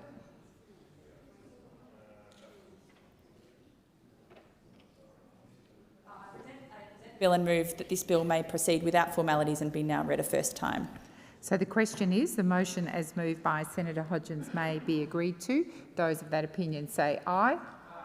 Against? I believe the ayes have it. I call the clerk. A bill for an act to amend the Commonwealth Electoral Act 1918 and for related purposes. Senator Hodgins-May. I move that this bill now be read a second time, and I seek leave to table an explanatory memorandum relating to the bill. Is leave granted? Leave is granted. I table an explanatory memorandum, and I seek leave to have the second reading speech incorporated in Hansard and to continue my remarks. Is leave granted? Leave is granted. Senator Hodgins-May. Senator Canavan, I'll now move to general business notice of motion number 339. Thank you, Madam President. I ask that general business notice of motion number 339, proposing the introduction of a bill, be taken as formal. Is there any objection to this motion being taken as formal? There being none, I call Senator Canavan. I move the following bill be introduced, a bill for an act to amend the Environment Protection and Biodiversity Conservation Act 1999 and for related purposes. So the question is, the motion is moved by Senator Canavan be agreed to. Those of that opinion say aye. Against? I believe the ayes have it. Senator Canavan. I present the bill and move that this bill may proceed without formalities and now be read a first time. So the question is, the motion is moved by Senator Canavan be agreed to. Those of that opinion say aye. Against? I believe the ayes have it. I call the clerk. A bill for an act to amend the Environment Protection and Biodiversity Conservation Act 1999 and for related purposes. Senator Canavan. I move that this bill be now read a second time, and I seek leave to table an explanatory memorandum relating to the bill. Is leave granted? Leave is granted, Senator Canavan. I table an explanatory memorandum, and I seek leave to have the second reading speech incorporated in Hansard and to continue my remarks. So, is leave granted? Leave is granted. Thank you. Senators, it just being a few seconds before the hard marker at 6:30, I intend to move to the condolence motions.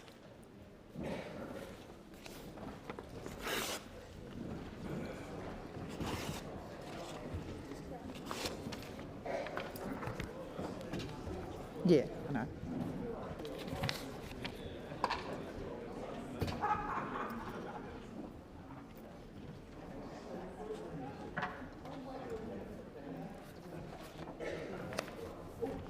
If you're not participating in the condolence motion, if you could leave the chamber quietly.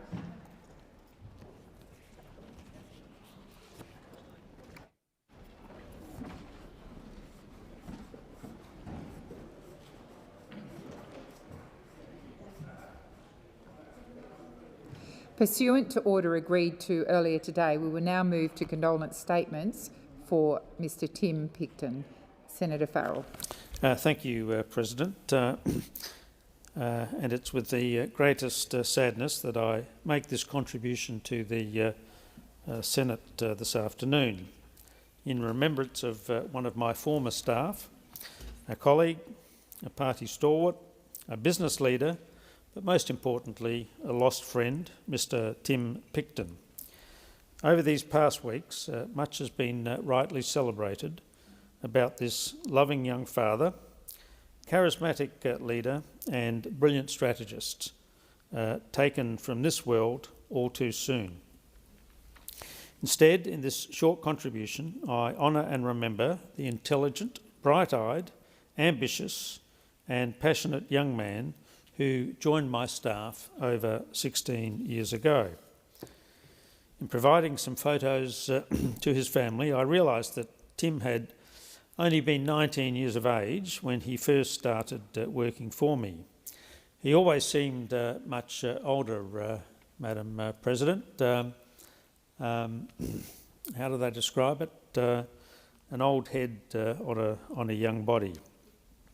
Having first started his professional journey, where so many talented campaign leaders begin, under the tutelage of Amanda Rishworth, Tim joined my electorate team in 2009.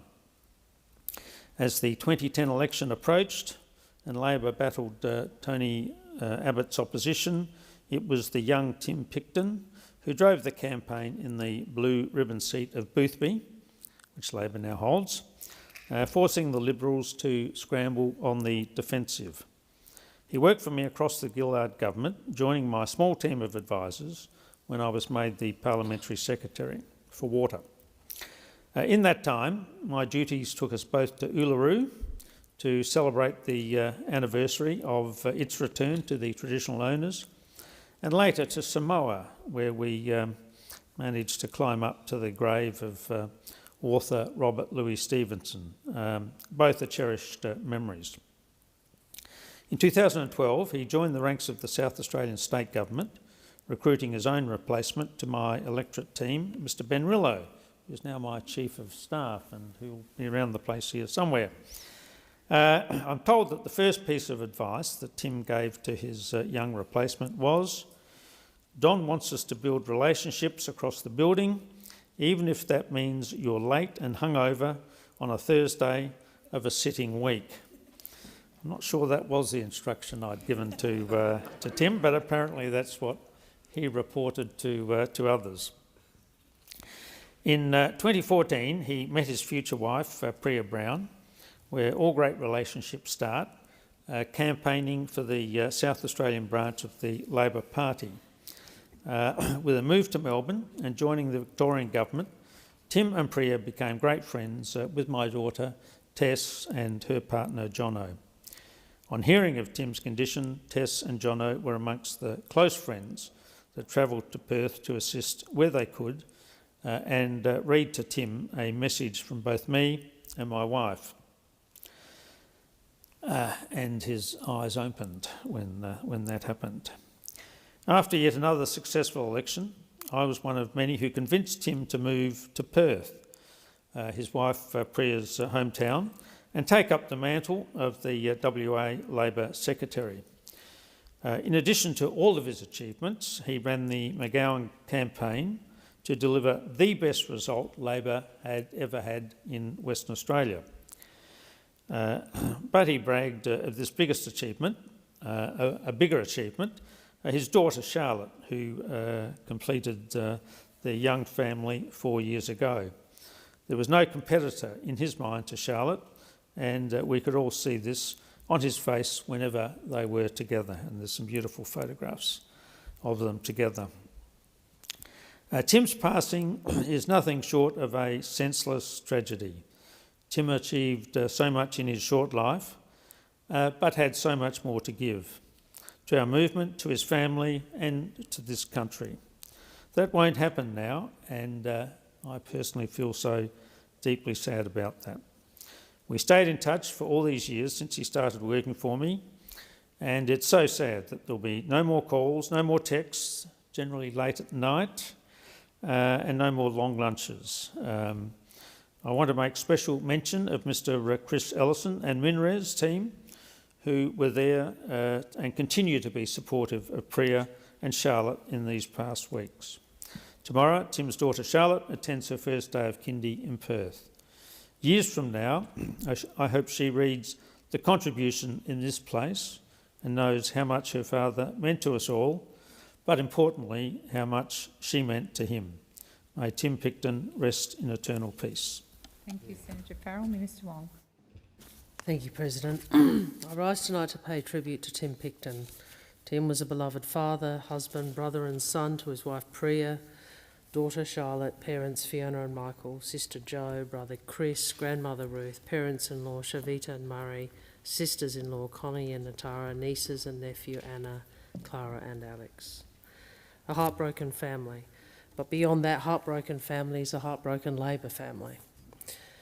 For Tim Picton left his mark around the nation on our movement.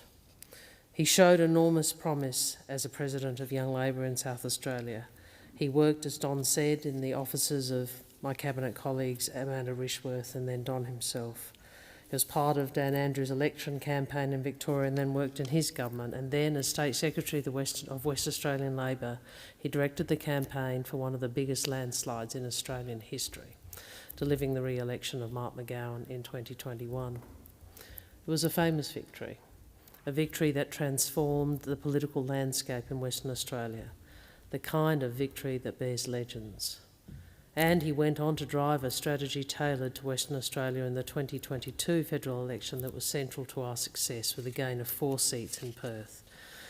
But he was just getting started. He was 36, and we all knew he was destined for even greater success. A world of opportunities lay ahead of him, and Tim had shown an ability to achieve whatever he set his mind to. I had the privilege of working with Tim on many occasions. We were often on the same strategy calls, and I'd see him when I was in Perth. He always brimmed with energy and enthusiasm. He networked relentlessly. He knew who everyone was, and he made sure he talked to the right people. But what was clear was this: he always had purpose, and he always had a plan, and he was always determined to win. But he did know winning is a collective task. For Labor people, it is never a solitary pursuit.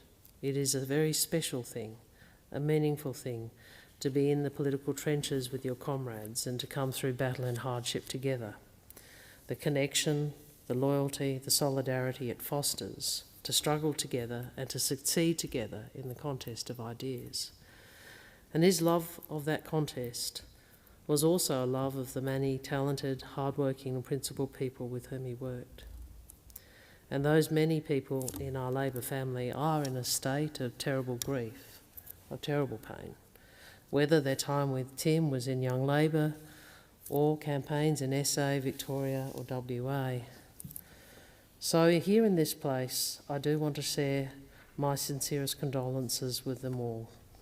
There are many, too many to name all, but I do want to particularly recognise Senator Whittaker, who worked with him. And also to my South Australian colleagues, to whom my heart goes out, Minister Rishworth and the whole Farrell family. Senator Farrell spoke very movingly a moment ago. I know this has been very deeply affecting for him, Nympha and Tess, who were very close to Tim. I do want to also recognise Senator Farrell's Chief of Staff. I think one of the most highly esteemed people in this place, who has been close to Tim and Priya for many years, along with many other friends of Tim who are grieving: Andrew, Jonathan, David, Hannah, David, Robbie, Mark, Michaela, Simone and many more. It is always hard to lose someone. It is hard to lose a friend and a comrade in such harrowing and senseless circumstances. It is a profound and devastating shock. So I extend my personal sympathies to all my friends and colleagues who are grieving, and to Tim's family, my deepest condolences for your immeasurable loss. But perhaps most of all our hearts break for young Charlotte, the love of Tim's life, who turned 4 while her father was in Royal Perth Hospital ICU. And as Don spoke about, Prime Minister wrote to Charlotte a letter so when she is not older she will know what Tim meant to her and what he did for our party and our country.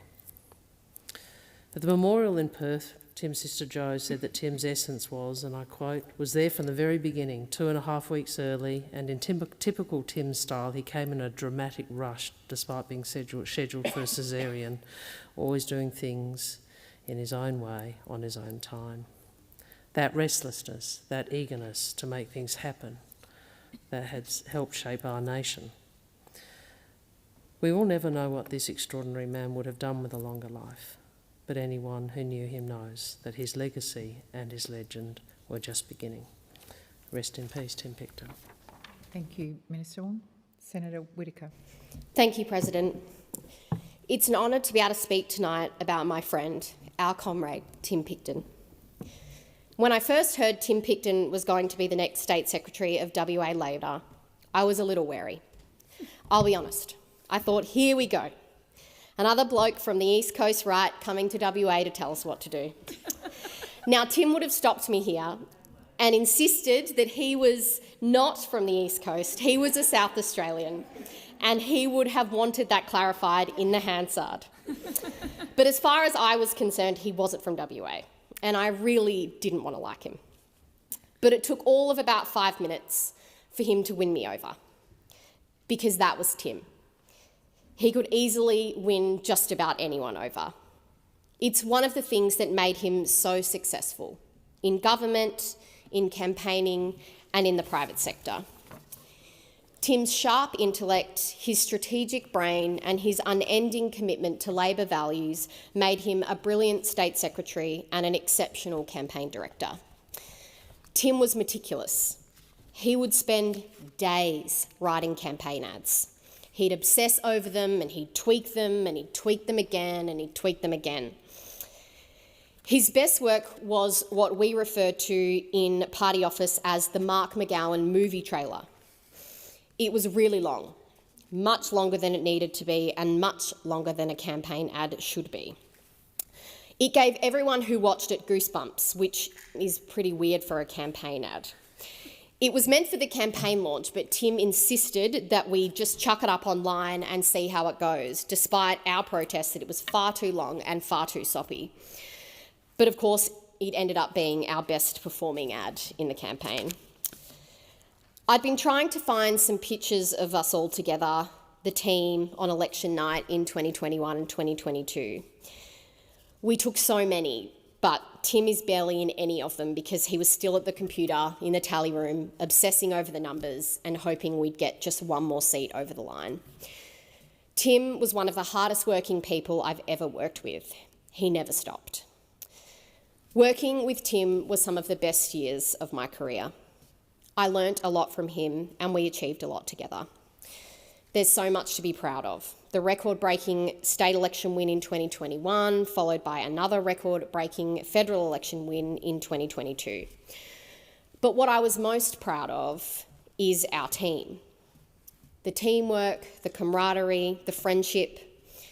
Tim led a team that worked hard, campaigned hard, and most importantly, a team that looked after each other. You don't always get that in politics, and you certainly don't always get that in a party office. But it was because of Tim's leadership that we still have those friendships. It was his leadership that fired us up every day, kept us going when things were hard, and brought us together, regardless of age, faction, role, or seniority. We were a close-knit group, and I think I speak for many of us when I say that I hoped we might one day work together again and win another election together. But now it wouldn't be the same without Tim. I want to say to all of those members of our team, I know you're all feeling this loss really hard. It is one that will be difficult to come to terms with. A lot has been said about Tim's potential, and rightly so. What he could have done if his life hadn't been so tragically and so cruelly cut short. I really hoped he might one day be convinced to join us here in this chamber. Selfishly, because I'd have loved to work with him again, but for our party and for our country, he would have been an asset. But I think it would have taken a bit of strong convincing to get him to enter politics as an elected member. The reality is he could have done anything. He was a highly respected member of the Perth business community, and he would have continued to excel there if that's the path he took to. Beyond his professional life, Tim was a really bloody good friend. He was generous and thoughtful, and he'd tell it to you straight. He was fiercely loyal.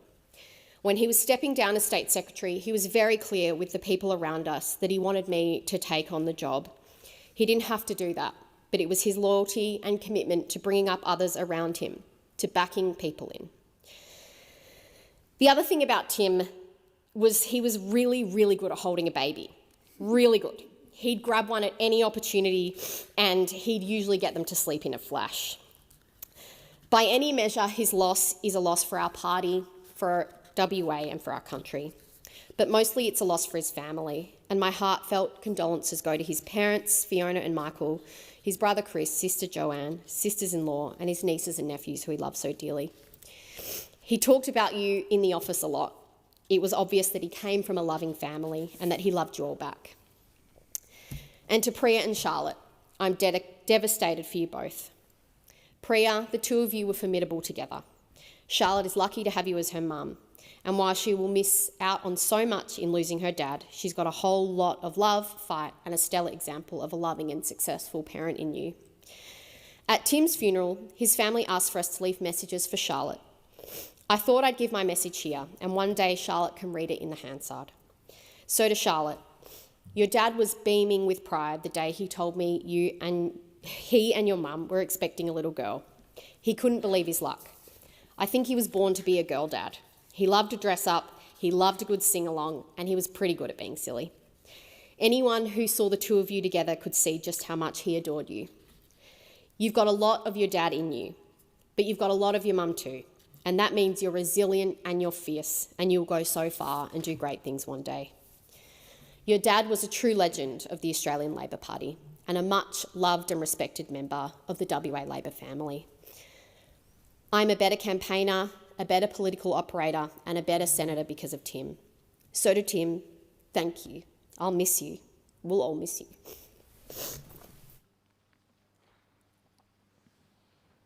Senator Ghosh. I rise today to pay tribute to Tim Picton, a devoted Labor organiser, respected strategist, a generous colleague and friend, and above all a loving husband to Priya and father to Charlotte. His passing has left a deep void in the Western Australian Labor Party family and far beyond. There are many facets to a person's life, particularly a life like Tim's, a life that was long on achievement and cut heartbreakingly short. Tim was a comrade, an occasional legal instructor, and most importantly, a friend. And few individuals have shaped Labor's modern success in Western Australia as profoundly as Tim did during his time as State Secretary. He played a pivotal role in delivering the historic 2021 Western Australian state election result, a victory that reshaped the Western Australian political landscape and provided the McGowan government with an unprecedented mandate to govern. That campaign was not only remarkable for the scale of its result, but for its discipline, its clarity, the unity Tim brought to the team, and the hard work that he demonstrated. It reflected his innate understanding of voters, his strong commitment to Labor values, and his ability to bring together candidates, volunteers, and staff around a shared purpose. The 2021 campaign also demanded steady leadership in uncertain times, a calm hand during a global pandemic, and that was Tim. Tim brought that same commitment to the 2022 federal election, where he played a crucial leadership role in our campaign efforts across Western Australia, a campaign that was central to the national result. What was particularly notable about both those campaigns was Tim's swift and intimate grasp of the Western Australian mindset and outlook, which may on occasion differ from the outlook of our brothers and sisters in the East. The result were very Western Australian campaigns, reflecting Tim's conviction that election campaigns are ultimately about people. And those who worked with Tim will remember that his professionalism, his strategic mind, and his unflappable nature under pressure were often on display. We will also remember his kindness, for Tim was a mentor to many, particularly to young organisers and staff finding their feet in politics. He took the time to explain, to listen and to encourage, and he believed very deeply in the Labor movement, not only as a political force, but as a community of people who look after each other. Beyond the campaigns and strategy documents, Tim had a fundamental decency to him. He treated colleagues, volunteers and opponents with respect. Working on legal cases on behalf of the Labor Party with Tim, it was impossible not to be struck by his intelligence, his quick grasp of subject matter, his robust interrogation of advice, and his sound judgment, which was particularly impressive, occurring as it did outside his own professional field. Tim was also a friend, and he had a wonderful capacity for friendship. His warmth, his genuine fondness for people, his curiosity about their lives and what shaped them made him an incredibly likeable person. From Prime Ministers and Premiers to mates of mates at the front bar of the Wembley Hotel in Perth, we all saw a part of us in him and treasured his affection. Tim's energy was palpable and infectious. He had a singular ability to bring a room to life simply by entering it. And we will all miss the Picton bear hug, whether at the pub, a state conference or a formal dinner, performed without inhibition and with genuine excitement. Tim was a devoted and loving father to Charlotte. Tim spoke of Charlotte often and with such immense pride. Charlotte is only 4 years old, far too young to comprehend the scale of what has happened, but she will grow up knowing that her father made a significant contribution across the country. He helped shape a better state and nation, and that he did so with decency, compassion, care and love. Tim's legacy lives on through her and through the countless people whose lives and careers he touched. There are some words of George Eliot that seem appropriate and I would like to read today. Oh, may he join the choir invisible of those immortal dead who live again in minds made better by their presence.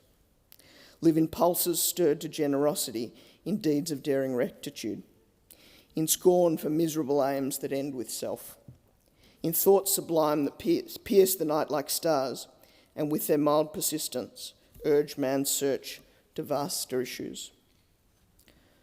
So to live is heaven, to make undying music in the world, breathing as beauteous order that controls with growing sway the growing life of man. Farewell, Tim.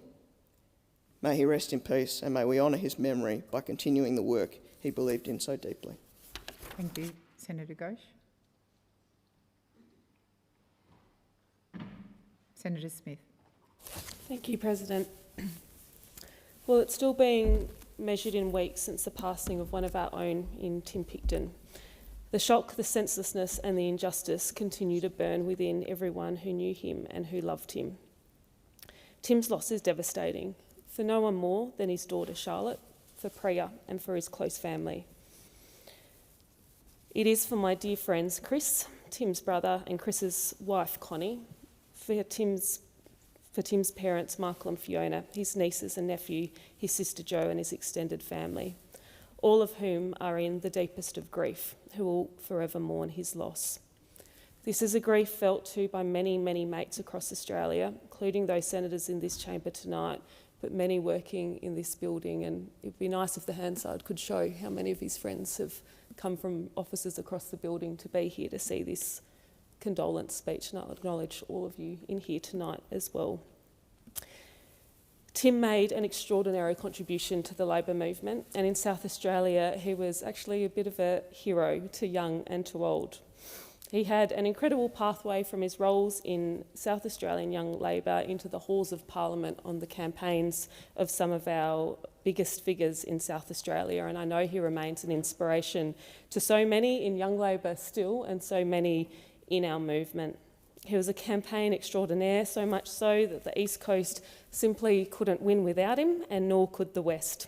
He played a key role in the successes of Premier Andrews and then Premier McGowan after him, and South Australia is mighty proud. Tim was so deeply admired across our party as a brilliant strategist, and it is the absolute truest thing to say that he was one of the greatest national political talents of my generation and our generation here. He had so much more to give, and he had so much more to give to his daughter, his greatest joy and his proudest achievement in Charlotte. Charlotte was the apple of his eye, and Tim's brother Chris compared watching Tim with Charlotte to watching Bandit with Bluey. Total presence and total joy. And I know Tim was an absolutely wonderful uncle and godfather too. So to little Anna, to Alex and to Clara, I am so sorry for your loss as well. I know personally how much you loved your uncle. And when I think of Tim, I'm going to remember him as he was the last time I spent some time with him.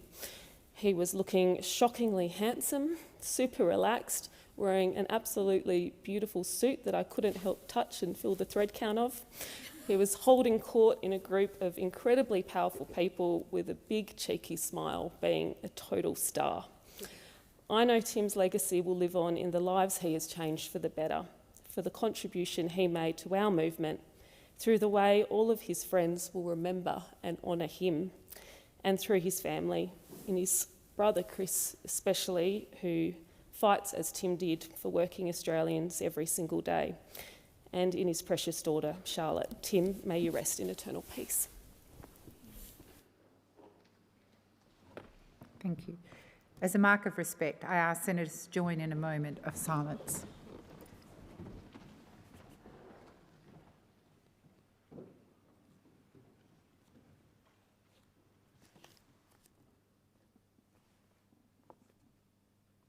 Thank you, senators.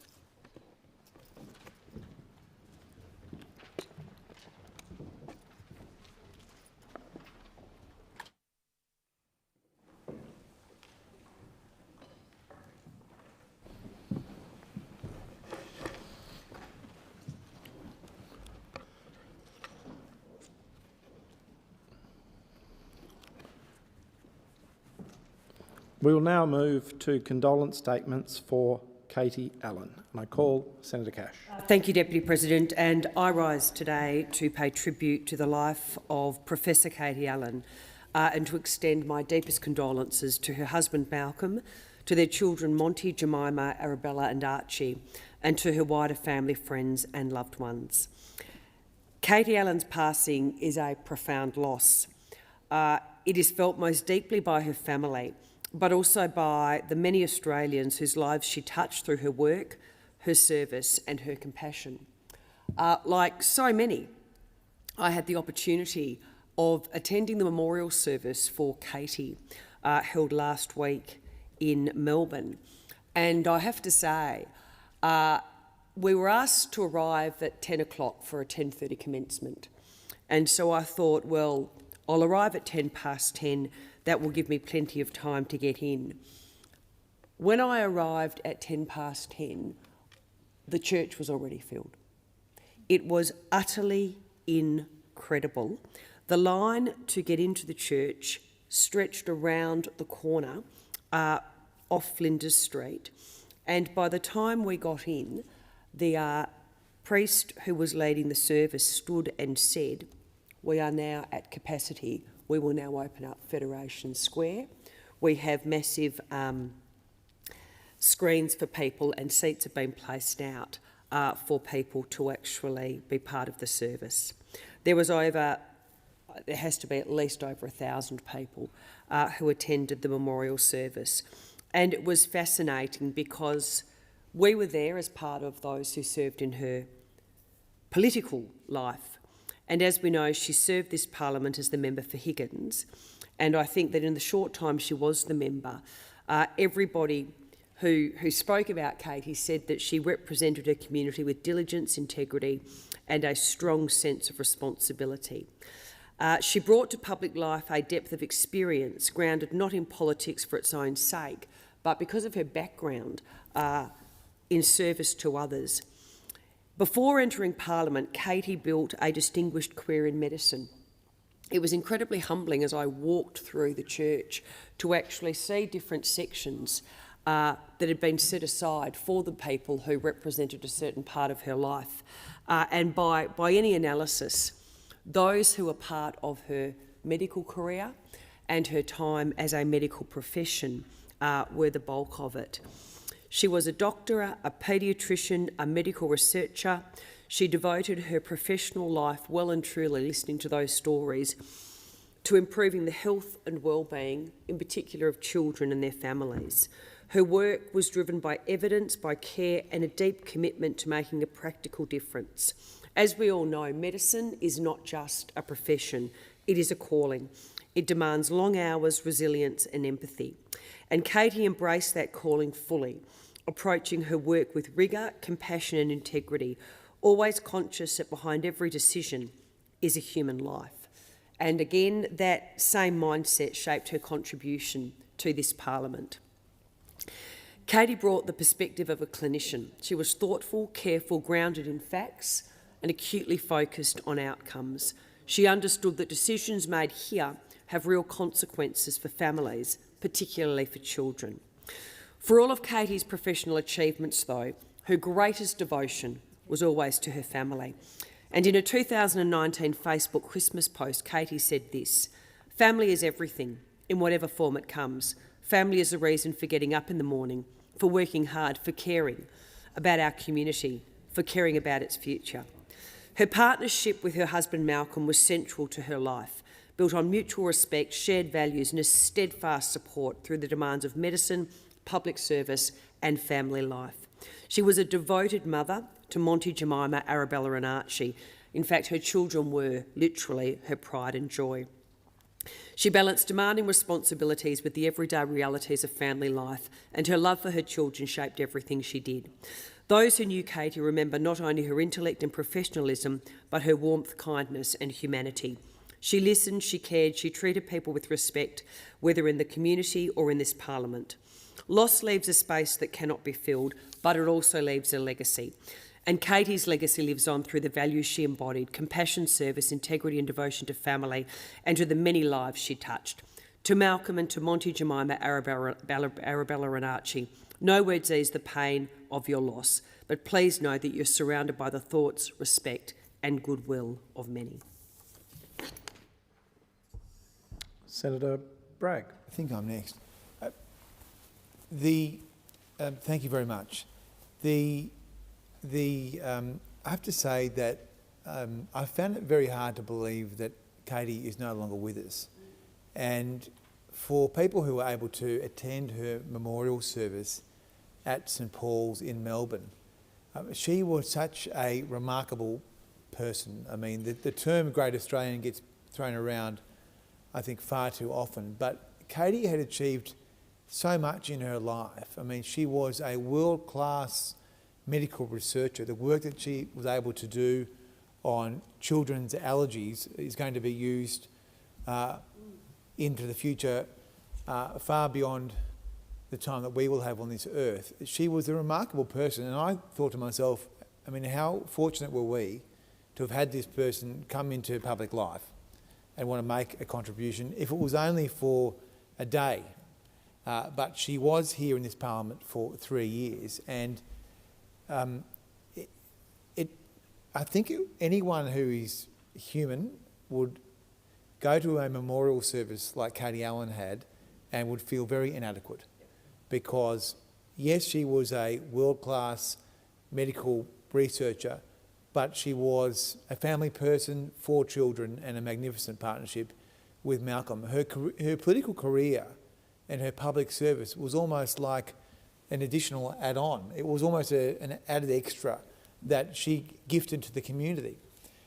Katie and I came in 2019, and she was a ball of energy, vibrant. She could be very dogmatic, but she was a magnificent, warm person, and she was so focused on trying to make the most of her time for her constituents and to make a contribution to Australia. She had a magnificent civic mission, which was almost religious I think it actually was religious, and I say this as a non-religious person.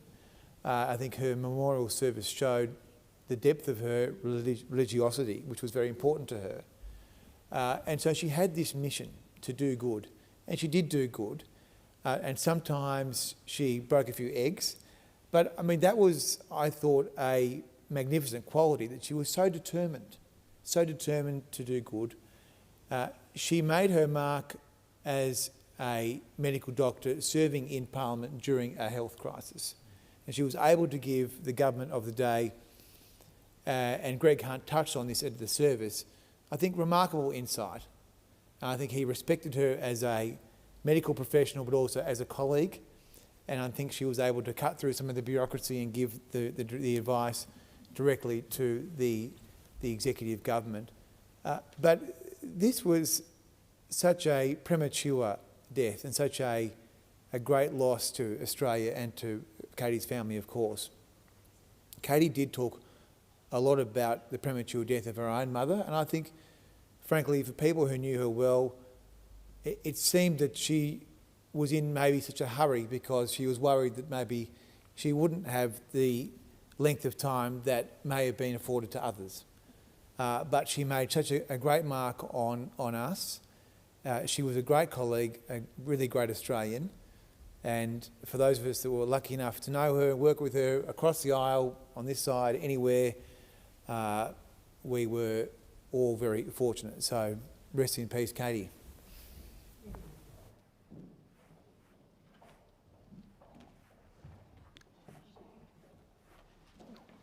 Senator Charlotte. Thank you. I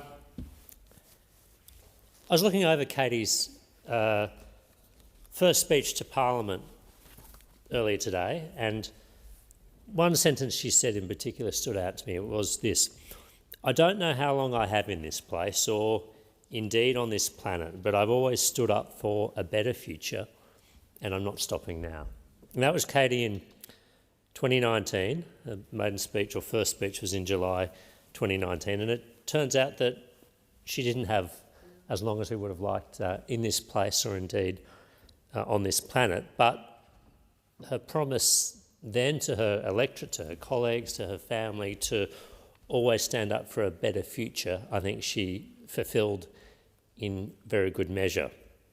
Katie, as a couple of the speakers have said, had a life full of many chapters, and I think many of us in the Parliament here only felt like we knew one very small chapter, almost a postscript to a very successful and fulsome and substantive professional life. I was at the memorial service, like some of my colleagues, last week in Melbourne, and I too, like Senator Bragg, felt highly inadequate. If I get 1/10 of those people to my memorial service, I would be thrilled. But St Paul's Cathedral was packed to overflowing, and there were people from all different parts of her life. Her work with Melbourne Grammar School and her patronage of Melbourne Grammar School, where she was, I think, a fourth-generation student and still highly active in the life of the school, clearly loved and cherished by that community, by the medical community that was there in volumes, a testament to the leadership, the mentoring, the research, the capacity that she had shown.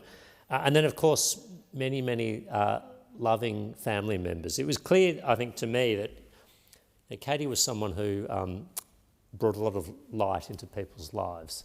And I know it was certainly the case in Parliament. She brought a lot of light, she brought a lot of energy, she brought a lot of enthusiasm. If I had to think of one word to describe Katie, it would be indefatigable. She was, you could say she was relentless or unstoppable or hugely optimistic, but she was indefatigable. And I was simultaneously in awe, jealous and resentful of her energy levels from time to time in this Parliament. Her ability to do things and focus on multiple tracks, her ambition to achieve and leave a mark in public life in the way that she'd done in her medical life, I think was phenomenal. And she was only here in this place a short time, for 3 years, one term. But during that time, during a global pandemic and the biggest public health crisis Australia had faced in at least 100 years, she brought all her expertise and all her contacts and all her enthusiasm and all her knowledge to bear. And Greg Hunt, the health minister at the time, spoke very compellingly about this last week in Melbourne, the role that Katie played in the numerous and unprecedented public health and other challenges we had to deal with as a nation and as a government back then.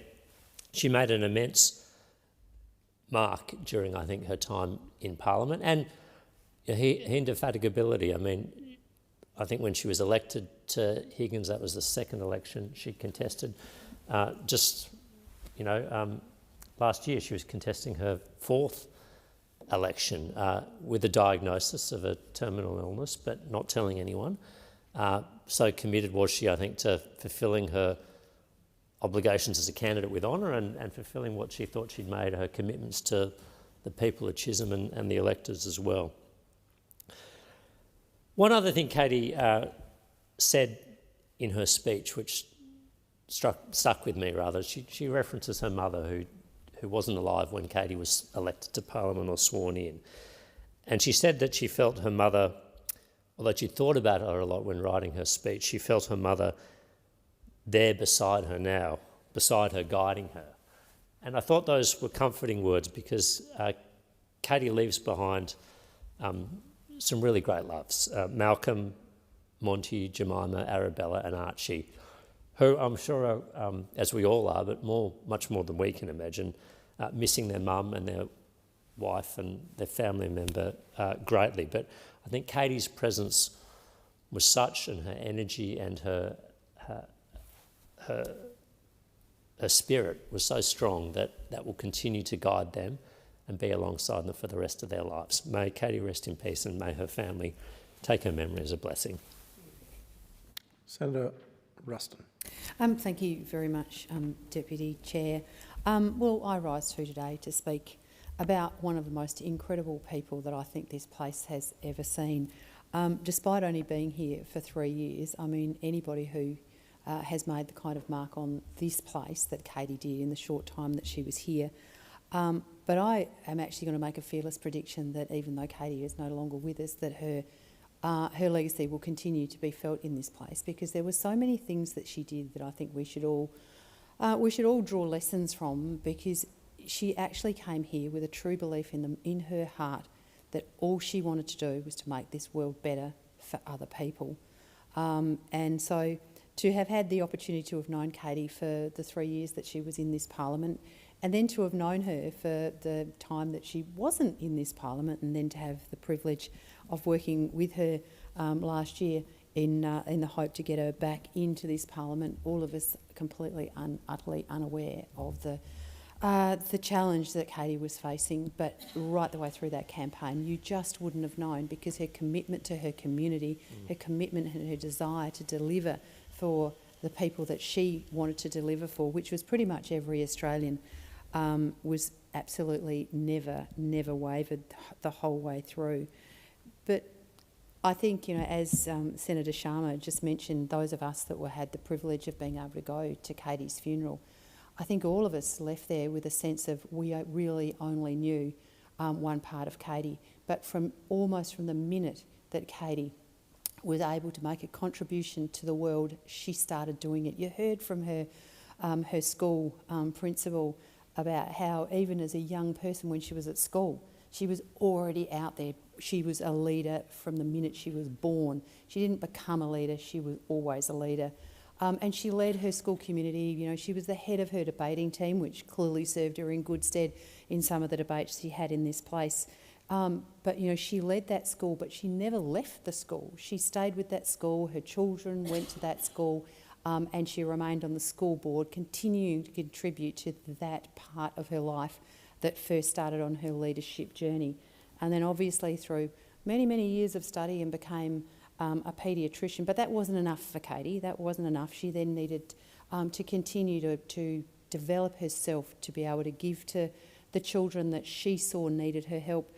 She went into research. I was quite blown away. I mean, published more than 450 times. I won't say the number because I'll probably get it wrong, but something tells me it was like 472 times Katie was published by peer-reviewed papers in her field of expertise, which included making sure that people understood about the allergies that we are now starting to see as a society, which is such an important part of her research work that now lives on as her legacy for everything that she did. And apparently she's constantly referred to in policy papers around the world, not just here in Australia, for her contribution in her research effort. But, you know, once again, that wasn't enough for Katie. She needed to do more. And so she took her next step in her career to come in here and continue her public life by representing her community of Higgins. But it wasn't the community of Higgins that Katie represented, it was the whole of Australia. You know, there was never any issue that Katie wasn't prepared to prosecute. I mean, the amount of times when I was the Minister for Social Services that there'd be a call from Katie to say that she had a group of people that she believed needed to have an audience with somebody from the government because their story was compelling and she was prepared to advocate for them. And tirelessly. I mean, I'm sure the reason that Katie always had such a beautifully slim figure is that she never stopped for a minute. She probably forgot to eat because she was too busy prosecuting the issues of the people that she cared for. I think probably the greatest loss to this Parliament was when Katie was not re-elected to come back into this place, because I think all of us would proudly leave this place, even if we've been here for a very long time, having left the legacy that Katie managed to leave in just the 3 short years that she was in this place. But most particularly, I think our hearts go out to her family, because watching Katie's beautiful children give their contribution about their mother at the funeral, and then listening to Malcolm tell the love story, which is the kind of thing that you could write a movie about, in his contribution at the funeral, we realised just how incredibly her family must be feeling the pain of losing Katie. So to them, our hearts go out. Vale, Katie Allen. Senator Henderson. Thank you, Deputy President. It is with a heavy heart that I rise to pay tribute to the late Dr. Katie Allen, the former member for Higgins.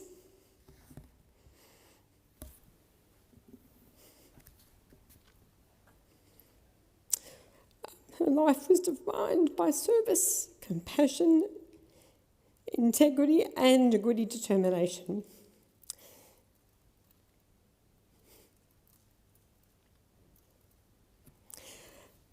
Katie was a warrior for the people she represented and the causes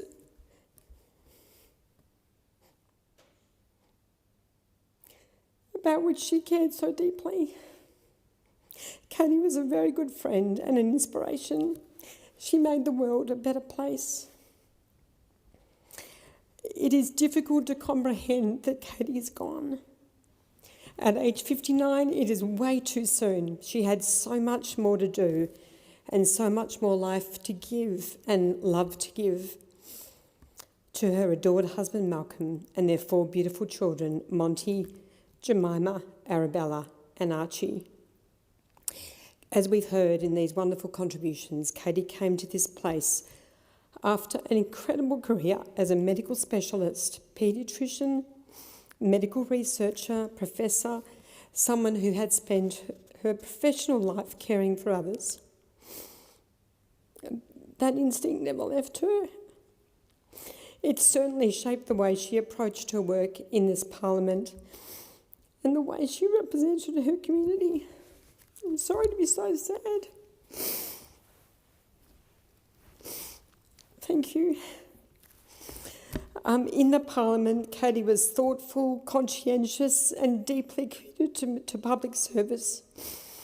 She brought a calm, determined, evidence-based voice to debates on health, women's wellbeing, preventative care and, of course, the pandemic and the wonderful people she represented, the people of Higgins. She was a fighter. She never gave up. She had an incredible fight to win pre-selection for the seat of Higgins. She fought so hard for the 3 years that she was here in Parliament. And as we now know, under the most terrible circumstances, she fought for pre-selection for Chisholm and she ran the most wonderful campaign. The last time I saw Katie was here in Parliament late last year when she led a delegation of Liberal women, some aspiring to be members of Parliament. She had a genuine commitment to the advancement of women. She was struggling and she was frail, but that gritty determination shone. She was determined to continue to make a difference.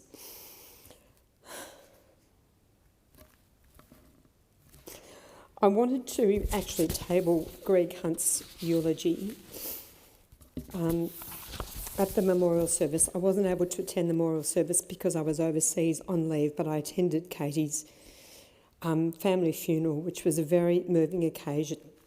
But I just wanted to draw briefly on the contribution that Greg outlined in his eulogy, because I don't think any of us understood how highly credentialed she was.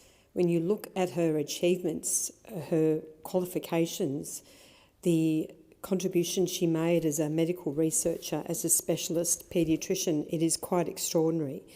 And in the 3 short years that she was here in this place, she played a critical role in Australia's successful response to the COVID-19 pandemic.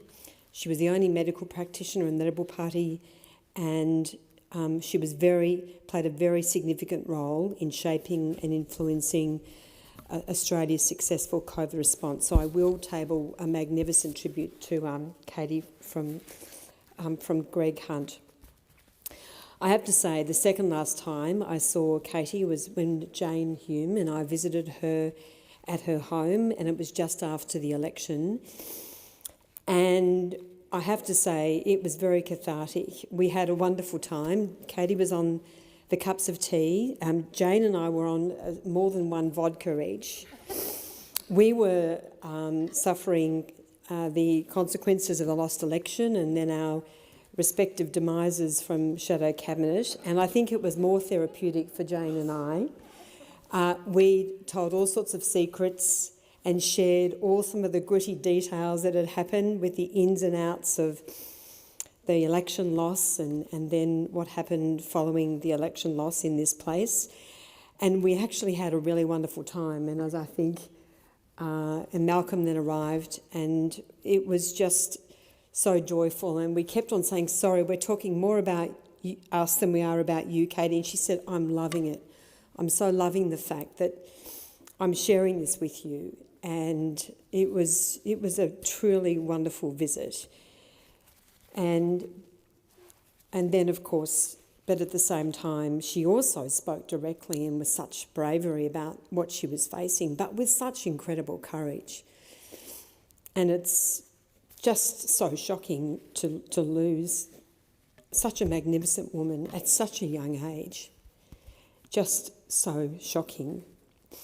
So I just want to express my deepest condolences to Malcolm, her beloved husband, to her beautiful children, Monty, Jemima, Arabella and Archie, to Katie's extended family and her close friends. Katie's passing is a profound loss to this Parliament. She was so determined to come back here, to her community and to our country. Vale Katie Allen.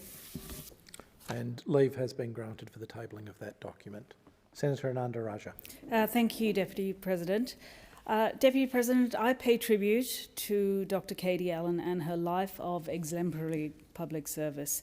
Katie's long career of service began first in medicine and research. Many people have asked me whether I knew Katie just because I was a doctor.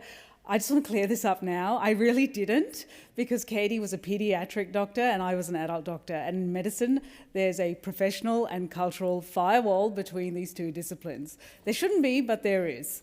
I actually learned the most about Katie, sadly, at her unbelievable memorial service. People will be talking about this memorial service for years to come. Seeing was believing.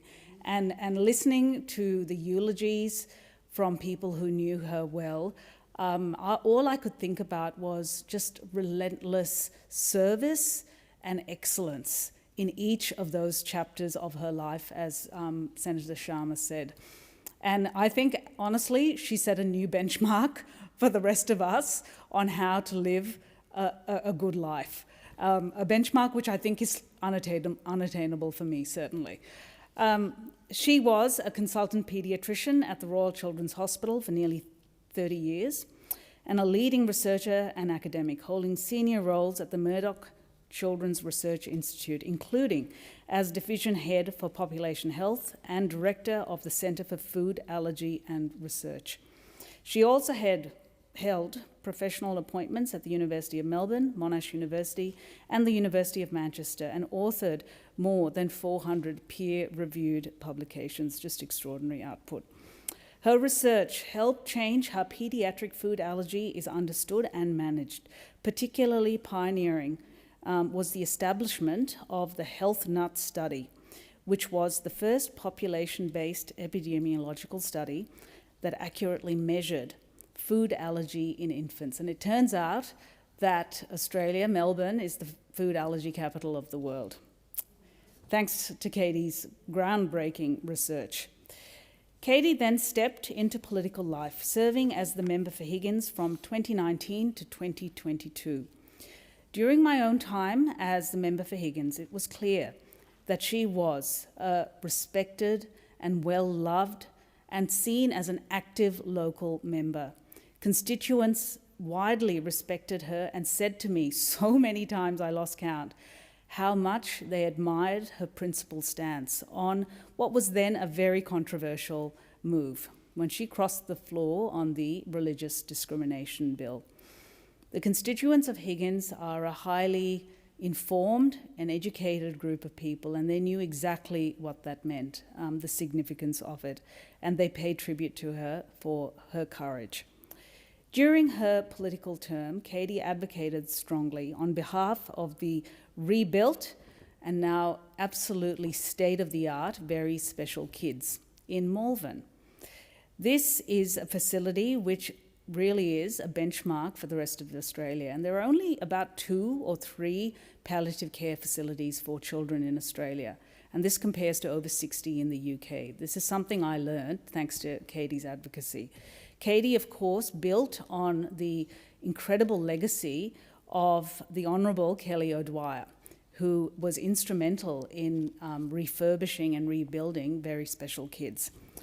Katie also championed better care for people affected by eating disorders, including as an ambassador for Eating Disorders Families Australia.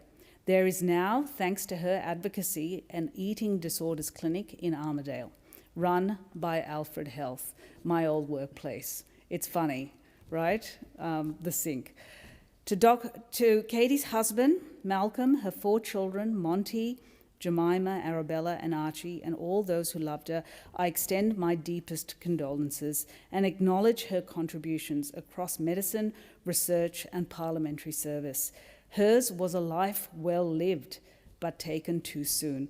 Vale, Dr. Katie Allen. Senator Hume.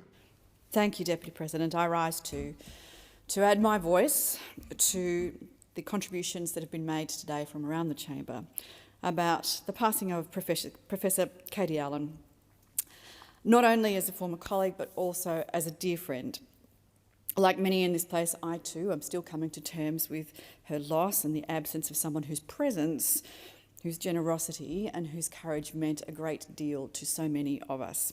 Now, I first met Katie when she was at the Royal Children's Hospital. I was serving on the board of the Children's Hospital at the time, and she was at the Murdoch Children's Research Institute. She was already sort of a shining beacon there. And she bounded up to me at a hospital function. Now, I knew who she was. I mean, she was a paediatrician, she was a professor, she was a scientist, she was an allergist, she was beautiful, she was thin, she was blonde, and she had 4 children, and I thought, I'm going to hate this woman immediately on sight. But how could you hate her? I mean, she was charming, she was warm, she was friendly, she was enthusiastic, she was interested in other people, and she just cared. You could feel it from the moment you met her, how much she cared for others. She was curious. And I remember being genuinely surprised, like quite flabbergasted, when she said, I'm interested in politics and I think I want to run for the Liberal Party. And I thought, why? Why would you do that? Look at you. You're amazing. Look at what you're doing. But she was deadly serious. I know, that's not terrible. But it was almost immediate that I understood why she wanted to do this. She believed that if you had the capacity to contribute, you also had a responsibility to contribute. That was what her life was all about. She was the real deal. She was determined to make the world a better place. And achieving excellence for Katie was never an excuse to stop, it was a reason to keep going. She was generous with her time, she was, as I said, interested in others, she was deeply grounded, and despite everything she had already achieved, she wanted to achieve more. Now, over the years that followed, she did achieve more than I think anyone ever dreamed would be possible. She brought that intellect and that discipline and that moral clarity into public life. As the member for Higgins, a position she served in with distinction. And when she lost that seat and it was redistributed away, she came back and she was absolutely determined to finish the job that she had started as the candidate for Chisholm in the 2025 election. And I worked with her very closely there. She was an incredible campaigner, just indefatigable, I think was the right word, Senator Sharma. She fought every day, even when she didn't feel quite right, even when she was in pain. Even when, right up until election day, before she was diagnosed, She clearly knew that the cancer that she thought she had defeated had come back. A couple of days before the election, I was out on pre-poll with her, and her whole family were there. And I've got to admit, there was a bit of me that was quite jealous. I thought, God, I don't think all my family had come out like this. But I think that they all knew that something was coming. It didn't become official until after the campaign was over, but they all knew, and they're an incredible family. She approached politics in the same way she approached medicine, that evidence-based, thoughtful, calm under pressure, always focused on outcomes and not distracted by noise. People have spoken about her contribution to politics during the COVID-19 pandemic, I should say. Her experience and judgment was widely sought from right around the chamber, from colleagues in government, across the parliament, in the media, and Australians that were looking for somebody credible that could give us guidance. She never overstated what she knew. She never sought attention, but she also never simpered, never apologised for being the expert in the room. She always spoke with integrity. I loved that about her. In a period when trust mattered most, Katie earned that trust. And one of the causes closest to Katie's heart was, as others have mentioned, empowering other women. Her commitment to that Pathways to Politics program was deep and sustained. She gave back generously through so many avenues, and I won't go into all of them, but the mentoring of young women will always be part of her story and part of her legacy. She continued this even when her health was failing, as Senator Henderson has said. That was Katie.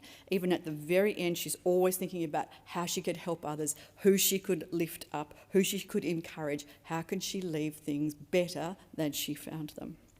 What I'll always remember about her is her sense of right and wrong, her loyalty and her kindness, her thoughtfulness and her courage, and the fact that she worked tirelessly every day, even when she didn't have to. She believed deeply in service. And above all, Katie loved her family, and she spoke of them often and so fondly.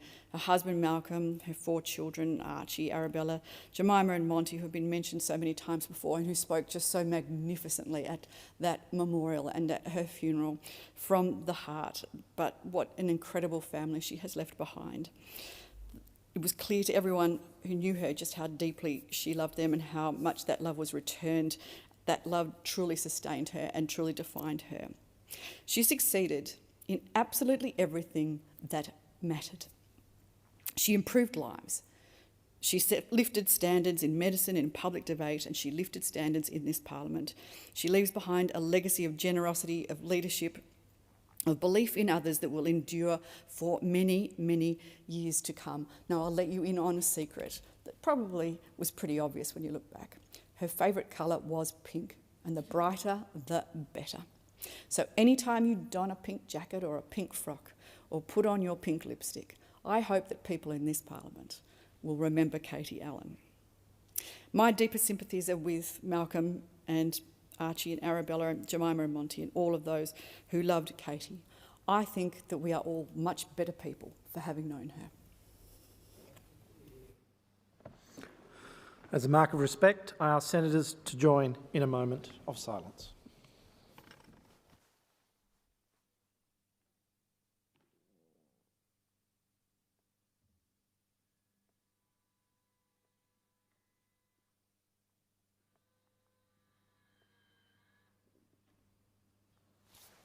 Thank you, senators. I propose that the Senate now adjourn. Senator Brown. Thank you, Deputy President. I rise today to speak about the Royal Australian Mint and the 60th anniversary of Australia's move to decimal currency. On the 14th of February 1966, Australia changed how it counted money. Pounds, shillings and pence were replaced with dollars and cents. It was a significant national reform affecting every household, every business and every school in the country. For many Australians, it required relearning some basic price changes, wages changes, everyday transactions had to be recalculated.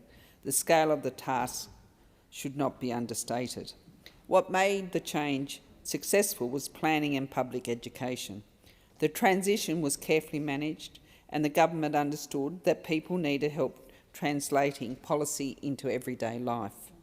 That help came in many forms, including the now familiar decimal currency, the Easy Way jingle, which turned a complex reform into something people could recognise, repeat and remember. It was a practical choice. By meeting people where they were, the government reduced confusion and built confidence. That lesson still matters because reforms of this scale work best when they are explained clearly and consistently, not just announced. The Royal Australian Mint played a central role in that transition. Established in 1965, the Mint was responsible for producing the new decimal coins and ensuring they were ready for circulation across the country. Since then, the Mint has continued to supply Australia's circulating coinage. It has also taken on a broader role as a national institution that reflects Australia's history, culture and identity through coin design. Recently, I attended the Capital Showcase here in Parliament House where the Mint had a stand. I was also able to visit the Mint itself as a part of a public opportunity offered to mark the 60th anniversary of Australia's introduction of decimal currency. During that visit, I joined other members of the public in pressing a $1 coin to commemorate the anniversary. It was a practical and engaging way to connect with this milestone and to see firsthand the craftsmanship and precision involved in Australia's coin production. And that opportunity is still available, so I would suggest to anyone that is listening to my contribution here today, and I'm sure there's thousands and thousands, to hot-foot it over to the Royal Australian Mint and pick up a bit of history.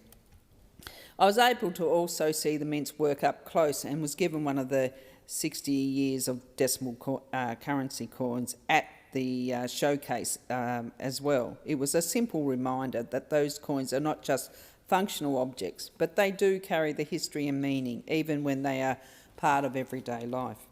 To mark this anniversary, the Mint, as I've already said, has released a series that brings back together the design elements from all 8 of Australia's circulating coins.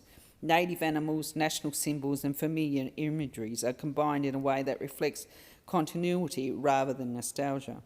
These designs are not decorative for their own sake. They show how currency can act as a record of national choices and priorities over time. Coin collecting builds on that. It encourages care, patience and attention. It also creates opportunities to learn about history, design and symbolism. The Mint's resources on coin collecting and coin care support that learning in a practical and accessible way. Learning how to look after coins is part of that process. It reinforces the idea that value is not only about spending, it's also about preservation and respect for shared history. In an economy that is increasingly digital, physical currency still matters. Coins are reliable, accessible and inclusive. They do not require technology or connectivity, but they continue to be important for many Australians, including older people and those who rely on cash to manage household budgets. I also wish to acknowledge the contribution of the Royal Australian Mint and the role it has in producing Australia's coinage and supporting education and public understanding. And I commend them on the work they've done in celebrating the 60 years of decimal currency, and also put on record my appreciation of the staff, the Mint staff, who were very well educated in the support that they give to people that are visiting the Royal Australian Senator Brown. Your time has expired. Senator Hughes. Thank you, Madam President. I rise to speak on a matter of grave importance to the people of my state, and that is Victoria's crime crisis. Now, this is not the first time I have spoken about Victoria's crime crisis in this place, and unfortunately I don't think it will be the last, because under Premier Jacinta Allan's Labor government, the levels of violent crime in Victoria and the lawlessness in our communities has only gotten worse. Just this week, some shocking news emerged from the suburb of St Kilda in Melbourne, where a teenager was stabbed and then run down by his own car in what has been described as the most brutal and senseless attack. A teenager What a horrific and violent crime. And unfortunately, this is not the first time we've seen victims of crime being young Victorians.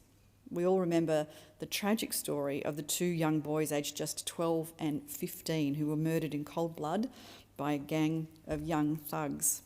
And such violence occurring in broad daylight and in built-up areas in Melbourne, in public places, are deeply distressing for families, of course, for friends, definitely, but also for businesses and those who simply want to go about their lives without fear. Now, the details of these incidents remind us that crime is not an abstract statistic. It's a lived reality for so many Victorians.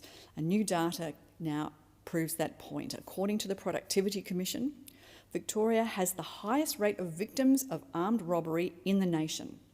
And almost 1 in 3 Victorians do not feel safe walking alone in their neighbourhood at night. Now, that's the highest rate of any state in the nation. They're damning statistics. And not only is it bad enough that the Allen government has allowed crime to worsen, but they've actually cut funding from the police at the same time. In May 2025, Jacinta Allen, Premier Allen, cut $50 million from the Victorian police budget, and that's despite the fact that she became Premier in September 2023. At that time, the number of full-time police in Victoria since then has fallen 367. At the same time, criminal offences have increased by 25%. Now, there are staffing shortages and there are 43 police stations that are operating on limited hours now since in that time. What was initially described as a temporary measure isn't temporary at all. It's become a permanent feature. Just weeks ago, the problem was brought to the forefront in the worst possible circumstances. 2 young women were sitting stationary in their car when a man approached the car, produced a knife, and then slashed one of the women across her upper arm, and then she fled. And then she fled the scene. Now, she did what any sensible person would do. She ran to the nearest police station in Reservoir. But when she arrived and got out of the car, bleeding, the station was closed and was unstaffed. Now, the station happened to be one of those 43 stations that had cut their opening hours because of staff shortages. Imagine that, being the victim of a scary crime, a really scary crime, being injured and being unable to get help from the one place you should reliably be able to go because of cut hours, because the government has run out of money to keep them open. That's outrageous. This is Jacinta Allen's Victoria, though. Not only is violent crime sweeping through our streets, but so is non-violent crime. This is extraordinary, so unnecessary.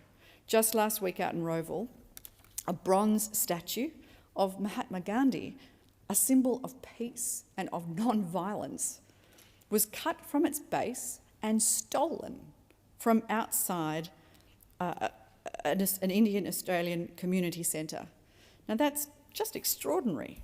It was done in the early hours of the morning, a theft of a culturally and symbolically significant statue that has sent shockwaves through the Australian Indian community. Why has this gone on? How can this be allowed to continue? It's so unnecessary, but it is Victoria today under a Labor government. Under Labor, Victorians live in fear, and with fewer police on the beat now than when Premier Allen became Premier. This situation is only going to worsen. Only Jess Wilson, the leader of the Liberal Party, will end Labor's crime crisis. Thank you, Senator Hume. Senator Faruqi. Thank you, President. We are living in dangerous times. Fascism is building right before our eyes, and it is no accident. In the United States, a country built on violence and exploitation, state violence is moving out of the shadows and becoming normalized as explicit policy. We have seen ICE agents kill with impunity, children forcibly removed from their families, and protests met with escalating police brutality rather than accountability. What once would have been unimaginable is now ordinary daily news. Trump now deploys military power with no regard for due process or human dignity. The chaos and horror are relentless. And yet, the Albanese government embraces this terrifying regime. By cozying up to Trump, Prime Minister Albanese signals the type of leader he is willing to align with, one who thrives on cruelty and domination. The government clings to this myth that giving into power makes us safer, stronger, or more prosperous. It does not. Just yesterday, it was revealed that the Albanese government may be quietly preparing to hand US authorities, including ICE, direct access to Australians' biometric and identity data. And we found out only through the media. This government just keeps bowing to billionaires, to energy giants, to weapons manufacturers, to corporate lobbyists, and the United States' endless demands. We cannot pretend that these patterns are confined to distant shores. The disease of fascism is taking root here too. Governments crack down on political protest. Criticism of policy is treated as subversive. Every measure, every law that limits dissent, every instance of ignoring injustice is a warning sign of democracy being hollowed out. Here at home, we face real consequences as well. Cost of living pressures are rising, housing insecurity worsens, climate chaos intensifies, and inequality grows. Racism is thriving, fear is spreading, and the Albanese government leans into it. Laws have been rushed through that validate false narratives about Muslims, excluding them from protections. Neo-Nazi rallies are met with near silence. First Nations communities are attacked while the state offers little accountability. The racism and scapegoating are not fringe, they are mainstream. This is why we cannot rely on billionaires, war profiteers, or authoritarian leaders to save us. We cannot rely on governments that kneel before power while ordinary people struggle. We must reject alliances built on cruelty, greed, and domination. Australia can and must choose a different path, one grounded in human dignity, in global justice, and in environmental survival. We must demand leadership that stands with those fighting oppression and not with those profiting from it.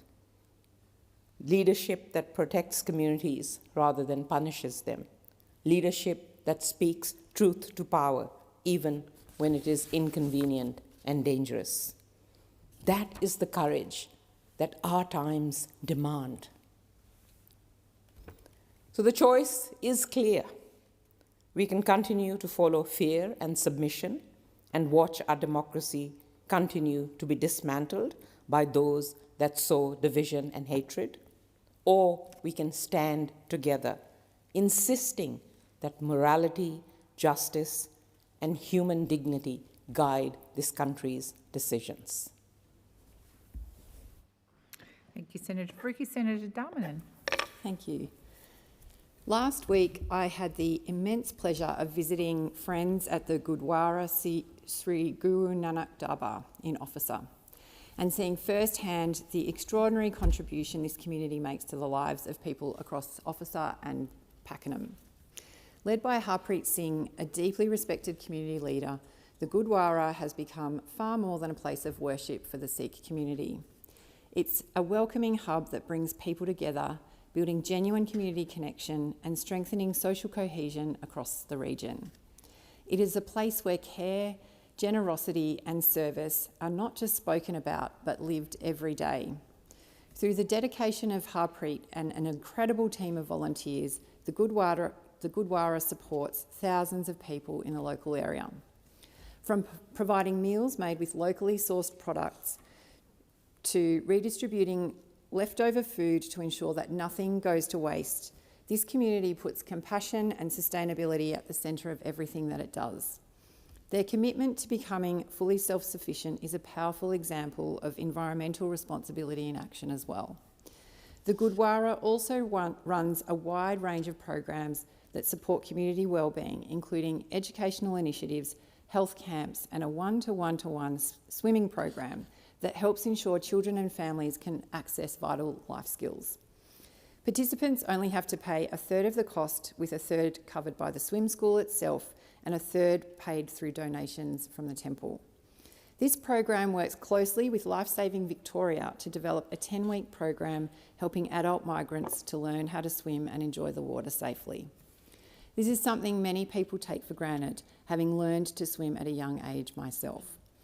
However, these programs make a tangible difference to people's lives and reflect a deep belief in fairness, dignity and opportunity for all. And the food, delicious, generously shared, and can be replicated in our own kitchens thanks to the beautiful recipe books that they produce as well. Harpreet and the entire community at the Gurdwara are Victorians that Victorians should be truly proud of. Your work shows what is possible when a community comes together with generosity and purpose and a commitment to looking after one another, and I pay tribute to all of you. It is leadership worth celebrating and an example worth aspiring to. And it is multicultural Victoria creating care and connections at its absolute best. Another organisation similarly doing remarkable work in Upwey is the Foothills Community Care Centre that I also visited last week, an organisation that provides meals, practical support and pathways to other services for people who are doing it tough in their community. What makes Foothills so special is its commitment to changing the way we think about care and support, rather than a one-way relationship of those who ask for help and those who give the help. Foothills is built on dignity, participation and connection. People may come to receive a meal, but they are also welcomed to contribute in meaningful ways, whether that is volunteering in the op shop, helping in the cafe or being part of the day-to-day life of the organisation. This approach actively removes barriers and reinforces a powerful message. Everyone has something to offer and everyone is of value. Foothills operates as a social enterprise, reinvesting everything back into the community. They collaborate with a local coffee roaster, selling delicious, local, quality coffee, creating both employment opportunities and a sustainable income stream that supports their services. It is a practical, values-driven model that strengthens the local economy while meeting real community need. The organisation is working towards expanding into a new multi-purpose space that will include a larger kitchen, communal dining area, op shop and coffee shop, where they can expand their reach into the community even further. And they're looking to collaborate with other services in the area to help become more of a one-stop shop for support and connection. Foothills is a powerful example of what community-led, passionate service looks like, meeting people where they are, restoring dignity and building stronger connections across the community. To the team at Foothills, thank you for your dedication in creating important community connections and care. Thank you, Senator Darman. Senator Collins. Thank you, President. In an era of increasing geopolitical volatility and fragmented global supply chains, the concept of national security has evolved far beyond the strength of a nation's military. For Australia, true security is now synonymous with national resilience. That is, the ability of our domestic systems to withstand, adapt to and recover from external shocks. While a well-funded Australian Defence Force remains the primary shield, its effectiveness is intrinsically linked to the robustness of our internal infrastructure, manufacturing and social fabric. Put simply, a nation that cannot build or maintain its own essential equipment is inherently vulnerable. Manufacturing is a bedrock of this self-reliance, and under this Labor government, we have seen a hollowing out of our domestic capacity to manufacture at home due to higher energy costs, excessive taxation, and stifling red and green tape, all a consequence of bad Labor policy. Without a sophisticated domestic manufacturing base, Australia remains at the mercy of international logistics, which can be severed in an instant by conflict or pandemics. Sovereign defence construction is particularly impacted by vulnerable, corruptible supply chains. By building our own naval vessels, armoured vehicles and standoff weapon systems on home soil, we ensure that maintenance and upgrades are not dependent on the whims or availability of foreign powers. Australia's self-sufficiency must also encompass whole-of-society necessities, We have dangerous exposure in our supply of pharmaceuticals, fertilisers, liquid fuels and water purification, all of which are necessities not easily acquired in wartime. Resilience also requires a pragmatic approach to energy security. To power a modern economy and a high-tech military, Australia requires a cost-effective and reliable baseload power supply fuelled by a diverse energy mix well beyond intermittent, weather-dependent infrastructure. Moving away from ideological constraints in energy policy and stopping the import of slave-built, short-life, fickle infrastructure for renewable energy allows for a grid that prioritises stability and sovereign control over external fuel and infrastructure dependencies. As our physical infrastructure becomes more interconnected, cybersecurity has emerged as a frontline of national defence. National resilience also means protecting our financial systems, utilities, and government data from state-sponsored actors. Because the first act of war will not be fired from a barrel, but exploited through cyberspace.